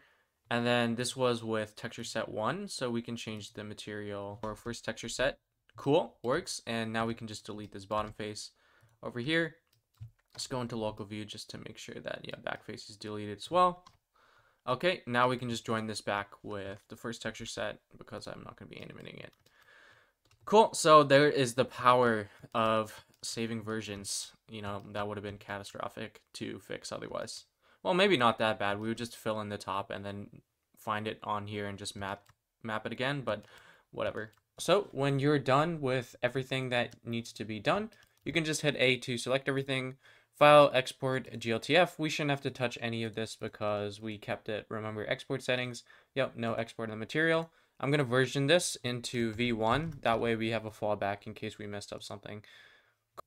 Again, don't forget, if you made any edits in Blender to your texture, make sure to compress it again. And then for your GLB file, make sure to put it into GLTF report. And again, change this to Draco and just export it and download it somewhere. So that's all I did. And then I just changed the original one to _V1. I just replaced the textures over here. And then the new one that I just created, I called it _V2. And then I just changed the path to _V2. If you want to just replace the old one and keep it as room_portfolio, or just delete that one, that's totally fine as well. Okay, the next thing I want to do is go to GitHub and create a new repository. Typically, in my previous videos, I would just push at the end, but that's typically not my workflow at all. I set up Git, you know, right from the get-go, so we might as well just do it now. So I'm just going to name it Sua Kim's Folio. But, you know, name it whatever you want it, just leave it public. And I'll create the repository for now. Then I'm going to assume you have Git installed, so I'm just going to do this real quick. Git init, git at remote add origin right here. Then let's change it to main. I think by default I already have it to main, but I might as well just in case. If you want to leave it as master, that's totally fine as well. Let's just git add everything. Cool, and then let's do git commit just like so. And let's just git push dash origin main. Sweet, it should be pushed. Sweet it is. So let's go to Vercel and let's create a new project in Vercel. And if you connect to your GitHub account, it should automatically find your latest repository push. So you can just hit import just like so. And it should automatically detect your Vite with no issues here. You can see that it finds our output directory, you know, Vite build, everything seems to be fine here. We don't have to edit anything. And we can just deploy it. And now every time you push, by default, it will automatically make another push. So if you wait about 2 or 3 minutes, you should be able to see it when you visit this URL every time you make a new push. And yeah, you can just already share this with the world, which is just your initial one, but every time you push, it should be updating. Super, super cool. Okay, why don't we do something simple first? And let's make the fans rotate. So I'll say that these two are number 2 and 4, which means it has to rotate, I think, along the z-axis. I'm not sure. And then these will have to do along the y-axis, given my intuition. So we can have const z-axis fans like so, and we'll just have an array of fans that we want to target. And then here we can have like y-axis fans. Now let's just go to our loader.load function. So over here, our fans are baked, so we want to come into this else statement over here, and we can just check if child.name includes. We want to check for fan because I have that name in Blender, just like so. And if child.name includes, let's see, we can just do fan _2, which is kind of overkill, but whatever. You know, it works. And then we can just do or fan _4. Then we'll do z-axis fans, and we'll just push the child there to that. Otherwise, what we want to do is push to the y-axis like so. And just like the default rotating cube that they give us in the getting started, we can animate our fans. So animate fans, we can do z-axis fans like so. And then for each of these fans, we can just add to their rotation. So whoops, sorry, I should call this fan. And then fan.rotation.z plus equals, we can just do 0.01. I think that was like fast enough with the default rotating cube, and it might look good for the fans. Shift alt down arrow, change this to y-axis, and then this one can be y instead. And now if I go back here, you can see I have some rotating fans. Looks like z-axis is not the right call, it should be x-axis.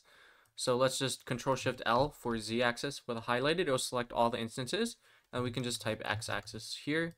and then we can change this to X. And now you can see we have some rotating fans just like that. And if your rotation is really wonky, again, make sure that your origin point is in the center of your fans. All right, now we need to create a Raycaster and then normalize our device coordinates such that the Raycaster can calculate appropriately. I explained this in my previous video, but basically in the browser in JavaScript, it starts 0, 0 in the corner and it goes to like whatever, like 1000, 1000 in your browser window or whatever resolution it is. And basically what this does is it makes your center 0, 0. And if you go to the left, it's -1. If you go to the right, it's 1. If you go up, it's going to be 1. If you go down, it's going to be -1. So we can just reorganize everything later, but I'm just going to do it here. Window add event listener, like so. And this one's going to be mouse move. They use on pointer move, and this works, but it has issues with iOS devices, which means you have to use like touch move instead. So I'm just going to split it out into mouse move and touch events rather than just using pointer. All right, let's just come over here, create an arrow function. And we want that event object that comes in there. So let's come over here as well. And of course we need these to update. So I'm actually just going to leave it as pointer because why not? The variable name is least, but we will be updating it in the mouse move. So let's just take a look at, we can just type pointer.x equals. And now the event object should be similar to on pointer move as for mouse move. So we should just be able to copy and paste this and have it work. Let's Control D and change this to E because we call it E. If you want to call it event, you can totally do that as well. All right, let's come into our render function now. So let's just go back up, shift enter to go back up 1 instead of down 1. So you can see that if I go shift enter, it'll go up to 11. So I just went up from 1 down to 13 to quickly jump to it. And now we can just copy this stuff. So Raycaster set from camera. Check if the intersect objects and then do something with it for each of the intersected objects. So we can just copy that anywhere here. Let's just do Raycaster. And of course we want to pass in our intersect objects. And I believe we called it Raycaster objects. Maybe we could have called it intersect objects. Oh well. Now also when I am hovering or I have an intersection, I want to show that the pointer is clickable. So I'm going to change the cursor if intersects. If there's some sort of intersection, it doesn't matter what it is. So if it's greater than 0, it means we're intersecting with something. We're going to set the document.body.style.cursor, and we're going to set that to pointer. Otherwise, we're just going to set it to default. So we can just leave it at default like so. And this should be working like so. So if I go back and hover over here, you can see my mouse moves to pointer, and when I get off, it's not. And everything's turning red, super cool. There's some things that I don't want clickable, but are still showing the pointer icon, so these are going to be an issue here. And then these are not showing up either as red, even though they should be. So if I go back into Blender, it becomes clear why these are not highlighting, because I didn't give the Raycaster ID to it. So I would just give Raycaster ID to them right now. So I'm going to put it into Raycaster under Raycaster, and I accidentally gave it to Fishbowl Glass, which I'm going to get rid of. And then I also gave it to Computer Glass by accident. And now let's just give it to GitHub. We'll just attach Raycaster over there. Now, another thing we should add for the UI is everything that we want to show the pointer. When we hover over it, we can do that. So this one, we can do underscore hover or underscore pointer, you know, whatever you want to call it. And if you want like different effects for each one, then you can actually tag on multiple IDs. And then depending on that, you can adjust it accordingly. Exporting and compressing only takes like 5 minutes each time, so you know it's not a big deal if you have to come back here later. So my work button, I want it to show pointer, cool. So so let me just copy that, and then for about, I'm just gonna hit period to jump to there. I'm gonna attach the pointer ID to that one. Same with contact, and whoops, I guess I should have done it for these at the same time that I added Raycaster. So these are ones that I definitely want to show that you can click on them. Again, do it for whatever you want on your scene that can be clickable. And if you don't know, you know, you can always come back here later and do it another time. Okay, so let's just hit A to export again. File, export GLTF. Let's do room portfolio, version 3, v3. Again, you know the drill. I'm just going to export it. So same deal. I'll put it into GLTF report, downloaded it, put it into models, and just change my path right here. Okay, let's come back up here. And let's create a let current intersects. So all the current intersected objects, we'll just do current intersects like so, like here. And let's just come back down over here. And instead of setting const intersects here, we can set our current intersects over here. And then we can control D, change this to current intersects. If current intersects, there is a current intersect, that means it will return some sort of thing, so greater than 0. We can just set like some const value here called current intersect object, and we'll just set it to the first intersection. So whatever's in front, we're just grabbing the first intersecting of the array. So basically just what's in front, and it should just be dot object. And then we can just check if current intersect object dot name dot includes our pointer ID that we gave it to. Then we can show the pointer, otherwise we just won't. So let's just make sure I have this inside of this. Cool. Let's see, do I have one here? Cool. Now in the event that there's no intersect object, we still want to be able to reset the cursor. So we want to also put the else on the outside of the if statement for this one as well. So we'll just set that back to default as well. So now if I go back, I should hover over the ones with pointer ID, they should show the pointer. And then the ones that don't, like this boba tea here, and these light bulbs that I made them like so. But all of these show the pointer, which is awesome. These are the ones that I gave the pointer ID, and then these ones don't. By the way, if you have no idea what I'm logging here, you know, it's just a bunch of objects and I'm just accessing a bunch of object data. So that's all that is. At any point of the time, you can just log it out and you'll see all the object and what I'm selecting. Okay, let's get rid of this color thing. We'll revisit this in a little bit. Now let's create our social links so we can just get those working right now. So I'm just going to put it up here. Let's just do const social links, and I'll make this an object. So we have GitHub, and I'll just set that to, so I'm just going to set that to github.com like so. And I'm going to set YouTube just equal to youtube.com. So I'm just going to paste that there, shift alt down arrow, and let's control D and change this to Twitter. Now let's take a look at our so what we need is an on-click event listener. So we can just do window.add event listener, and we'll do click. So once we click on something, we can check if our current intersects array has a length of 0. That means we're intersecting something. Honestly, we could use a current intersect object global variable if we wanted to, but you know, we can just do this anyway. And then we'll just do const object equal current intersects. Again, we'll just get the first one like so, dot object. And then for each of the social links, again, we're going to use object.entries, so the key and the value. So object.entries. Go for the social links. We'll do for each of these social links, we'll get the key, which is GitHub, Twitter, YouTube, that sort of stuff.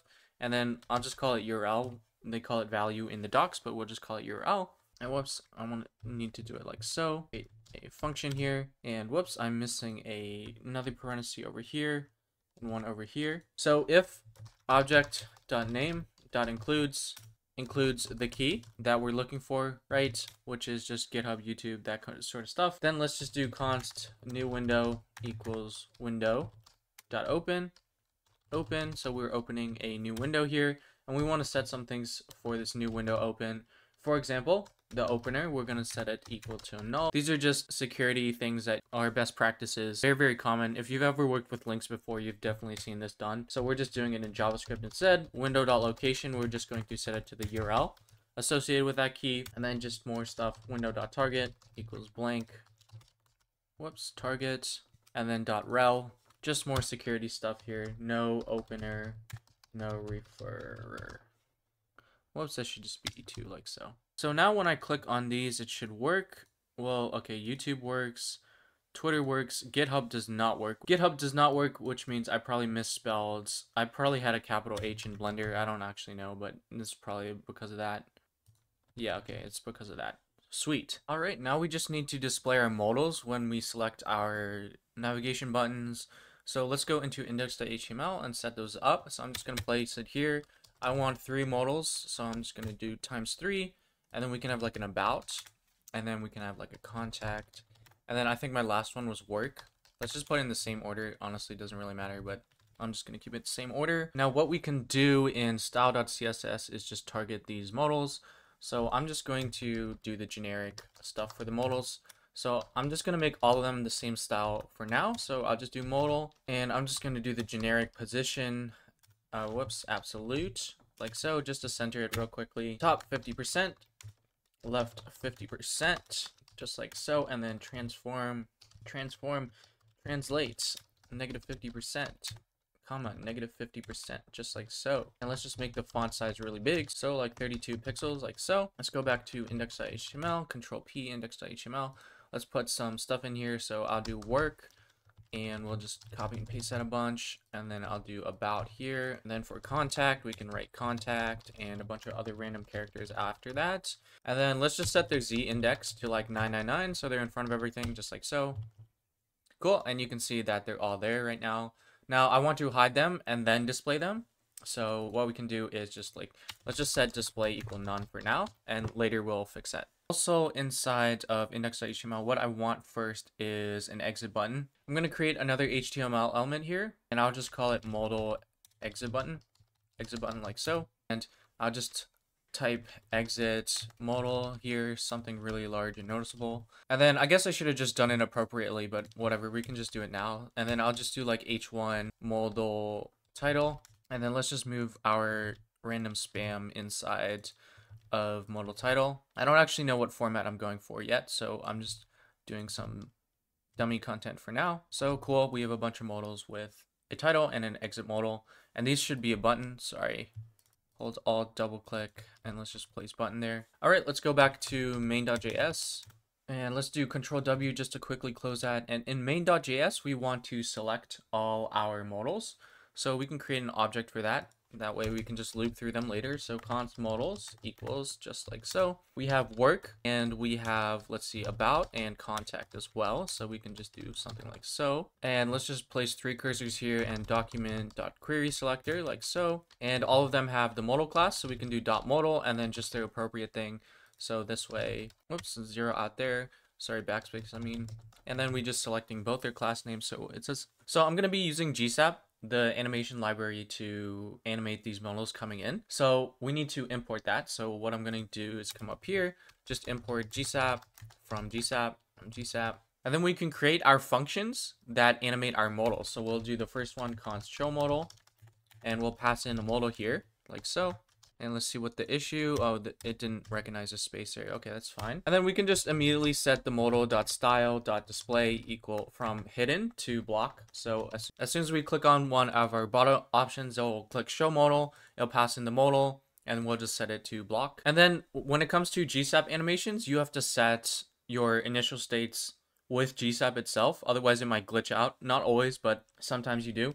So in this case, I want to set, I'm just going to go for a basic opacity animation for now. So I just do set modal, and I'm just going to target the opacity of the CSS property, and I'm just going to set that as default as 0. And then I'm just going to do gsap.to, take the modal again, and this time I'm just going to set its opacity equal to 1. And whoops, sorry, this should be a semicolon like so. And we can just make the duration really quick. I think by default it is 1 second, so now I'm just setting it to 0.5 seconds. And then we can have one for hide modal as well. So let's just come over here, and let's just change this to hide modal. So we're going to come over here, and we'll just set this opacity to 0 now. And sorry, opacity is misspelled here. It should be opacity like this. Cool. And then on complete, we want to display none. So it'll be opacity 0, but we still can click on it. So afterwards, we want to, once the animation is done playing, we want to set it back to none, display none. So we'll just copy this right here, and let's add a caret over here, and then just set this back to none, just like so. Okay, now we should just be able to go to our click. So in here, our buttons already have underscore Raycaster associated with it. So it should already be a part of our intersect objects that we are checking for here. Okay, so let's just come here, and now we should just be able to check for those. So let's make sure I'm out of the entries. That's cool. We already have this, so I'm just going to copy this right here actually. And we want to check for work button. If it is, then we can show our modal and pass in that modal. So we'll just pass in modals.work. So remember, this is the object that we created up there, and we're just accessing the work, which was selecting the document query selector, the modal. Then we can do else if, and let's just copy and paste this, because why not? Whoops. Let's just copy and paste this, because why not? Let's change this to about. Let's place some parentheses here, and then let's just copy and paste this one more time. You could use else if you wanted to, but you know, no reason to do that. And then let's just change this over here. Let's change this to about, Let's change this to contact like so. All right, so if I go back, these should work. Let's see, child is not defined. Okay, that's probably because, yeah, down here I was traversing child for mesh name, but now we called it object. So sorry, this should be object. So Control D, select next instance, change that to object. Oh, random, but I did give it a background color of black. So if I go back, it should be working now. Let me click here. So yeah, it's working, but okay, I forgot to do the exit button. So invalid property duration. Yeah, I misspelled that. Okay, so we can just fix that real quick. Let's just Control D, duration like so. And then now we can select all our buttons. So we can document .query selector all, and I forgot what I called it in index.html. Modal exit button. So I'll do alt left arrow just to jump back to where I go. By the way, if you want to jump to where your previous cursor location, you can just use your alt left and right arrow keys, or you can just come up here and click here. We're going to select all our modal exit buttons. Exit buttons. Oh, sorry, I keep saying buttons and then adding the S in there. And then for each of these buttons, what we're going to do is add an event listener. So button.add event listener, and it'll just be a simple click. Let's grab that event listener. That event object, and we need to find the modal. We could pass in the modal if you wanted to, but I'm just going to find it. So we can do eTarget.closest, and we can pass in the class name .modal. And then of course we can just hide modal and then use the modal that we found to hide and play the animation over here. So if you don't know what closest is, basically what it does is your click events happens at this button. It's going to search up your hierarchy for that class. So basically like searching for the parent. In this case, the parent itself is just .modal, but if you had a deeper nested thing, it would go up one level and keep going until it find it. So if I have my click event on this button, well, it's going to find this modal because I'm going up, and then I get this parent here. So that's just kind of like a neat trick to speed things up. So now if I go back and hit my work, hit exit modal, you can see everything is working just like so. Super, super cool. I also think now's a good time to push because we started getting something. So we can just do git add everything, git commit -m, and let's just say, I don't know, starting modals, working, basic, and we can do something like something random just like so, and we can just do git push just like so. All right, we're getting somewhere. Okay, now what I want to do is fix the touch events, because right now when I click on it, I have to click twice for this to activate, and when I click on this exit button, sometimes it glitches out and it will like flicker. You can see it'll flicker there. And this is probably because we have so many concurrent events. We have OrbitControls, which takes a bunch of touch events. Then we have our Raycaster that's detecting a click event, I believe, and also the HTML element. So there's kind of all these conflicting events. So let's try and manage that and fix that right now. So what I'm going to do is add a touch start and touch end. Unfortunately, like I said earlier, pointer move, it'll work on Android and PC, but there's issues with iOS devices with pointer moves, so we're splitting them up. So I'm going to do touch start like so. And then once I hit my finger on the screen, tap the surface, that triggers a touch start event. So that's when I want to update my pointer for the Raycaster camera. So I should just copy and paste this over here. Now, instead of this event object, we need to grab event object.touches, and we want to just grab the first finger that you get, .clientX. So basically, the event object has this thing here. If you want, you can just console.log e, but it has this thing here called touches. And let's say you put 3 fingers on your screen, 0 just gets the first finger that landed on your screen. So that's kind of all we need. So we're going to do the same thing over here, .client y. And this calculation should work. If I messed up something, we'll find out later. Now we also want to do e.prevent default because we have like scrolling behaviors on mobile and things like that. So prevent those default behaviors. And then we have to change this into a active event listener by setting the second parameter over here. And then we want a touch end event listener. And this will, so when they release their finger from the screen, this is going to trigger. So let's change this to touch end, like here. Also e.prevent default. And let's create a new function here called handle Raycaster interaction. That way we don't have to do it for the click as well as the touch start. By default, click is supposed to convert to touch events on mobile, but again, we have so many conflicting events that I feel like it's glitching out. So let's just create a function here, and I'll just call it handle Raycaster interaction, like so. And let's make sure I put parentheses here, so I'm calling it fine. And let's just grab this if statement here, Control X to cut it, Control V to paste it in there. And then here we can just pass in the function instead. So handle Raycaster interaction. All right, so this should be working. And now if I go back here, let's hope this is working. And yeah, you can see now when I go here, it's working when I click. And then let's just make sure in desktop. Yeah, okay, so it's still working in desktop. Great. And we don't get any errors. Cool. Now you will notice there is one issue. I can't click this exit button anymore. Honestly, that's probably again with a bunch of overlapping events.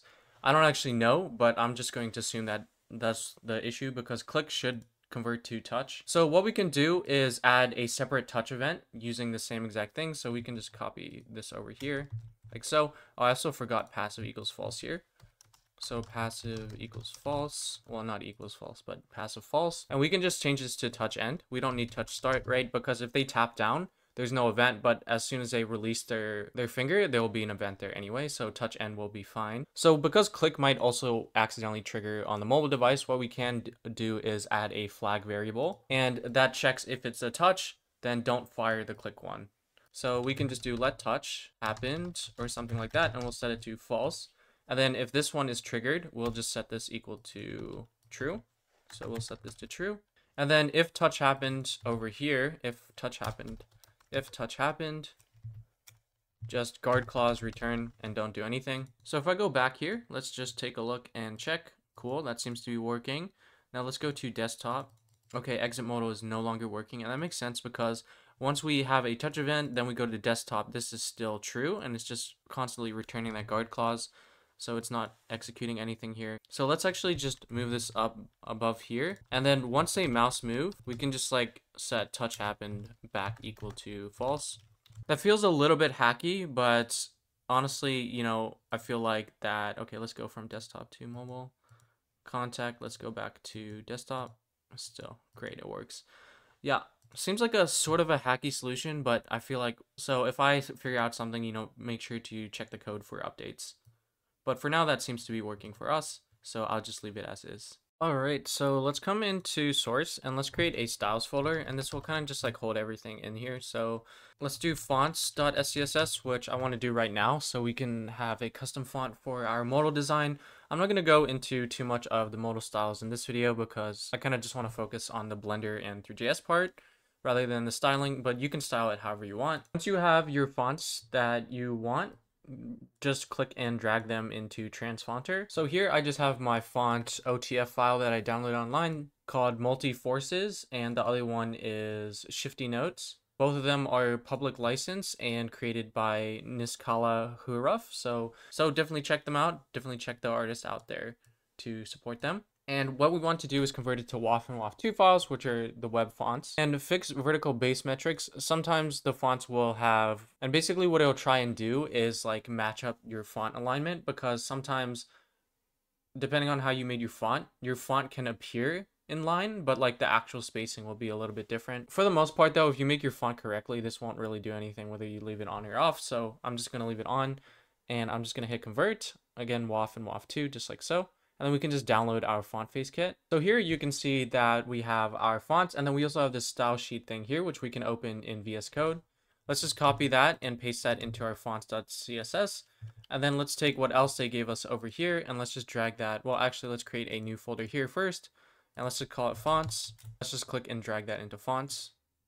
Cool, so we have our fonts right there. Now we need to go back to fonts.scss and update the path. So we can just come over here and navigate Control-Shift-L to select all the instances and just do /fonts/ like so. Then let's just go to style.scss and import it so we can use it. So we can come over here and we'll just do @use and we'll /styles/fonts.scss just like so. Let's add our semicolon there. Another thing I like to do is have a reset. So we can do a reset.scss. Now the idea behind a reset is that different browsers have like different paddings and margins and defaults and things like that. So resets.css will just keep everything consistent. If you look up CSS resets online, you'll probably find a lot of different ones, but this one seems to work really well. So I'll just use this one. Credits to Meyer Web, and I'm just going to paste that into reset.scss. Honestly, for what we're doing, it probably doesn't really matter. But, you know, might as well. I just wanted to let you know that I do typically, you know, use a reset.scss. And then another thing I like to do is definitely have a variables.scss file. All right, let's get our first variable. We could go back to Blender to get the color, or we can use this thing here, which I use a lot. It's a color picker add-on. I totally recommend it. And you can just like grab a color anywhere on your screen. So that looks pretty good. And you can just copy that. And then in variables, we can create a variable here. And I'll just call it base purple. But, you know, if you want to give it a actual proper naming convention, totally go for it. Then we can go back and maybe get like a base pink or something. And then I'll just shift alt down arrow, call this base pink. Well, it's actually really cool because my VS Code theme is also kind of following the same theme that we have for our portfolio. What a coincidence. Base black, and we can just do #00000, and then let's just select a color here. So I don't want it to be completely black, maybe just like something slightly black. And then we can do the same thing for white. You know, maybe instead of #FFF, we can do something that's whoops, I forgot semicolon here. A little bit less white. I don't know. It's really up to you though. So back in style.scss, let's also just import variables.scss, and we have to give it a namespace. So I'll just call it as vars, but you know, call it whatever you want to call it. And now what we should be able to do, let's just, for the modal itself, let's just do a max width of like 700 pixels, and then we'll just take 100% of the width, just like so. Then for the background color, let's just do vars dot, and then let's get our variable. So I forgot what I call it already, which is embarrassing. So let's see. Yeah, we can just do base white for now, and if we, you know, you can always change it. So I'm just getting this variable over here, and let's get rid of display none for the time being. So here you can see, okay, we see it now, and yeah, we have the #FD, which is what we're seeing right here. Super cool. I actually don't like how it's white. Maybe we can get like something that's over here or something like so. Let's just create that, and let's just do base light purple like so, and then let's just change this to base light purple. You know, if you want to set the font family up here or wherever you want to use it, you can now access it. So you just do it whatever you want to call it. So maybe call it this, like so. And then you can have a fallback to like enter or whatever you want to do, system UI.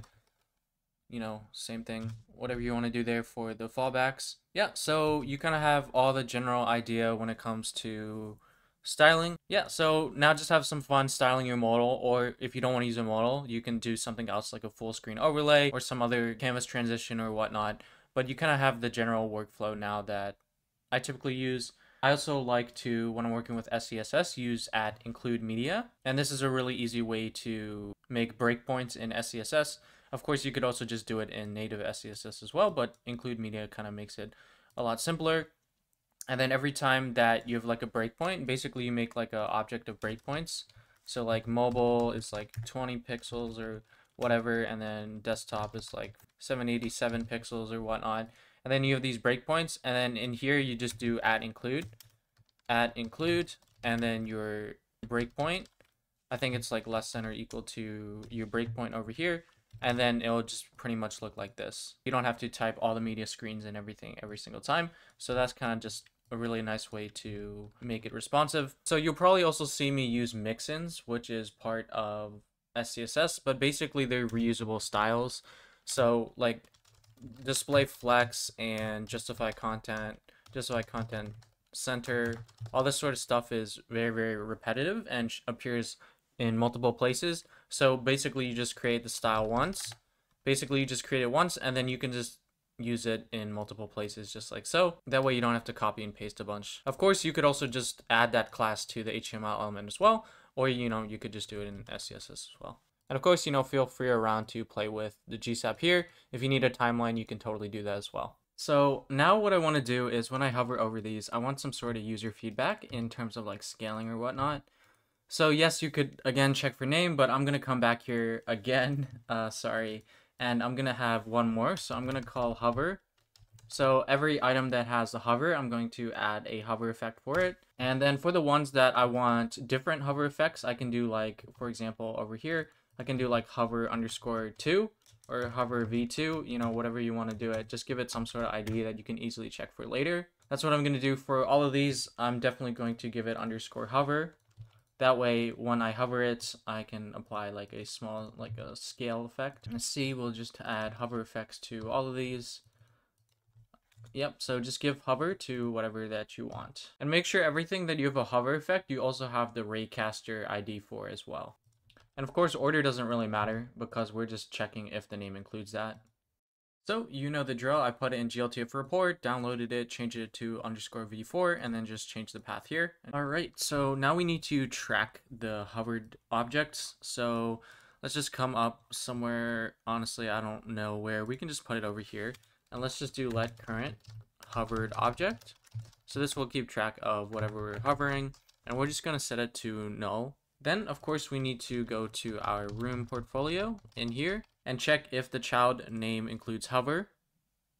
So yeah, we'll just come over here and do hover.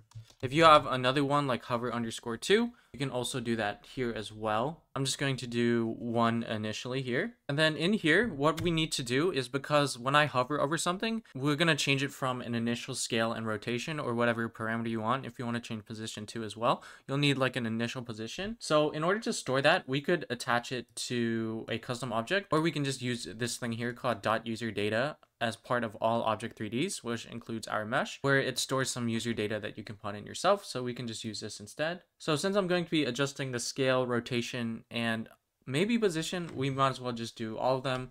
We'll do child.userdata.initial scale. Just create a new 3vector3 to store that in. So 3.vector3, like so. And then again, another built-in method here. By the way, I'm just telling you this stuff, but like it's listed in the documentation if you don't know what they do. So here you can say just copies the past values into that vector that you're calling on. So we'll just copy the child.scale, and then for rotation, we can do initial rotation like so, and we'll do child.rotation. Now this should be a Euler angle rather than a vector3. And then we can also do position here. So we can change this to initial position, and we can change this to child.position. And then we need an isAnimating flag, because when we're hovering over it, it's going to keep triggering the play animation. So we need some sort of flag to say, okay, only play it once. So that's what we're going to be doing now. So just child.userdata isAnimating, and I'm just going to set that to false because it's not animating by default. Okay, in our render function, so here we already check for the current intersected object or the currently hovered object, right over here. So we can just check if the current intersect object, its name includes hover, like so. If it does, then we can play the hover animation. So let's just do play hover animation. And I think if you have different kinds of hover, then you might want to have an additional parameter here. But what I want to is definitely the current hovered object, which we created up there. And then the second parameter will be if we are still hovering that or not. So let's just set that to true because we are by default hovering. If this is true, if it's intersecting something and it has the name of hovering, it means we're hovering it. So we set it to true. And let's just come up here and create that function now. So I completely forgot what I just called it. Play hover animation. Okay, cool. So play hover animation function, whoops. We want to take in that object that we're passing in, that we're hovering, and is hovering. So if we're hovering it or not. Now we don't want to play this if the object is animating, so we can just have a guard clause already, object.userdata. So we created this earlier. We haven't set this yet, but it's just in advance is animating. So if the object is animating, we don't want to animate it again. So we'll just return it and like so nothing will execute. So if this is false, well then once we're hovering, then that means we want it to set to true. So object.userdata, userdata.isHovering is animating, and we want to set that to true because now it's animating. So if we're hovering, let's play our hovering animation. So we can just do something arbitrary. I don't know if we need a timeline yet, so I'm just going to do GSAP.to and then object.scale. So we just get the object scale. We can set its x to object.userdata, that initial scale that we had originally, .x, and then we can just multiply it by like some sort of random factor here. And I'm missing a comma here. And then we can just shift alt down arrow twice and then do the same thing for y and z. But, if you want to give them different scalings, or if you only want to do x and y, I honestly don't know yet because I haven't done it yet. So I'm just going to do all of them and see what that gives me. We can set like a duration of like 0.5 seconds. And then I definitely want to ease in for like some stylistic effect. So I think what I want to do is bounce in, possibly, I don't know. And then we can set how strong that is, and I'm just taking a wild guess here. But if you want to like actually look at it, you can actually see the ease visualizer on GSAP over here. And you can see, you know, how the ease would appear on like your scale and things like that. And then you can also make like your own custom ease. So right now I'm doing bounce out, so it's kind of like so. And then you can like adjust this over here, and then you can just copy it and then use it yourself. So that's really, really cool. And actually looking at this, I think I want to do bounce out, not bounce in. So let's just do bounce out. And then we can do the same thing except for rotation. So let's just do object.rotation. And then let's just change this to initial rotation like so. And I forgot what axis it is. I only want to do it on, I think it was x-axis, because for our fans that were oriented the same way, it was on the x-axis. So I'm going to take a guess that it's x. And I'm going to add like, I don't know, math.pi, and then maybe like divided by 8 or something like that. This might be a little bit too much rotation, but we'll see. And by the way, if you don't want to use like unit circle values, that's totally okay. You can just like multiply it by like 0.01 and then just go trial and error from there. So since both of these have the same duration, we can just put the onComplete in either one of them. So once this is done completing, that means is animating is back to false. So let's just put in that callback onComplete like so. What do we want to do? We just want to, whoops, this should be equals. We just want to set object.userdata.isAnimating, and we just want to set that back to false because it's no longer animating. Also, sorry, I just realized this should be is hovering, not just hovering, sorry. Okay, so if we're no longer hovering that thing, then what we can do is play the reverse of it. So let's just copy and paste this right here, over here, and then we can just get rid of the things that we created here. So I'm just going to 3 cursors with Alt, Control X, get rid of that. And then we can make it faster on the way back. So we can just do something like this. Okay, so yeah. Okay, now we need to make some adjustments to the render function. Here I messed up. We don't want to play the animation on the current hovered object. We want to play it for the current intersect object. So every time we intersect a new object, that's when we're going to play the animation. The current hovered object will be the object that is in a hover state, and this will keep track of when our mouse leaves, and when it does, we'll play it, but we'll play the go back to original scale and set this second parameter to false. So what we want to do is current intersect object, and then let's check if current intersect object does not equal the current hovered object, which means we changed objects. So then we can move this in over here. Then we want to play the new animation for the new currently intersecting object, if that makes sense. Now we also need to update the current hovered object after we play the hovered animation to the current intersected object that we're. Then for the current hovered object, if we're playing this new one, then we can set the old one to play back to its original scale stuff. So then we'll just check if current hovered object, like so, and we'll just do play hover animation. Maybe that's not the best function name. Whoops.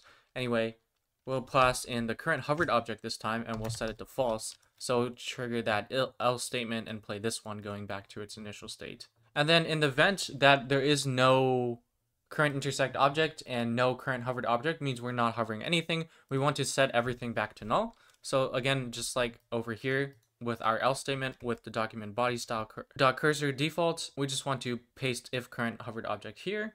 Then we'll set it play again, and then this time we want to set the current hovered object equal to null, just like so. Okay, so if I go back and take a look, it seems to be partially working. If I leave before the animation continues, it's not playing, and that makes sense because of this guard clause right here with is animating. It's just going to remain true, and then it's just going to cancel it out. So what we can do instead is actually do gsap.killTweens.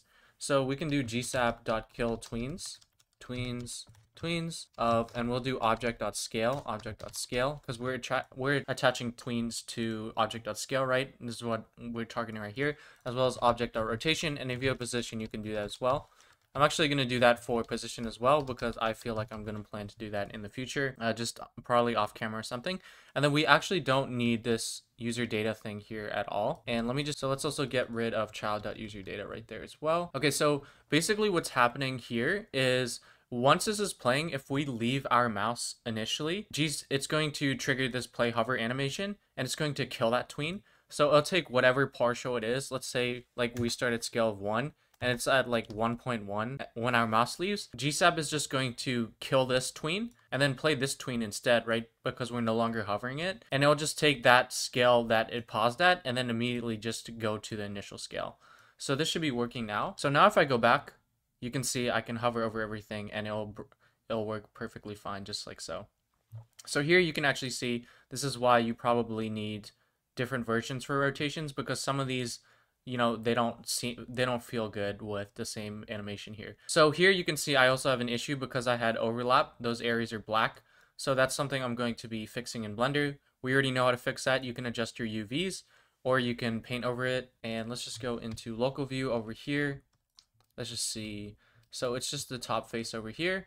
It's just the top few faces over here. Let's just hit period key just to see where that is. And I feel like we can just possibly bring it forward just like that. That actually looks pretty nice. Also, if you want to add 2 loop cuts here and just move that section, you could totally do that as well. But I don't think I need to do that, and I don't want to add that extra geometry. So let's just see where this is. So people are barely going to look at the back. Here, we could probably use like a knife tool and slice through it. If you don't know what a knife tool is, that's totally fine. But I think what I'm going to do is just honestly just maybe... I don't know what this is. I think that's the roof, but I'm just going to use the roof back instead. And yeah, that solves our issue as well. Of course, it's not seamless, but very, very few people are going to be paying that much attention. Here, I don't know if this is an issue or if we even see the bottom, but let's just hit period key to jump to it. And if you can't jump to it, it likely means that these are not on the same area on the UV map. So these probably are. So these are not. So let's see, where is this one? Oh, this one is also part.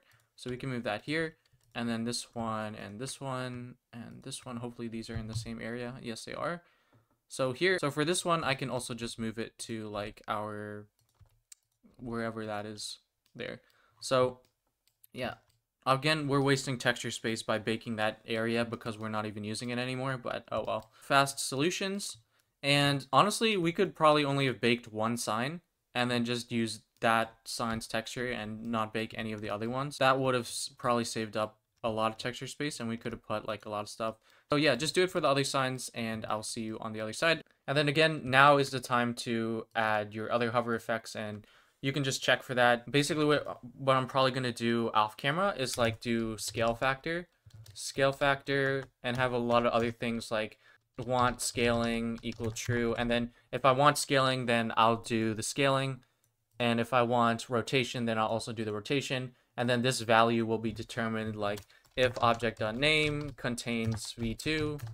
Like we already know it contains hover, so does it contain v2? If it does, then scale factor equals like 1.5. And then scale factor would just be here. And then I'll just update scale factor based on the object name or ID or whatever you want. So I'm not going to show that because it's mainly just if statement checks, but that's what I'm going to be doing off camera there. Alright, let's disable OrbitControls and Raycaster when the modal is open. So what I'm going to do is just have some sort of state variable. So probably, honestly, it doesn't really matter where. And just do let is modal open, and we'll set that to false by default. And then if it is in show modal, what we can do, actually, let's just put it above the show and hide stuff. We can set is modal equal to true, and we can just controls.enabled and set that to true. Again, those are the orbit controls that we had. Sorry, I mean false. We should set that to false because we want to disable it. And then we can just copy and paste this into hide modal as well, but this time we're going to set this to true, and we're going to set this to false. And now in our render function, all we have to do is just have a guard clause or an if statement for our Raycaster. So let's see, where is our Raycaster stuff? It's right here. So if does not equal, so if it's false, means that we can do this. We can check for the Raycaster and we should just be able to place it right. So now this seems to start glitching out everything, and that's probably because when we bypass the Raycaster logic, none of this stuff is being set, so it's like messing up. So what we can do is come over back into show modal and update all this stuff. So if current hovered object, then we can just do the Raycaster stuff here, play hover animation, current hovered object, and we'll set that to false. And then we'll just set the current hovered object equal to null. And then we can also just set document.body.style.cursor and we can set that back to default, and we can set that back to default. And then we can also clear all the current intersect objects, and we just set that equal to an empty array. And now if I go back, cool, it works. Now if you want to wait to enable controls, you can put it on complete here.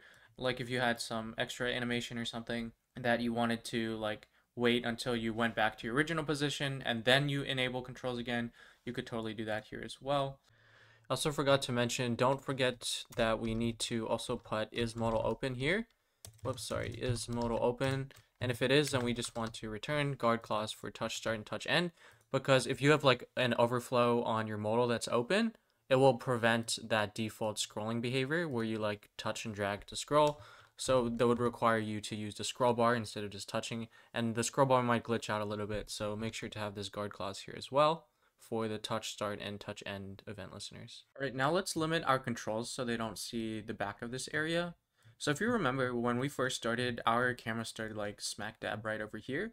So that means if our camera spawned over somewhere over here, over there, so the origin is somewhere over there, which means we want a maximum of 90 degrees in this way. By default, a maximum of 90 degrees this way is already in place, but we can also go underneath the surface. So here we actually want a minimum of 0 degrees. So we just have to set this and this, and if you want to be explicit, you can set the top one as well. So the polar angles, you know, just like North Pole, South Pole, if you want to be explicit about it, you can set it. So for definitely the min angle, we can do controls.min polar angle, and we're going to set that to 0. So now we can't go below the floor.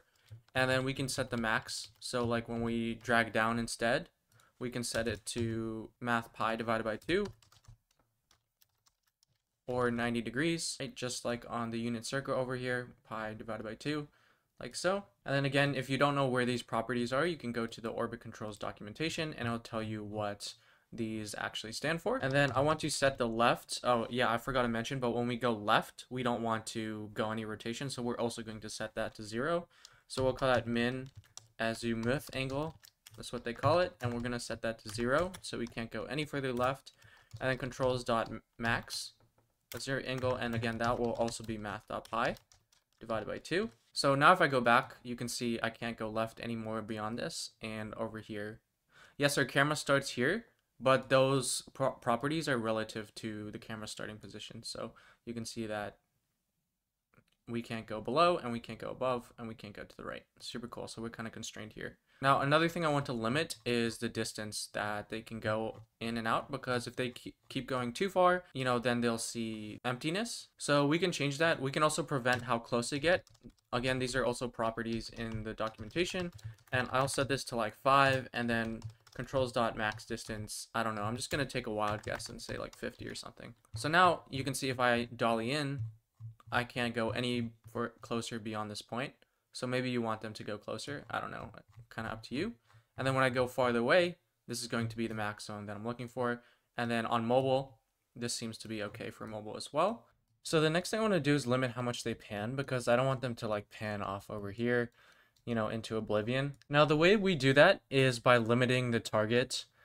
So by default, OrbitControls has, you know, well, we have a camera, right? And then OrbitControls has this thing called a target that it looks at. So if we constrain the target to a certain location, and the target only can move within this location, then we essentially also limit, you know, how much a user can pan. Okay, so in order to do that, it's easier just to edit OrbitControls.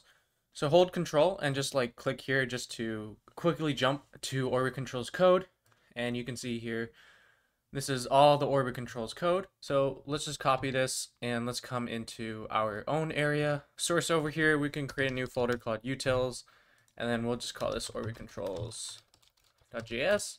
Let's just paste this in here. And then for our main.js, instead of importing it from our node modules package, we'll just do ./utils/OrbitControls.js, just like so. And you can see it still works. Cool. Okay, let's go to the OrbitControls that we created.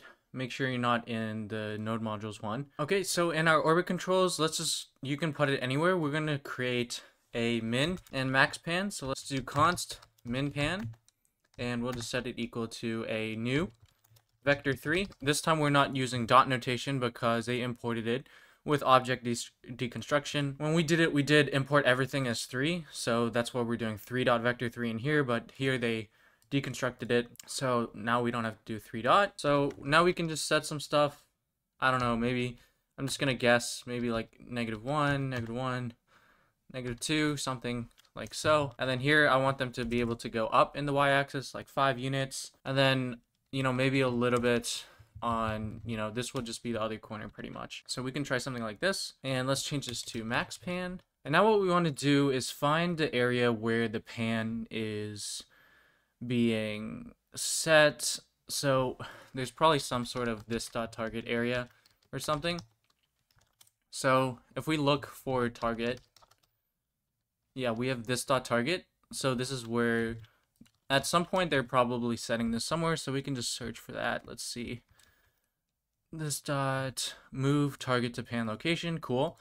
So okay, so we should be able to just clamp over here. So now we can just do this dot target dot clamp, and we'll put our min pan and our max pan in here like so. And again, a clamp is a vector3 method, as you can see that I'm hovering over there, which you can also find in the documentation if you need to. So now if I go back here, you can see that my pan is limited. I can go a little bit to the right, and then over here I can't go any more below that.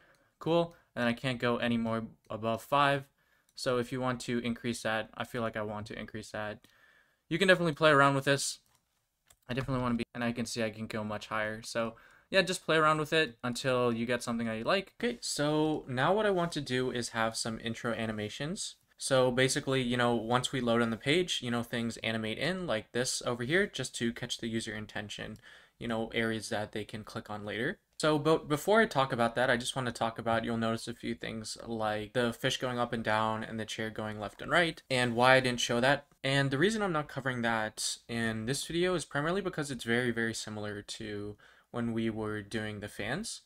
Basically, I created a variable, and then I checked for the name, and then I just set that child, and then I just set that variable equal to the child if they find it, and then in my render function, I just animate it like so. There's not much different than what we did with the X and Y axis fans. Now you might be looking at this and thinking like, wow, this is extremely tedious. You have to check for the chair name every time, you have to check for the chair, you have to assign a variable, you have to do all this thing. That's kind of extremely tedious. Is there a better way to do that? And the answer is actually yes. And the reason I didn't do it in this video is probably because I wasn't planning to animate so many things, honestly. But the general idea is when it comes to your naming convention, what you can do is, you know, like our names are like really long, like Raycaster and then like third and so on and so forth. The idea, instead of having to always check the name and always creating a variable and all that sort of stuff, is you just create like an object and you'll just call it like const items, you know, whatever you want to call it. And then you can use like a split string or regex, you know, however you want to split up your string. And this like first part can be like your key or your object. So it'll just automatically generate a key called chair top for you. And then you can also check what other things are included in that string, like Raycaster, third, so on and so forth. And then associated with that, you can have those specific properties. So here you can have like the mesh, which would just be the child itself. So you'd automatically generate the childs. So instead of having to always create a variable and accessing it, you can just do items, you know, chair top dot mesh. That way you don't have to, you know, create so many variables. And then any item you want to do, you can do that. And then have other properties like Raycaster, and then maybe true. It doesn't have to be Boolean. It could just be a string too, like Raycaster. Otherwise, it will be like null or something if it doesn't have the hover effect. And then when you check if it has Raycaster, you don't have to check if, you know, check for the name again, so on and so forth. You can just do items.chairTop does, you know, dot Raycaster. And if it's null, honestly, just don't even put it in the object. That way it would just, then you just go through the list of items and then check if, and then you just check, you know, like does chairTop have the property of Raycast? Like if, you know, if items.chairTop.Raycaster. And then if it doesn't, then it's like, oh, okay, it doesn't have Raycaster, so don't do anything about it. And obviously, you know, when you have a loop, this wouldn't be manual. This would just be, you know, whatever item you put in here. This would just be the key that's going through the loop, right? So this way you don't have to create so many variables and check for it and do all that stuff over and over again. And honestly, if I knew I was going to animate these many things, I probably would have done that in the first place. But I just thought that, hey, we just doing it one time, it's not a big deal. But now it's becoming a little bit of a big deal, but that's totally okay. And it's kind of too late to change it because we would have to change a lot of things. So we're just going to finish out this video just by creating more variables for our final animated objects. Yes, it'll be a little bit tedious, but copy and pasting helps a little bit. So one thing I definitely want to animate, like I said earlier, is these planks in here and then these coming in here. And then I guess everything else is kind of a little bit more optional. But the reason particularly not only for visual appearance, but also to let the user know what are going to be the more primary areas for you to click on it. So in order to animate these to a scale of 1, well, then we have to set an initial scale for all of them to be 0 or however you want to animate it. So it could be a rotation that you set initially as well. So I'm not going to bore you with typing that out, but here you can see that I just found my name and then I set the child scale and then I set all the variables here equal to the child as I go through there. If we find it, now again, you'll see a lot of redundant code here, and yes, this isn't great. You could also go back into your Blender file, and for each of the things you want to animate, you can do _animate, and then check for that, and then set all the scales with animate to 0, 0, or whatever you want, like if animate and hanging plank _1, then do this instead. Otherwise, just set 0, 0, 0. Here, it's like we're just hard coding everything, and again, and yeah, like I said earlier, I would definitely go for a more automatic approach than what we're looking at right here. But it's totally okay because at least people know what we're doing here. So it's a little bit crazy, and people are gonna judge you for it, but it works, and at least it's readable in a sense. Okay, so now what I want to do is create a function like play intro animation. So I'm just gonna do play intro animation, but name it whatever you want, and I'll play it as soon as we add our GLB scene. We're going to later move this after our custom loading screen is done. So I'll just come over here and do function play intro animation like so, and I want the side over here to play at the same time as my boba stuff over here. So what we can do is create 2 GSAP timelines, one for the set over here and one set for over here. If you want to, you don't have to use GSAP timelines at all, and you can just like hard code when it animates in, and that would work perfectly fine as well. Additionally, you could use one GSAP timeline rather than 2 different ones, and then adjust the timing factors on the single one rather than 2. Again, that's really up to you. I'll be doing 2 timelines, one for here, one for here. Now you might be asking, okay, if you have 3 different ways to approach this when it comes with GSAP, which one's best?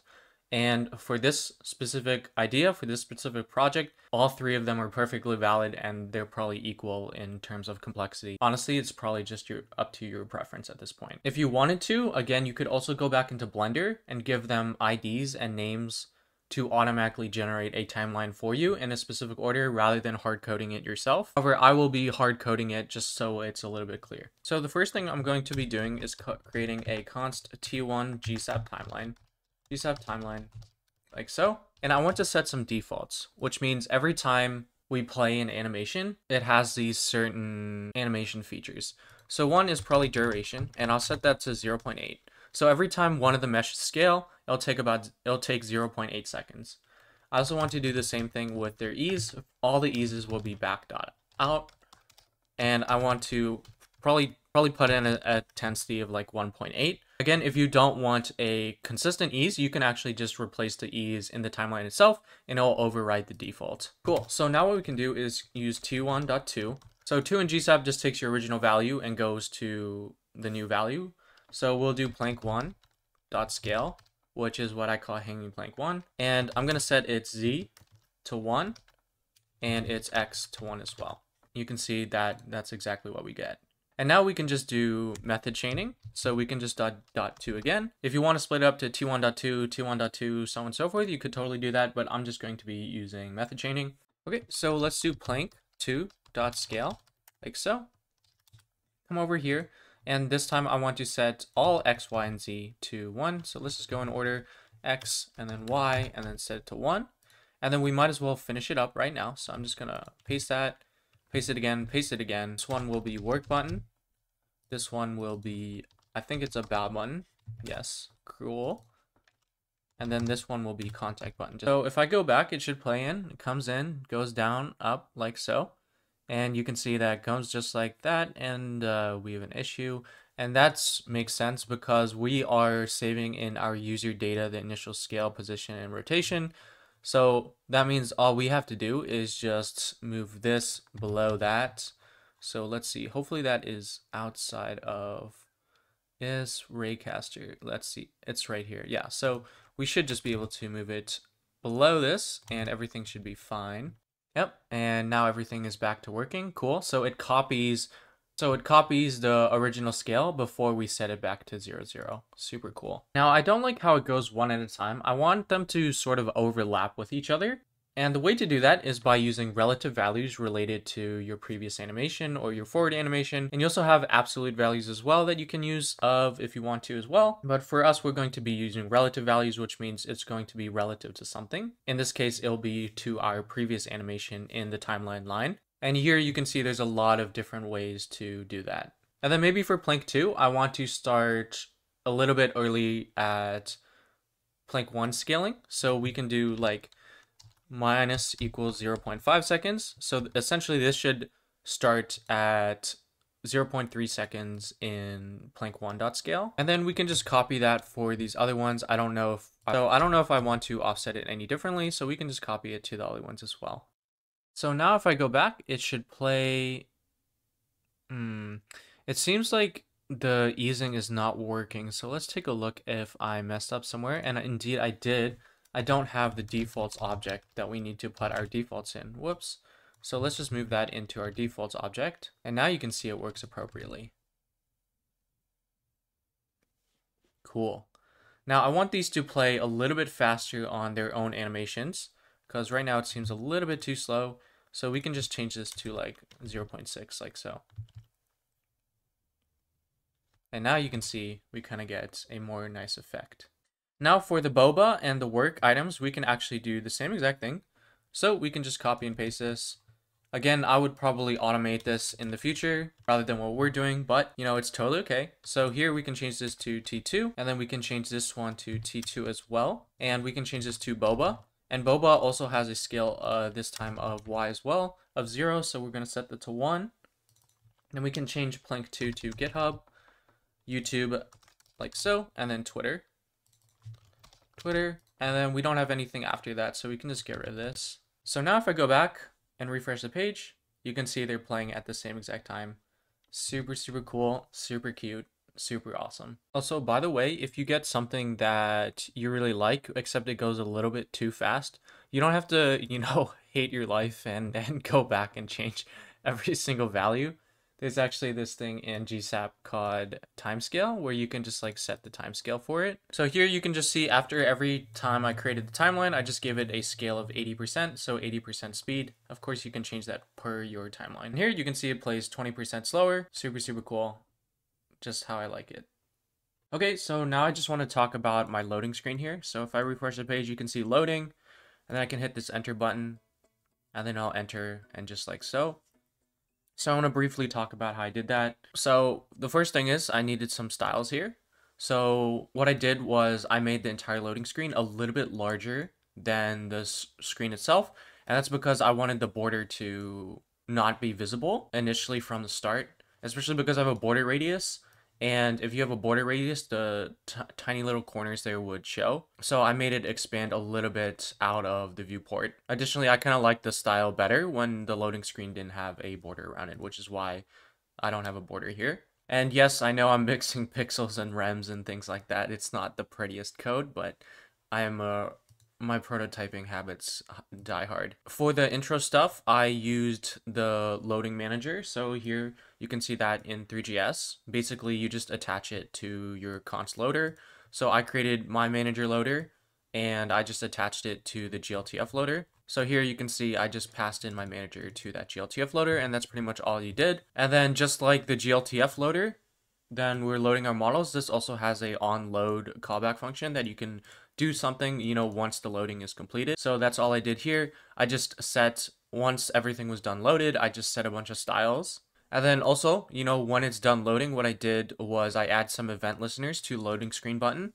So that way I can click on it and then it triggers this handle enter event, which sets some more styles. It also changes the favy icon, and then play some music, which I didn't talk about, but I will get to in a little bit. And then it plays this another function here called play reveal. And this just is another timeline where I take the loading screen, do some animations to it. You might be wondering, okay, how did I know this looked good? How do you know what that is at all? And honestly, I don't know. Honestly, I was just trying things until I got something that I like. These are just 3D CSS properties. You know, you might just go for a basic opacity. You might go for a reveal effect, you know, a clip path animation. It's really up to you. But one thing that's important here is when it's done animating, you want to remove the loading screen from your DOM, not just hide it. So that's why when the animation is done, I am loading screen over here. And now you can see instead of adding it after this scene.glb, sorry, scene.add, I removed that, and then I put play intro animation on complete of the play reveal animation. So just again, you can see I just changed the button styles here. And then as soon as it's done playing, it plays the intro animation with all the meshes animating in. So when it comes to audio, I like to use Howler.js because it helps, you know, standardize things across different devices and browsers. It's fairly simple. You just create like a howl, and then there's a lot of things that you can do with it. Like, yeah, you just navigate there, and then you can use, you know, like .play, so it should be .play.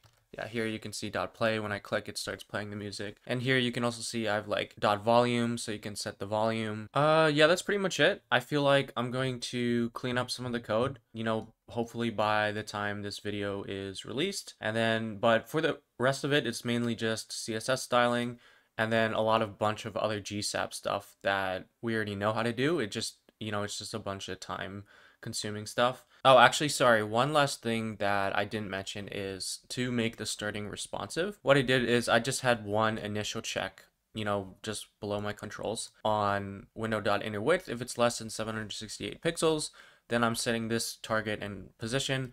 Otherwise, I kept our same desktop one over here with some slight modifications. That way, when they're on mobile, the entire room is in frame, because if you leave this by default, it'll be too close. Maybe whatever your scene is going for, your desktop also works for your mobile version, but mine didn't. So I set my camera a little bit farther back. And this only runs once, and it only checks once.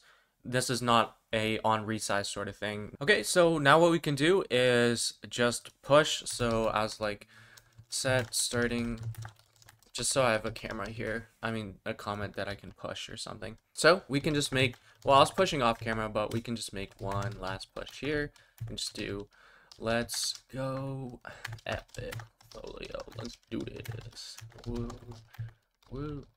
All right, that's awesome. And then we can just git push, and then since we already deployed it earlier in the video, it should automatically deploy to Vercel. Yeah, so that's pretty much it for the video. I guess I just wanted to some final comments and shout out to my Patreon supporters. Shout out to Jason L. Thank you for supporting me on Patreon. If you'd like to support the videos that I do, you know, definitely please check me out. Maybe I'll post some more extra tips and tricks there or something like that. Of course, if you need help, you can always email me. I am most active on Discord, so if you need help, you know, definitely reach out to me through Discord. That would be my preferred communication method.